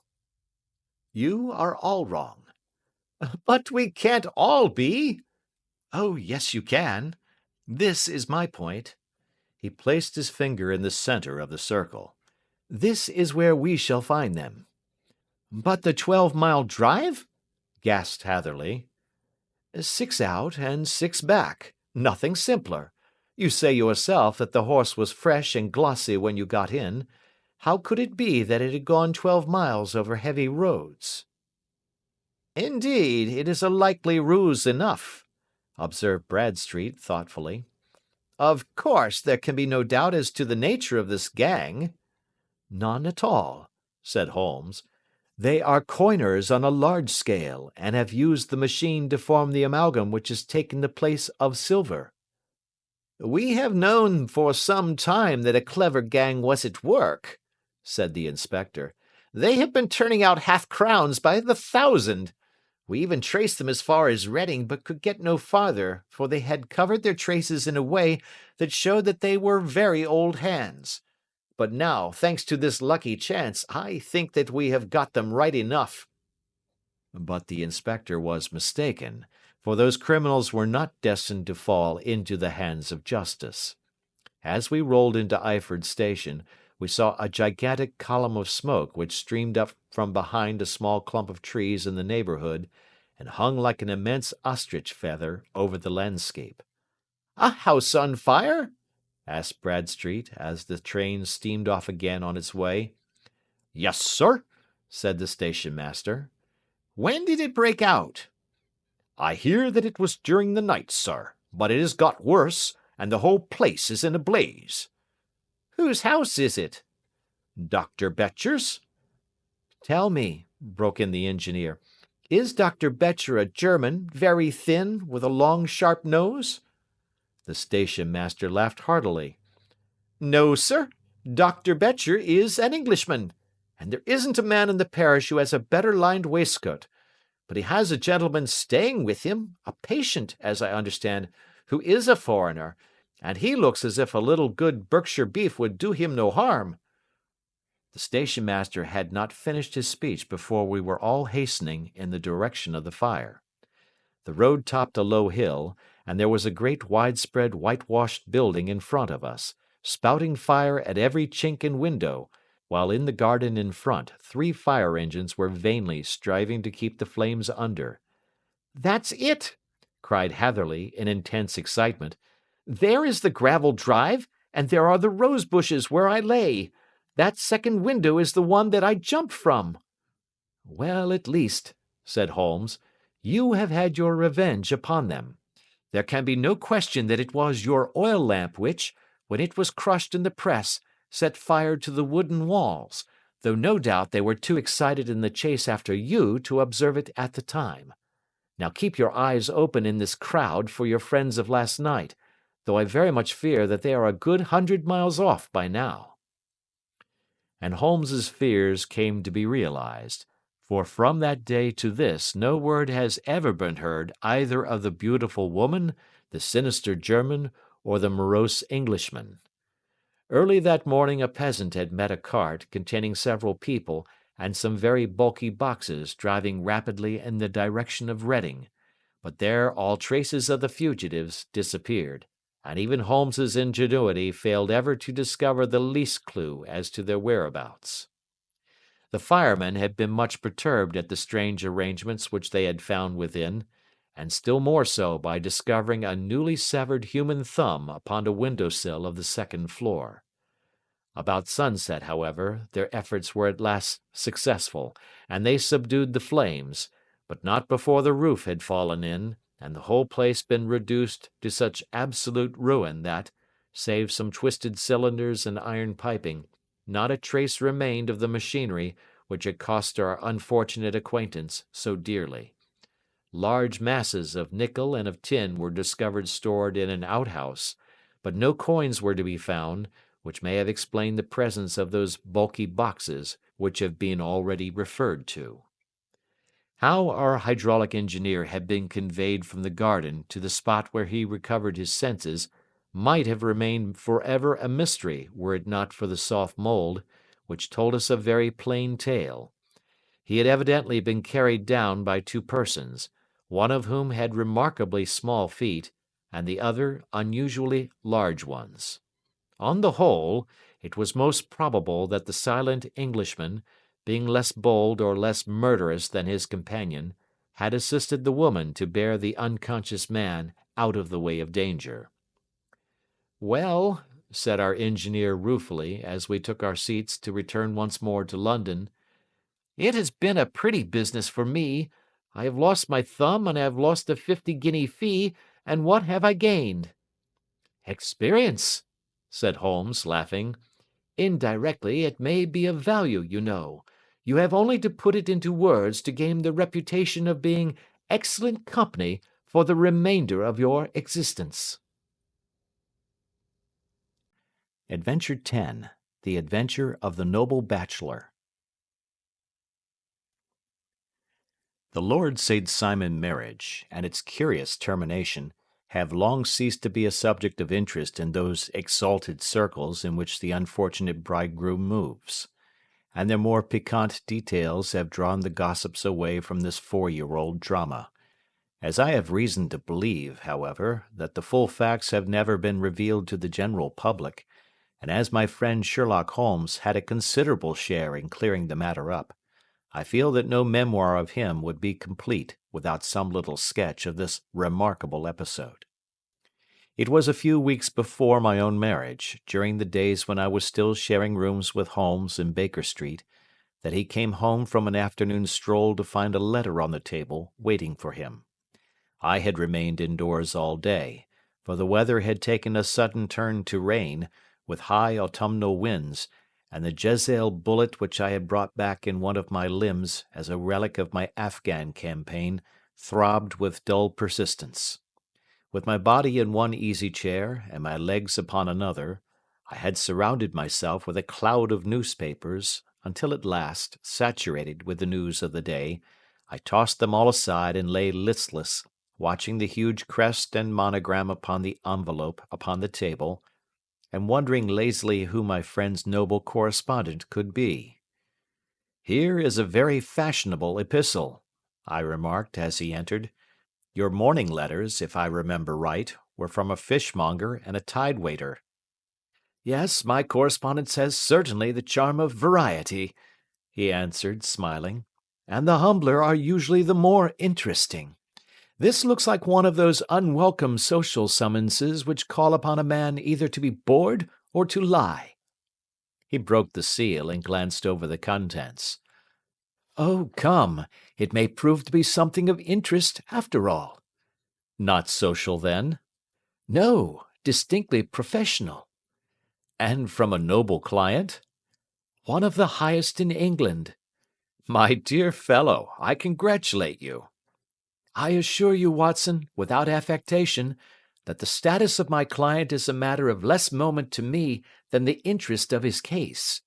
It is just possible, however, that also may not be wanting in this new investigation. You have been reading the papers diligently of late, have you not? It looks like it, said I ruefully, pointing to a huge bundle in the corner. I have had nothing else to do. It is fortunate, for you will perhaps be able to post me up. I read nothing except the criminal news and the agony column. The latter is always instructive.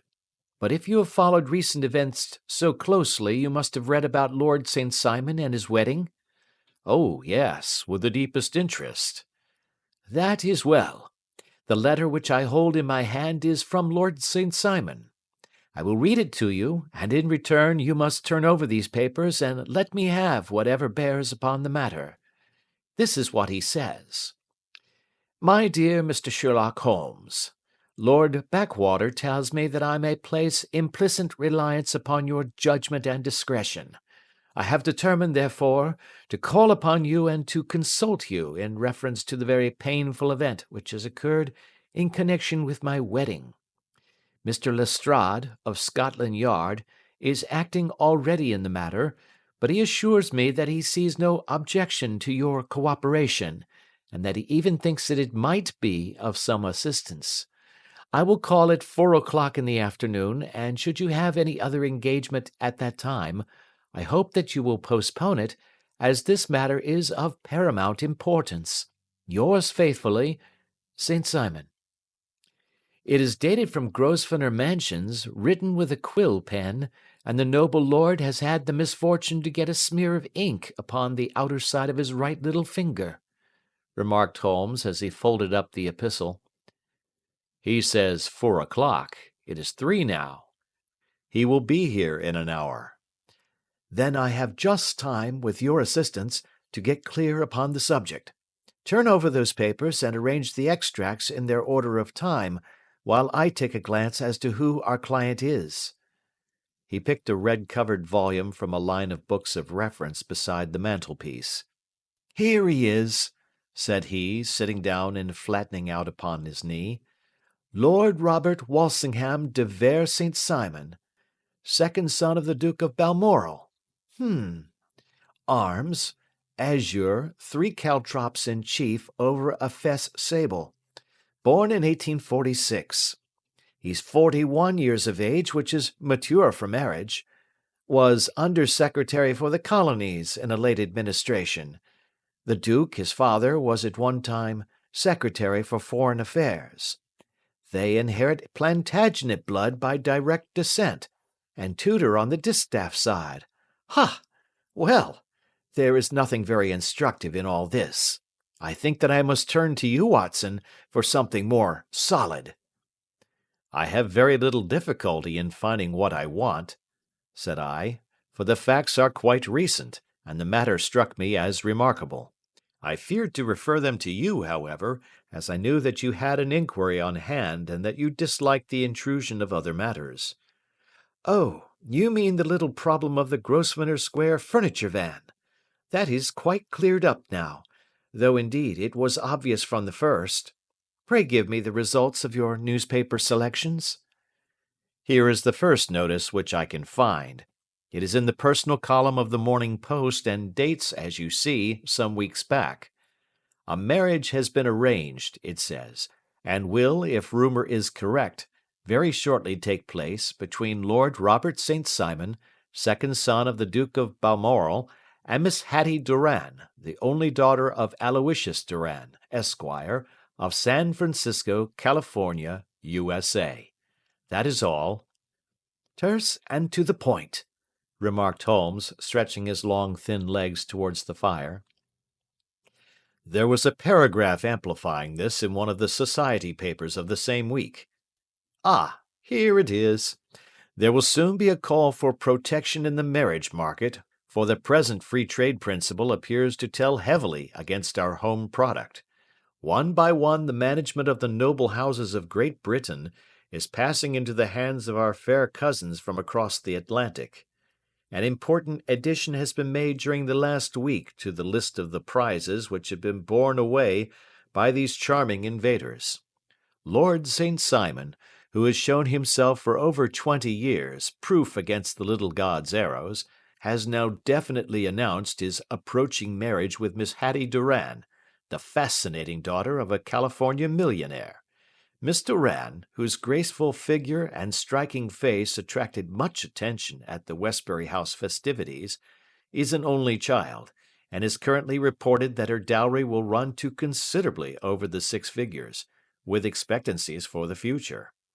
As it is an open secret that the Duke of Balmoral has been compelled to sell his pictures within the last few years, and as Lord St. Simon has no property of his own save the small estate of Birchmoor, it is obvious that the Californian heiress is not the only gainer by an alliance which will enable her to make the easy and common transition from a Republican lady to a British peeress.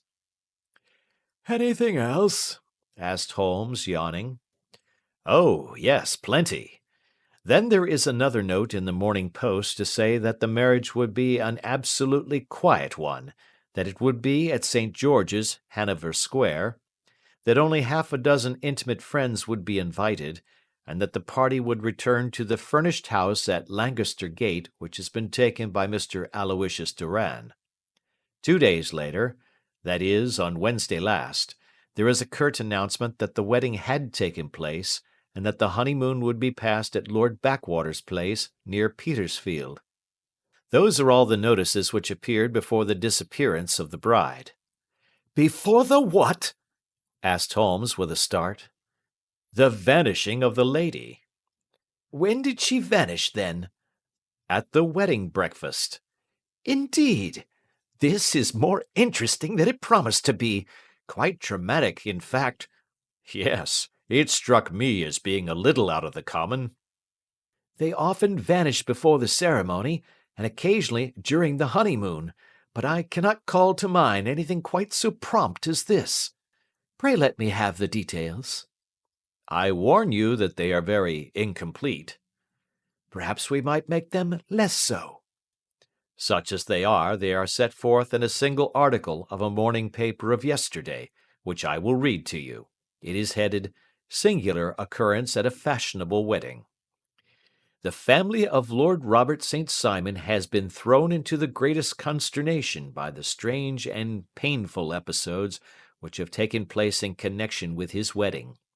The ceremony, as shortly announced in the papers of yesterday, occurred on the previous morning, but it is only now that it has been possible to confirm the strange rumors which have been so persistently floating about. In spite of the attempts of the friends to hush the matter up, so much public attention has now been drawn to it that no good purpose can be served by affecting to disregard what is a common subject for conversation. The ceremony, which was performed at St. George's, Hanover Square, was a very quiet one, no one being present save the father of the bride, Mr. Aloysius Doran, the Duchess of Balmoral, Lord Backwater, Lord Eustace and Lady Clara St. Simon, the younger brother and sister of the bridegroom, and Lady Alicia Whittington. The whole party proceeded afterwards to the house of Mr. Aloysius Doran at Lancaster Gate, where breakfast had been prepared. It appears that some little trouble was caused by a woman, whose name has not been ascertained, who endeavoured to force her way into the house after the bridal party, alleging that she had some claim upon Lord St. Simon. It was only after a painful and prolonged scene that she was ejected by the butler and the footman. The bride, who had fortunately entered the house before this unpleasant interruption, had sat down to breakfast with the rest, when she complained of a sudden indisposition and retired to her room.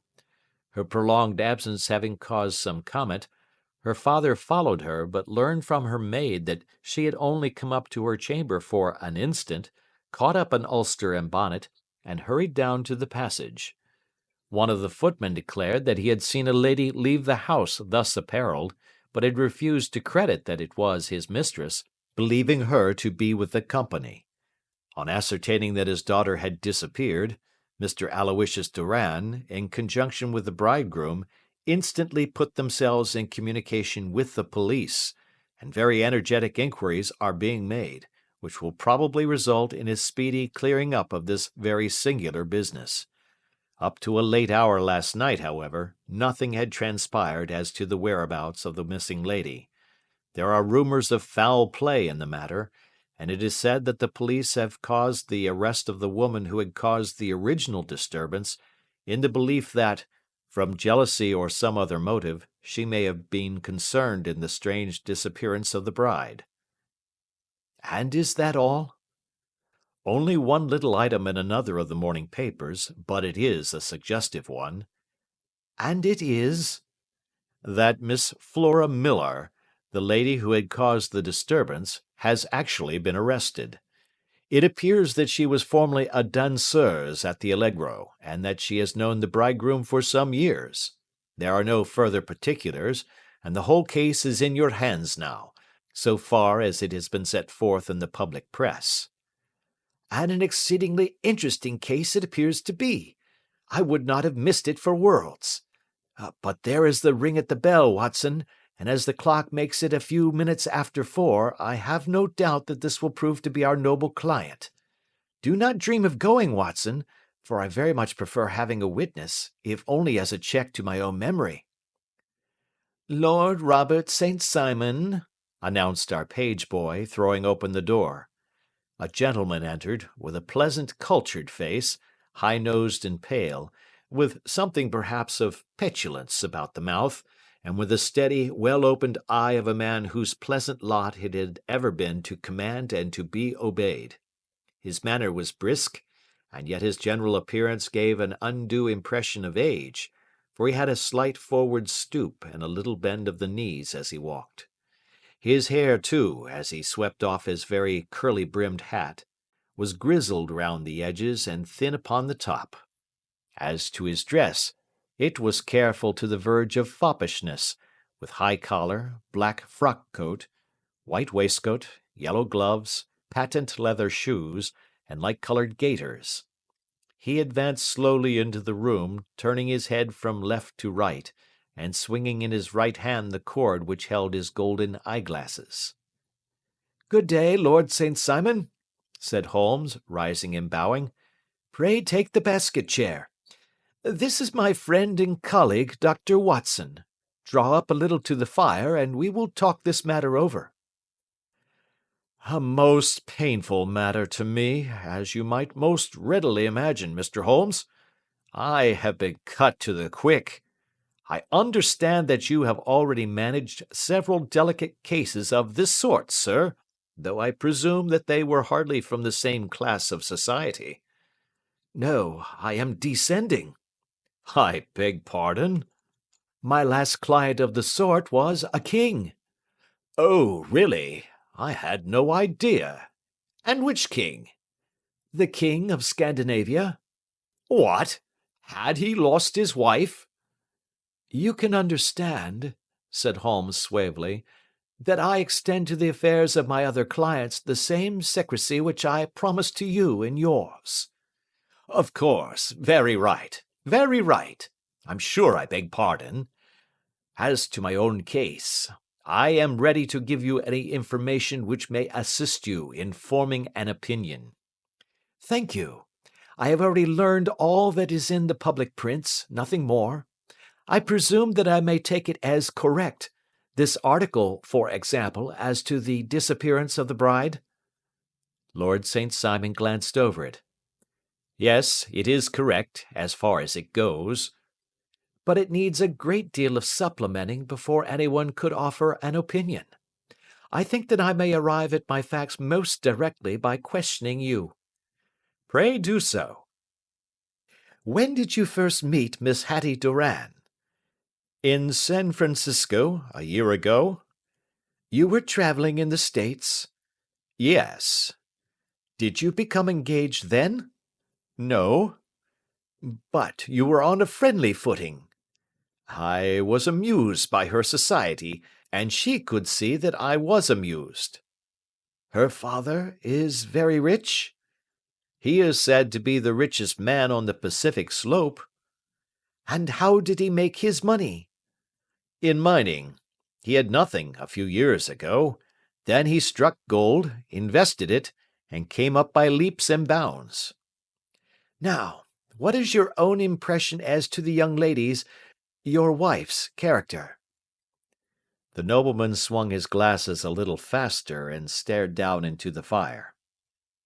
You see, Mr. Holmes, said he, my wife was 20 before her father became a rich man. During that time she ran free in a mining camp and wandered through woods or mountains, so that her education has come from nature rather than from the schoolmaster. She is what we call in England a tomboy, with a strong nature, wild and free, unfettered by any sort of traditions. She is impetuous. Volcanic, I was about to say. She is swift in making up her mind and fearless in carrying out her resolutions. On the other hand, I would not have given her the name which I have the honor to bear. He gave a little stately cough. Had I not thought her to be at bottom a noble woman. I believe that she is capable of heroic self-sacrifice, and that anything dishonorable would be repugnant to her. Have you her photograph? I brought this with me. He opened a locket and showed us the full face of a very lovely woman. It was not a photograph, but an ivory miniature, and the artist had brought out the full effect of the lustrous black hair, the large dark eyes, and the exquisite mouth. Holmes gazed long and earnestly at it. Then he closed the locket and handed it back to Lord St. Simon. The young lady came to London, then, and you renewed your acquaintance? Yes, her father brought her over for this last London season. I met her several times, became engaged to her, and have now married her. She brought, I understand, a considerable dowry? A fair dowry, not more than is usual in my family. And this, of course, remains to you, since the marriage is a fait accompli? I really have made no inquiries on the subject. Very naturally not. Did you see Miss Doran on the day before the wedding? Yes. Was she in good spirits? Never better. She kept talking of what we should do in our future lives. Indeed, that is very interesting. And on the morning of the wedding? She was as bright as possible, at least until after the ceremony. And did you observe any change in her then?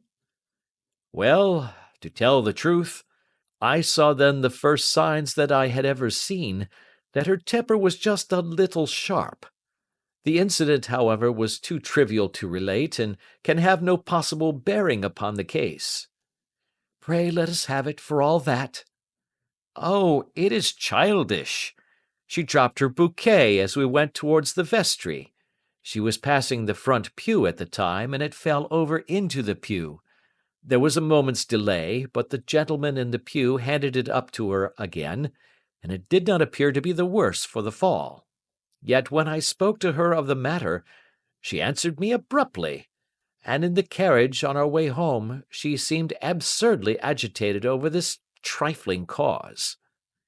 Indeed, you say that there was a gentleman in the pew. Some of the general public were present, then? Oh, yes, it is impossible to exclude them when the church is open. This gentleman was not one of your wife's friends? No, no. I call him a gentleman by courtesy, but he was quite a common-looking person. I hardly noticed his appearance. But really I think that we are wandering rather far from the point. Lady St. Simon, then, returned from the wedding in a less cheerful frame of mind than she had gone to it. What did she do on re-entering her father's house? I saw her in conversation with her maid. And who is her maid? Alice is her name. She is an American and came from California with her. A confidential servant? A little too much so. It seemed to me that her mistress allowed her to take great liberties. Still, of course, in America they look upon these things in a different way. How long did she speak to this Alice? Oh, a few minutes. I had something else to think of. You did not overhear what they said? Lady St. Simon said something about jumping a claim. She was accustomed to use slang of the kind. I have no idea what she meant. American slang is very expressive sometimes. And what did your wife do when she finished speaking to her maid? She walked into the breakfast room. On your arm? No, alone. She was very independent in little matters like that. Then, after we had sat down for 10 minutes or so, she rose hurriedly, muttered some words of apology, and left the room. She never came back. But this maid, Alice, as I understand, deposes that she went to her room, covered her bride's dress with a long ulster, put on a bonnet, and went out. Quite so. And she was afterwards seen walking into Hyde Park in company with Flora Millar, a woman who is now in custody, and who had already made a disturbance at Mr. Durand's house that morning. Ah, yes.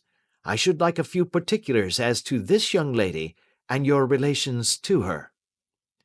Lord St. Simon shrugged his shoulders and raised his eyebrows.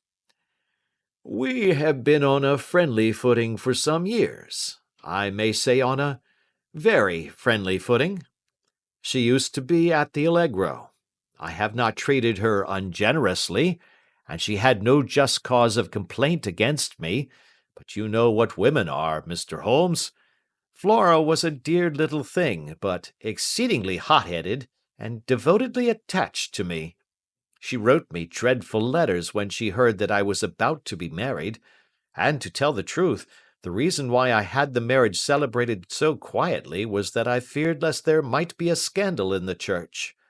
She came to Mr. Durand's door just after we returned, and she endeavored to push her way in, uttering very abusive expressions towards my wife, and even threatening her, but I had foreseen the possibility of something of the sort, and I had 2 police fellows there in private clothes who soon pushed her out again.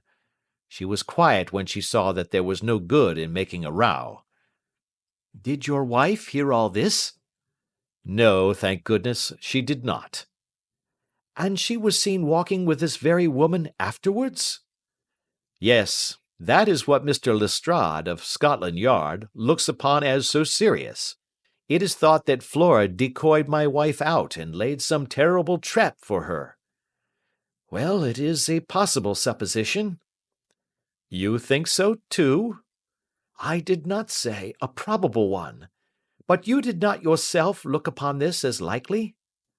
I do not think Flora would hurt a fly. Still, jealousy is a strange transformer of characters.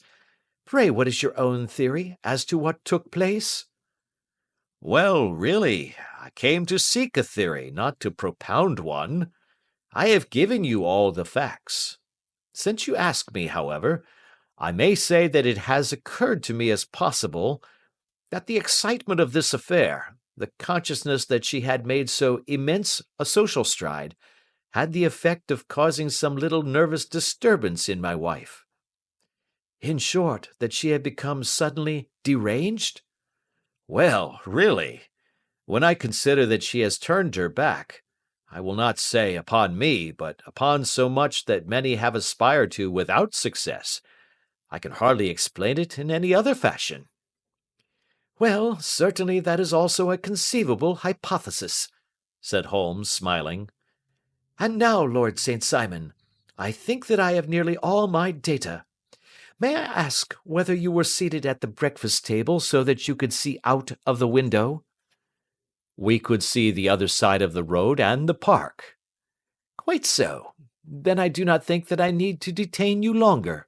I shall communicate with you. Should you be fortunate enough to solve this problem, said our client, rising, I have solved it. Eh? What was that? I say that I have solved it. Where, then, is my wife? That is a detail which I shall speedily supply. Lord St. Simon shook his head. I am afraid that it will take wiser heads than yours or mine, he remarked, and bowing in a stately, old-fashioned manner, he departed. It is very good of Lord St. Simon to honour my head by putting it on a level with his own, said Sherlock Holmes, laughing. I think that I shall have a whisky and soda and a cigar after all this cross-questioning. I had formed my conclusions as to the case before our client came into the room. My dear Holmes! I have notes of several similar cases, though none, as I remarked before, which were quite as prompt. My whole examination served to turn my conjecture into a certainty. Circumstantial evidence is occasionally very convincing, as when you find a trout in the milk, to quote Thoreau's example. But I have heard all that you have heard. Without, however, the knowledge of pre-existing cases which serves me so well. There was a parallel instance in Aberdeen some years back, and something on very much the same lines at Munich the year after the Franco-Prussian War. It is one of these cases. But hello, here is Lestrade. Good afternoon, Lestrade. You will find an extra tumbler upon the sideboard, and there are cigars in the box. The official detective was attired in a pea-jacket and cravat, which gave him a decidedly nautical appearance, and he carried a black canvas bag in his hand. With a short greeting, he seated himself and lit the cigar which had been offered to him. "What's up, then?" asked Holmes, with a twinkle in his eye. "You look dissatisfied." "And I feel dissatisfied. It is this infernal St. Simon marriage case. I can make neither head nor tail of the business." "Really, you surprise me." "Who ever heard of such a mixed affair? Every clue seems to slip through my fingers. I have been at work upon it all day." "And very wet it seems to have made you," said Holmes, laying his hand upon the arm of the pea-jacket. "Yes, I have been dragging the Serpentine." "In heaven's name, what for?" "In search of the body of Lady St. Simon." Sherlock Holmes leaned back in his chair and laughed heartily. "Have you dragged the basin of Trafalgar Square fountain?" he asked. "Why? What do you mean?" "Because you have just as good a chance of finding this lady in the one as in the other." Lestrade shot an angry glance at my companion. "I suppose you know all about it," he snarled. "Well, I have only just heard the facts, but my mind is made up." "Oh, indeed. Then you think that the Serpentine plays no part in the matter?" "I think it very unlikely." "Then perhaps you will kindly explain how it is that we found this in it?" He opened his bag as he spoke, and tumbled onto the floor a wedding dress of watered silk, a pair of white satin shoes, and a bride's wreath and veil, all discolored and soaked in water. "There," said he, putting a new wedding ring upon the top of the pile. "There is a little nut for you to crack, Master Holmes." "Oh, indeed," said my friend, blowing blue rings into the air. "You dragged them from the Serpentine?" "No, they were found floating near the margin by a park keeper. They have been identified as her clothes, and it seemed to me that if the clothes were there, the body would not be far off." "By the same brilliant reasoning, every man's body is to be found in the neighborhood of his wardrobe. And pray, what did you hope to arrive at through this?" "At some evidence implicating Flora Millar in the disappearance." "I'm afraid that you will find it difficult." "Are you indeed now?" cried Lestrade with some bitterness. "I am afraid, Holmes, that you are not very practical with your deductions and your inferences. You have made two blunders in as many minutes. This dress does implicate Miss Flora Millar." "And how?"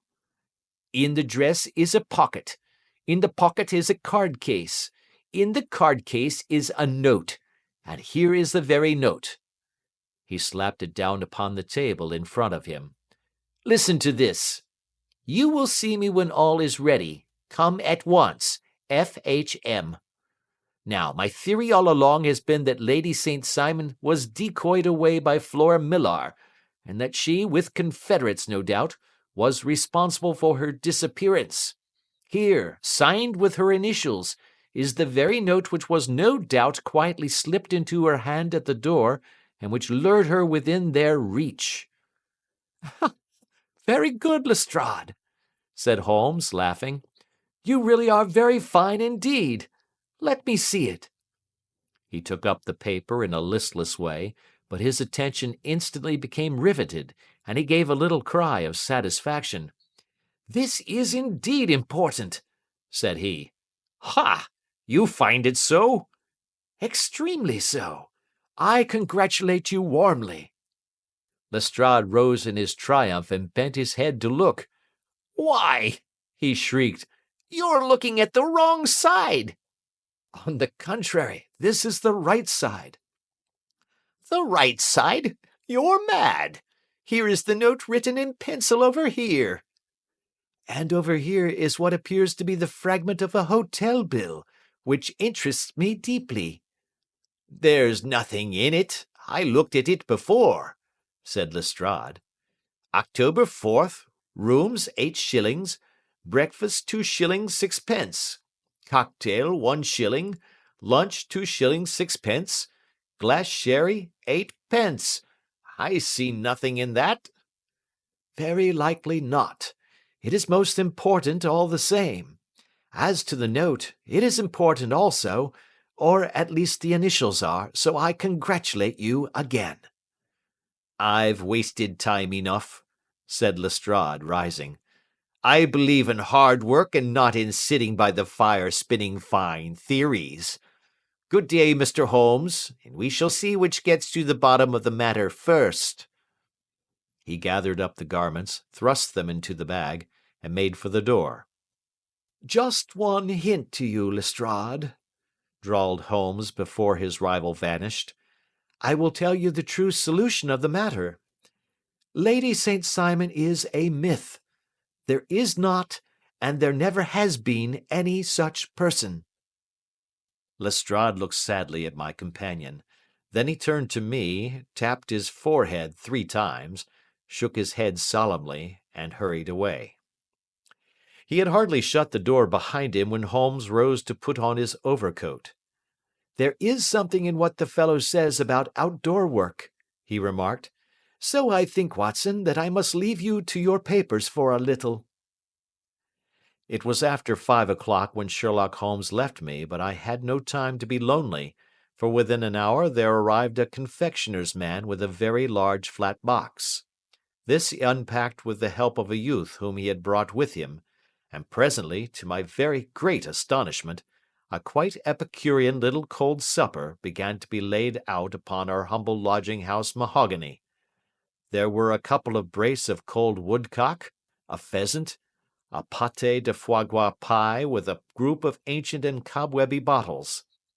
Having laid out all these luxuries, my 2 visitors vanished away, like the genii of the Arabian Nights, with no explanation save that the things had been paid for and were ordered to this address.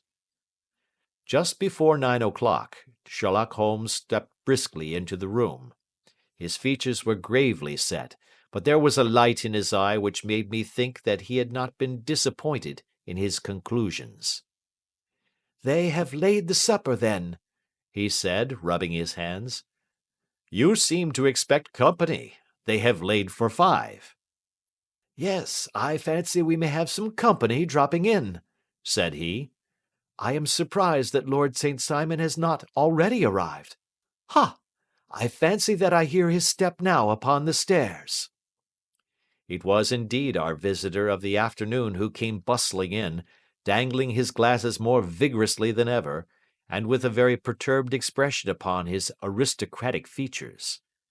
My messenger reached you, then? asked Holmes. Yes, and I confess that the contents startled me beyond measure. Have you good authority for what you say? The best possible. Lord St. Simon sank into a chair and passed his hand over his forehead. "What will the Duke say," he murmured, "when he hears that one of the family has been subjected to such humiliation?" It is the purest accident. I cannot allow that there is any humiliation. Ah, you look on these things from another standpoint. I fail to see that anyone is to blame. I can hardly see how the lady could have acted otherwise, though her abrupt method of doing it was undoubtedly to be regretted. Having no mother, she had no one to advise her at such a crisis. It was a slight, sir, a public slight, said Lord St. Simon, tapping his fingers upon the table. You must make allowance for this poor girl, placed in so unprecedented a position. I will make no allowance. I am very angry indeed, and I have been shamefully used. I think that I heard a ring, said Holmes. Yes, there are steps on the landing.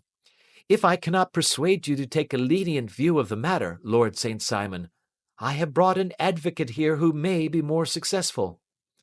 He opened the door and ushered in a lady and gentleman. Lord St. Simon, said he, allow me to introduce you to Mr. and Mrs. Francis Hay Moulton. The lady, I think, you have already met. At the sight of these newcomers, our client had sprung from his seat and stood very erect, with his eyes cast down and his hand thrust into the breast of his frock coat, a picture of offended dignity. The lady had taken a quick step forward and had held out her hand to him, but he still refused to raise his eyes. It was as well for his resolution, perhaps, for her pleading face was one which it was hard to resist.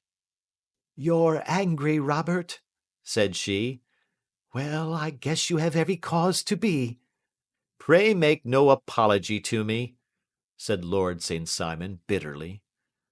"Oh, yes, I know that I have treated you real bad and that I should have spoken to you before I went, but I was kind of rattled, and from the time when I saw Frank here again, I just didn't know what I was doing or saying. I only wonder I didn't fall down and do a faint right there before the altar. Perhaps, Mrs. Moulton, you would like my friend and me to leave the room while you explain this matter?" "If I may give an opinion," remarked the strange gentleman, "we've just had a little too much secrecy over this business already. For my part, I should like all Europe and America to hear the rights of it." He was a small, wiry, sunburnt man, clean-shaven, with a sharp face and alert manner. "Then I'll tell our story right away," said the lady. "Frank here and I met in '84, in McQuire's camp near the Rockies, where Pa was working a claim. We were engaged to each other, Frank and I, but then one day Father struck a rich pocket and made a pile, while poor Frank here had a claim that petered out and came to nothing. The richer Pa grew, the poorer was Frank, so at last Pa wouldn't hear of our engagement lasting any longer, and he took me away to Frisco. Frank wouldn't throw up his hand, though, so he followed me there, and he saw me without Pa knowing anything about it. It would only have made him mad to know, so we just fixed it all up for ourselves. Frank said that he would go and make his pile too, and never come back to claim me until he had as much as Pa. So then I promised to wait for him to the end of time, and pledged myself not to marry anyone else while he lived. 'Why shouldn't we be married right away then?' said he, 'and then I will feel sure of you, and I won't claim to be your husband until I come back.' Well, we talked it over, and he had fixed it all up so nicely, with a clergyman all ready and waiting, that we just did it right there, and then Frank went off to seek his fortune, and I went back to Pa. The next I heard of Frank was that he was in Montana, and then he went prospecting in Arizona, and then I heard of him from New Mexico. After that came a long newspaper story about how a miners' camp had been attacked by Apache Indians, and there was my Frank's name among the killed. I fainted dead away, and I was very sick for months after. Pa thought I had a decline and took me to half the doctors in Frisco. Not a word of news came for a year and more, so that I never doubted that Frank was really dead. Then Lord St. Simon came to Frisco, and we came to London, and a marriage was arranged, and Pa was very pleased, but I felt all the time that no man on this earth would ever take the place in my heart that had been given to my poor Frank. Still, if I had married Lord St. Simon, of course I'd have done my duty by him. We can't command our love, but we can our actions. I went to the altar with him with the intention to make him just as good a wife as it was in me to be. But you may imagine what I felt when, just as I came to the altar rails, I glanced back and saw Frank standing and looking at me out of the first pew. I thought it was his ghost at first, but when I looked again, there he was still, with a kind of question in his eyes, as if to ask me whether I was glad or sorry to see him. I wonder I didn't drop. I know that everything was turning round, and the words of the clergyman were just like the buzz of a bee in my ear. I didn't know what to do. Should I stop the service and make a scene in the church? I glanced at him again, and he seemed to know what I was thinking, for he raised his finger to his lips to tell me to be still. Then I saw him scribble on a piece of paper, and I knew that he was writing me a note. As I passed his pew on the way out, I dropped my bouquet over to him, and he slipped the note into my hand when he returned me the flowers. It was only a line asking me to join him when he made the sign to me to do so. Of course, I never doubted for a moment that my first duty was now to him, and I determined to do just whatever he might direct. When I got back, I told my maid, who had known him in California and had always been his friend. I ordered her to say nothing but to get a few things packed and my ulster ready. I know I ought to have spoken to Lord St. Simon, but it was dreadful hard before his mother and all those great people. I just made up my mind to run away and explain afterwards. I hadn't been at the table 10 minutes before I saw Frank out of the window at the other side of the road. He beckoned to me and then began walking into the park. I slipped out, put on my things, and followed him. Some woman came talking something or other about Lord St. Simon to me. Seemed to me from the little I heard as if he had a little secret of his own before marriage also. But I managed to get away from her and soon overtook Frank. We got into a cab together, and away we drove to some lodgings he had taken in Gordon Square, and that was my true wedding after all those years of waiting. Frank had been a prisoner among the Apaches, had escaped, come on to 'Frisco, found that I had given him up for dead and had gone to England, followed me there, and had come upon me at last on the very morning of my second wedding. I saw it in a paper, explained the American. It gave the name in the church, but not where the lady lived. Then we had a talk as to what we should do, and Frank was all for openness. But I was so ashamed of it all that I felt as if I should like to vanish away and never see any of them again. Just sending a line to Pa, perhaps, to show him that I was alive. It was awful to me to think of all those lords and ladies sitting round that breakfast table and waiting for me to come back. So Frank took my wedding clothes and things and made a bundle of them, so that I should not be traced, and dropped them away somewhere where no one could find them. It is likely that we should have gone on to Paris tomorrow, only that this good gentleman, Mr. Holmes, came round to us this evening, though how he found us is more than I can think, and he showed us very clearly and kindly that I was wrong and that Frank was right, and that we should be putting ourselves in the wrong if we were so secret. Then he offered to give us a chance of talking to Lord St. Simon alone, and so we came right away round to his rooms at once. Now, Robert, you have heard it all, and I am very sorry if I have given you pain, and I hope that you do not think very meanly of me. Lord St. Simon had by no means relaxed his rigid attitude, but had listened with a frowning brow and a compressed lip to this long narrative. "Excuse me," he said, "but it is not my custom to discuss my most intimate personal affairs in this public manner." Then you won't forgive me? You won't shake hands before I go? "Oh, certainly, if it would give you any pleasure." He put out his hand and coldly grasped that which she extended to him.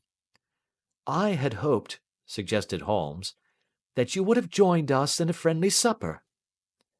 "I think that there you ask a little too much," responded his lordship. I may be forced to acquiesce in these recent developments, but I can hardly be expected to make merry over them. I think that with your permission I will now wish you all a very good night." He included us all in a sweeping bow and stalked out of the room. "Then I trust that you at least will honor me with your company," said Sherlock Holmes. "It is always a joy to meet an American, Mr. Moulton, for I am one of those who believe that the folly of a monarch and the blundering of a minister in far gone years will not prevent our children from being some day citizens of the same world-wide country under a flag which shall be a quartering of the Union Jack with the stars and stripes." "The case has been an interesting one," remarked Holmes when our visitors had left us, "because it serves to show very clearly how simple the explanation may be of an affair which at first sight seems to be almost inexplicable. Nothing could be more natural than the sequence of events as narrated by this lady, and nothing stranger than the result when viewed, for instance, by Mr. Lestrade of Scotland Yard." "You were not yourself at fault at all, then?" "From the first, two facts were very obvious to me. The one that the lady had been quite willing to undergo the wedding ceremony, the other that she had repented of it within a few minutes of returning home. Obviously something had occurred during the morning, then, to cause her to change her mind. What could that something be? She could not have spoken to anyone when she was out, for she had been in the company of the bridegroom. Had she seen someone then?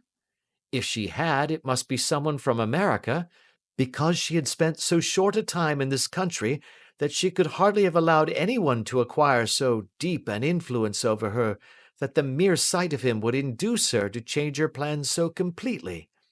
You see, we have already arrived, by a process of exclusion, at the idea that she might have seen an American. Then who could this American be, and why should he possess so much influence over her?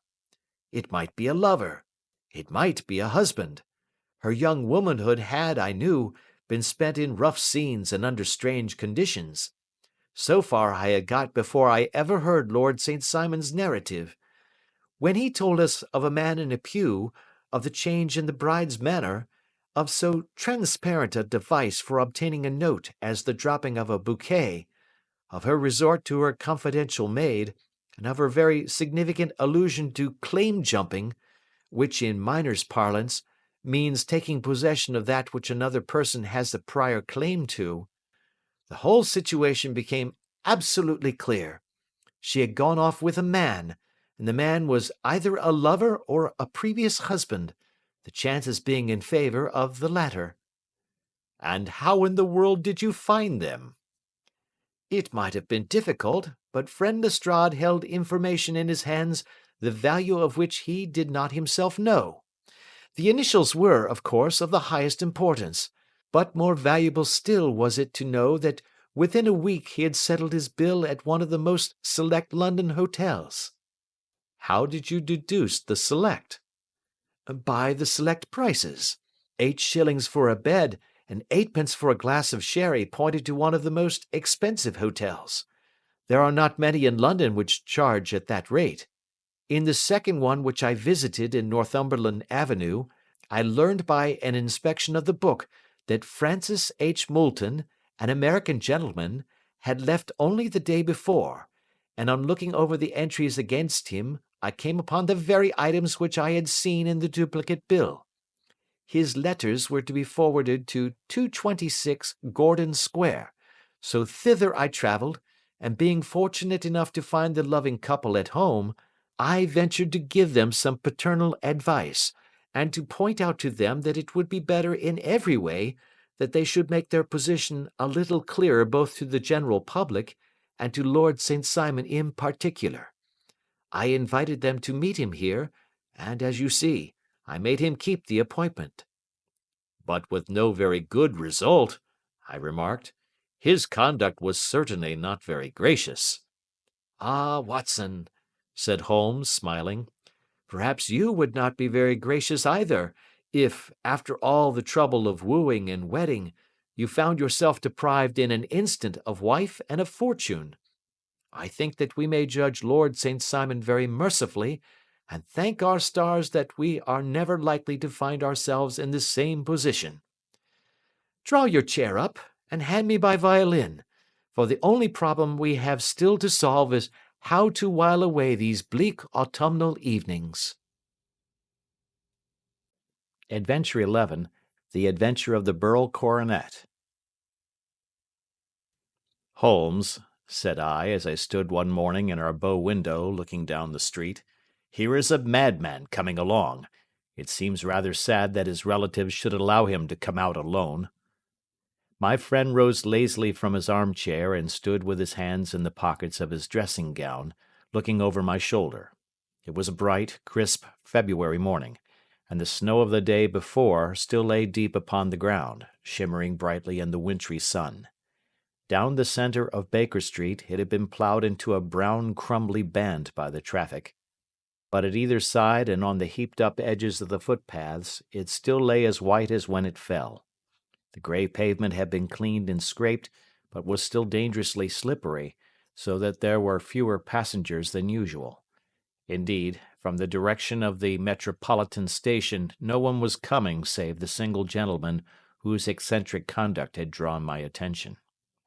He was a man of about 50, tall, portly, and imposing, with a massive, strongly marked face and a commanding figure. He was dressed in a sombre yet rich style, in black frock coat, shining hat, neat brown gaiters, and well-cut pearl-grey trousers.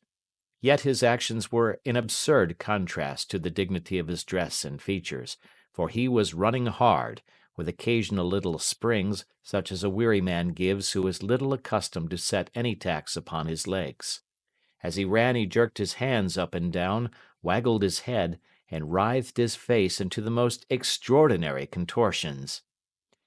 "What on earth can be the matter with him?" I asked. "He is looking up at the numbers of the houses." "I believe that he is coming here," said Holmes, rubbing his hands. "Here?" "Yes. I rather think he is coming to consult me professionally. I think that I recognize the symptoms. Ha! Did I not tell you?" As he spoke, the man, puffing and blowing, rushed at our door, and pulled at our bell until the whole house resounded with the clanging.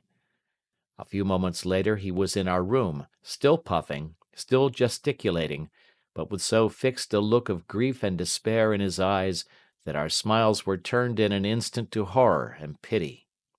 For a while he could not get his words out, but swayed his body and plucked at his hair like one who has been driven to the extreme limits of his reason. Then, suddenly springing to his feet, he beat his head against the wall with such force that we both rushed upon him and tore him away to the centre of the room. Sherlock Holmes pushed him down into the easy-chair, and sitting beside him, patted his hand and chatted with him in the easy, soothing tones which he knew so well how to employ. "You have come to tell me your story, have you not?" said he. "You are fatigued with your haste. Pray wait until you have recovered yourself, and then I shall be most happy to look into any little problem which you may submit to me." The man sat for a minute or more with a heaving chest, fighting against his emotion. Then he passed his handkerchief over his brow, set his lips tight, and turned his face towards us. "No doubt you think me mad," said he. "I see that you have had some great trouble," responded Holmes. "God knows I have. A trouble which is enough to unseat my reason, so sudden and so terrible is it. Public disgrace I might have faced, although I am a man whose character has never yet borne a stain. Private affliction also is the lot of every man, but the two coming together, and in so frightful a form, have been enough to shake my very soul. Besides, it is not I alone. The very noblest in the land may suffer unless some way be found out of this horrible affair." "Pray compose yourself, sir," said Holmes, "and let me have a clear account of who you are and what it is that has befallen you." "My name," answered our visitor, "is probably familiar to your ears. I am Alexander Holder, of the banking firm of Holder and Stevenson, of Threadneedle Street. The name was indeed well known to us as belonging to the senior partner in the second largest private banking concern in the city of London. What could have happened, then, to bring one of the foremost citizens of London to this most pitiable pass? We waited, all curiosity, until with another effort he braced himself to tell his story. "I feel that time is of value," said he. "That is why I hastened here when the police inspector suggested that I should secure your cooperation. I came to Baker Street by the Underground and hurried from there on foot, for the cabs go slowly through the snow. That is why I was so out of breath, for I am a man who takes very little exercise. I feel better now, and I will put the facts before you as shortly and yet as clearly as I can. It is, of course, well known to you that in a successful banking business as much depends upon our being able to find remunerative investments for our funds as upon our increasing our connection and the number of our depositors. One of our most lucrative means of laying out money is in the shape of loans, where the security is unimpeachable. We have done a good deal in this direction during the last few years, and there are many noble families to whom we have advanced large sums upon the security of their pictures, libraries, or plate. Yesterday morning I was seated in my office at the bank when a card was brought in to me by one of the clerks. I started when I saw the name, for it was that of none other than, well, perhaps even to you I had better say no more than that it was a name which is a household word all over the earth, one of the highest, noblest, most exalted names in England. I was overwhelmed by the honor and attempted, when he entered, to say so, but he plunged at once into business with the air of a man who wishes to hurry quickly through a disagreeable task. "Mr. Holder," said he, "I have been informed that you are in the habit of advancing money." "The firm does so when the security is good," I answered. "It is absolutely essential to me," said he, "that I should have £50,000 at once. I could, of course, borrow so trifling a sum 10 times over from my friends, but I much prefer to make it a matter of business, and to carry out that business myself. In my position you can readily understand that it is unwise to place oneself under obligations." "For how long, may I ask, do you want this sum?" I asked. "Next Monday I have a large sum due to me, and I shall then most certainly repay what you advance, with whatever interest you think it right to charge. But it is very essential to me that the money should be paid at once." "I should be happy to advance it without further parley from my own private purse," said I, "were it not that the strain would be rather more than it could bear. If, on the other hand, I am to do it in the name of the firm, then in justice to my partner I must insist that, even in your case, every businesslike precaution should be taken." "I should much prefer to have it so," said he, raising up a square black morocco case which he had laid beside his chair. "You have doubtless heard of the Beryl coronet?" "One of the most precious public possessions of the empire," said I. "Precisely." He opened the case, and there, embedded in soft flesh-colored velvet, lay the magnificent piece of jewellery which he had named. "There are 39 enormous beryls," said he, "and the price of the gold chasing is incalculable. The lowest estimate would put the worth of the coronet at double the sum which I have asked. I am prepared to leave it with you as my security."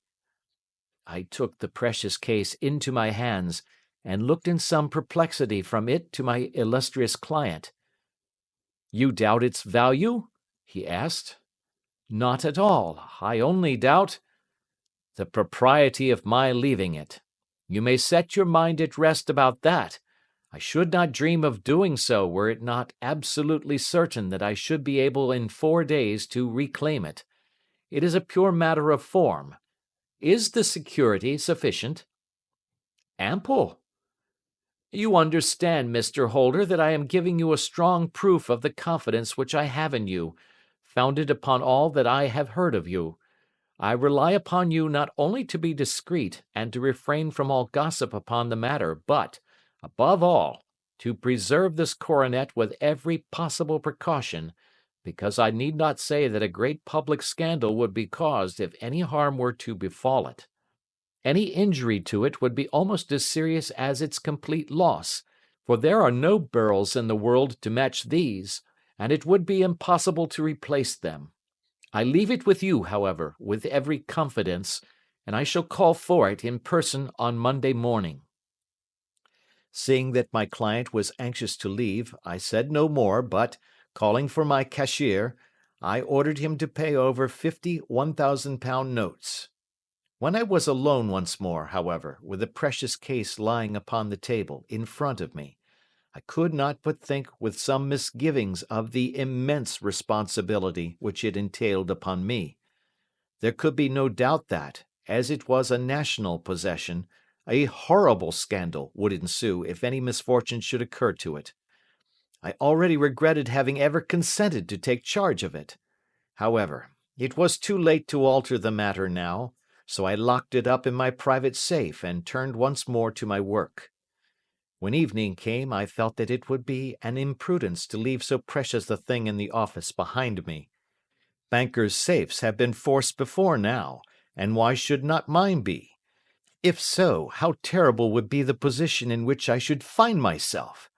I determined, therefore, that for the next few days I would always carry the case backward and forward with me, so that it might never be really out of my reach. With this intention, I called a cab and drove out to my house at Streatham, carrying the jewel with me. I did not breathe freely until I had taken it upstairs and locked it in the bureau of my dressing-room. And now, a word as to my household, Mr. Holmes, for I wish you to thoroughly understand the situation. My groom and my page sleep out of the house, and may be set aside altogether. I have 3 maidservants who have been with me a number of years, and whose absolute reliability is quite above suspicion. Another, Lucy Parr, the second waiting-maid, has only been in my service a few months. She came with an excellent character, however, and has always given me satisfaction. She is a very pretty girl, and has attracted admirers, who have occasionally hung about the place. That is the only drawback which we have found to her, but we believe her to be a thoroughly good girl in every way. So much for the servants. My family itself is so small that it will not take me long to describe it. I am a widower and have an only son, Arthur. He has been a disappointment to me, Mr. Holmes, a grievous disappointment. I have no doubt that I am myself to blame. People tell me that I have spoiled him. Very likely I have. When my dear wife died, I felt that he was all I had to love.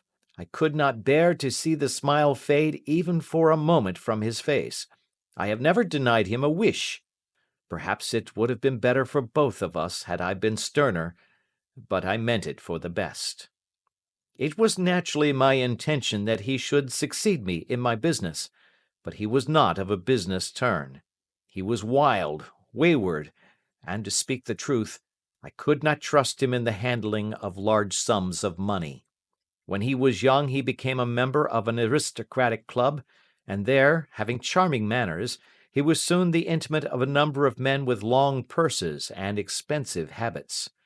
He learned to play heavily at cards and to squander money on the turf, until he had again and again to come to me and implore me to give him an advance upon his allowance, that he might settle his debts of honour. He tried more than once to break away from the dangerous company which he was keeping, but each time the influence of his friend, Sir George Burnwell, was enough to draw him back again. And indeed, I could not wonder that such a man as Sir George Burnwell should gain an influence over him, for he has frequently brought him to my house, and I have found myself that I could hardly resist the fascination of his manner.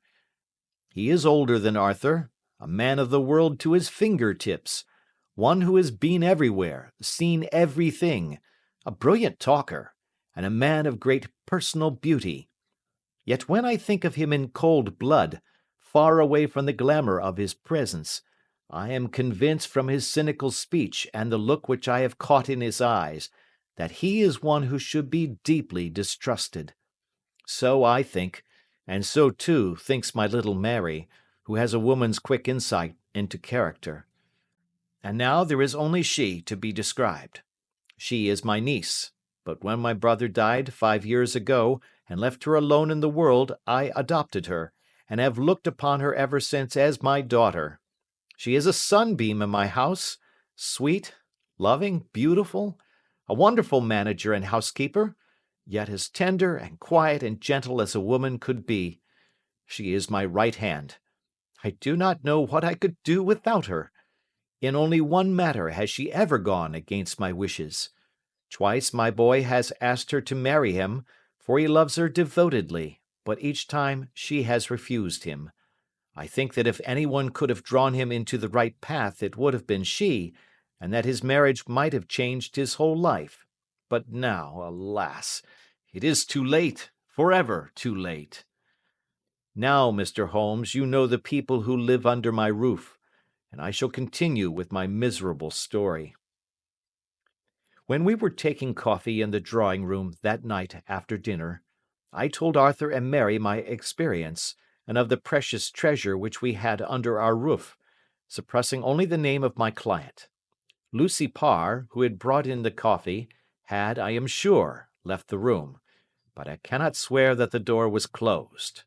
Mary and Arthur were much interested and wished to see the famous coronet, but I thought it better not to disturb it. "Where have you put it?" asked Arthur.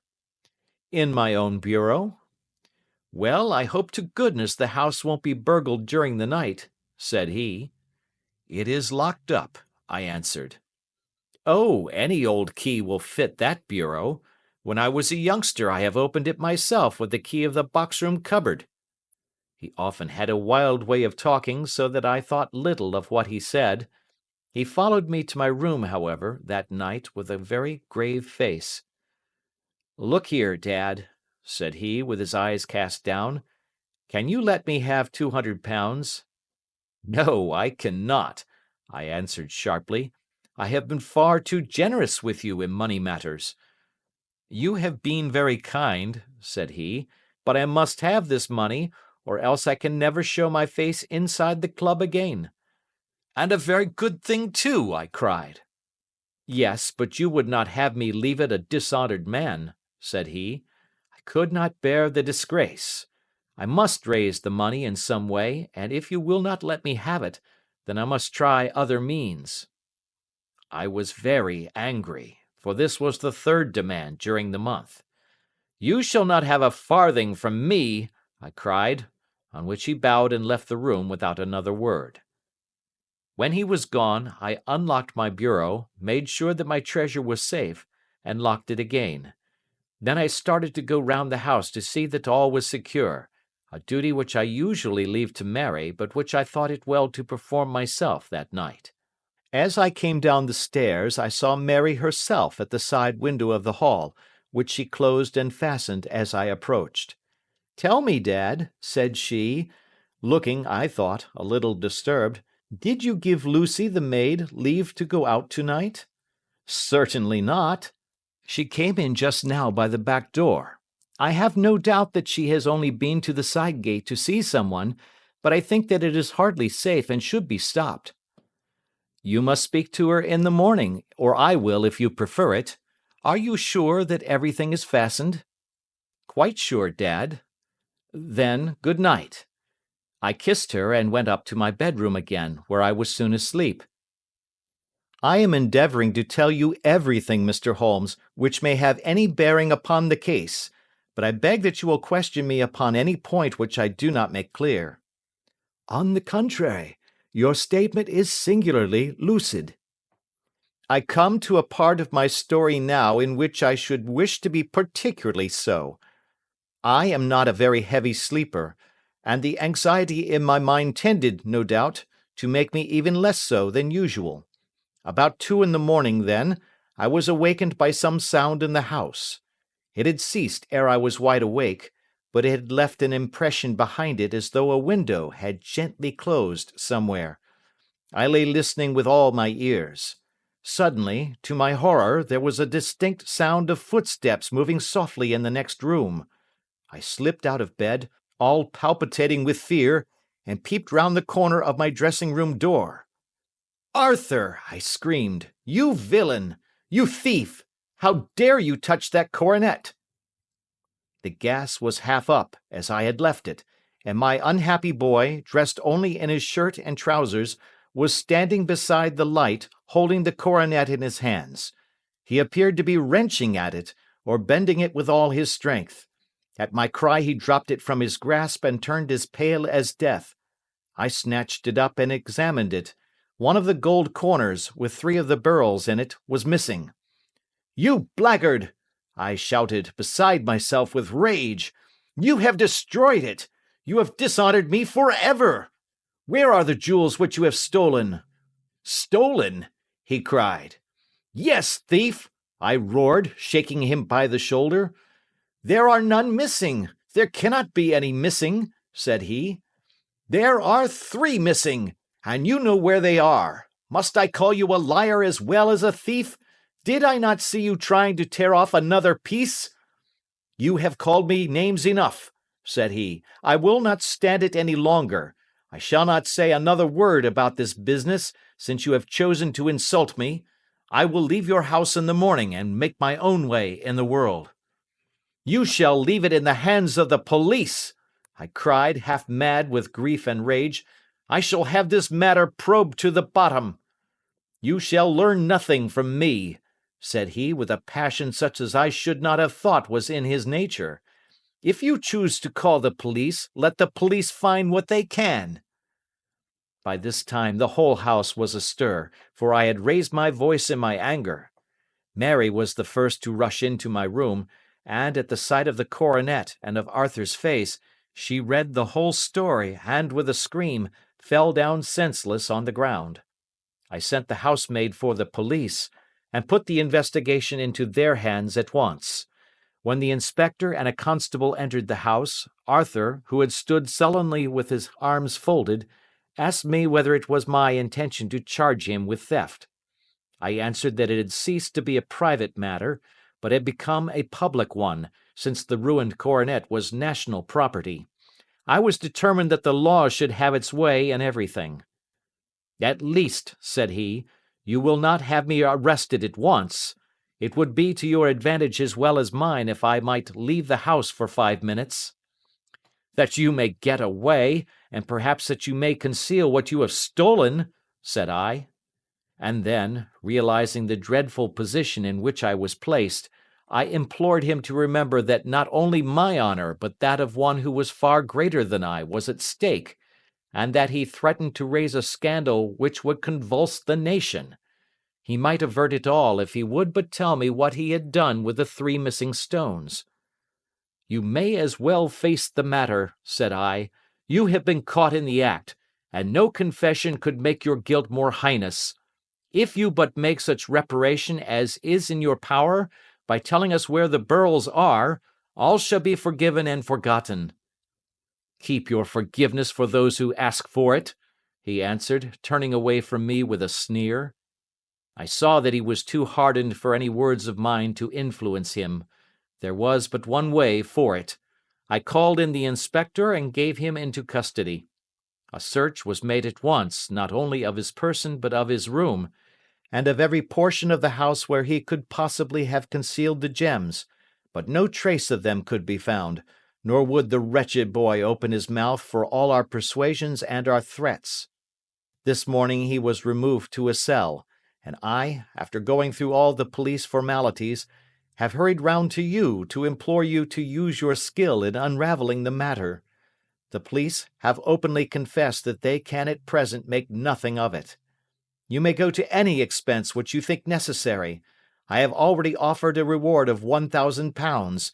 My God, what shall I do? I have lost my honour, my gems, and my son in one night. Oh, what shall I do?" He put a hand on either side of his head, and rocked himself to and fro, droning to himself like a child whose grief has got beyond words. Sherlock Holmes sat silent for some few minutes, with his brows knitted and his eyes fixed upon the fire. "Do you receive much company?" he asked. "None save my partner with his family and an occasional friend of Arthur's. Sir George Burnwell has been several times lately. No one else, I think." "Do you go out much in society?" "Arthur does. Mary and I stay at home. We neither of us care for it." "That is unusual in a young girl." "She is of a quiet nature. Besides, she is not so very young. She is 24. This matter, from what you say, seems to have been a shock to her also." "Terrible! She is even more affected than I." "You have neither of you any doubt as to your son's guilt?" "How can we have, when I saw him with my own eyes with the coronet in his hands?" "I hardly consider that a conclusive proof. Was the remainder of the coronet at all injured?" "Yes, it was twisted." "Do you not think, then, that he might have been trying to straighten it?" "God bless you! You are doing what you can for him and for me. But it is too heavy a task. What was he doing there at all? If his purpose were innocent, why did he not say so?" "Precisely. And if it were guilty, why did he not invent a lie? His silence appears to me to cut both ways. There are several singular points about the case. What did the police think of the noise which awoke you from your sleep?" "They considered that it might be caused by Arthur's closing his bedroom door." "A likely story. As if a man bent on felony would slam his door so as to wake a household. What did they say then of the disappearance of these gems?" "They are still sounding the planking and probing the furniture in the hope of finding them." "Have they thought of looking outside the house?" "Yes, they have shown extraordinary energy. The whole garden has already been minutely examined." "Now, my dear sir," said Holmes, "is it not obvious to you now that this matter really strikes very much deeper than either you or the police were at first inclined to think? It appeared to you to be a simple case. To me, it seems exceedingly complex. Consider what is involved by your theory. You suppose that your son came down from his bed, went, at great risk, to your dressing room, opened your bureau, took out your coronet, broke off by main force a small portion of it, went to some other place, concealed 3 gems out of the 39, with such skill that nobody can find them, and then returned with the other 36 into the room in which he exposed himself to the greatest danger of being discovered. I ask you now, is such a theory tenable?" "But what other is there?" cried the banker, with a gesture of despair. "If his motives were innocent, why does he not explain them?" "It is our task to find that out," replied Holmes. "So now, if you please, Mr. Holder, we will set off for Streatham together, and devote an hour to glancing a little more closely into details." My friend insisted upon my accompanying them in their expedition, which I was eager enough to do, for my curiosity and sympathy were deeply stirred by the story to which we had listened. I confess that the guilt of the banker's son appeared to me to be as obvious as it did to his unhappy father, but still I had such faith in Holmes's judgment that I felt there must be some grounds for hope as long as he was dissatisfied with the accepted explanation. He hardly spoke a word the whole way out to the southern suburb, but sat with his chin upon his breast and his hat drawn over his eyes, sunk in the deepest thought. Our client appeared to have taken fresh heart at the little glimpse of hope which had been presented to him, and he even broke into a desultory chat with me over his business affairs. A short railway journey and a shorter walk brought us to Fairbank, the modest residence of the great financier. Fairbank was a good-sized, square house of white stone, standing back a little from the road. A double carriage sweep, with a snow-clad lawn, stretched down in front to 2 large iron gates which closed the entrance. On the right side was a small wooden thicket, which led into a narrow path between 2 neat hedges stretching from the road to the kitchen door, and forming the tradesmen's entrance. On the left ran a lane which led to the stables, and was not itself within the grounds at all, being a public, though little used, thoroughfare. Holmes left us standing at the door, and walked slowly all round the house, across the front, down the tradesmen's path, and so round by the garden behind into the stable lane. So long was he that Mr. Holder and I went into the dining-room and waited by the fire until he should return. We were sitting there in silence when the door opened, and a young lady came in. She was rather above the middle height, slim, with dark hair and eyes, which seemed the darker against the absolute pallor of her skin. I do not think that I have ever seen such deadly paleness in a woman's face. Her lips, too, were bloodless, but her eyes were flushed with crying. As she swept silently into the room, she impressed me with a greater sense of grief than the banker had done in the morning, and it was the more striking in her as she was evidently a woman of strong character, with immense capacity for self-restraint. Disregarding my presence, she went straight to her uncle and passed her hand over his head with a sweet, womanly caress. "You have given orders that Arthur should be liberated, have you not, Dad?" she asked. "No, no, my girl, the matter must be probed to the bottom." "But I am so sure that he is innocent. You know what women's instincts are. I know that he has done no harm and that you will be sorry for having acted so harshly." "Why is he silent, then, if he is innocent?" "Who knows? Perhaps because he was so angry that you should suspect him." "How could I help suspecting him, when I actually saw him with the coronet in his hand?" "Oh, but he had only picked it up to look at it. Oh, do take my word for it, that he is innocent. Let the matter drop and say no more. It is so dreadful to think of our dear Arthur in prison." "I shall never let it drop until the gems are found. Never, Mary. Your affection for Arthur blinds you as to the awful consequences to me. Far from hushing the thing up, I have brought a gentleman down from London to inquire more deeply into it." "This gentleman?" she asked, facing round to me. "No, his friend. He wished us to leave him alone. He is round in the stable lane now." "The stable lane?" She raised her dark eyebrows. "What can he hope to find there? Ah, this, I suppose, is he. I trust, sir, that you will succeed in proving what I feel sure is the truth, that my cousin Arthur is innocent of this crime." "I fully share your opinion, and I trust, with you, that we may prove it," returned Holmes, going back to the mat to knock the snow from his shoes. "I believe I have the honour of addressing Miss Mary Holder. Might I ask you a question or two?" "Pray do, sir, if it may help to clear this horrible affair up." "You heard nothing yourself last night?" "Nothing, until my uncle here began to speak loudly.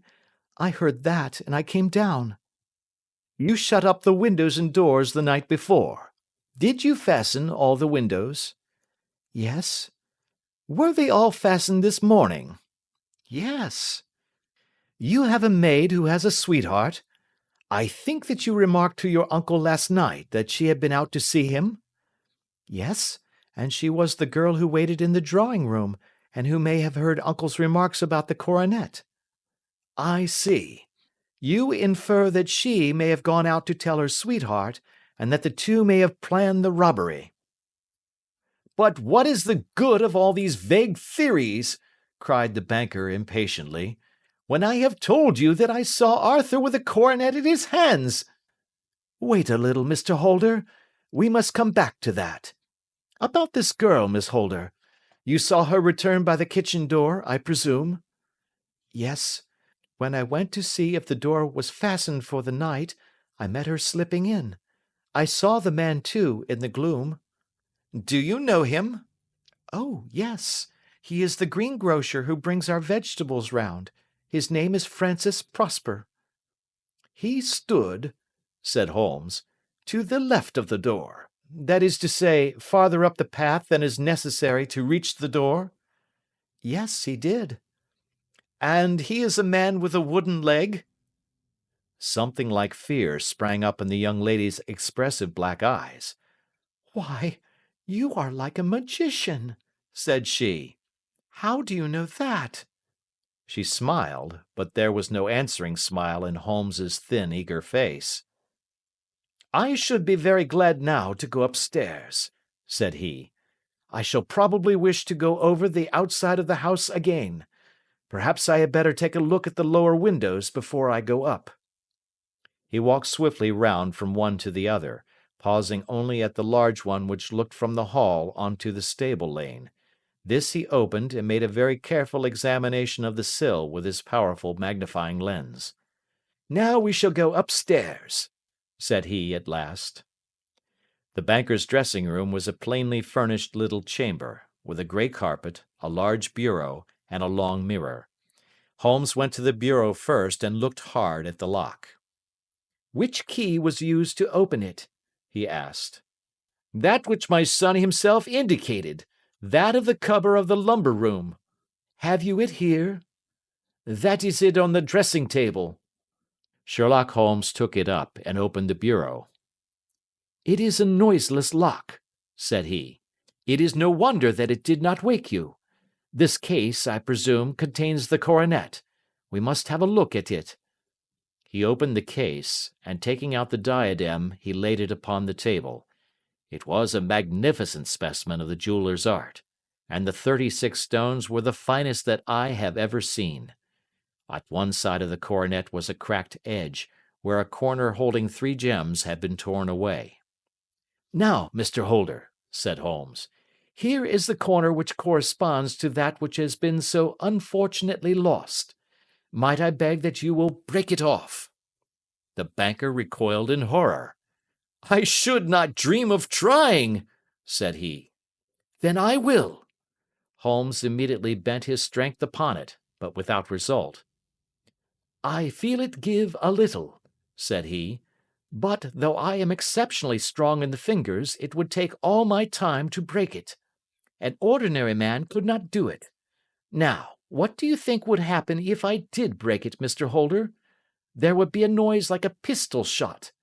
Do you tell me that all this happened within a few yards of your bed, and that you heard nothing of it? I do not know what to think. It is all dark to me. But perhaps it may grow lighter as we go. What do you think, Miss Holder? I confess that I still share my uncle's perplexity. Your son had no shoes or slippers on when you saw him?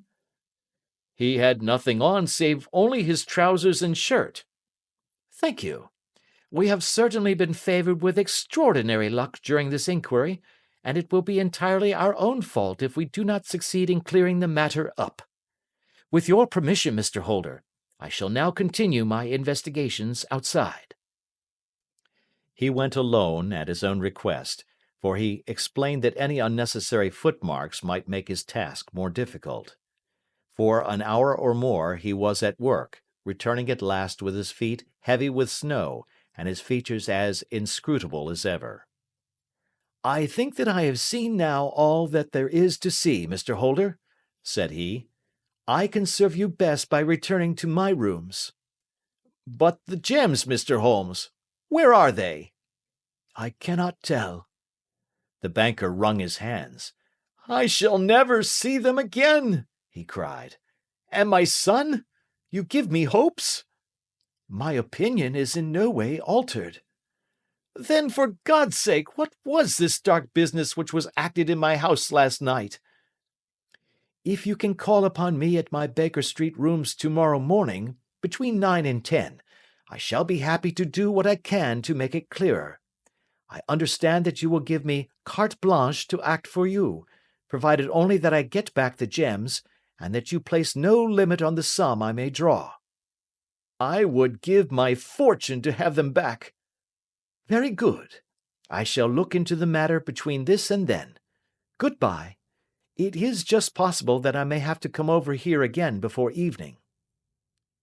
It was obvious to me that my companion's mind was now made up about the case, although what his conclusions were was more than I could even dimly imagine.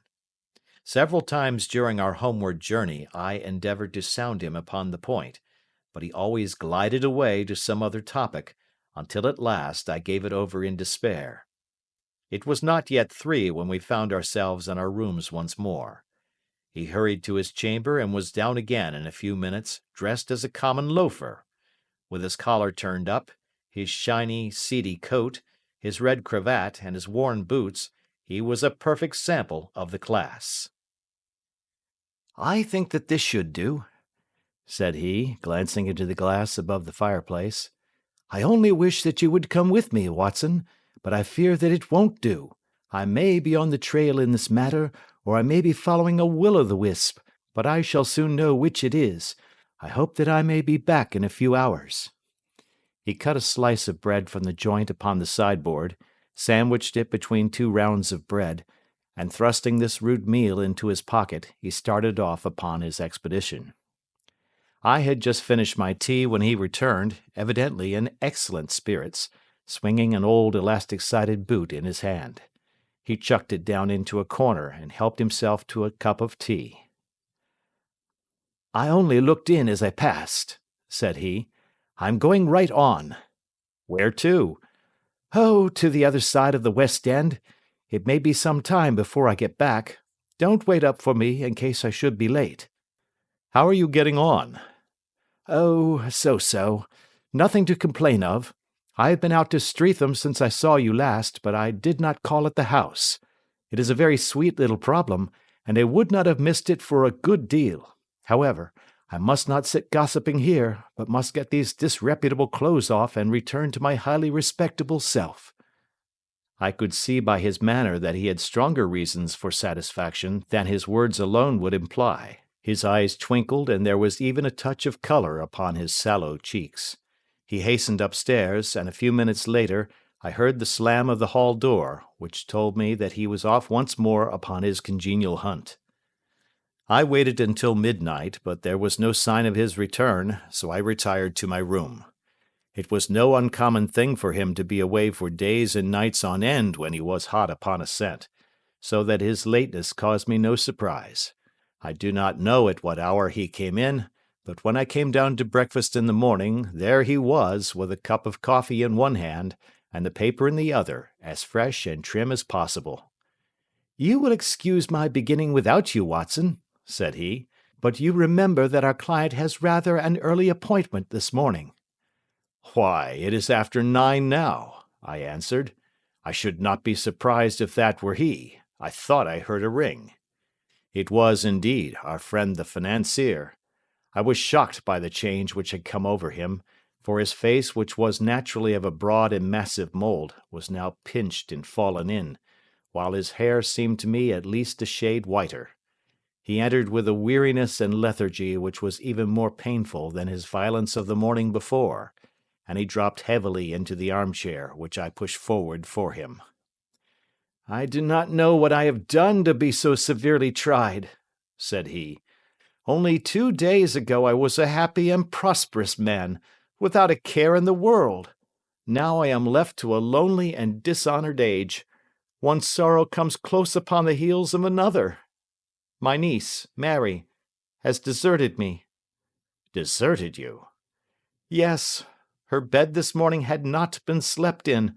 Her room was empty, and a note for me lay upon the hall table.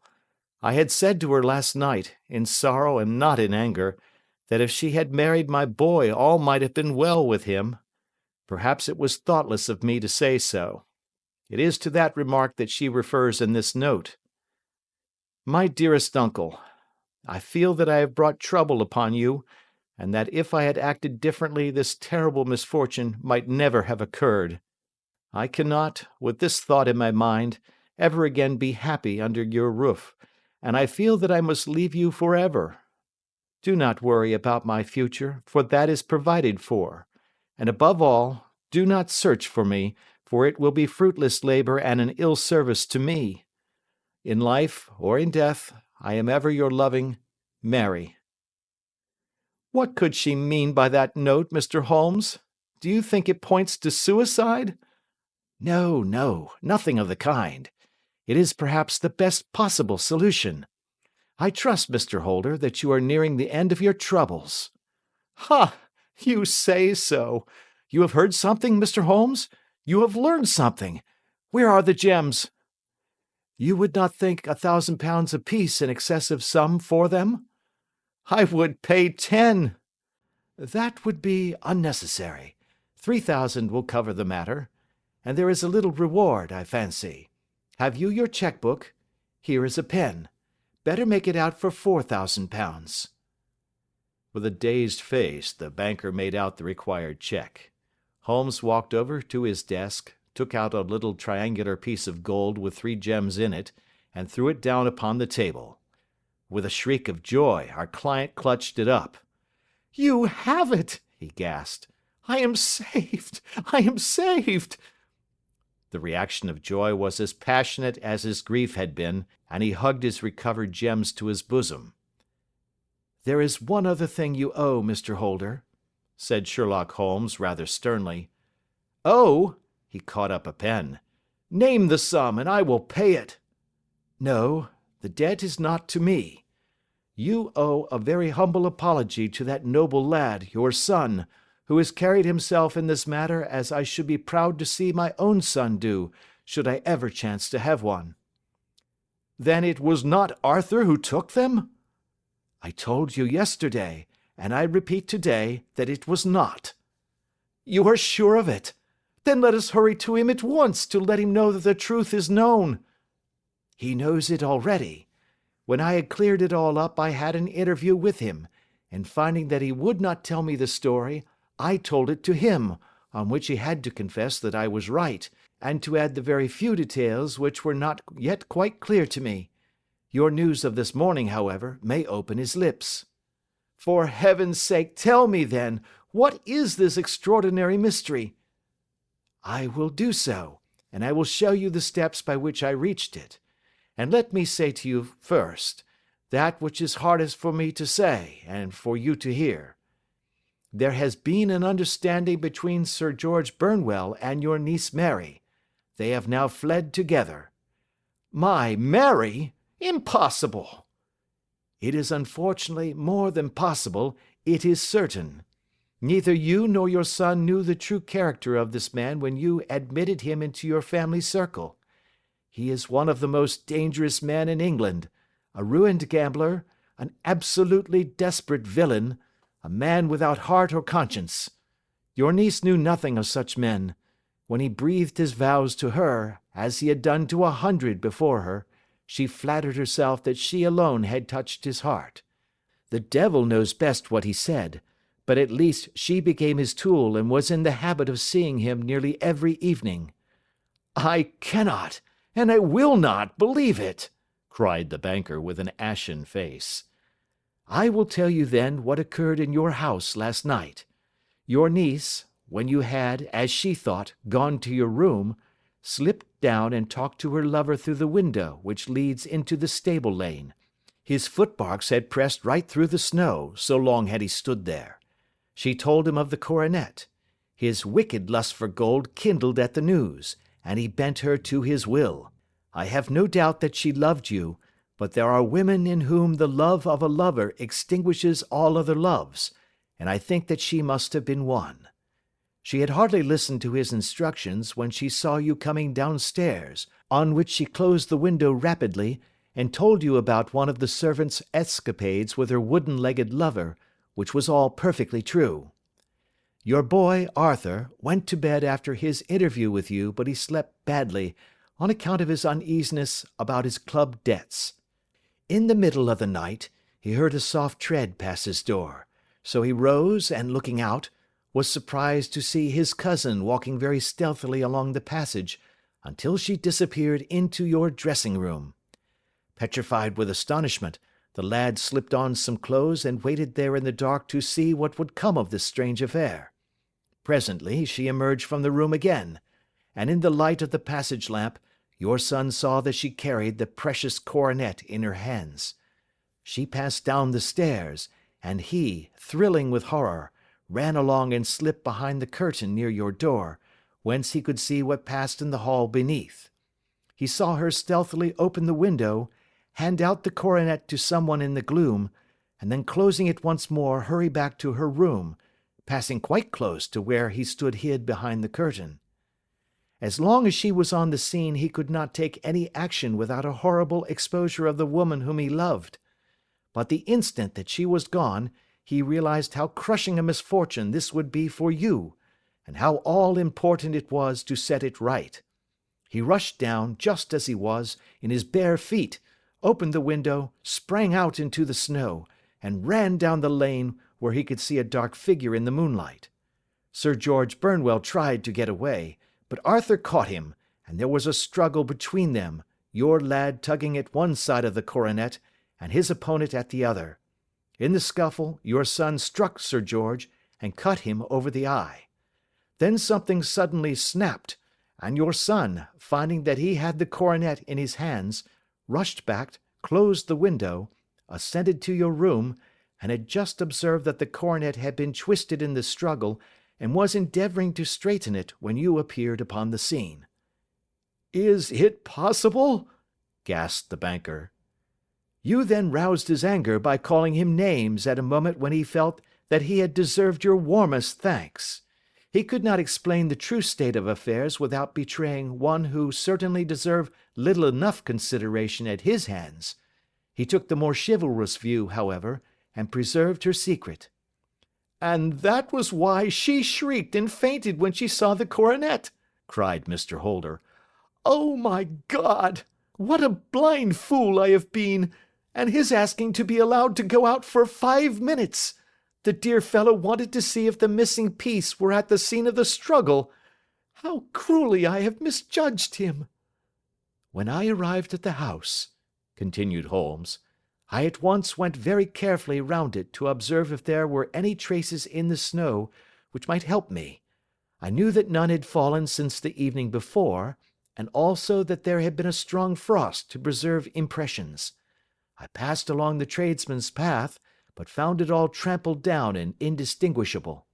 Just beyond it, however, at the far side of the kitchen door, a woman had stood and talked with a man, whose round impressions on one side showed that he had a wooden leg. I could even tell that they had been disturbed, for the woman had run back swiftly to the door, as was shown by the deep toe and light heel marks, while Woodenleg had waited a little, and then had gone away. I thought at the time that this might be the maid and her sweetheart, of whom you had already spoken to me, and inquiry showed it was so. I passed round the garden without seeing anything more than random tracks, which I took to be the police. But when I got into the stable lane, a very long and complex story was written in the snow in front of me. There was a double line of tracks of a booted man, and a second double line which I saw with delight belonged to a man with naked feet. I was at once convinced from what you had told me that the latter was your son. The first had walked both ways, but the other had run swiftly, and as his tread was marked in places over the depression of the boot, it was obvious that he had passed after the other. I followed them up, and found they led to the hall window, where Boots had worn all the snow away while waiting. Then I walked to the other end, which was 100 yards or more down the lane. I saw where Boots had faced round, where the snow was cut up as though there had been a struggle, and finally, where a few drops of blood had fallen to show me that I was not mistaken. Boots had then run down the lane, and another little smudge of blood showed that it was he who had been hurt. When he came to the high road at the other end, I found that the pavement had been cleared, so there was an end to that clue. On entering the house, however, I examined, as you remember, the sill and framework of the hall window with my lens, and I could at once see that someone had passed out. I could distinguish the outline of an instep where the wet foot had been placed in coming in. I was then beginning to be able to form an opinion as to what had occurred. A man had waited outside the window, someone had brought the gems, the deed had been overseen by your son, he had pursued the thief, had struggled with him, they had each tugged at the coronet, their united strength causing injuries which neither alone could have effected. He had returned with the prize, but had left a fragment in the grasp of his opponent. So far I was clear.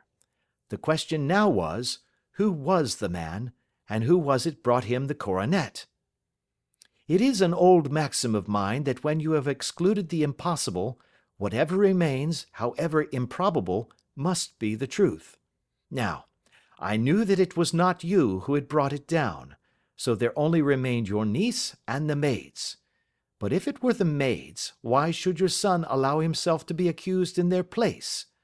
There could be no possible reason. As he loved his cousin, however, there was an excellent explanation why he should retain her secret, the more so as the secret was a disgraceful one. When I remembered that you had seen her at that window, and how she had fainted on seeing the coronet again, my conjecture became a certainty. And who could it be who was her confederate? A lover, evidently, for who else could outweigh the love and gratitude which she must feel to you? I knew that you went out little, and that your circle of friends was a very limited one, but among them was Sir George Burnwell.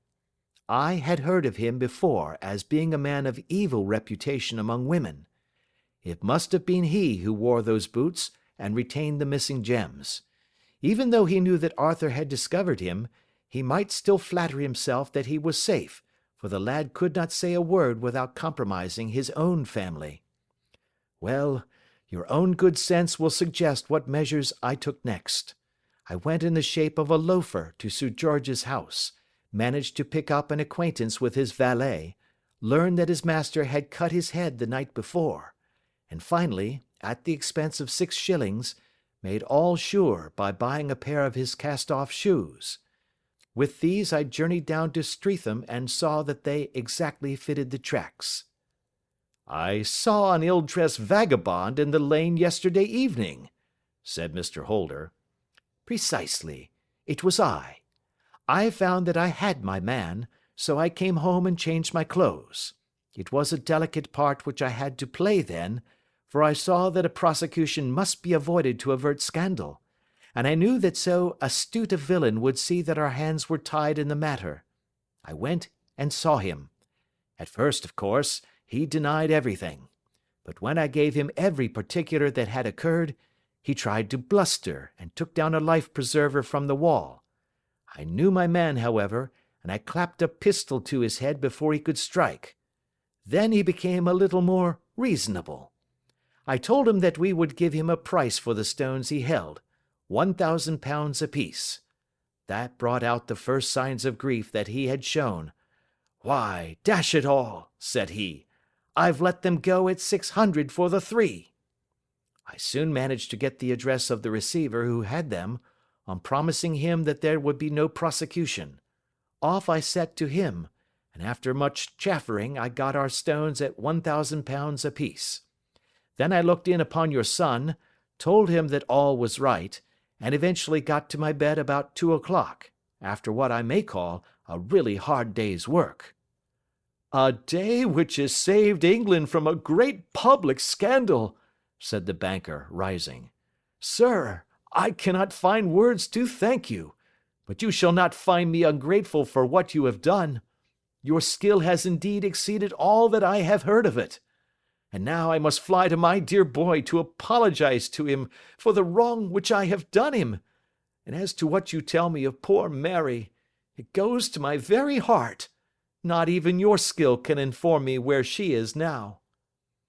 'I think that we may safely say,' returned Holmes, 'that she is wherever Sir George Burnwell is. It is equally certain, too, that whatever her sins are, they will soon receive a more than sufficient punishment.' Adventure 12. The Adventure of the Copper Beeches. "To the man who loves art for its own sake," remarked Sherlock Holmes, tossing aside the advertisement sheet of the Daily Telegraph, "it is frequently in its least important and lowliest manifestations that the keenest pleasure is to be derived.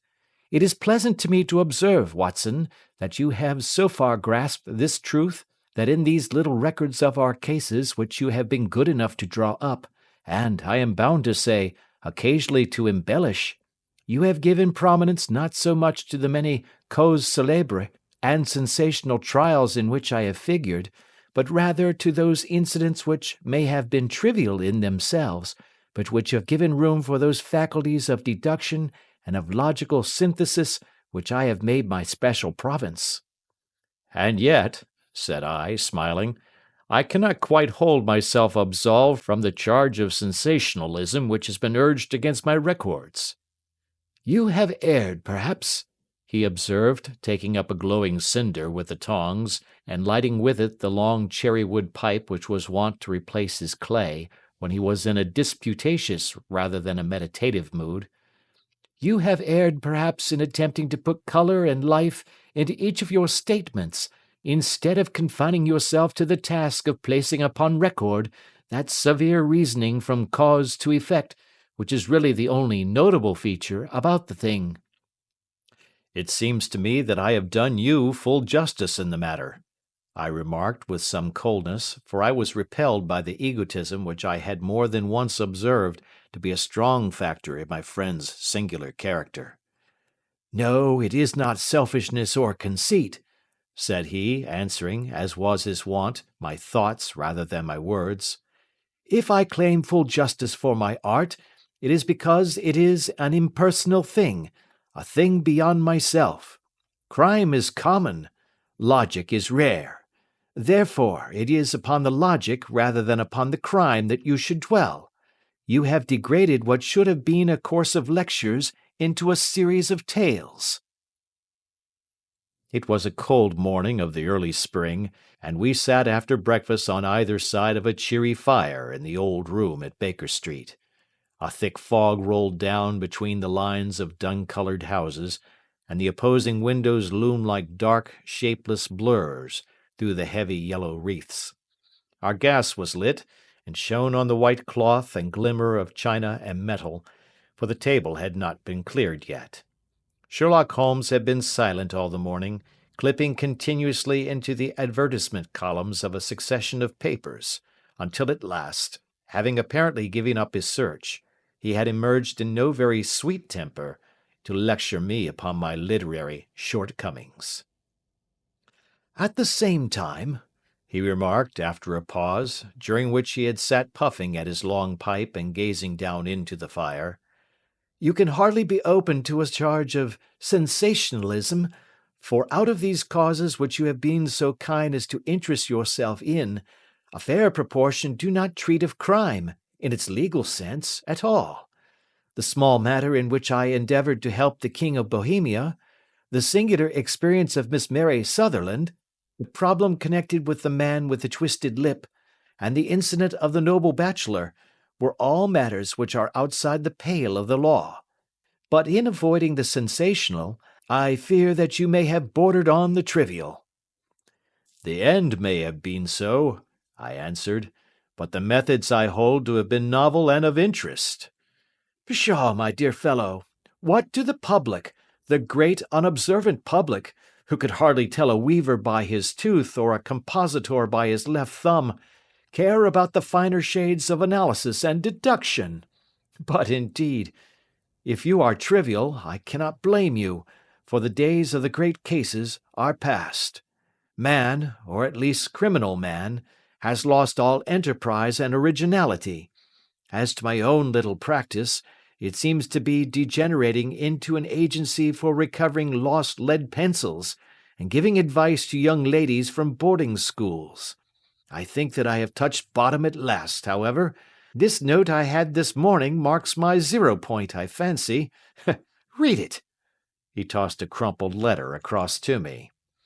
It was dated from Montague Place upon the preceding evening, and ran thus: "Dear Mr. Holmes, I am very anxious to consult you as to whether I should or should not accept a situation which has been offered to me as governess. I shall call at 10:30 tomorrow if I do not inconvenience you. Yours faithfully, Violet Hunter." "Do you know the young lady?" I asked. "Not I." "It is 10:30 now." "Yes, and I have no doubt that is her ring." "It may turn out to be of more interest than you think. You remember that the affair of the blue carbuncle, which appeared to be a mere whim at first, developed into a serious investigation. It may be so in this case also. Well, let us hope so. But our doubts will very soon be solved, for here, unless I am much mistaken, is the person in question." As he spoke, the door opened and a young lady entered the room. She was plainly but neatly dressed, with a bright, quick face, freckled like a plover's egg, and with the brisk manner of a woman who has had her own way to make in the world. "You will excuse my troubling you, I am sure," said she, as my companion arose to greet her, "but I have had a very strange experience, and as I have no parents or relations of any sort from whom I could ask advice, I thought that perhaps you would be kind enough to tell me what I should do." "Pray take a seat, Miss Hunter. I shall be happy to do anything that I can to serve you." I could see that Holmes was favourably impressed by the manner and speech of his new client. He looked her over in his searching fashion, and then composed himself, with his lids drooping and his finger-tips together, to listen to her story. "I have been a governess for 5 years," said she, "in the family of Colonel Spence Munro, but 2 months ago the colonel received an appointment at Halifax, in Nova Scotia, and took his children over to America with him, so that I found myself without a situation. I advertised, and I answered advertisements, but without success. At last the little money which I had saved began to run short, and I was at my wits' end as to what I should do. There is a well-known agency for governesses in the West End called Westaway's, and there I used to call about once a week in order to see whether anything had turned up which might suit me. Westaway was the name of the founder of the business, but it is really managed by Miss Stoper. She sits in her own little office, and the ladies who are seeking employment wait in an anteroom, and are then shown in one by one, when she consults her ledgers and sees whether she has anything which would suit them. Well, when I called last week, I was shown into the little office as usual, but I found that Miss Stoper was not alone. A prodigiously stout man with a very smiling face and a great heavy chin, which rolled down in fold upon fold over his throat, sat at her elbow with a pair of glasses on his nose, looking very earnestly at the ladies who entered. As I came in, he gave quite a jump in his chair, and turned quickly to Miss Stoper. "That will do," said he. "I could not ask for anything better. Capital! Capital!" He seemed quite enthusiastic, and rubbed his hands together in the most genial fashion.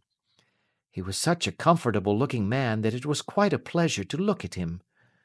"You are looking for a situation, miss?" he asked. "Yes, sir." "As governess?" "Yes, sir." "And what salary do you ask?" "I had £5 a month at my last place with Colonel Spence Munro." "Oh, tut, tut! Sweating, rank sweating!" he cried, throwing his fat hands out into the air, like a man who is in a boiling passion. "How could any one offer so pitiful a sum to a lady with such attractions and accomplishments?" "My accomplishments, sir, may be less than you imagine," said I. "A little French, a little German, music, and drawing." "Tut, tut!" he cried. "This is all quite beside the question. The point is, have you or have you not the bearing and deportment of a lady? There it is in a nutshell. If you have not, you are not fitted for the rearing of a child who may some day play a considerable part in the history of the country. But if you have, why then, how could any gentleman ask you to condescend to accept anything under the 3 figures? Your salary with me, madam, would commence at £100 a year." You may imagine, Mr. Holmes, that to me, destitute as I was, such an offer seemed almost too good to be true. The gentleman, however, seeing perhaps the look of incredulity upon my face, opened a pocket-book and took out a note. "It is also my custom," said he, smiling in the most pleasant fashion until his eyes were just 2 little shining slits amid the white creases of his face, "to advance to my young ladies half their salary beforehand, so that they may meet any little expenses of their journey and their wardrobe. It seemed to me that I had never met so fascinating and so thoughtful a man. As I was already in debt to my tradesmen, the advance was a great convenience, and yet there was something unnatural about the whole transaction which made me wish to know a little more before I quite committed myself. "May I ask where you live, sir?" said I. "Hampshire. Charming rural place. The Copper Beeches, 5 miles on the far side of Winchester. It is the most lovely country, my dear young lady, and the dearest old country house." "And my duties, sir? I should be glad to know what they would be." "One child, one dear little romper just 6 years old. Oh, if you could see him killing cockroaches with a slipper! Smack, smack, smack! 3 gone before you could wink." He leaned back in his chair and laughed his eyes into his head again. I was a little startled at the nature of the child's amusement, but the father's laughter made me think that perhaps he was joking. "My sole duties, then," I asked, "are to take charge of a single child?" "No, no, not the sole, not the sole, my dear young lady," he cried. "Your duty would be, as I am sure your good sense would suggest, to obey any little commands my wife might give, provided always that they were such commands as a lady might with propriety obey. You see no difficulty, eh?" "I should be happy to make myself useful." "Quite so. In dress now, for example. We are fatty people, you know, fatty but kind-hearted. If you were asked to wear any dress which we might give you, you would not object to our little whim, eh?" "No," said I, considerably astonished at his words. "Or to sit here, or sit there, that would not be offensive to you?" "Oh, no." "Or to cut your hair quite short before you come to us?" I could hardly believe my ears. As you may observe, Mr. Holmes, my hair is somewhat luxuriant, and of a rather peculiar tint of chestnut. It is being considered artistic. I could not dream of sacrificing it in this off-hand fashion. "I am afraid that that is quite impossible," said I. He had been watching me eagerly out of his small eyes, and I could see a shadow pass over his face as I spoke. "I am afraid that it is quite essential," said he. "It is a little fancy of my wife's, and ladies' fancies, you know, madam, ladies' fancies must be consulted. And so you won't cut your hair?" "No, sir, I really could not," I answered firmly. "Ah, very well. Then that quite settles the matter. It is a pity, because in other respects you would really have done very nicely. In that case, Miss Stoper, I had best inspect a few more of your young ladies." The manageress had sat all this while busy with her papers without a word to either of us, but she glanced at me now with so much annoyance upon her face that I could not help suspecting that she had lost a handsome commission through my refusal. "Do you desire your name to be kept upon the books?" she asked. "If you please, Miss Stoper." "Well, really, it seems rather useless, since you refuse the most excellent offers in this fashion," said she sharply. "You can hardly expect us to exert ourselves to find another such opening for you. Good day to you, Miss Hunter." She struck a gong upon the table, and I was shown out by the page. Well, Mr. Holmes, when I got back to my lodgings, and found little enough in the cupboard, and 2 or 3 bills upon the table, I began to ask myself whether I had not done a very foolish thing. After all, if these people had strange fads and expected obedience on the most extraordinary matters, they were at least ready to pay for their eccentricity.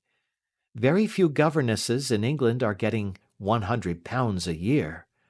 Besides, what use was my hair to me? Many people are improved by wearing it short, and perhaps I should be among the number.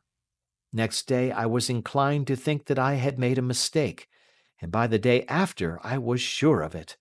I had almost overcome my pride so far as to go back to the agency and inquire whether the place was still open, when I received this letter from the gentleman himself. I have it here, and I will read it to you. The Copper Beeches, near Winchester. Dear Miss Hunter, Miss Stoper has very kindly given me your address, and I write from here to ask whether you have reconsidered your decision. My wife is very anxious that you should come, for she has been much attracted by my description of you. We are willing to give £30 a quarter, or £120 a year, so as to recompense you for any little inconvenience which our fads may cause you. They are not very exacting, after all. My wife is fond of a particular shade of electric blue, and would like you to wear such a dress indoors in the morning. You need not, however, go to the expense of purchasing one, as we have one belonging to my dear daughter Alice, now in Philadelphia, which would, I should think, fit you very well. Then, as to sitting here or there, or amusing yourself in any manner indicated, that need cause you no inconvenience. As regards your hair, it is no doubt a pity, especially as I could not help remarking its beauty during our short interview, but I am afraid that I must remain firm upon this point, and I only hope that the increased salary may recompense you for the loss. Your duties, as far as the child is concerned, are very light. Now do try to come, and I shall meet you with a dog-cart at Winchester. Let me know your train. Yours faithfully, Jeffro Rucastle. That is the letter which I have just received, Mr. Holmes, and my mind is made up that I will accept it. I thought, however, that before taking the final step I should like to submit the whole matter to your consideration. Well, Miss Hunter, if your mind is made up, that settles the question, said Holmes, smiling. But you would not advise me to refuse? I confess that it is not the situation which I should like to see a sister of mine apply for. What is the meaning of it all, Mr. Holmes? Ah, I have no data. I cannot tell.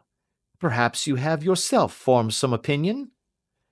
Well, there seems to me to be only one possible solution. Mr. Rucastle seemed to be a very kind, good-natured man. Is it not possible that his wife is a lunatic, that he desires to keep the matter quiet for fear she should be taken to an asylum, and that he humors her fancies in every way in order to prevent an outbreak? That is a possible solution. In fact, as matters stand, it is the most probable one. But in any case it does not seem to be a nice household for a young lady. But the money, Mr. Holmes, the money! Well, yes, of course the pay is good. Too good. That is what makes me uneasy. Why should they give you £120 a year, when they could have their pick for £40? There must be some strong reason behind. I thought that if I told you the circumstances, you would understand afterwards if I wanted your help. I should feel so much stronger if I felt that you were at the back of me. Oh, you may carry that feeling away with you. I assure you that your little problem promises to be the most interesting which has come my way for some months. There is something distinctly novel about some of the features. If you should find yourself in doubt or in danger— Danger? What danger do you foresee? Holmes shook his head gravely. It would cease to be a danger if we could define it, said he. But at any time, day or night, a telegram would bring me down to your help. That is enough. She rose briskly from her chair with the anxiety all swept from her face. I shall go down to Hampshire quite easy in my mind now. I shall write to Mr. Rucastle at once, sacrifice my poor hair tonight, and start for Winchester tomorrow. With a few grateful words to Holmes, she bade us both good night and bustled off upon her way. At least, said I, as we heard her quick, firm steps descending the stairs, she seems to be a young lady who is very well able to take care of herself. And she would need to be, said Holmes gravely. I am much mistaken if we do not hear from her before many days are past. It was not very long before my friend's prediction was fulfilled. A fortnight went by, during which I frequently found my thoughts turning in her direction, and wondering what strange side alley of human experience this lonely woman had strayed into. The unusual salary, the curious conditions, the light duties, all pointed to something abnormal, though whether a fad or a plot, or whether the man was a philanthropist or a villain, it was quite beyond my powers to determine. As to Holmes, I observed that he sat frequently for half an hour on end, with knitted brows and an abstracted air, but he swept the matter away with a wave of his hand when I mentioned it. "Data, data, data!" he cried impatiently. "I can't make bricks without clay." And yet he would always wind up by muttering that no sister of his should ever have accepted such a situation. The telegram which we eventually received came late one night just as I was thinking of turning in, and Holmes was settling down to one of those all-night chemical researches which he frequently indulged in, when I would leave him stooping over a retort and a test tube at night, and find him in the same position when I came down to breakfast in the morning. He opened the yellow envelope, and then, glancing at the message, threw it across to me. "Just look up the trains in Bradshaw," said he, and turned back to his chemical studies. The summons was a brief and urgent one. "Please be at the Black Swan Hotel at Winchester at midday tomorrow," it said. "Do come. I am at my wits' end. Hunter." "Will you come with me?" asked Holmes, glancing up. "I should wish to." "Just look it up, then." "There is a train at 9:30, said I, glancing over my Bradshaw. "It is due at Winchester at 11:30. "That will do nicely. Then perhaps I had better postpone my analysis of the acetones, as we may need to be at our best in the morning." By 11 o'clock the next day we were well upon our way to the old English capital. Holmes had been buried in the morning papers all the way down, but after we had passed the Hampshire border he threw them down, and began to admire the scenery. It was an ideal spring day, a light blue sky, flecked with little fleecy white clouds drifting across from west to east. The sun was shining very brightly, and yet there was an exhilarating nip in the air, which set an edge to a man's energy. All over the countryside, away to the rolling hills around Aldershot, the little red and grey roofs of the farmsteadings peeped out from amid the light green of the new foliage. "Are they not fresh and beautiful?" I cried with all the enthusiasm of a man fresh from the fogs of Baker Street. But Holmes shook his head gravely. "Do you know, Watson," said he, "that it is one of the curses of a mind with a turn like mine, that I must look at everything with reference to my own special subject. You look at these scattered houses, and you are impressed by their beauty. I look at them, and the only thought which comes to me is a feeling of their isolation and of the impunity with which crime may be committed there." "Good heavens!" I cried. "Who would associate crime with these dear old homesteads?" "They always fill me with a certain horror. It is my belief, Watson, founded upon my experience, that the lowest and vilest alleys in London do not present a more dreadful record of sin than does the smiling and beautiful countryside." "You horrify me." "But the reason is very obvious. The pressure of public opinion can do in the town what the law cannot accomplish. There is no lane so vile that the scream of a tortured child, or the thud of a drunkard's blow, does not beget sympathy and indignation among the neighbours, and then the whole machinery of justice is ever so close that a word of complaint can set it going, and there is but a step between the crime and the dock. But look at these lonely houses, each in its own fields, filled for the most part with poor ignorant folk who know little of the law. Think of the deeds of hellish cruelty, the hidden wickedness which may go on, year in, year out, in such places, and none the wiser. Had this lady who appeals to us for help gone to live in Winchester, I should never have had a fear for her. It is the 5 miles of country which makes the danger. Still, it is clear that she is not personally threatened." "No, If she can come to Winchester to meet us, she can get away. Quite so. She has her freedom. What can be the matter, then? Can you suggest no explanation? I have devised 7 separate explanations, each of which would cover the facts as far as we know them. But which of these is correct can only be determined by the fresh information which we shall no doubt find waiting for us. Well, there is the tower of the cathedral, and we shall soon learn all that Miss Hunter has to tell. The Black Swan is an inn of repute in the High Street, at no distance from the station, and there we found the young lady waiting for us.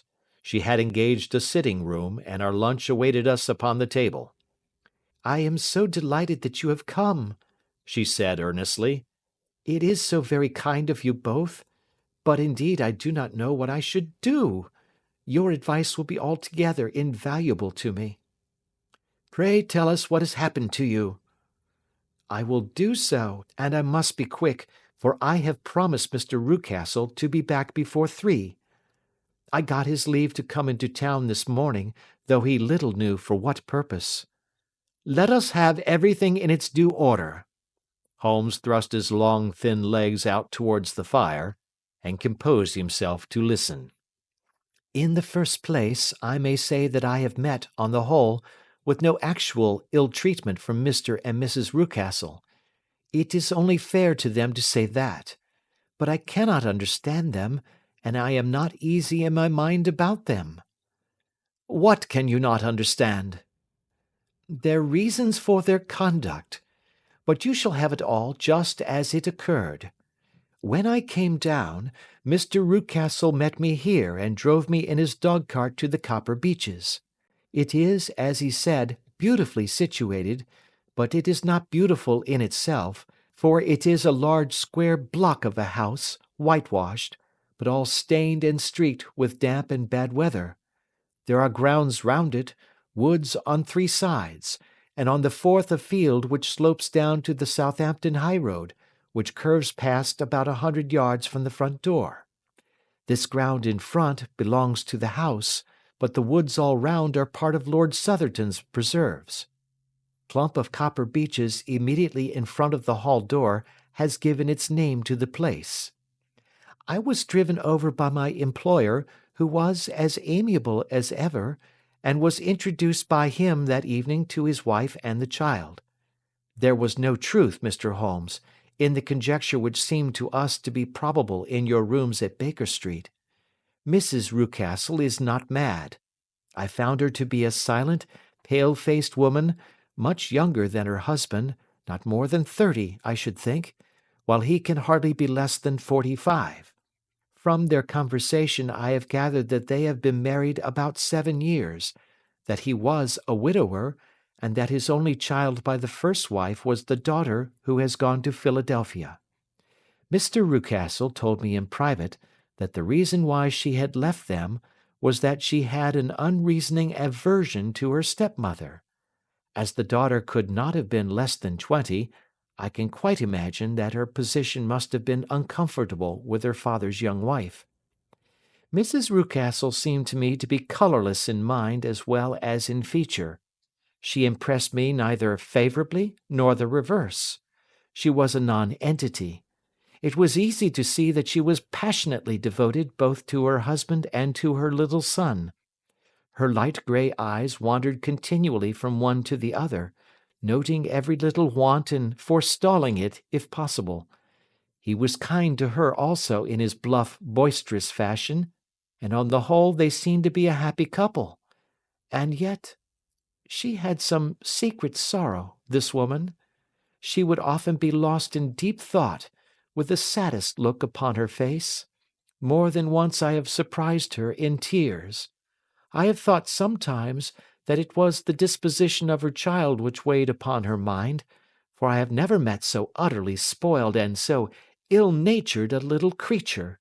He is small for his age, with a head which is quite disproportionately large.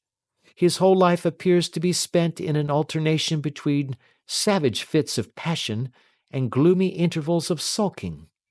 Giving pain to any creature weaker than himself, seems to be his one idea of amusement, and he shows quite remarkable talent in planning the capture of mice, little birds, and insects. But I would rather not talk about the creature, Mr. Holmes, and indeed he has little to do with my story." "I am glad of all details," remarked my friend, "whether they seem to you to be relevant or not." "I shall try not to miss anything of importance. The one unpleasant thing about the house, which struck me at once, was the appearance and conduct of the servants. There are only two, a man and his wife. Toller, for that is his name, is a rough, uncouth man, with grizzled hair and whiskers, and a perpetual smell of drink. Twice since I have been with them he has been quite drunk, and yet Mr. Rucastle seemed to take no notice of it. His wife is a very tall and strong woman with a sour face, as silent as Mrs. Rucastle, and much less amiable. They are a most unpleasant couple, but fortunately I spend most of my time in the nursery and my own room, which are next to each other in one corner of the building. For 2 days after my arrival at the Copper Beeches my life was very quiet. On the third, Mrs. Rucastle came down just after breakfast and whispered something to her husband.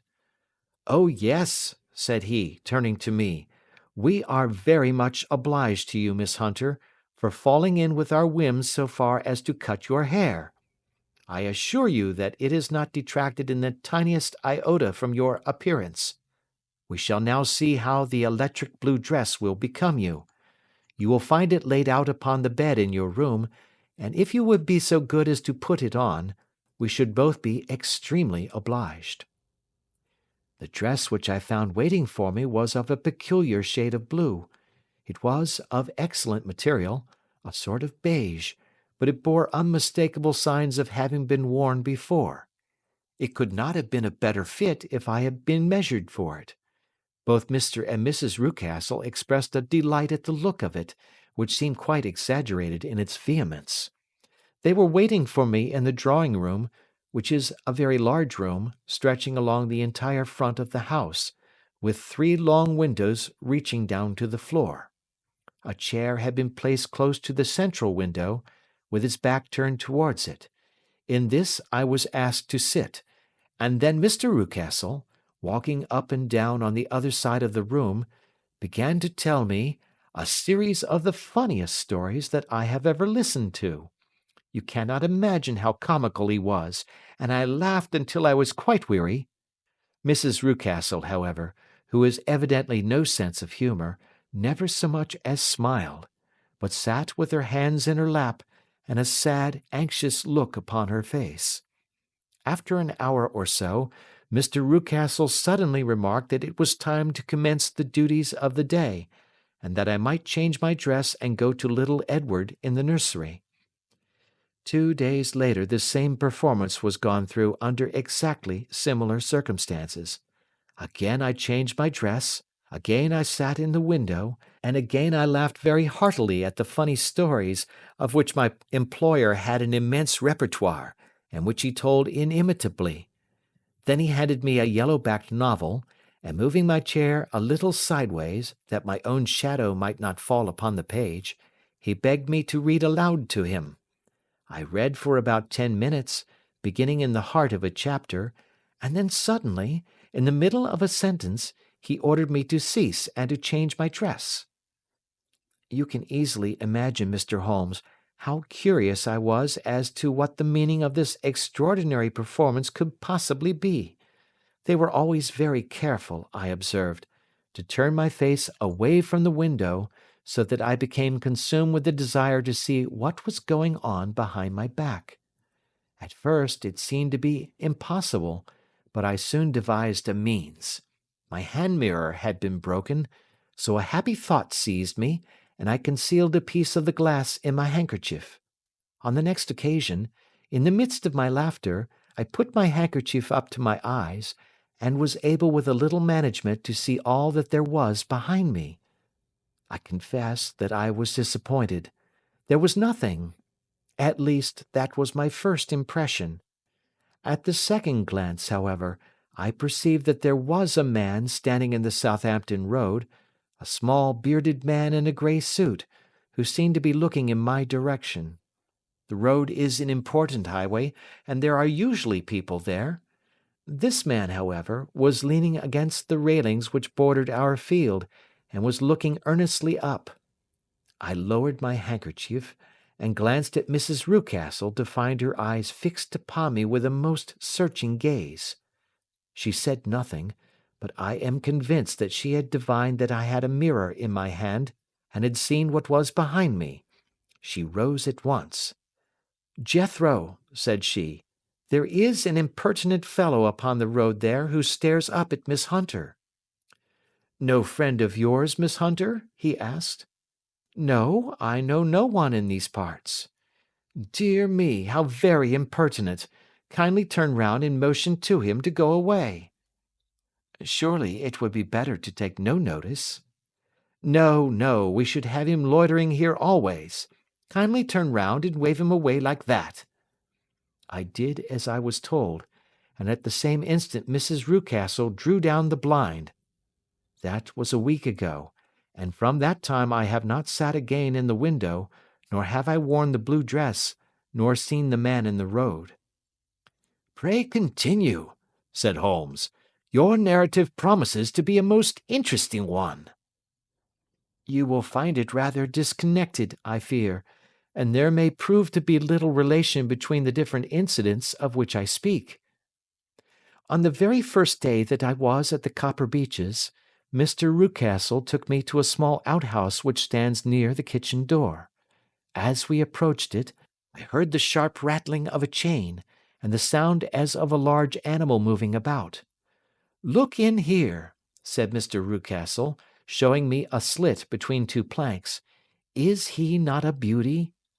I looked through and was conscious of two glowing eyes, and of a vague figure huddled up in the darkness. "Don't be frightened," said my employer, laughing at the start which I had given. "It's only Carlo, my mastiff.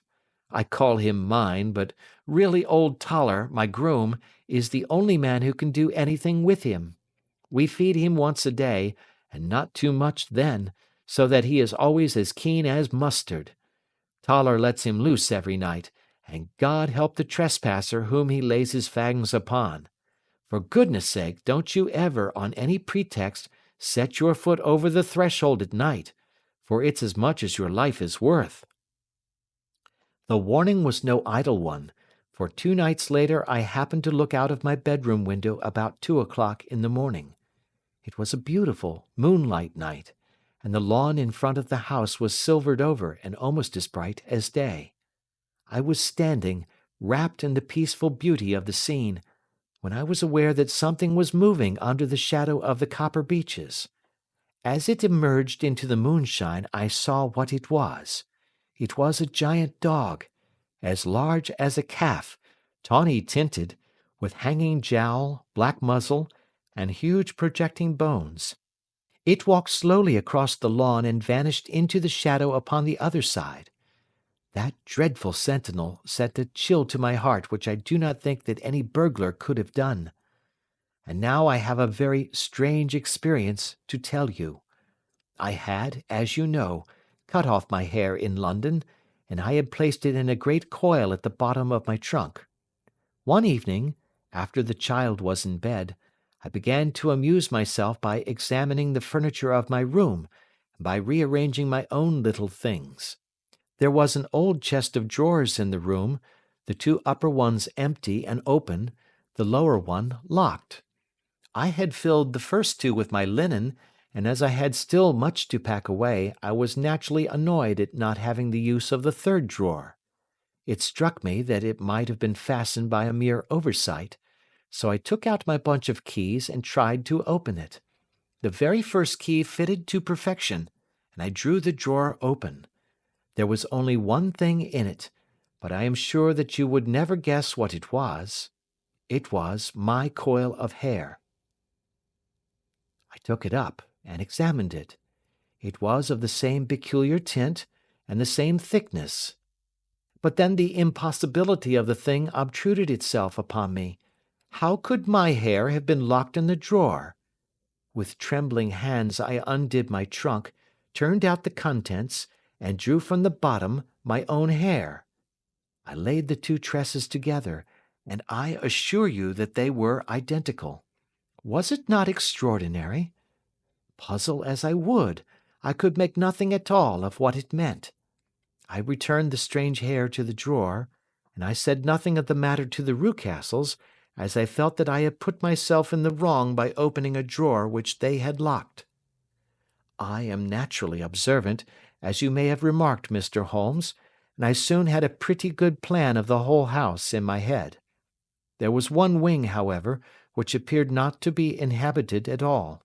A door which faced that which led into the quarters of the Tollers opened into this suite, but it was invariably locked. One day, however, as I ascended the stair, I met Mr. Rucastle coming out through this door, his keys in his hand, and a look on his face which made him a very different person to the round, jovial man to whom I was accustomed. His cheeks were red, his brow was all crinkled with anger, and the veins stood out at his temples with passion. He locked the door, and hurried past me without a word or a look. This aroused my curiosity, so when I went out for a walk in the grounds with my charge, I strolled round to the side from which I could see the windows of this part of the house. There were 4 of them in a row, 3 of which were simply dirty, while the 4th was shattered up.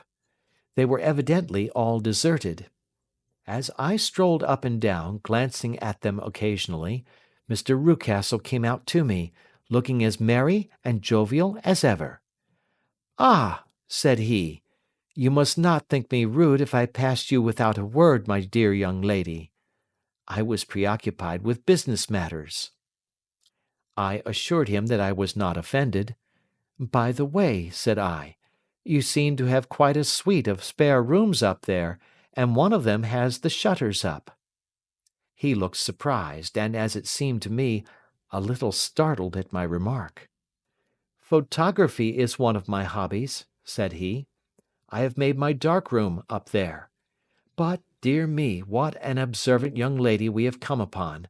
Who would have believed it? Who would have ever believed it?" He spoke in a jesting tone, but there was no jest in his eyes as he looked at me. I read suspicion there and annoyance, but no jest. Well, Mr. Holmes, from the moment that I understood that there was something about that suite of rooms which I was not to know, I was all on fire to go over them. It was not mere curiosity, though I have my share of that. It was more a feeling of duty, a feeling that some good might come from my penetrating to this place. They talk of woman's instinct. Perhaps it was woman's instinct which gave me that feeling. At any rate, it was there, and I was keenly on the lookout for any chance to pass the forbidden door. It was only yesterday that the chance came. I may tell you that, besides Mr. Rucastle, both Toller and his wife find something to do in these deserted rooms. I once saw him carrying a large black linen bag with him through the door. Recently he has been drinking hard, and yesterday evening he was very drunk, and when I came upstairs there was the key in the door. I have no doubt at all that he had left it there. Mr. and Mrs. Rucastle were both downstairs, and the child was with them, so that I had an admirable opportunity. I turned the key gently in the lock, opened the door, and slipped through. There was a little passage in front of me, unpapered and uncarpeted, which turned at a right angle at the farther end. Round this corner were 3 doors in a line, the first and third of which were open. They each led into an empty room, dusty and cheerless, with 2 windows in the one and one in the other, so thick with dirt that the evening light glimmered dimly through them. The centre door was closed, and across the outside of it had been fastened one of the broad bars of an iron bed, padlocked at one end to a ring in the wall, and fastened at the other with stout cord. The door itself was locked as well, and the key was not there. This barricaded door corresponded clearly with the shuttered window outside, and yet I could see by the glimmer from beneath it that the room was not in darkness. Evidently there was a skylight which let in light from above. As I stood in the passage gazing at the sinister door and wondering what secret it might veil, I suddenly heard the sound of steps within the room, and saw a shadow pass backward and forward against the little slit of dim light which shone out from under the door. A mad, unreasoning terror rose up in me at the sight, Mr. Holmes. My overstrung nerves failed me suddenly, and I turned and ran as though some dreadful hand were behind me clutching at the skirt of my dress. I rushed down the passage, through the door, and straight into the arms of Mr. Rucastle, who was waiting outside. "So," said he, smiling, "it was you, then. I thought that it must be when I saw the door open." "Oh, I am so frightened," I panted. "My dear young lady, my dear young lady, you cannot think how caressing and soothing his manner was. And what has frightened you, my dear young lady?" But his voice was just a little too coaxing. He overdid it. I was keenly on my guard against him. "I was foolish enough to go into the empty wing," I answered, "but it is so lonely and eerie in this dim light that I was frightened and ran out again. Oh, it is so dreadfully still in there." "Only that," said he, looking at me keenly. "Why, what did you think?" I asked. "Why do you think that I locked this door?" "I am sure that I do not know." "It is to keep people out who have no business there. Do you see?" He was still smiling in the most amiable manner. "I am sure if I had known—" "Well, then, you know now. And if you ever put your foot over that threshold again—" Here in an instant the smile hardened into a grin of rage, and he glared down at me with the face of a demon. "I'll throw you to the mastiff." I was so terrified that I do not know what I did. I suppose that I must have rushed past him into my room. I remember nothing until I found myself lying on my bed, trembling all over. Then I thought of you, Mr. Holmes. I could not live there longer without some advice. I was frightened of the house, of the man, of the woman, of the servants, even of the child. They were all horrible to me. If I could only bring you down, all would be well. Of course I might have fled from the house, but my curiosity was almost as strong as my fears. My mind was soon made up. I would send you a wire. I put on my hat and cloak, went down to the office, which is about half a mile from the house, and then returned, feeling very much easier. A horrible doubt came into my mind as I approached the door, lest the dog might be loose, but I remembered that Toller had drunk himself into a state of insensibility that evening, and I knew that he was the only one in the household who had any influence with the savage creature, or who would venture to set him free. I slipped in safety, and lay awake half the night in my joy at the thought of seeing you. I had no difficulty in getting leave to come into Winchester this morning, but I must be back before 3 o'clock, for Mr. and Mrs. Rucastle are going on a visit, and will be away all the evening, so that I must look after the child. Now I have told you all my adventures, Mr. Holmes, and I should be very glad if you could tell me what it all means, and above all, what I should do."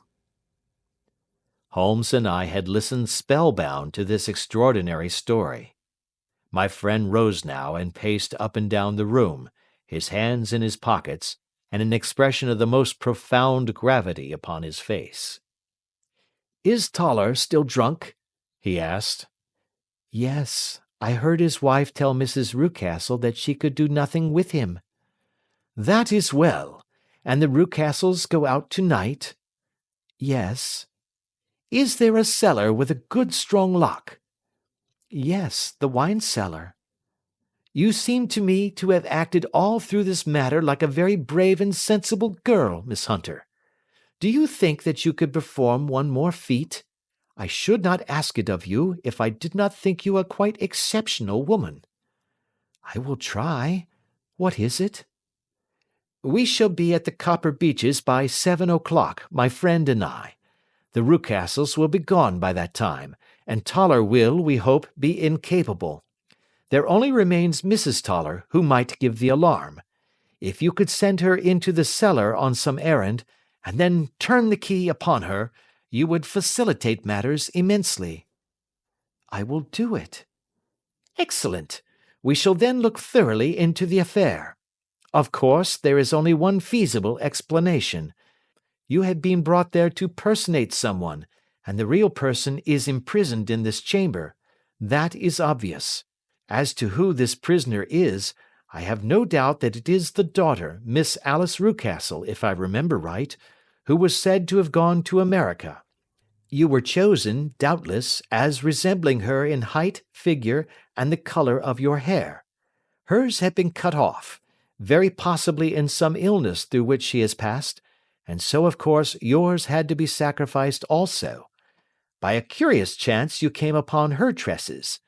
The man in the road was undoubtedly some friend of hers, possibly her fiancé, and no doubt, as you wore the girl's dress and were so like her, he was convinced from your laughter, whenever he saw you, and afterwards from your gesture, that Miss Rucastle was perfectly happy, and that she no longer desired his attentions. The dog is let loose at night to prevent him from endeavouring to communicate with her. So much is fairly clear. The most serious point in the case is the disposition of the child." "What on earth has that to do with it?" I ejaculated. "My dear Watson, you as a medical man are continually gaining light as to the tendencies of a child by the study of the parents. Don't you see that the converse is equally valid? I have frequently gained my first real insight into the character of parents by studying their children. This child's disposition is abnormally cruel, merely for cruelty's sake, and whether he derives this from his smiling father, as I should suspect, or from his mother, it bodes evil for the poor girl who is in their power." "I am sure that you are right, Mr. Holmes," cried our client. "A thousand things come back to me which make me certain that you have hit it. Oh, let us lose not an instant in bringing help to this poor creature." "We must be circumspect, for we are dealing with a very cunning man. We can do nothing until 7 o'clock. At that hour we shall be with you, and it will not be long before we solve the mystery." We were as good as our word, for it was just 7 when we reached the Copper Beeches, having put up our trap at a wayside public-house. The group of trees, with their dark leaves shining like burnished metal in the light of the setting sun, were sufficient to mark the house even had Miss Hunter not been standing smiling on the doorstep. "Have you managed it?" asked Holmes. A loud thudding noise came from somewhere downstairs. "That is Mrs. Toller in the cellar," said she. "Her husband lies snoring on the kitchen rug. Here are his keys, which are the duplicates of Mr. Rucastle's." "You have done well indeed," cried Holmes with enthusiasm. "Now lead the way, and we shall soon see the end of this black business." We passed up the stair, unlocked the door, followed on down a passage, and found ourselves in front of the barricade which Miss Hunter had described. Holmes cut the cord and removed the transverse bar. Then he tried the various keys in the lock, but without success. No sound came from within, and at the silence Holmes's face clouded over.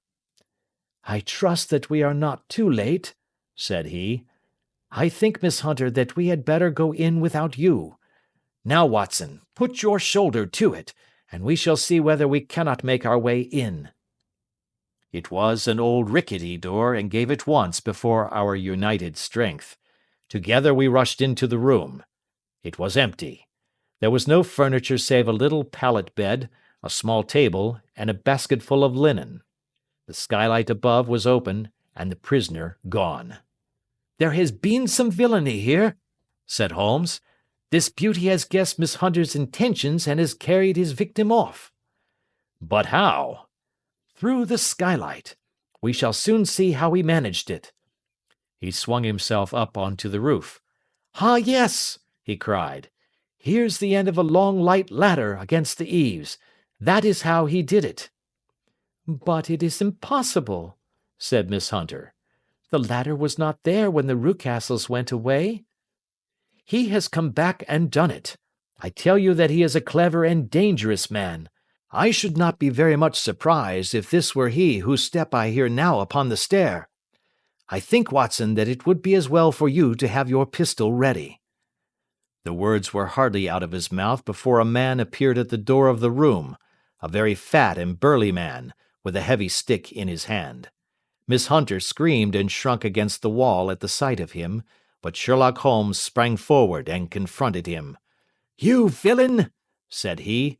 "Where's your daughter?" The fat man cast his eyes round and then up at the open skylight. "It is for me to ask you that!" he shrieked. "You thieves! Spies and thieves! I have caught you, have I? You are in my power! I'll serve you!" He turned and clattered down the stairs as hard as he could go. "He's gone for the dog," cried Miss Hunter. "I have my revolver," said I. "Better close the front door," cried Holmes, and we all rushed down the stairs together. We had hardly reached the hall when we heard the baying of a hound, and then a scream of agony, with a horrible, worrying sound which it was dreadful to listen to. An elderly man with a red face and shaking limbs came staggering out at a side door. "My God!" he cried. "Someone has loosed the dog. It's not been fed for 2 days. Quick, quick, or it'll be too late."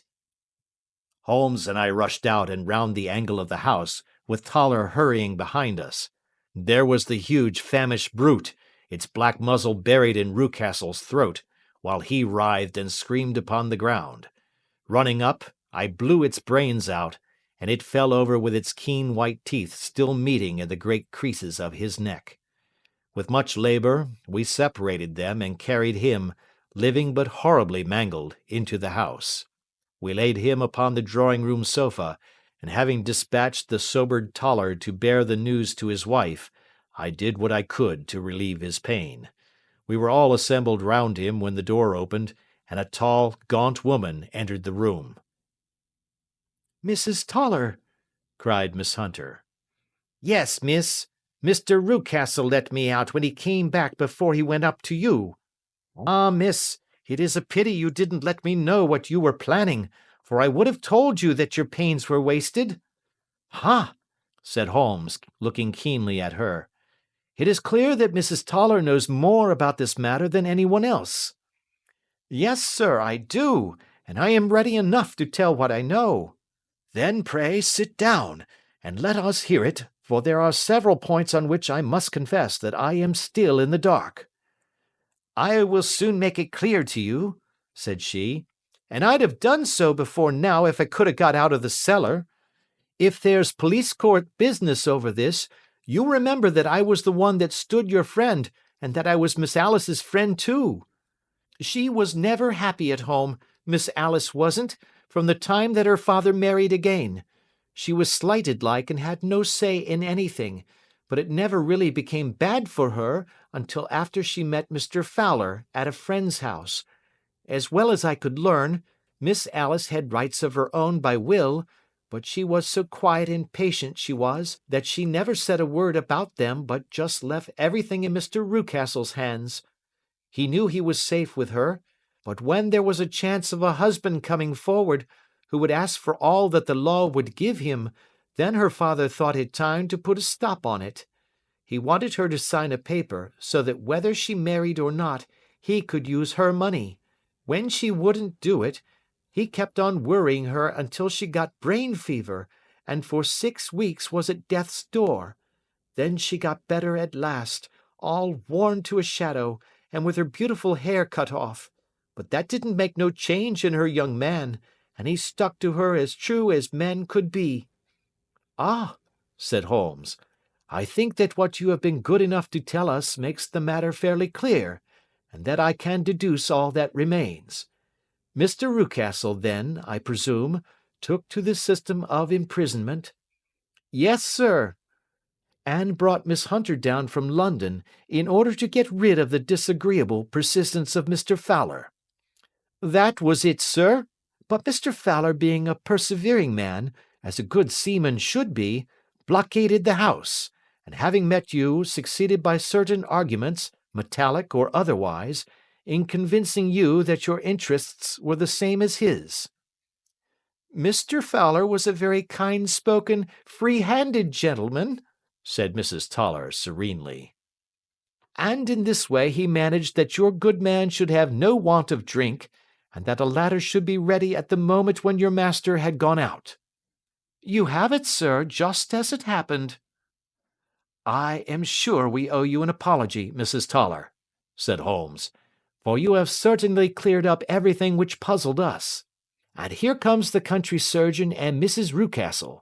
So I think, Watson, that we had best escort Miss Hunter back to Winchester, as it seems to me that our locus standi now is rather a questionable one. And thus was solved the mystery of the sinister house with the copper beeches in front of the door. Mr. Rucastle survived, but was always a broken man, kept alive solely through the care of his devoted wife.